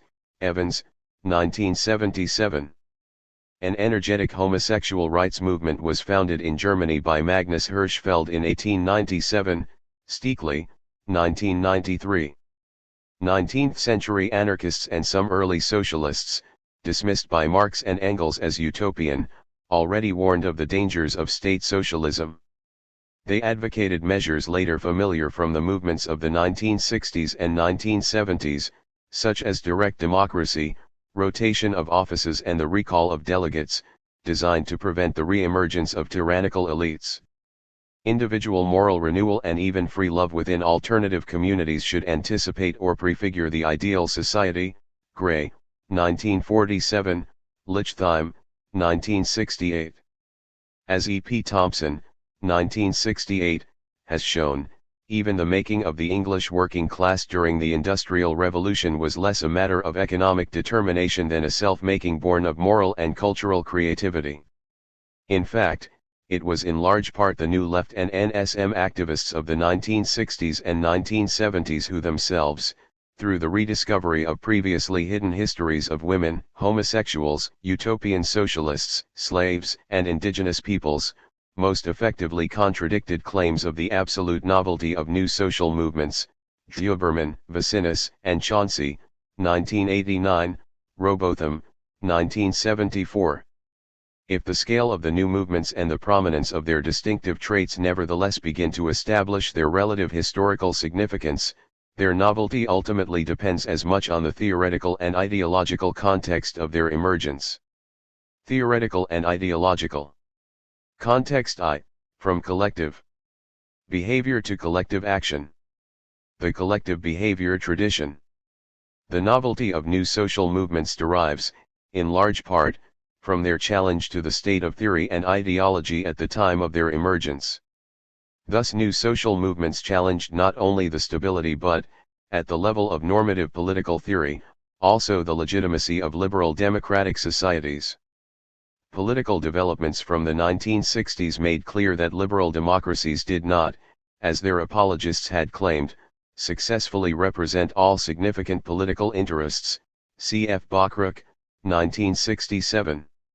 African Americans, women, lesbians, and gays, and environmentalists could all claim to be excluded from the social democratic consensus. Changes such as the Civil Rights Acts in the USA, equal opportunities, equal pay, and anti-discrimination legislation regarding gender, race and sexuality, and the decriminalization of homosexuality, amounted to obvious extensions of liberal values, but many liberals ignored these issues at the time. Rawls is typical in this regard for his initial failure to consider the justice of women's position in society. Rawls, 1971, Okun, 1989. Long-lasting controversies were also sparked over issues such as affirmative action. Dworkin, 1978, 223-39. Furthermore, the campaigns that led to these changes transgressed the conventional boundaries of acceptable or institutionalized political activity, which included voting, lobbying and standing for office, but not civil disobedience, direct action, and the ever-expanding repertoire of protest. Accordingly, normative theorists were inspired to reconsider the legitimacy of these and other extra-institutional forms of social movement activity. Dworkin, 1978, 206-22, Rawls, 1971, 363-91, Singer, 1973, Walzer, 1970. The normative reappraisal of social movement activities also contributed to significant methodological developments in empirical social science, summed up in the very term social movement. Social movement activity had previously been studied mainly as collective behavior. Continuing a long tradition of suspicion towards unruly rabbles, mobs and masses, classic studies from this perspective examined instances of collective irrationality from the riots, rumors and panics of the French Revolution to the mass hysteria of National Socialism and the Stalinist cult of personality. L. E. Bone, 1947, Killian, 1964, Pakulski, 1991, 3-31. Mainstream sociology and political science after World War II, particularly in the USA, retained this emphasis, typically regarding collective behavior as a threat to the rational, ordered, organized collective action enabled by liberal democratic institutions. One representative example of this approach, Kornhauser's Politics of Mass Society, noted the widespread readiness to abandon constitutional modes of political activity in favor of uncontrolled mass action, contrasting mass society with the pluralist society of diverse but organized interests required for a healthy liberal democracy. 1959, 5-13.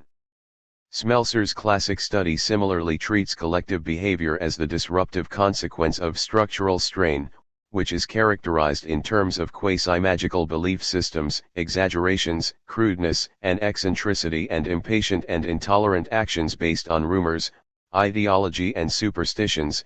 1962, 8-67-130.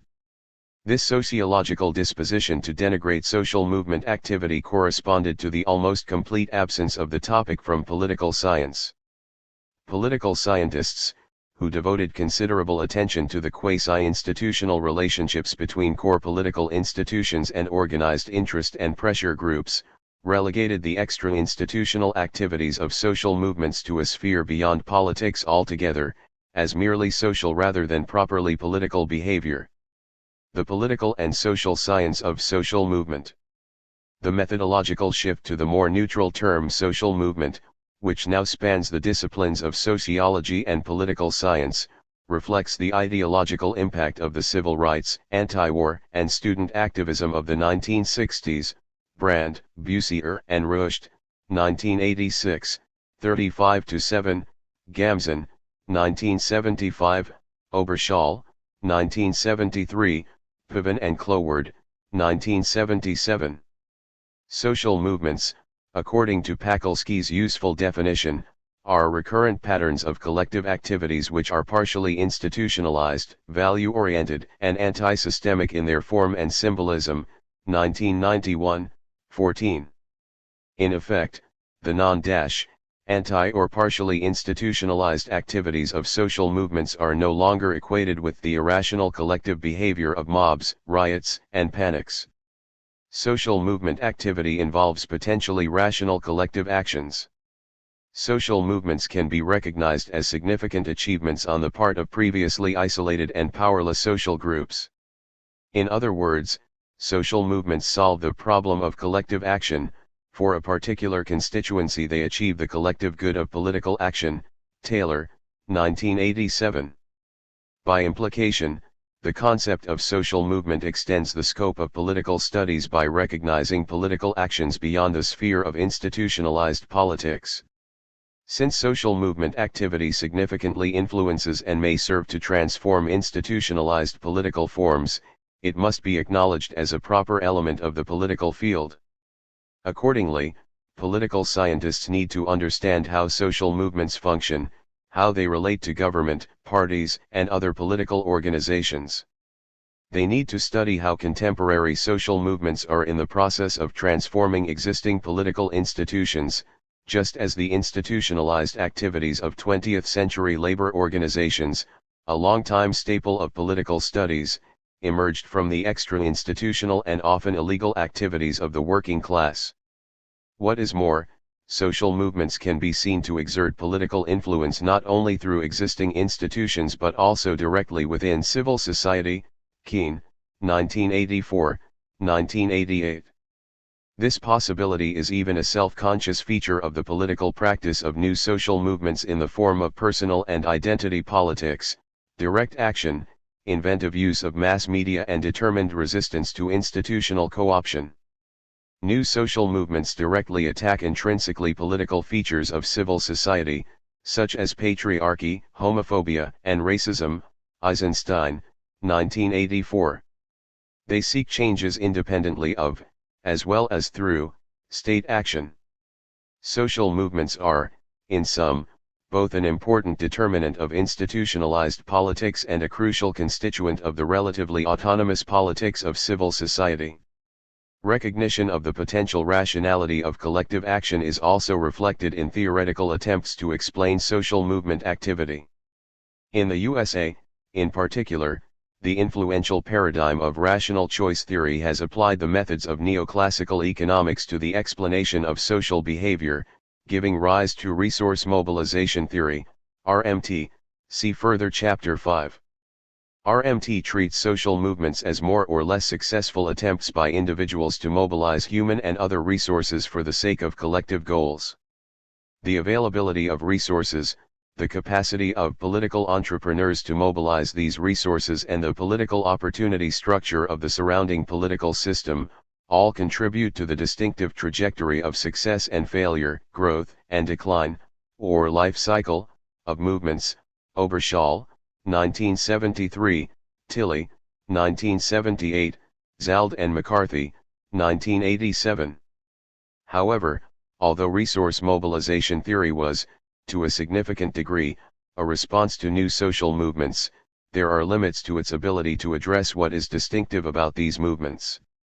In the first place, RMT addresses the formal properties of social movements in general, rather than the substantive characteristics of new social movements in particular. It considers general preconditions, problems and determinants of collective action. But like other rational choice theories, it has nothing to say about the particular goals, values, or ideology of new social movement agents. Piven and Cloward, 1992. Rational choice theories may be able to deduce theorems predicting the rational choices that agents make on the basis of particular preferences, but they are notoriously unable to cast light on the formation of these preferences or their possible replacement by others. Hindus, 1988. A second limitation of RMT derives more directly from its individualistic assumptions. Although it is certainly worthwhile examining the incentives of individual participants in social movement activity, it seems unlikely that a theory modeled on the egoistic materialism and narrow sympathies of Homo economicus will ever provide an adequate explanation of social movement activity. Rational choice approaches have, for example, been much engaged by the problem of voting, the apparent irrationality of exerting even minimal effort when the chances of influencing the outcome of elections are infinitesimally small. Brennan and Lemaski, 1993. They must surely have difficulty, then, in understanding why people expend considerable long-term effort and even undergo serious, sometimes mortal, risk for the sake of political goals. Rational choice approaches can surely only explain such actions to the extent that they are prepared to consider the role of integrity, commitment and identity, culture, community and solidarity, in accounting for the otherwise inexplicable element of self-sacrifice that they involve. Recently, indeed, there has been consideration of such concepts, Johnston and Clandermans, 1995. But such evidently crucial determinants of social movement activity are not obviously susceptible to rational choice explanations, which are better equipped to explain actions within, rather than transitions between, social value systems, identities, and cultures. Eierman and Jameson, 1991. The revaluation of social movement activity is reflected, finally, in the flourishing from the 1970s of more straightforwardly empirical studies within both sociology and political science. Within both English-speaking and European social science, there has been a plethora of descriptive and quantitative studies of contemporary social movements of all kinds, both new and old, progressive, conservative, and reactionary. Kryasi et al., 1995, Rucht, 1991. These studies provide much of the empirical basis for what has been called new social movement theory. Theoretical and ideological. Context 2, New Social Movement Theory. Farewell to the working class. Associated more with continental Europe than with the English-speaking world, NSM theory seeks to provide a substantive, as opposed to merely formal, explanation of the rise, role, and prospects of NSMs. In contrast to the individualistic or agent-centered approach of rational choice approaches, NSM theorists pursue a structural approach, explaining the rise of new social movements in terms of the systemic tensions or contradictions of contemporary Western societies. In addition, like Marxism, which pioneered a similarly substantive, structural account of the politics of capitalist society, NSM theory is a variety of critical theory, Gis, 1981. In other words, the attempt to understand the fundamental conflicts of Western society is designed to contribute to its progressive transformation. The normatively engaged stance of NSM theory is apparent straight away in the designation of a particular category of movements as new rather than merely contemporary. The term new evidently belongs to the family of normative, philosophico-historical, or developmental concepts inherited from the Enlightenment and closely related ever since to Western claims of modernity. Williams, 1976. NSMs are conceived as radical or progressive, because they are expected to contribute to the further development of Western societies. This also explains the exclusion of nationalist movements and religious revivals as well as more straightforwardly reactionary racist, sexist, and homophobic movements from the category of NSMs. Within the normative and theoretical domain so defined, it is, however, the exclusion of class-based social movements as old that provides the most direct entry into NSM theory. For many intellectuals and activists already disillusioned with what Rudolf Barrow dubbed actually existing socialism, the failure of the New Left in the late 1960s was more than an event at the social and political level. It was the occasion of a final loss of faith in the proletariat as the agent of an imminent, or even distant, socialist revolution. A working class integrated into the institutional structures and reward mechanisms of welfare state capitalism seemed an unlikely agent of revolution. In contrast to mainly middle class and student draft evaders and protesters, workers had largely supported the Vietnam War. Again, although trade unions eventually played a major role in the Paris events of 1968, the traditional organizations of the left were seen to lag behind, and then to seek to exploit the apparently spontaneous eruption of protest. The scene was set for a shift of theoretical paradigm, heralding NSMs as the latest challengers to the existing order. Brand, Bussier and Rucht, 1986, Jennett and Stewart, 1989. From advanced capitalism to modernity. But, if NSMs are set to replace the working class as agents of social advance, what transformations of capitalist society account for this change? New social movement theorists relate the emergence of NSMs to basic structural features of contemporary Western societies. Although these societies are variously portrayed as late, advanced, organized or welfare state forms of capitalism, as post-industrial or programmed societies, as the culmination of modernity or in transition to postmodernity, these different theoretical constructions in fact belie considerable continuity of sociological and political analysis. Closest to the Marxist paradigm, indeed almost continuous with schools of Western and neo-Marxism, which acknowledge the changing nature of capitalism and corresponding decline of working-class activism, are theories of new social movements as a response to the crises of welfare state capitalism, WSC, of 1984, 1985. A starting point for such theories is the neo-corporatist inclusion of the working class into the institutional structures of capitalist society through trade union and party political representation. The social democratic legal order characteristic of WSC supplements civil and political rights, cherished by liberal democracy, with social welfare rights realized through provision of social welfare, health, education, housing, social security, unemployment, sickness and retirement benefits, measures of economic redistribution, progressive taxation, and Keynesian economic policies, full employment, demand management. Marshall, 1963, 74-126, of 1985, 821-5. These developments involve a considerable expansion of the state's activities in comparison with liberal capitalism. See further chapters 16 and 17.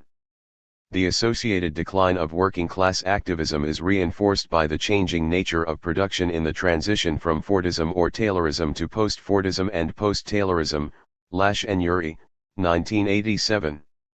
This involves, in the first place, the decline of traditional manufacturing and the rise of the service sector, which is geographically more dispersed and industrially less organized. But, second, the Fordist model, of mass, assembly line production of a relatively small range of products for mass consumption, is gradually replaced by more diversified and decentralized forms of production and consumption. Both developments undermine traditional forms of working-class solidarity and organization and tend to support a multiplication and diversification of forms of identity apart from class. But if the post-Fordist welfare state pacifies the working class by partially satisfying its demands whilst disrupting traditional forms of class identity and solidarity, it is also subject to crisis tendencies of its own. Although the welfare state performs certain essential functions for capitalism, securing social stability, infrastructure, and other public goods, its ever-expanding financial requirements ultimately threaten the profitability of capital. If the welfare state denies the escalating demands of citizens, then it risks a loss of authority or legitimacy. Of 1985, 818-20, Habermas, 1976. But the demands of citizens must inevitably grow, because the expansion of the state's responsibilities erodes such uncontested and non-contingent premises, of politics as the family, religion, and the work ethic, of 1985, 819. It is, of course, precisely this crisis of governability, Huntington, 1975, O'Connor, 1973, that has motivated neoliberal attempts to revive the less expansive state of liberal capitalism. To the extent, however, that WSC emerged as the necessary solution to the systemic failures and crisis tendencies of liberal capitalism, the neoliberal agenda must prove futile. However, WSC has also given rise to new forms of identity and activism associated with NSMs, who promise a more satisfactory resolution of its crisis tendencies. The new movements raise issues and concerns excluded from the social democratic class compromise. Women have been excluded or devalued not only by employers but also by trade unions and welfare structures committed to a man's right to the family wage. WSC has institutionalized the shared interest of capital and labor in continued economic growth and industrial expansion without regard to longer-term damage to the environment. The politics of nuclear deterrence and the burgeoning military-industrial complex accommodate the interests of capital and labor within a largely shared understanding of security. The changing nature of capitalism is thus related not only to diminishing activism of the traditional working class but also to the rise of the women's, peace, and environmental movements, of 1985, 825-32. 4 of NSMs offer a potentially more promising response to the crisis of the welfare state in the form of a reconstituted civil society independent of the state. This possibility is more systematically explored in the work of Habermas. Habermas and the Incomplete Project of Modernity. But the welfare state does not operate simply as a manager of capitalist crisis tendencies. Shifting the focus more decisively from capitalism to modernity, Jürgen Habermas draws on Weber's account of societal rationalization to provide an account of the bureaucratic state as a relatively independent source of domination. See also chapters 12 and 29. 1. The purely formal or, in Habermas's terms, instrumental rationalization characteristic of Western processes of modernization manifests itself in the development of both capitalism and the state. In Habermas's terms, both capitalism, money, and the state, power, represent developed forms of systems rationality, 1984, 143-399, 1987, 113-97. As Pusey puts it, the system refers to those vast tracts of modern society that are uncoupled from communicatively shared experience in ordinary language and coordinated, instead, through the media of money and power, 1987, 107. The development of both capitalism and the state corresponds to the gradual uncoupling and expansion of social systems, which coordinate the consequences of economic and political actions quasi-mechanically and, as it were, behind the back of participants. As these systems develop further, they begin to invade or colonize the intersubjective perspective of participants anchored in what Habermas terms the life world, 1987, 301-73. The system's invasion of the life world explains what Habermas sees as the ambivalent potential of modernity. As Weber's notion of disenchantment also implied, the formal or instrumental rationalization of society disrupts the substantive value systems of tradition and religion. In Habermas's more optimistic terms, the disruption of tradition opens the way for the critical reassessment of what were often oppressive norms, institutions, and practices. Then, through an unconstrained and self-critical process of discourse, more universally acceptable norms can emerge in what amounts to a communicative rationalization of the life world. On the other hand, the expansion of state and capitalist systems increasingly organizes human life according to the instrumental logic of money and power, overwhelming any possibility of communicatively achieved consensus and reducing the life world to a lifeless shell.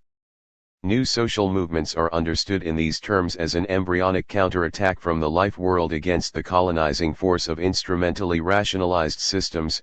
Habermas, 1981, 1987, 391-6. The new conflicts are displaced from economic and state systems to the life world, or, more precisely, the seam between system and life world. The new conflicts arise in areas of cultural reproduction, social integration, and socialization. The new conflicts are not sparked by problems of distribution, but concern the grammar of forms of life. NSMs respond to the disruption and colonization of the life world in either defensive or offensive ways according to whether it is a question of how to defend or reinstate endangered lifestyles, or how to put reformed lifestyles into practice. 1981, 32. However, the women's movement is the only movement that follows the tradition of bourgeois socialist liberation movements.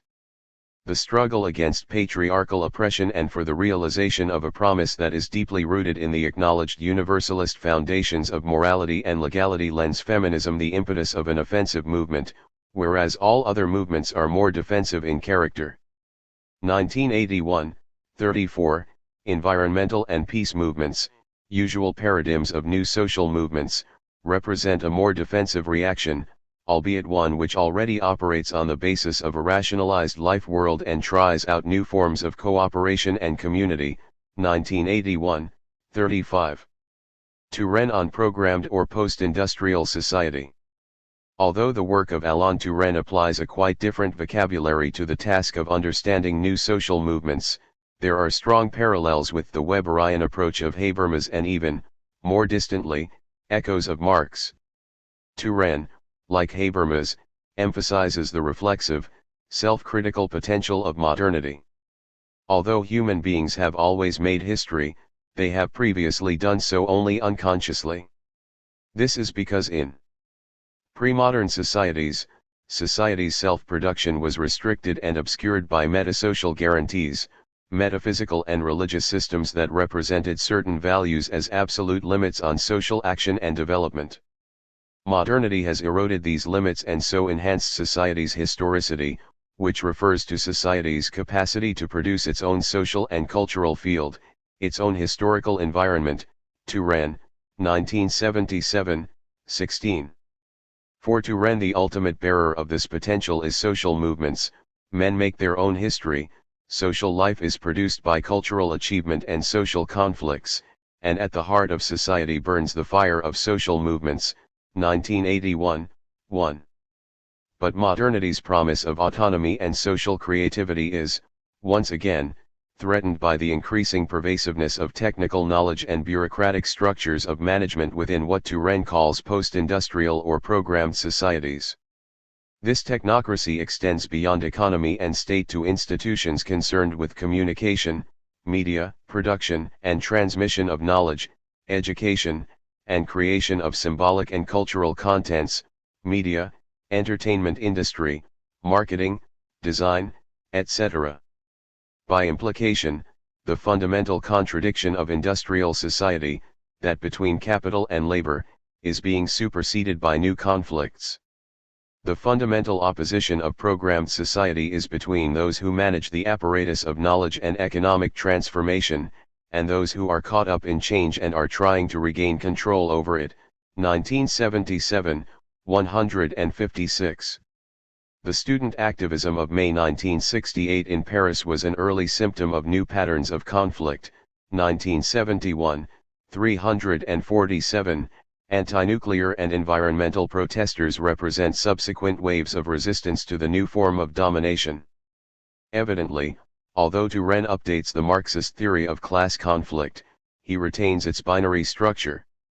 Despite the apparent plurality and diversity of new social movements, ultimately, a society is formed by two opposing movements, one which changes historicity into organization, to the point of transforming it into order and power, and another which breaks down this order so as to rediscover the orientations and conflicts through cultural innovation and through social movements. 1981, 31. Less radical forms of political activism are relegated to lesser categories of collective action in accordance with Turren's aim to extract the social movement from the admixture in which it is compounded with other types of collective behavior, 1981, 24, 1985. 2. The genuine social movement is identified by its relation to the progressive option of resistance to technocratic domination in the crisis of programmed society. Like Habermas's analysis in its focus on reflexive modernity and on the role of technocratic or instrumental reason, and, above all, in its commitment to the schemata of Marxian critical theory, Turren's approach differs mainly in what he regards as the alternative to an increasingly technocratic society. As Turren puts it, some, like myself, think it necessary to reintroduce the concept of the subject, not in a Cartesian or religious sense, but as the effort of the individual to act as a person, to select, organize and control his individual life against all kinds of pressures. Others, like Habermas, oppose to the instrumentalist view of modernity the idea of intersubjectivity, communicative action and, in more practical terms, democracy. 1991, 390-1. Theorists of postmodernity. Turren and Habermas, with their commitment to classically modern values like autonomy and rationality and variations on the Marxian schema of critical theory, are both evidently theorists of modernity. What has been described as the mood of postmodernity, on the other hand, involves skepticism about precisely such universal values and grand meta-narratives, and an enthusiastic celebration of diversity and difference. In this spirit, postmodernist theorists frequently refer to NSMs as proof of the irreducible plurality of subject positions and voices characteristic of postmodern Western societies in the aftermath of the unifying, universalizing and essentializing project of Marxism. Lacan and Mouth, 1985, Lyotard, 1984.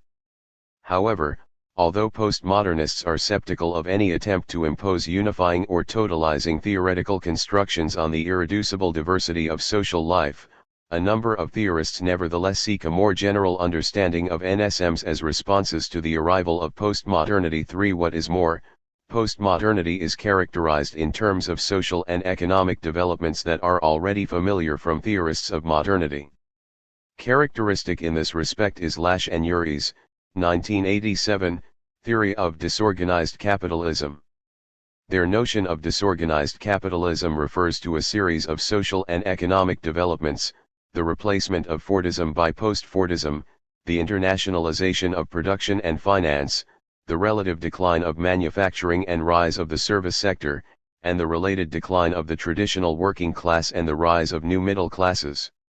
Like other theorists of NSMs, Lasch and Urey associate these developments with the shift from the organized class politics of industrialized societies to the new politics of NSMs, 1987, 311. An important further consequence of these economic, social, and political developments is the increasing importance of culture as a site of domination and resistance. Domination through cultural forms takes on significance in disorganized capitalism, which is comparable in importance to domination in the sphere of production itself. 1987, 14. What differentiates Lasch and Urey most clearly as theorists of postmodernity is their distinctively postmodernist view of contemporary culture. Disorganized capitalism is associated with the appearance and mass distribution of a cultural ideological configuration of postmodernism which affects high culture, popular culture, and the symbols and discourse of everyday life. 1987, 7. Accordingly, philosophical postmodernism can be regarded as a symptom of broader cultural developments, which can, in their turn, be characterized in terms of postmodern philosophy. Postmodern culture is transgressive both of intellectual boundaries between rational and non-rational and of aesthetic boundaries between high and low culture. It is suspicious of the distinction, so important for Habermas, between ethical, scientific, and aesthetic discourse. Drawing on the work of Walter Benjamin, Lasch and Urey describe postmodern culture as post-erotic, 1987, 286. The work of art is no longer an eternal object of contemplative, almost religious reverence, just another constituent of an economy of pleasure, a means of distraction like any other. By implication, postmodern culture is particularly resistant to the discursive forms characteristic of modernity. Communication now occurs more through images, sounds and impulses than through the spoken or written word. Culture, finally, is an increasingly important medium of political struggle. It is the potential site for the imposition of an authoritarian populism closely identified with the politics of the New Right and Thatcherism. On the other hand, developments like the counterculture, popular music, and film testify to the alternative possibility of an anti-authoritarian radical democracy. Less clear from Lasch and Urey's analysis are the details of this progressive alternative. They offer little guidance beyond the need for a genuine dialogue between new social movements and the old left, 1987, 312. Lacan and Mauve, 1985, in their largely parallel account of contemporary society and culture, offer a similarly abstract vision of radical and plural democracy. Radical and plural democracy is said to imply radicalization of the liberal tradition to include a deeper commitment to autonomy and pluralism as well as an ongoing commitment to socialism, albeit only as one of the components. See further Chapter 18. The abstraction of these postmodernist recommendations is, however, not so much coincidence as unavoidable consequence of postmodern principles. This point is decisive. There is no radical and plural democracy without renouncing the discourse of the universal and its implicit assumption of a privileged point of access to the truth, which can be reached only by a limited number of subjects. 1985, 191-2. There is no predetermined logic of revolutionary transformation such as to place either the working class or even new social movements at the heart of political struggle. There is no unique privileged position from which a uniform continuity of effects will follow, concluding with the transformation of society as a whole. 1985, 169. Neither particular social interests nor possible alliances between them are given in advance, in the way Marxist and other essentialist theories have assumed. Lacan and Mauve reject any notion of representation that posits pre-existing interests. Rather, both the unity that constitutes a particular social interest, or subject position, and any possible alliance between interests are the contingent and unpredictable results of articulation, which refers to any practice establishing a relation among elements such that their identity is modified as a result of the articulatory practice. 1985, 105. Unity is never the expression of a common underlying essence but the result of political construction and struggle.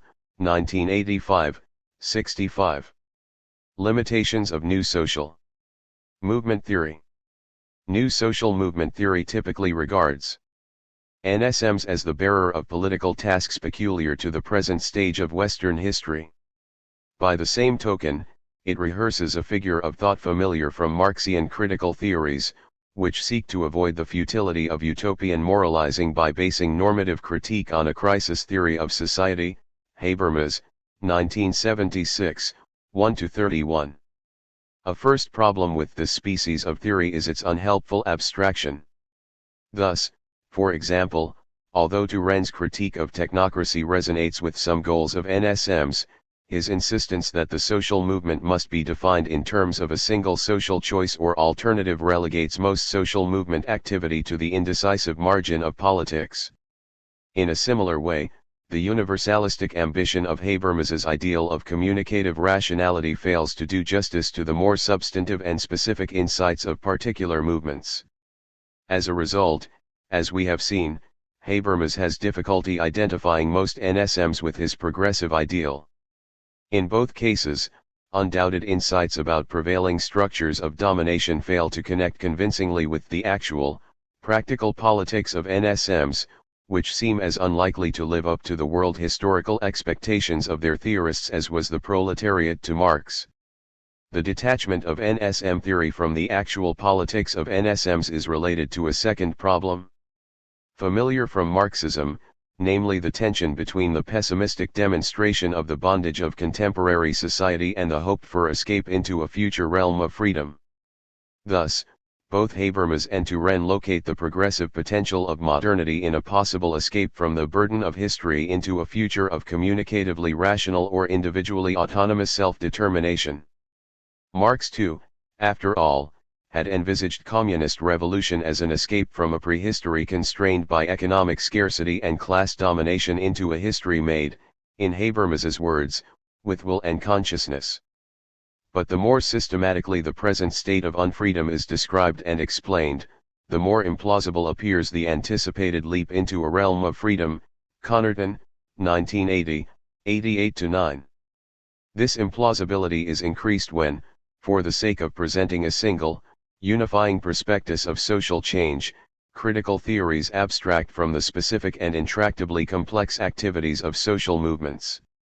The universalistic construction of a single social contradiction and choice effectively denies the concrete social creativity of actual social movements which, according to the theory, have failed to discern their true political task. At the opposite end of the theoretical spectrum from these totalizing theories, postmodern approaches are scarcely more helpful.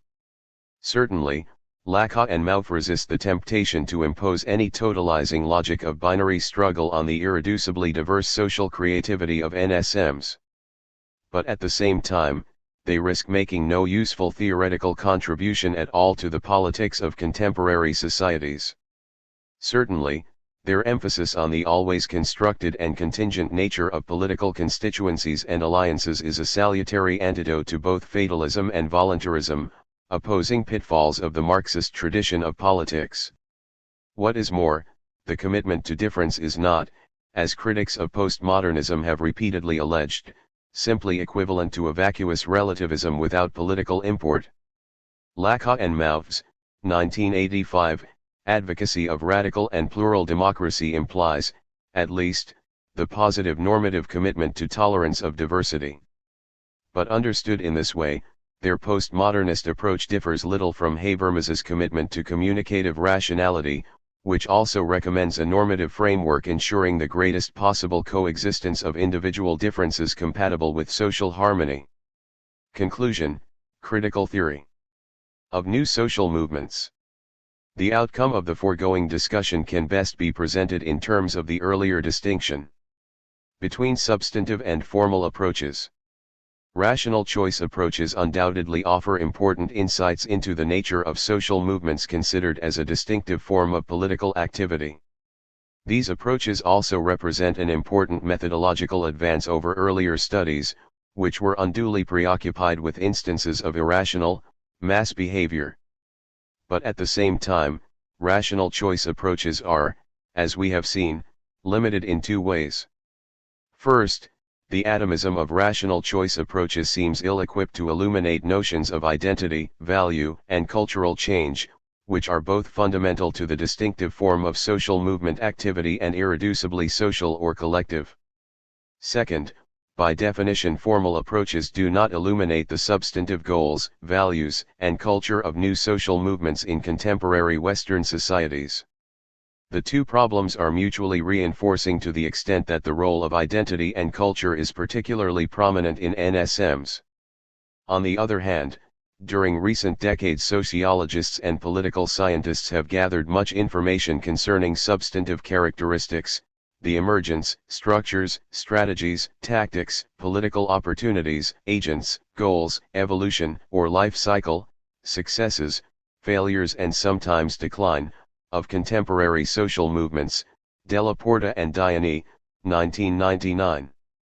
But purely descriptive empirical theories cannot, indeed do not aim to, provide theoretical guidance for the political practice of NSMs. The same time, such empirical findings have been incorporated into new social movement theory, which presents a substantive account of the current state, crises, and possible transformation of contemporary Western societies. However, understood in this way as a crisis theory in the tradition of Marxian critical theory, NSM theory also presents two basic problems.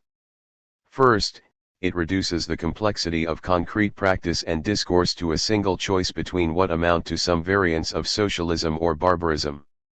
Second, and relatedly, this abstraction from the concrete political practice and experience of NSMs converts their actual, demonstrable social creativity into a projected, but highly implausible leap into a predefined realm of freedom and justice. Not surprisingly, NSM activists have only exceptionally been inspired by such theoretical constructions.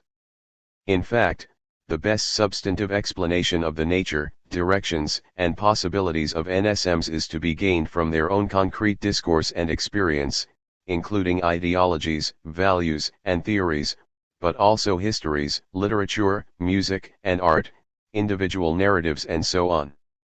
In these terms, the flourishing discourses of women, lesbians, and gays, ethnic minorities and indigenous people, Greens, and peace activists, have undoubtedly served to enrich the political, cultural, and moral universe of Western societies over the last decades. Furthermore, feminism, queer theory, post-colonialism and green theory can be recognized, in these terms, as so many critical theories combining empirical observation, theoretical analysis, normative critique and political engagement. Approaches like those of Habermas, Turenne, and the postmodernists should be understood as supplements rather than substitutes for such theories, canvassing additional concerns for deliberative democracy, personal autonomy, and toleration of difference.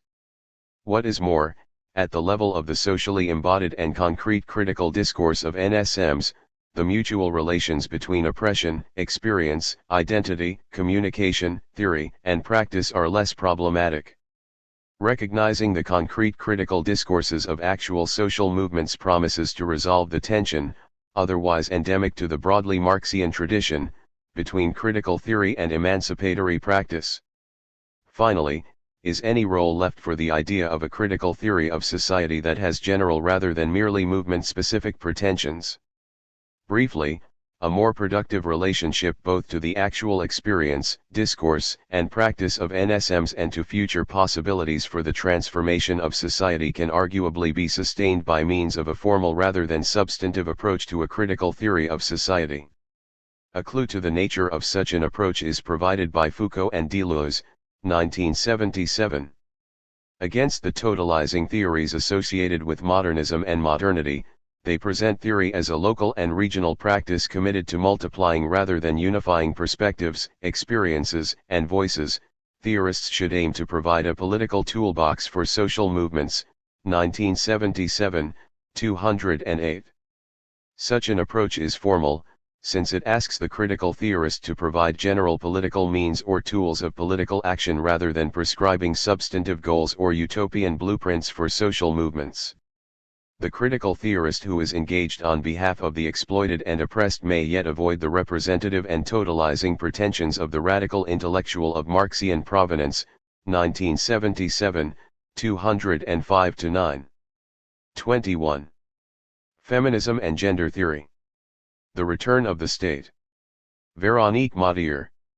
Early feminist perspectives within political science have tended to focus primarily on issues such as gender differentials in political representation and participation. Feminist critiques of mainstream political theory have been slower to develop.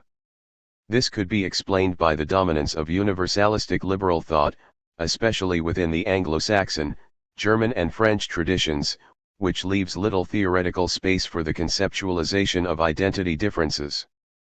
The past 2 decades, however, have seen the development of an extensive feminist perspective within political theory, which has set out to rethink fundamental issues such as the nature of power, the boundaries of the political, and the democratization of citizenship and the public sphere. This is not to suggest that feminist political theory constitutes in any way a homogeneous field. Within feminist theory, there are debates and disagreements about most of the above issues, and even about the concept of gender itself. The analytical distinction between sex and gender has been the subject of much discussion within feminist theory. The concept of gender, understood as the social meanings around natural sex differences, has been the focus of an old and now rather tired debate between essentialist and anti-essentialist views, somewhat resuscitated by the recent repopularization of evolutionist and genetic explanations. Essentialist approaches to gender consider that women are fundamentally different from men, in particular for biological reasons, although the label of essentialism has become so unpopular today that few feminists seem comfortable with describing their own position in these terms. Anti-essentialists, often inspired by postmodern ideas, consider gender to be a social and political construction. They insist on the cultural and historical variations and multidimensionality of gender identities, and their imbrication with institutionalized relations of power. Both essentialist and anti-essentialist feminists recognize the importance of sex differences, but the political consequences that the respective theorists draw from these diverge. For essentialists, the fundamental differences between men and women need to be addressed by political action, aiming to reduce inequalities between the genders. For anti-essentialists, on the contrary, the social construction of gender identities itself is identified as the problem and object of study. Consequently, not just sexual inequality, but also sexual differentiation are considered social constructions. Okun, 1991, 67. However, inequalities of power can neither be reduced to, nor explained by, gender differences alone.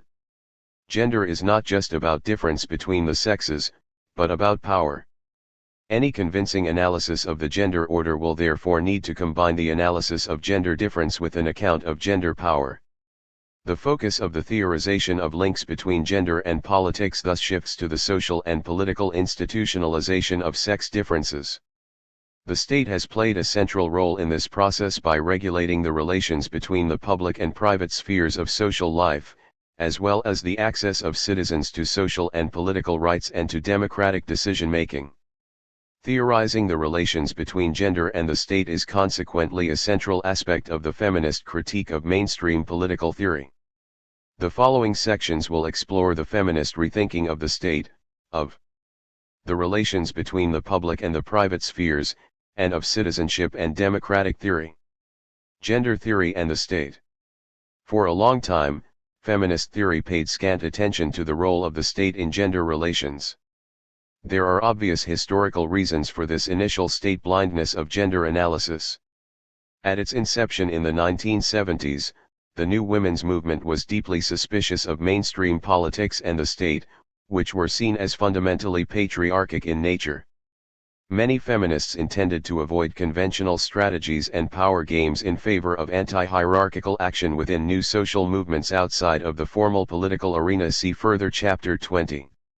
At the level of practical political action, this critical stance was nevertheless often combined with an appeal to the state, in key areas of feminist struggles such as abortion, pornography, or anti-rape legislation.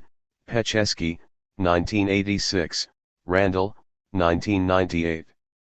The analytical consequence of the movement's distrust of mainstream politics was an under-theorization of the role of the state.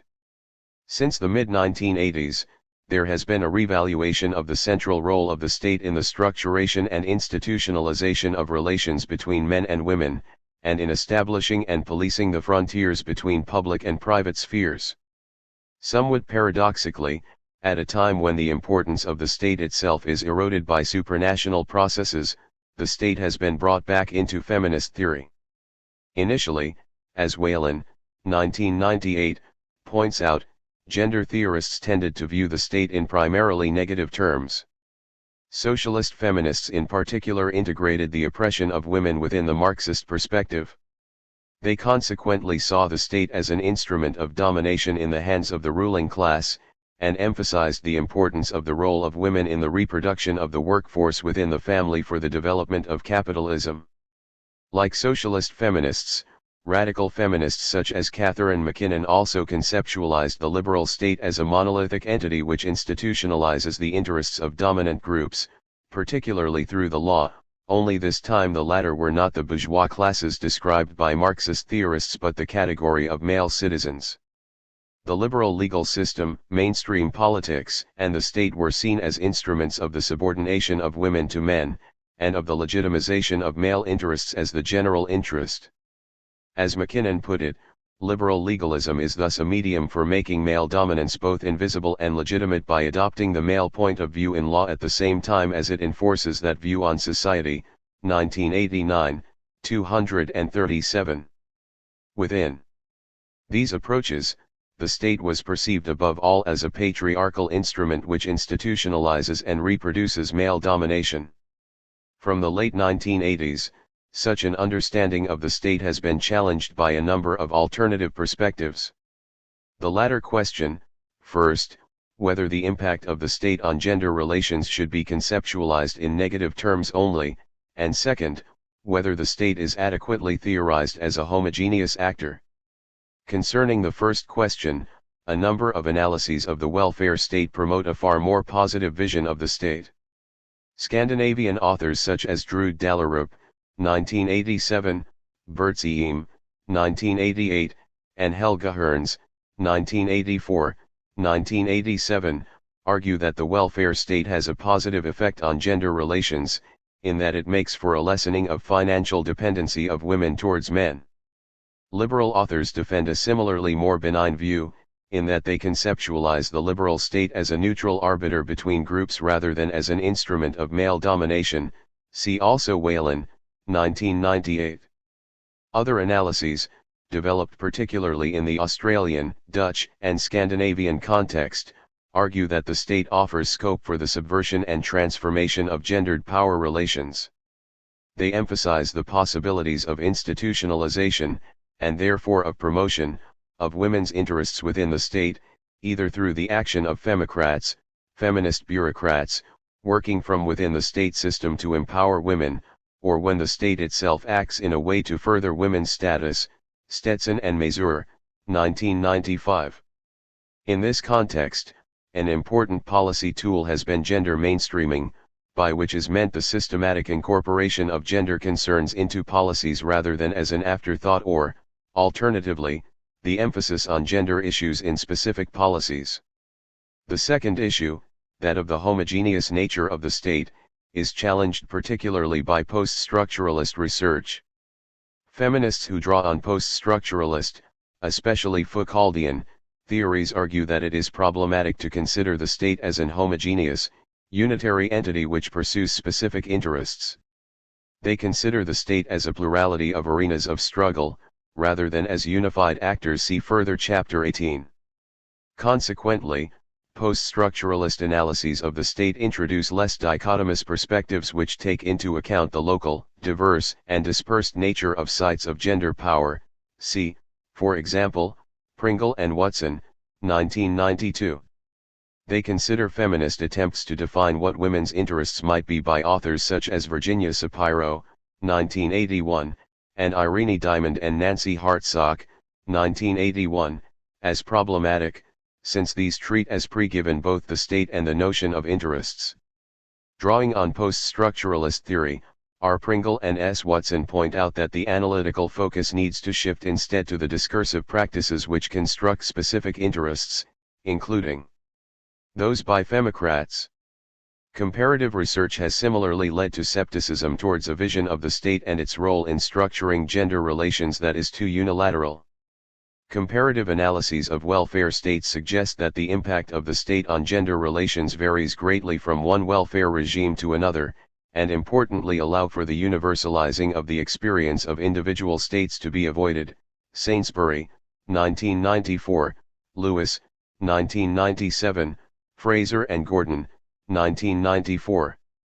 Influenced by post-structuralist, postmodern, and comparative perspectives, current feminist analyses of the state thus usefully challenge the a priori assumption that the state, always or necessarily, acts as an agent of male domination.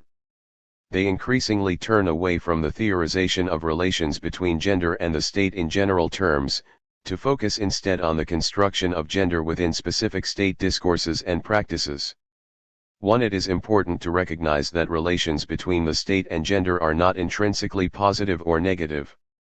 Feminist analyses of the state need to take into account its historical complexity, its variations within different political contexts such as liberal democracy, colonialism, or state socialism, and its dynamic relationship to gendered power relations. Whalen, 1998, 7. It is important for feminist analysis to develop instead more sophisticated models which consider the complex, multidimensional, and differentiated relations between the state and gender. Such models should recognize that the state can be a positive as well as a negative resource for feminists, and they should emphasize the gendered nature of concepts such as the welfare state or citizenship while also taking into account historical and spatial national variations. See further chapters 16 and 19. Public and private spheres. Whereas feminist theory has increasingly turned towards the state, there is considerable disagreement as to how precisely to conceptualize the boundaries of the state. As Susan Mahler-Oken, 1991, points out, political science tends to confuse different usages of the terms public and private, first, to refer to the distinction between state and society, and second, to refer to the distinction between domestic and non-domestic spheres. The first distinction between state and family is particularly problematic from a feminist point of view. This dichotomy, where everything that relates to the family is considered as private, leads to the exclusion from the conceptual field of political science of a whole series of themes that are, in fact, essential, such as the problem of justice in everyday life, the political dimension of the family, or inequalities between men and women. Oken, 1991. The majority of classic and modern political thinkers, with the exception of Held, Walzer, and Sandel, consequently exclude the family from their analyses of political power either explicitly, as do Rousseau, Locke, or Hegel, or implicitly, as does John Rawls, Pateman, 1989, Oken, 1991. As Oken notes, this omission is somewhat ironic since the revitalization of modern political theory has in fact coincided with major changes in the family, as well as in wider social relations of gender and their challenge by feminist theory and practice. The new feminist movement of the 1970s made the contestation of the traditional separation between the spheres into a central issue of struggle, represented in the slogan "The personal is political."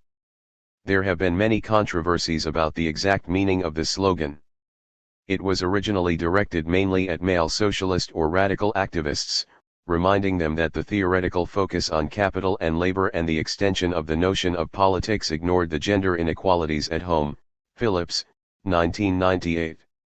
For some feminists at the time, it referred to the desire to free women by suppressing the family, since the family was considered to be the source of the oppression of women. Nowadays, most feminists reject this extreme position, while recognizing the important impact of unequal power relations within the family. However, their solution is not to abolish the family but rather to democratize it. In so doing, they recognize the relevancy of the existence of two separate spheres. The disagreements bear on the nature of these spheres, as well as on the relations between them. In Oken's, 1991, work, for example, the numerous inequalities of the private sphere are attributed to the structuration, by the state, of the relations between men and women within the family. The labor market and the economic market have been profoundly gendered and cannot be understood adequately without taking into account their grounding in male domination and the female responsibility for the domestic sphere. Consequently, she argues that the democratization of the public sphere is not possible without the prior democratization of the private sphere. In order to render possible the democratization of the private sphere, we need to acquire a better grasp of the ways in which the private sphere is shaped by the public sphere. Despite her critical view on the interdependency of the spheres, Oken thinks that it is important to maintain the distinction between the private and the public.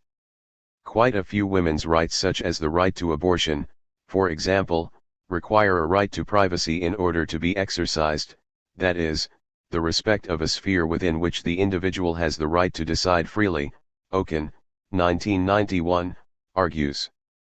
And Phillips, 1991, similarly conceptualizes the public and private spheres as interdependent, but nevertheless distinct. For her, the private is political means primarily that it is necessary to extend the notion of the political. For political science in particular, this means that it is necessary to integrate the private sphere into the analysis, rather than to restrict the analytical focus to the public sphere, as traditional political scientists tend to do. In order to show the necessity of taking into account the private sphere, Phillips focuses on the concept of democracy. She argues that to conceptualize democratic participation without taking into account the constraints of the private sphere entails too narrow a view of democracy. She criticizes the traditional approaches to democracy for neglecting the gendered nature of power relations around love, sex, and economics within the family. The inequalities within the family are as relevant to issues of social justice as inequalities in the public sphere, Phillips argues. Similarly to Okun, but also to arguments about the private sphere developed by theorists of participative democracy such as Carol Pateman, 1989, Phillips contends that the democratization of the public sphere, understood as the higher participation of women in this sphere, is impossible without the prior democratization of the private sphere. In this sense, the democratization of the private sphere is not only a means for achieving the goals of active political citizenship, but also a value in itself. Phillips thus argues for a conceptualization of democracy which includes power relations in the private sphere. Whereas feminists agree on the necessity of democratizing the private sphere, they disagree as to the political solutions. Pateman, for example, argues for the abandoning of the distinction between public and private spheres in favor of more politicization of the private sphere. Other authors think that it is essential to maintain clear boundaries between the two spheres. Jean Bethke Elshtain, 1981, in particular, vehemently rejects Pateman's position. She considers the assimilation of both spheres to be totalitarian since it would not leave any areas of life outside of politics. According to Elshtain, the liberalist rigid separation of the spheres leads to the removal from the political sphere of family values, solidarity, and care. The public sphere becomes a space regulated only by the principle of individualistic, rational pursuit of egoistic self-interests. Consequently, the political sphere becomes emptied of its more central values. Elshtain thus argues that the application of principles of the public sphere to the private sphere let loose the most negative tendencies of the modern world. The family, she argues, should be protected against the destructive effects of politicization by rigorous maintenance of clear boundaries between the two spheres.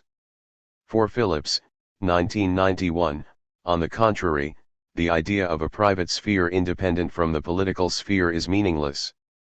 She points out that relations within the private sphere are regulated by the state, economics, and the subordination of women.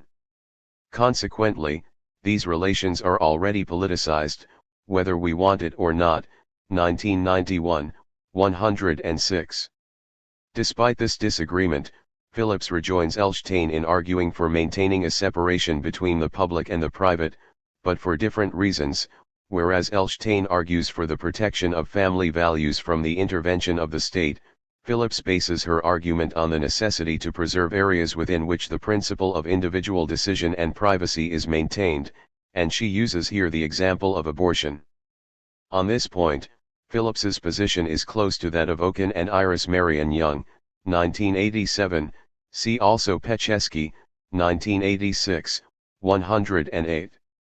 However, Phillips goes one step further than Okun in arguing for the degendeering of the distinction public/private.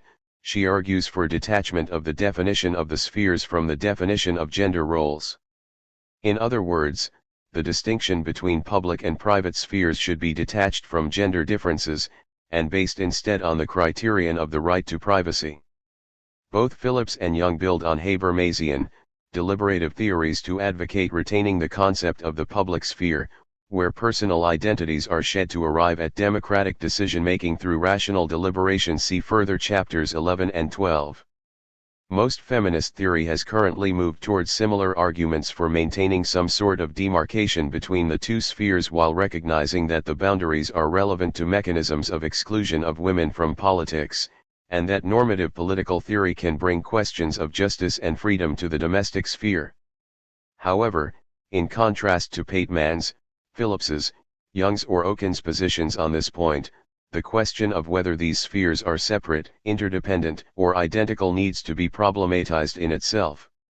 As Terrell Carver, 1996, points out, these two spheres are not simply pre-given, and the task of political theory is not just to theorize their relations.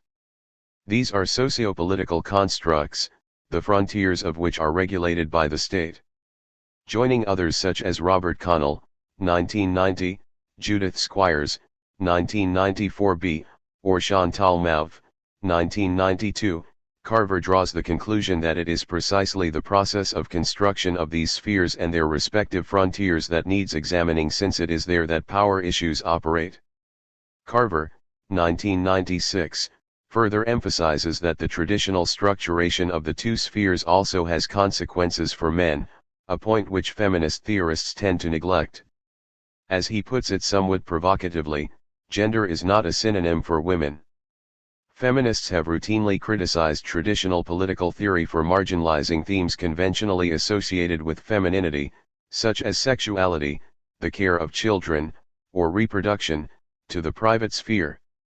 As Carver points out, issues such as male sexualities, the reproductive functions of men, or the role of men in the education and caregiving of children have also been excluded both from political theory and from political debate.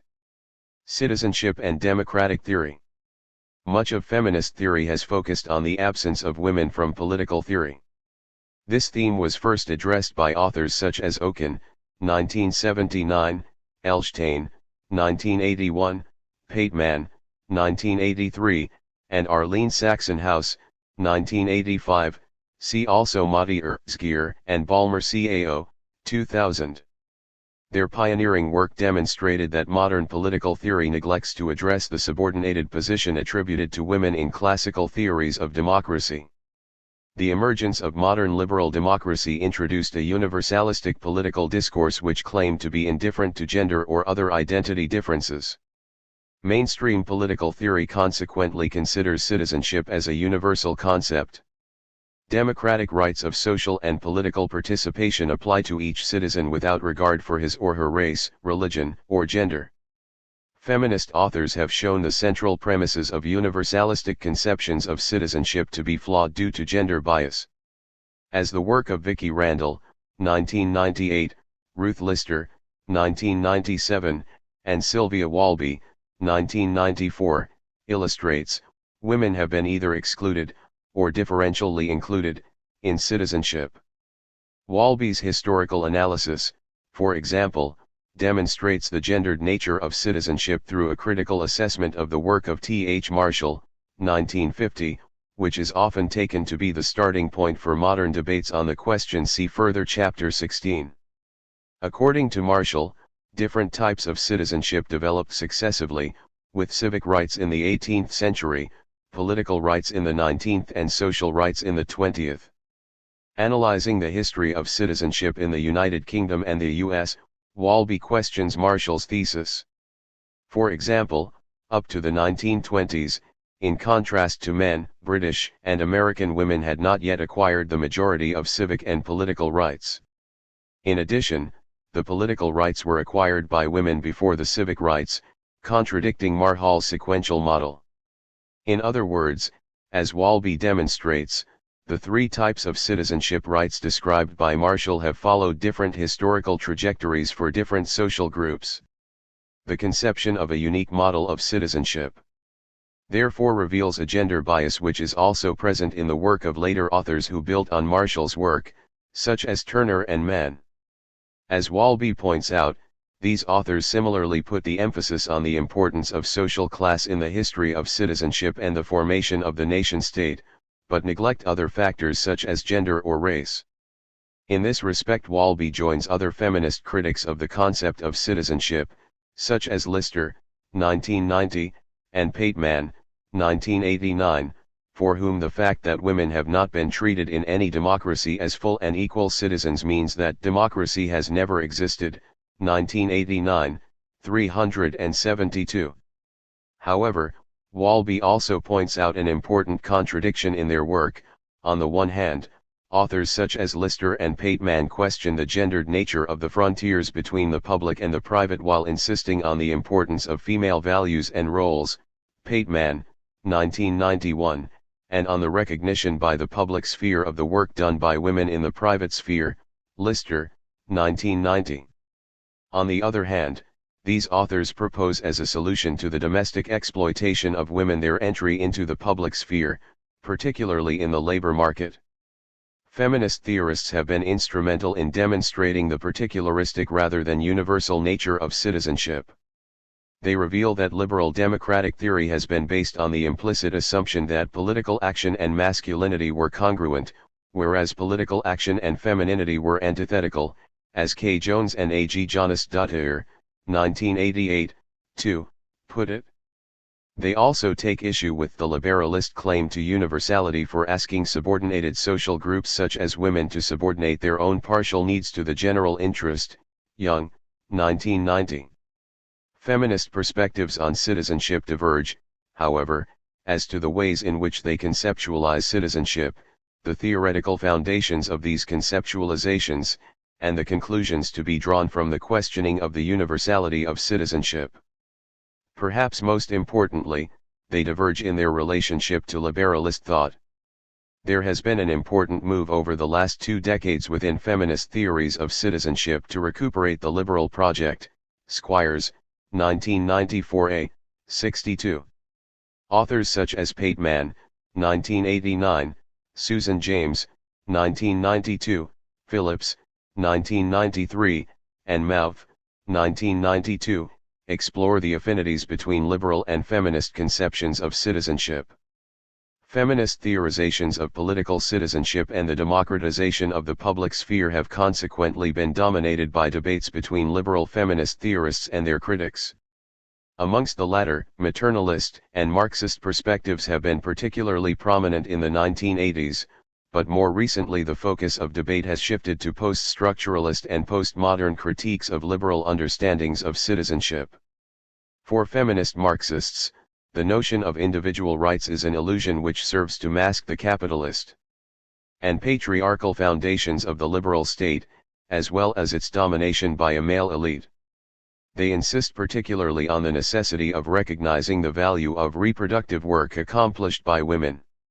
However, as Mary Dietz, 1992, points out, the theme of citizenship is highly underdeveloped in the Marxist critique of capitalism and representative democracy. Marxist theorists tend to reduce feminist politics to the revolutionary struggle against the state, seen as the principal source of the oppression of women, and to reduce women to their reproductive functions. Maternalist thinkers also reject the liberal contractual conception of citizenship. They place the emphasis on the relational dimension of social life. Drawing on the work of Nancy Codoro, 1978, and Carol Gilligan, 1982, maternalists argue that the private sphere, in particular the family, is ruled by a relational morality, an ethics of care anchored in mothering activities. As Sarah Ruddick, 1980, argues, women who are mothers have developed capacities, values, and moral judgments that are both little recognized and contrast with the dominant bureaucratic and technological rationality of the modern public sphere. According to maternalists, women bring to the public sphere these relational capacities, including a respect for others and a care for their well-being. They also bring a different use of power, since the aim of ethics of care is to empower others, not to control them.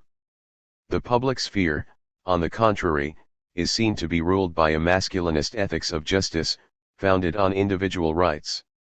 For maternalist theorists, the ethics of care is morally superior to the individualist values that dominate the public sphere.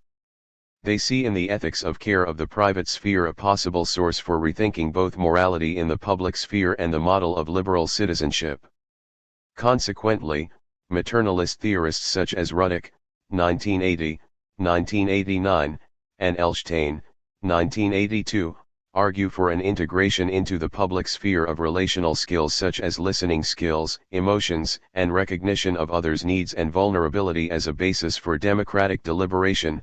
Ruddick, 1980, 1989, Elshtain, 1982, Held, 1990. Women's experiences from the private sphere are thus taken as a normative model for behavior in the public sphere, where women's capacities for love and care for others come to be seen as a model to be emulated by others, and as a potential basis for public morality. Elshtain, 1982, calls for a social feminism as an alternative to the amoral statecraft of the modern bureaucratic state. In her critical development of maternalist theory, Selma Sevenhuisen, 1998, 20, shares this emphasis on the revaluation of caring activities.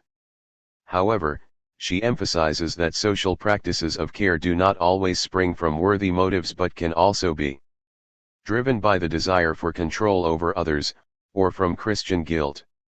As Sevenhuisen points out, bad motives can lead to good care, while a good motive, such as attentiveness to vulnerability, is no guarantee of good care but can lead to paternalism or undue protection.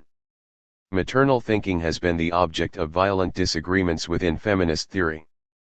McKinnon, 1989, for example, rejects its basic premise, arguing that women's caring instincts are in fact the consequences of the socialization of women into their subordinate roles, and serve to sustain male domination. Martha Nussbaum, while sympathetic to the emphasis on care and the possible role of trust and understanding in our lives, warns that women are often valued as creatures of care and sympathy. Often they are devalued for the same characteristics. 1999, 13. The most systematic and influential critique of maternal thinking has been formulated by Dietz, 1992.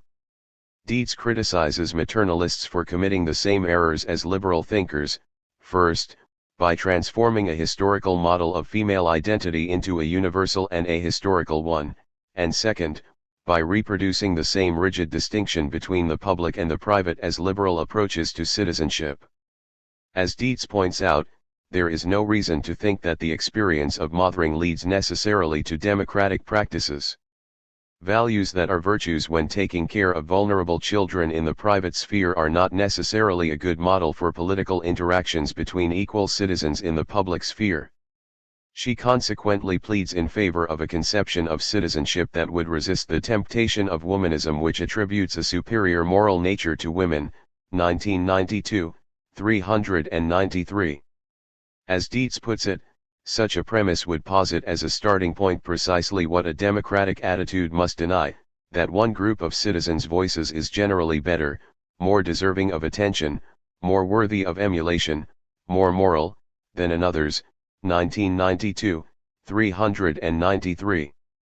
Rather than a withdrawal into the assumed values of the private sphere or interest group politics, Dietz emphasizes the active engagement of women in the public sphere. Forceful as these criticisms have been, it would be premature to assume the demise of maternal thinking within feminist theory. Despite its contested nature, its influence remains felt, particularly in feminist analyses of the welfare state and in ecofeminist thought.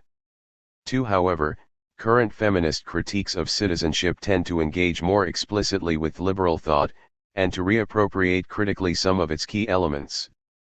Pateman's critical rethinking of citizenship operates through a critique of theories of liberal democracy on the one hand and of theories of participatory democracy on the other. Feminism, liberalism, and democracy, that is, a political order in which citizenship is universal, the right of each adult, individual member of the community, share a common origin, Pateman argues. Feminism, a general critique of social relationships of sexual domination and subordination and a vision of a sexually egalitarian future, like liberalism and democracy, emerges only when individualism, or the idea that individuals are by nature free and equal to each other, has developed as a universal theory of social organization. 1989, 373 ff. Similarly to Walby, Pateman, 1983, 1989, emphasizes the necessity for feminist theories of citizenship to rethink the links between the private and public spheres. She develops this argument through a rereading of classical and contemporary theories of democracy, in which citizenship is assumed to be universal. The problem with classical political theories of democracy is, in her view, that only individuals of male gender are considered to have individual rights and liberties. Social contract theories such as those of Locke and Rousseau, for example, are founded on the subordination of women to men. As Pateman notes, contemporary democratic theory sees no contradiction between universal citizenship on the one hand and the exclusion of women from equal political participation, their relegation to the private sphere, and their subordination to men on the other. For theories of liberal democracy, social inequalities are in any case irrelevant to democratic citizenship. Such a view predominates in analyses of citizenship, including in those that recognize that democracy does not concern only the state, but also the organization of society, for example, Barber, 1984.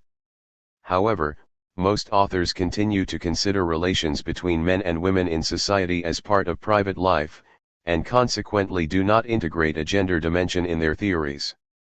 Pateman argues that it is important to reconceptualize the division between the private and the public sphere and to raise questions about the implications of that division for democratic theory. In her view, it is impossible to democratize the public sphere, whether through equality of chances as promoted by liberalism or through participative citizenship which includes all citizens, without a radical transformation of the links between men and women in the private sphere. Democratic ideals and politics have to be put into practice in the kitchen, the nursery, and the bedroom, Pateman writes, 1989, 382. Other authors such as Young and Salah Ben Habib draw on liberalist thought to develop deliberative models of democracy. Ben Habib, 1992, builds on Habermas's and Hannah Arendt's analyses of the public sphere to emphasize the necessity of democratizing public debate and opening access to it, while at the same time criticizing these authors for paying little attention to the exclusion of women from that sphere. Although Ben Habib is in favor of maintaining some division between the spheres, she takes issue with Arendt for conceptualizing this separation in overly rigid terms. She also criticizes Habermas for operating a distinction between public norms of justice and private values, thereby running the risk of reinstating the separation between the two that has been at the origin of the exclusion of women.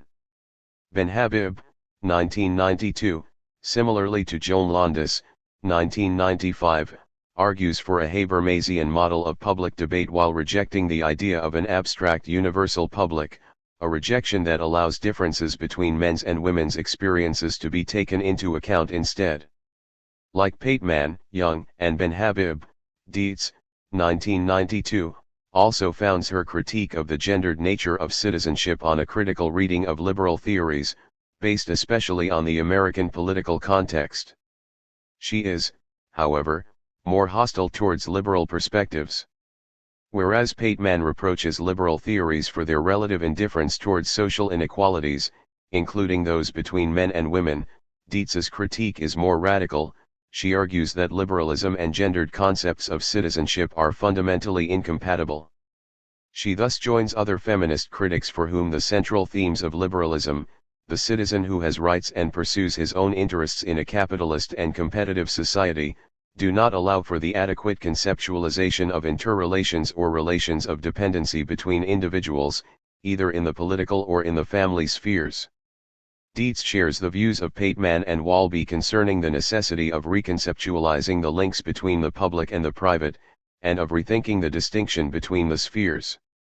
She also emphasizes the importance of citizenship as a continuous activity and a good in itself, not as a momentary engagement, or a socialist revolution, with an eye to a final goal or a societal arrangement, calling for a feminist revitalization of citizenship, 1992, 392. Mouth, 1992, similarly founds her conception of citizenship on a critique as well as a critical reappropriation of liberalism. However, Mouth's project of plural democracy also draws strongly on postmodern and post-structuralist arguments. See further Chapter 4. Indeed, Mouth adopts an anti-essentialist position towards citizenship, emphasizing the social and political construction of gender identities. Certain feminists fear that anti-essentialist positions limit the possibilities for political action and mobilization around women's identity. For Mouth, on the contrary, the critique of essentialist identities is in fact a precondition for a truly feminist politics. The most urgent task in her view is to recognize the process of social construction through which sex difference has acquired such importance as a structuring factor of social relations of subordination. According to Mouth, it is precisely within these processes that the real power relations operate in society.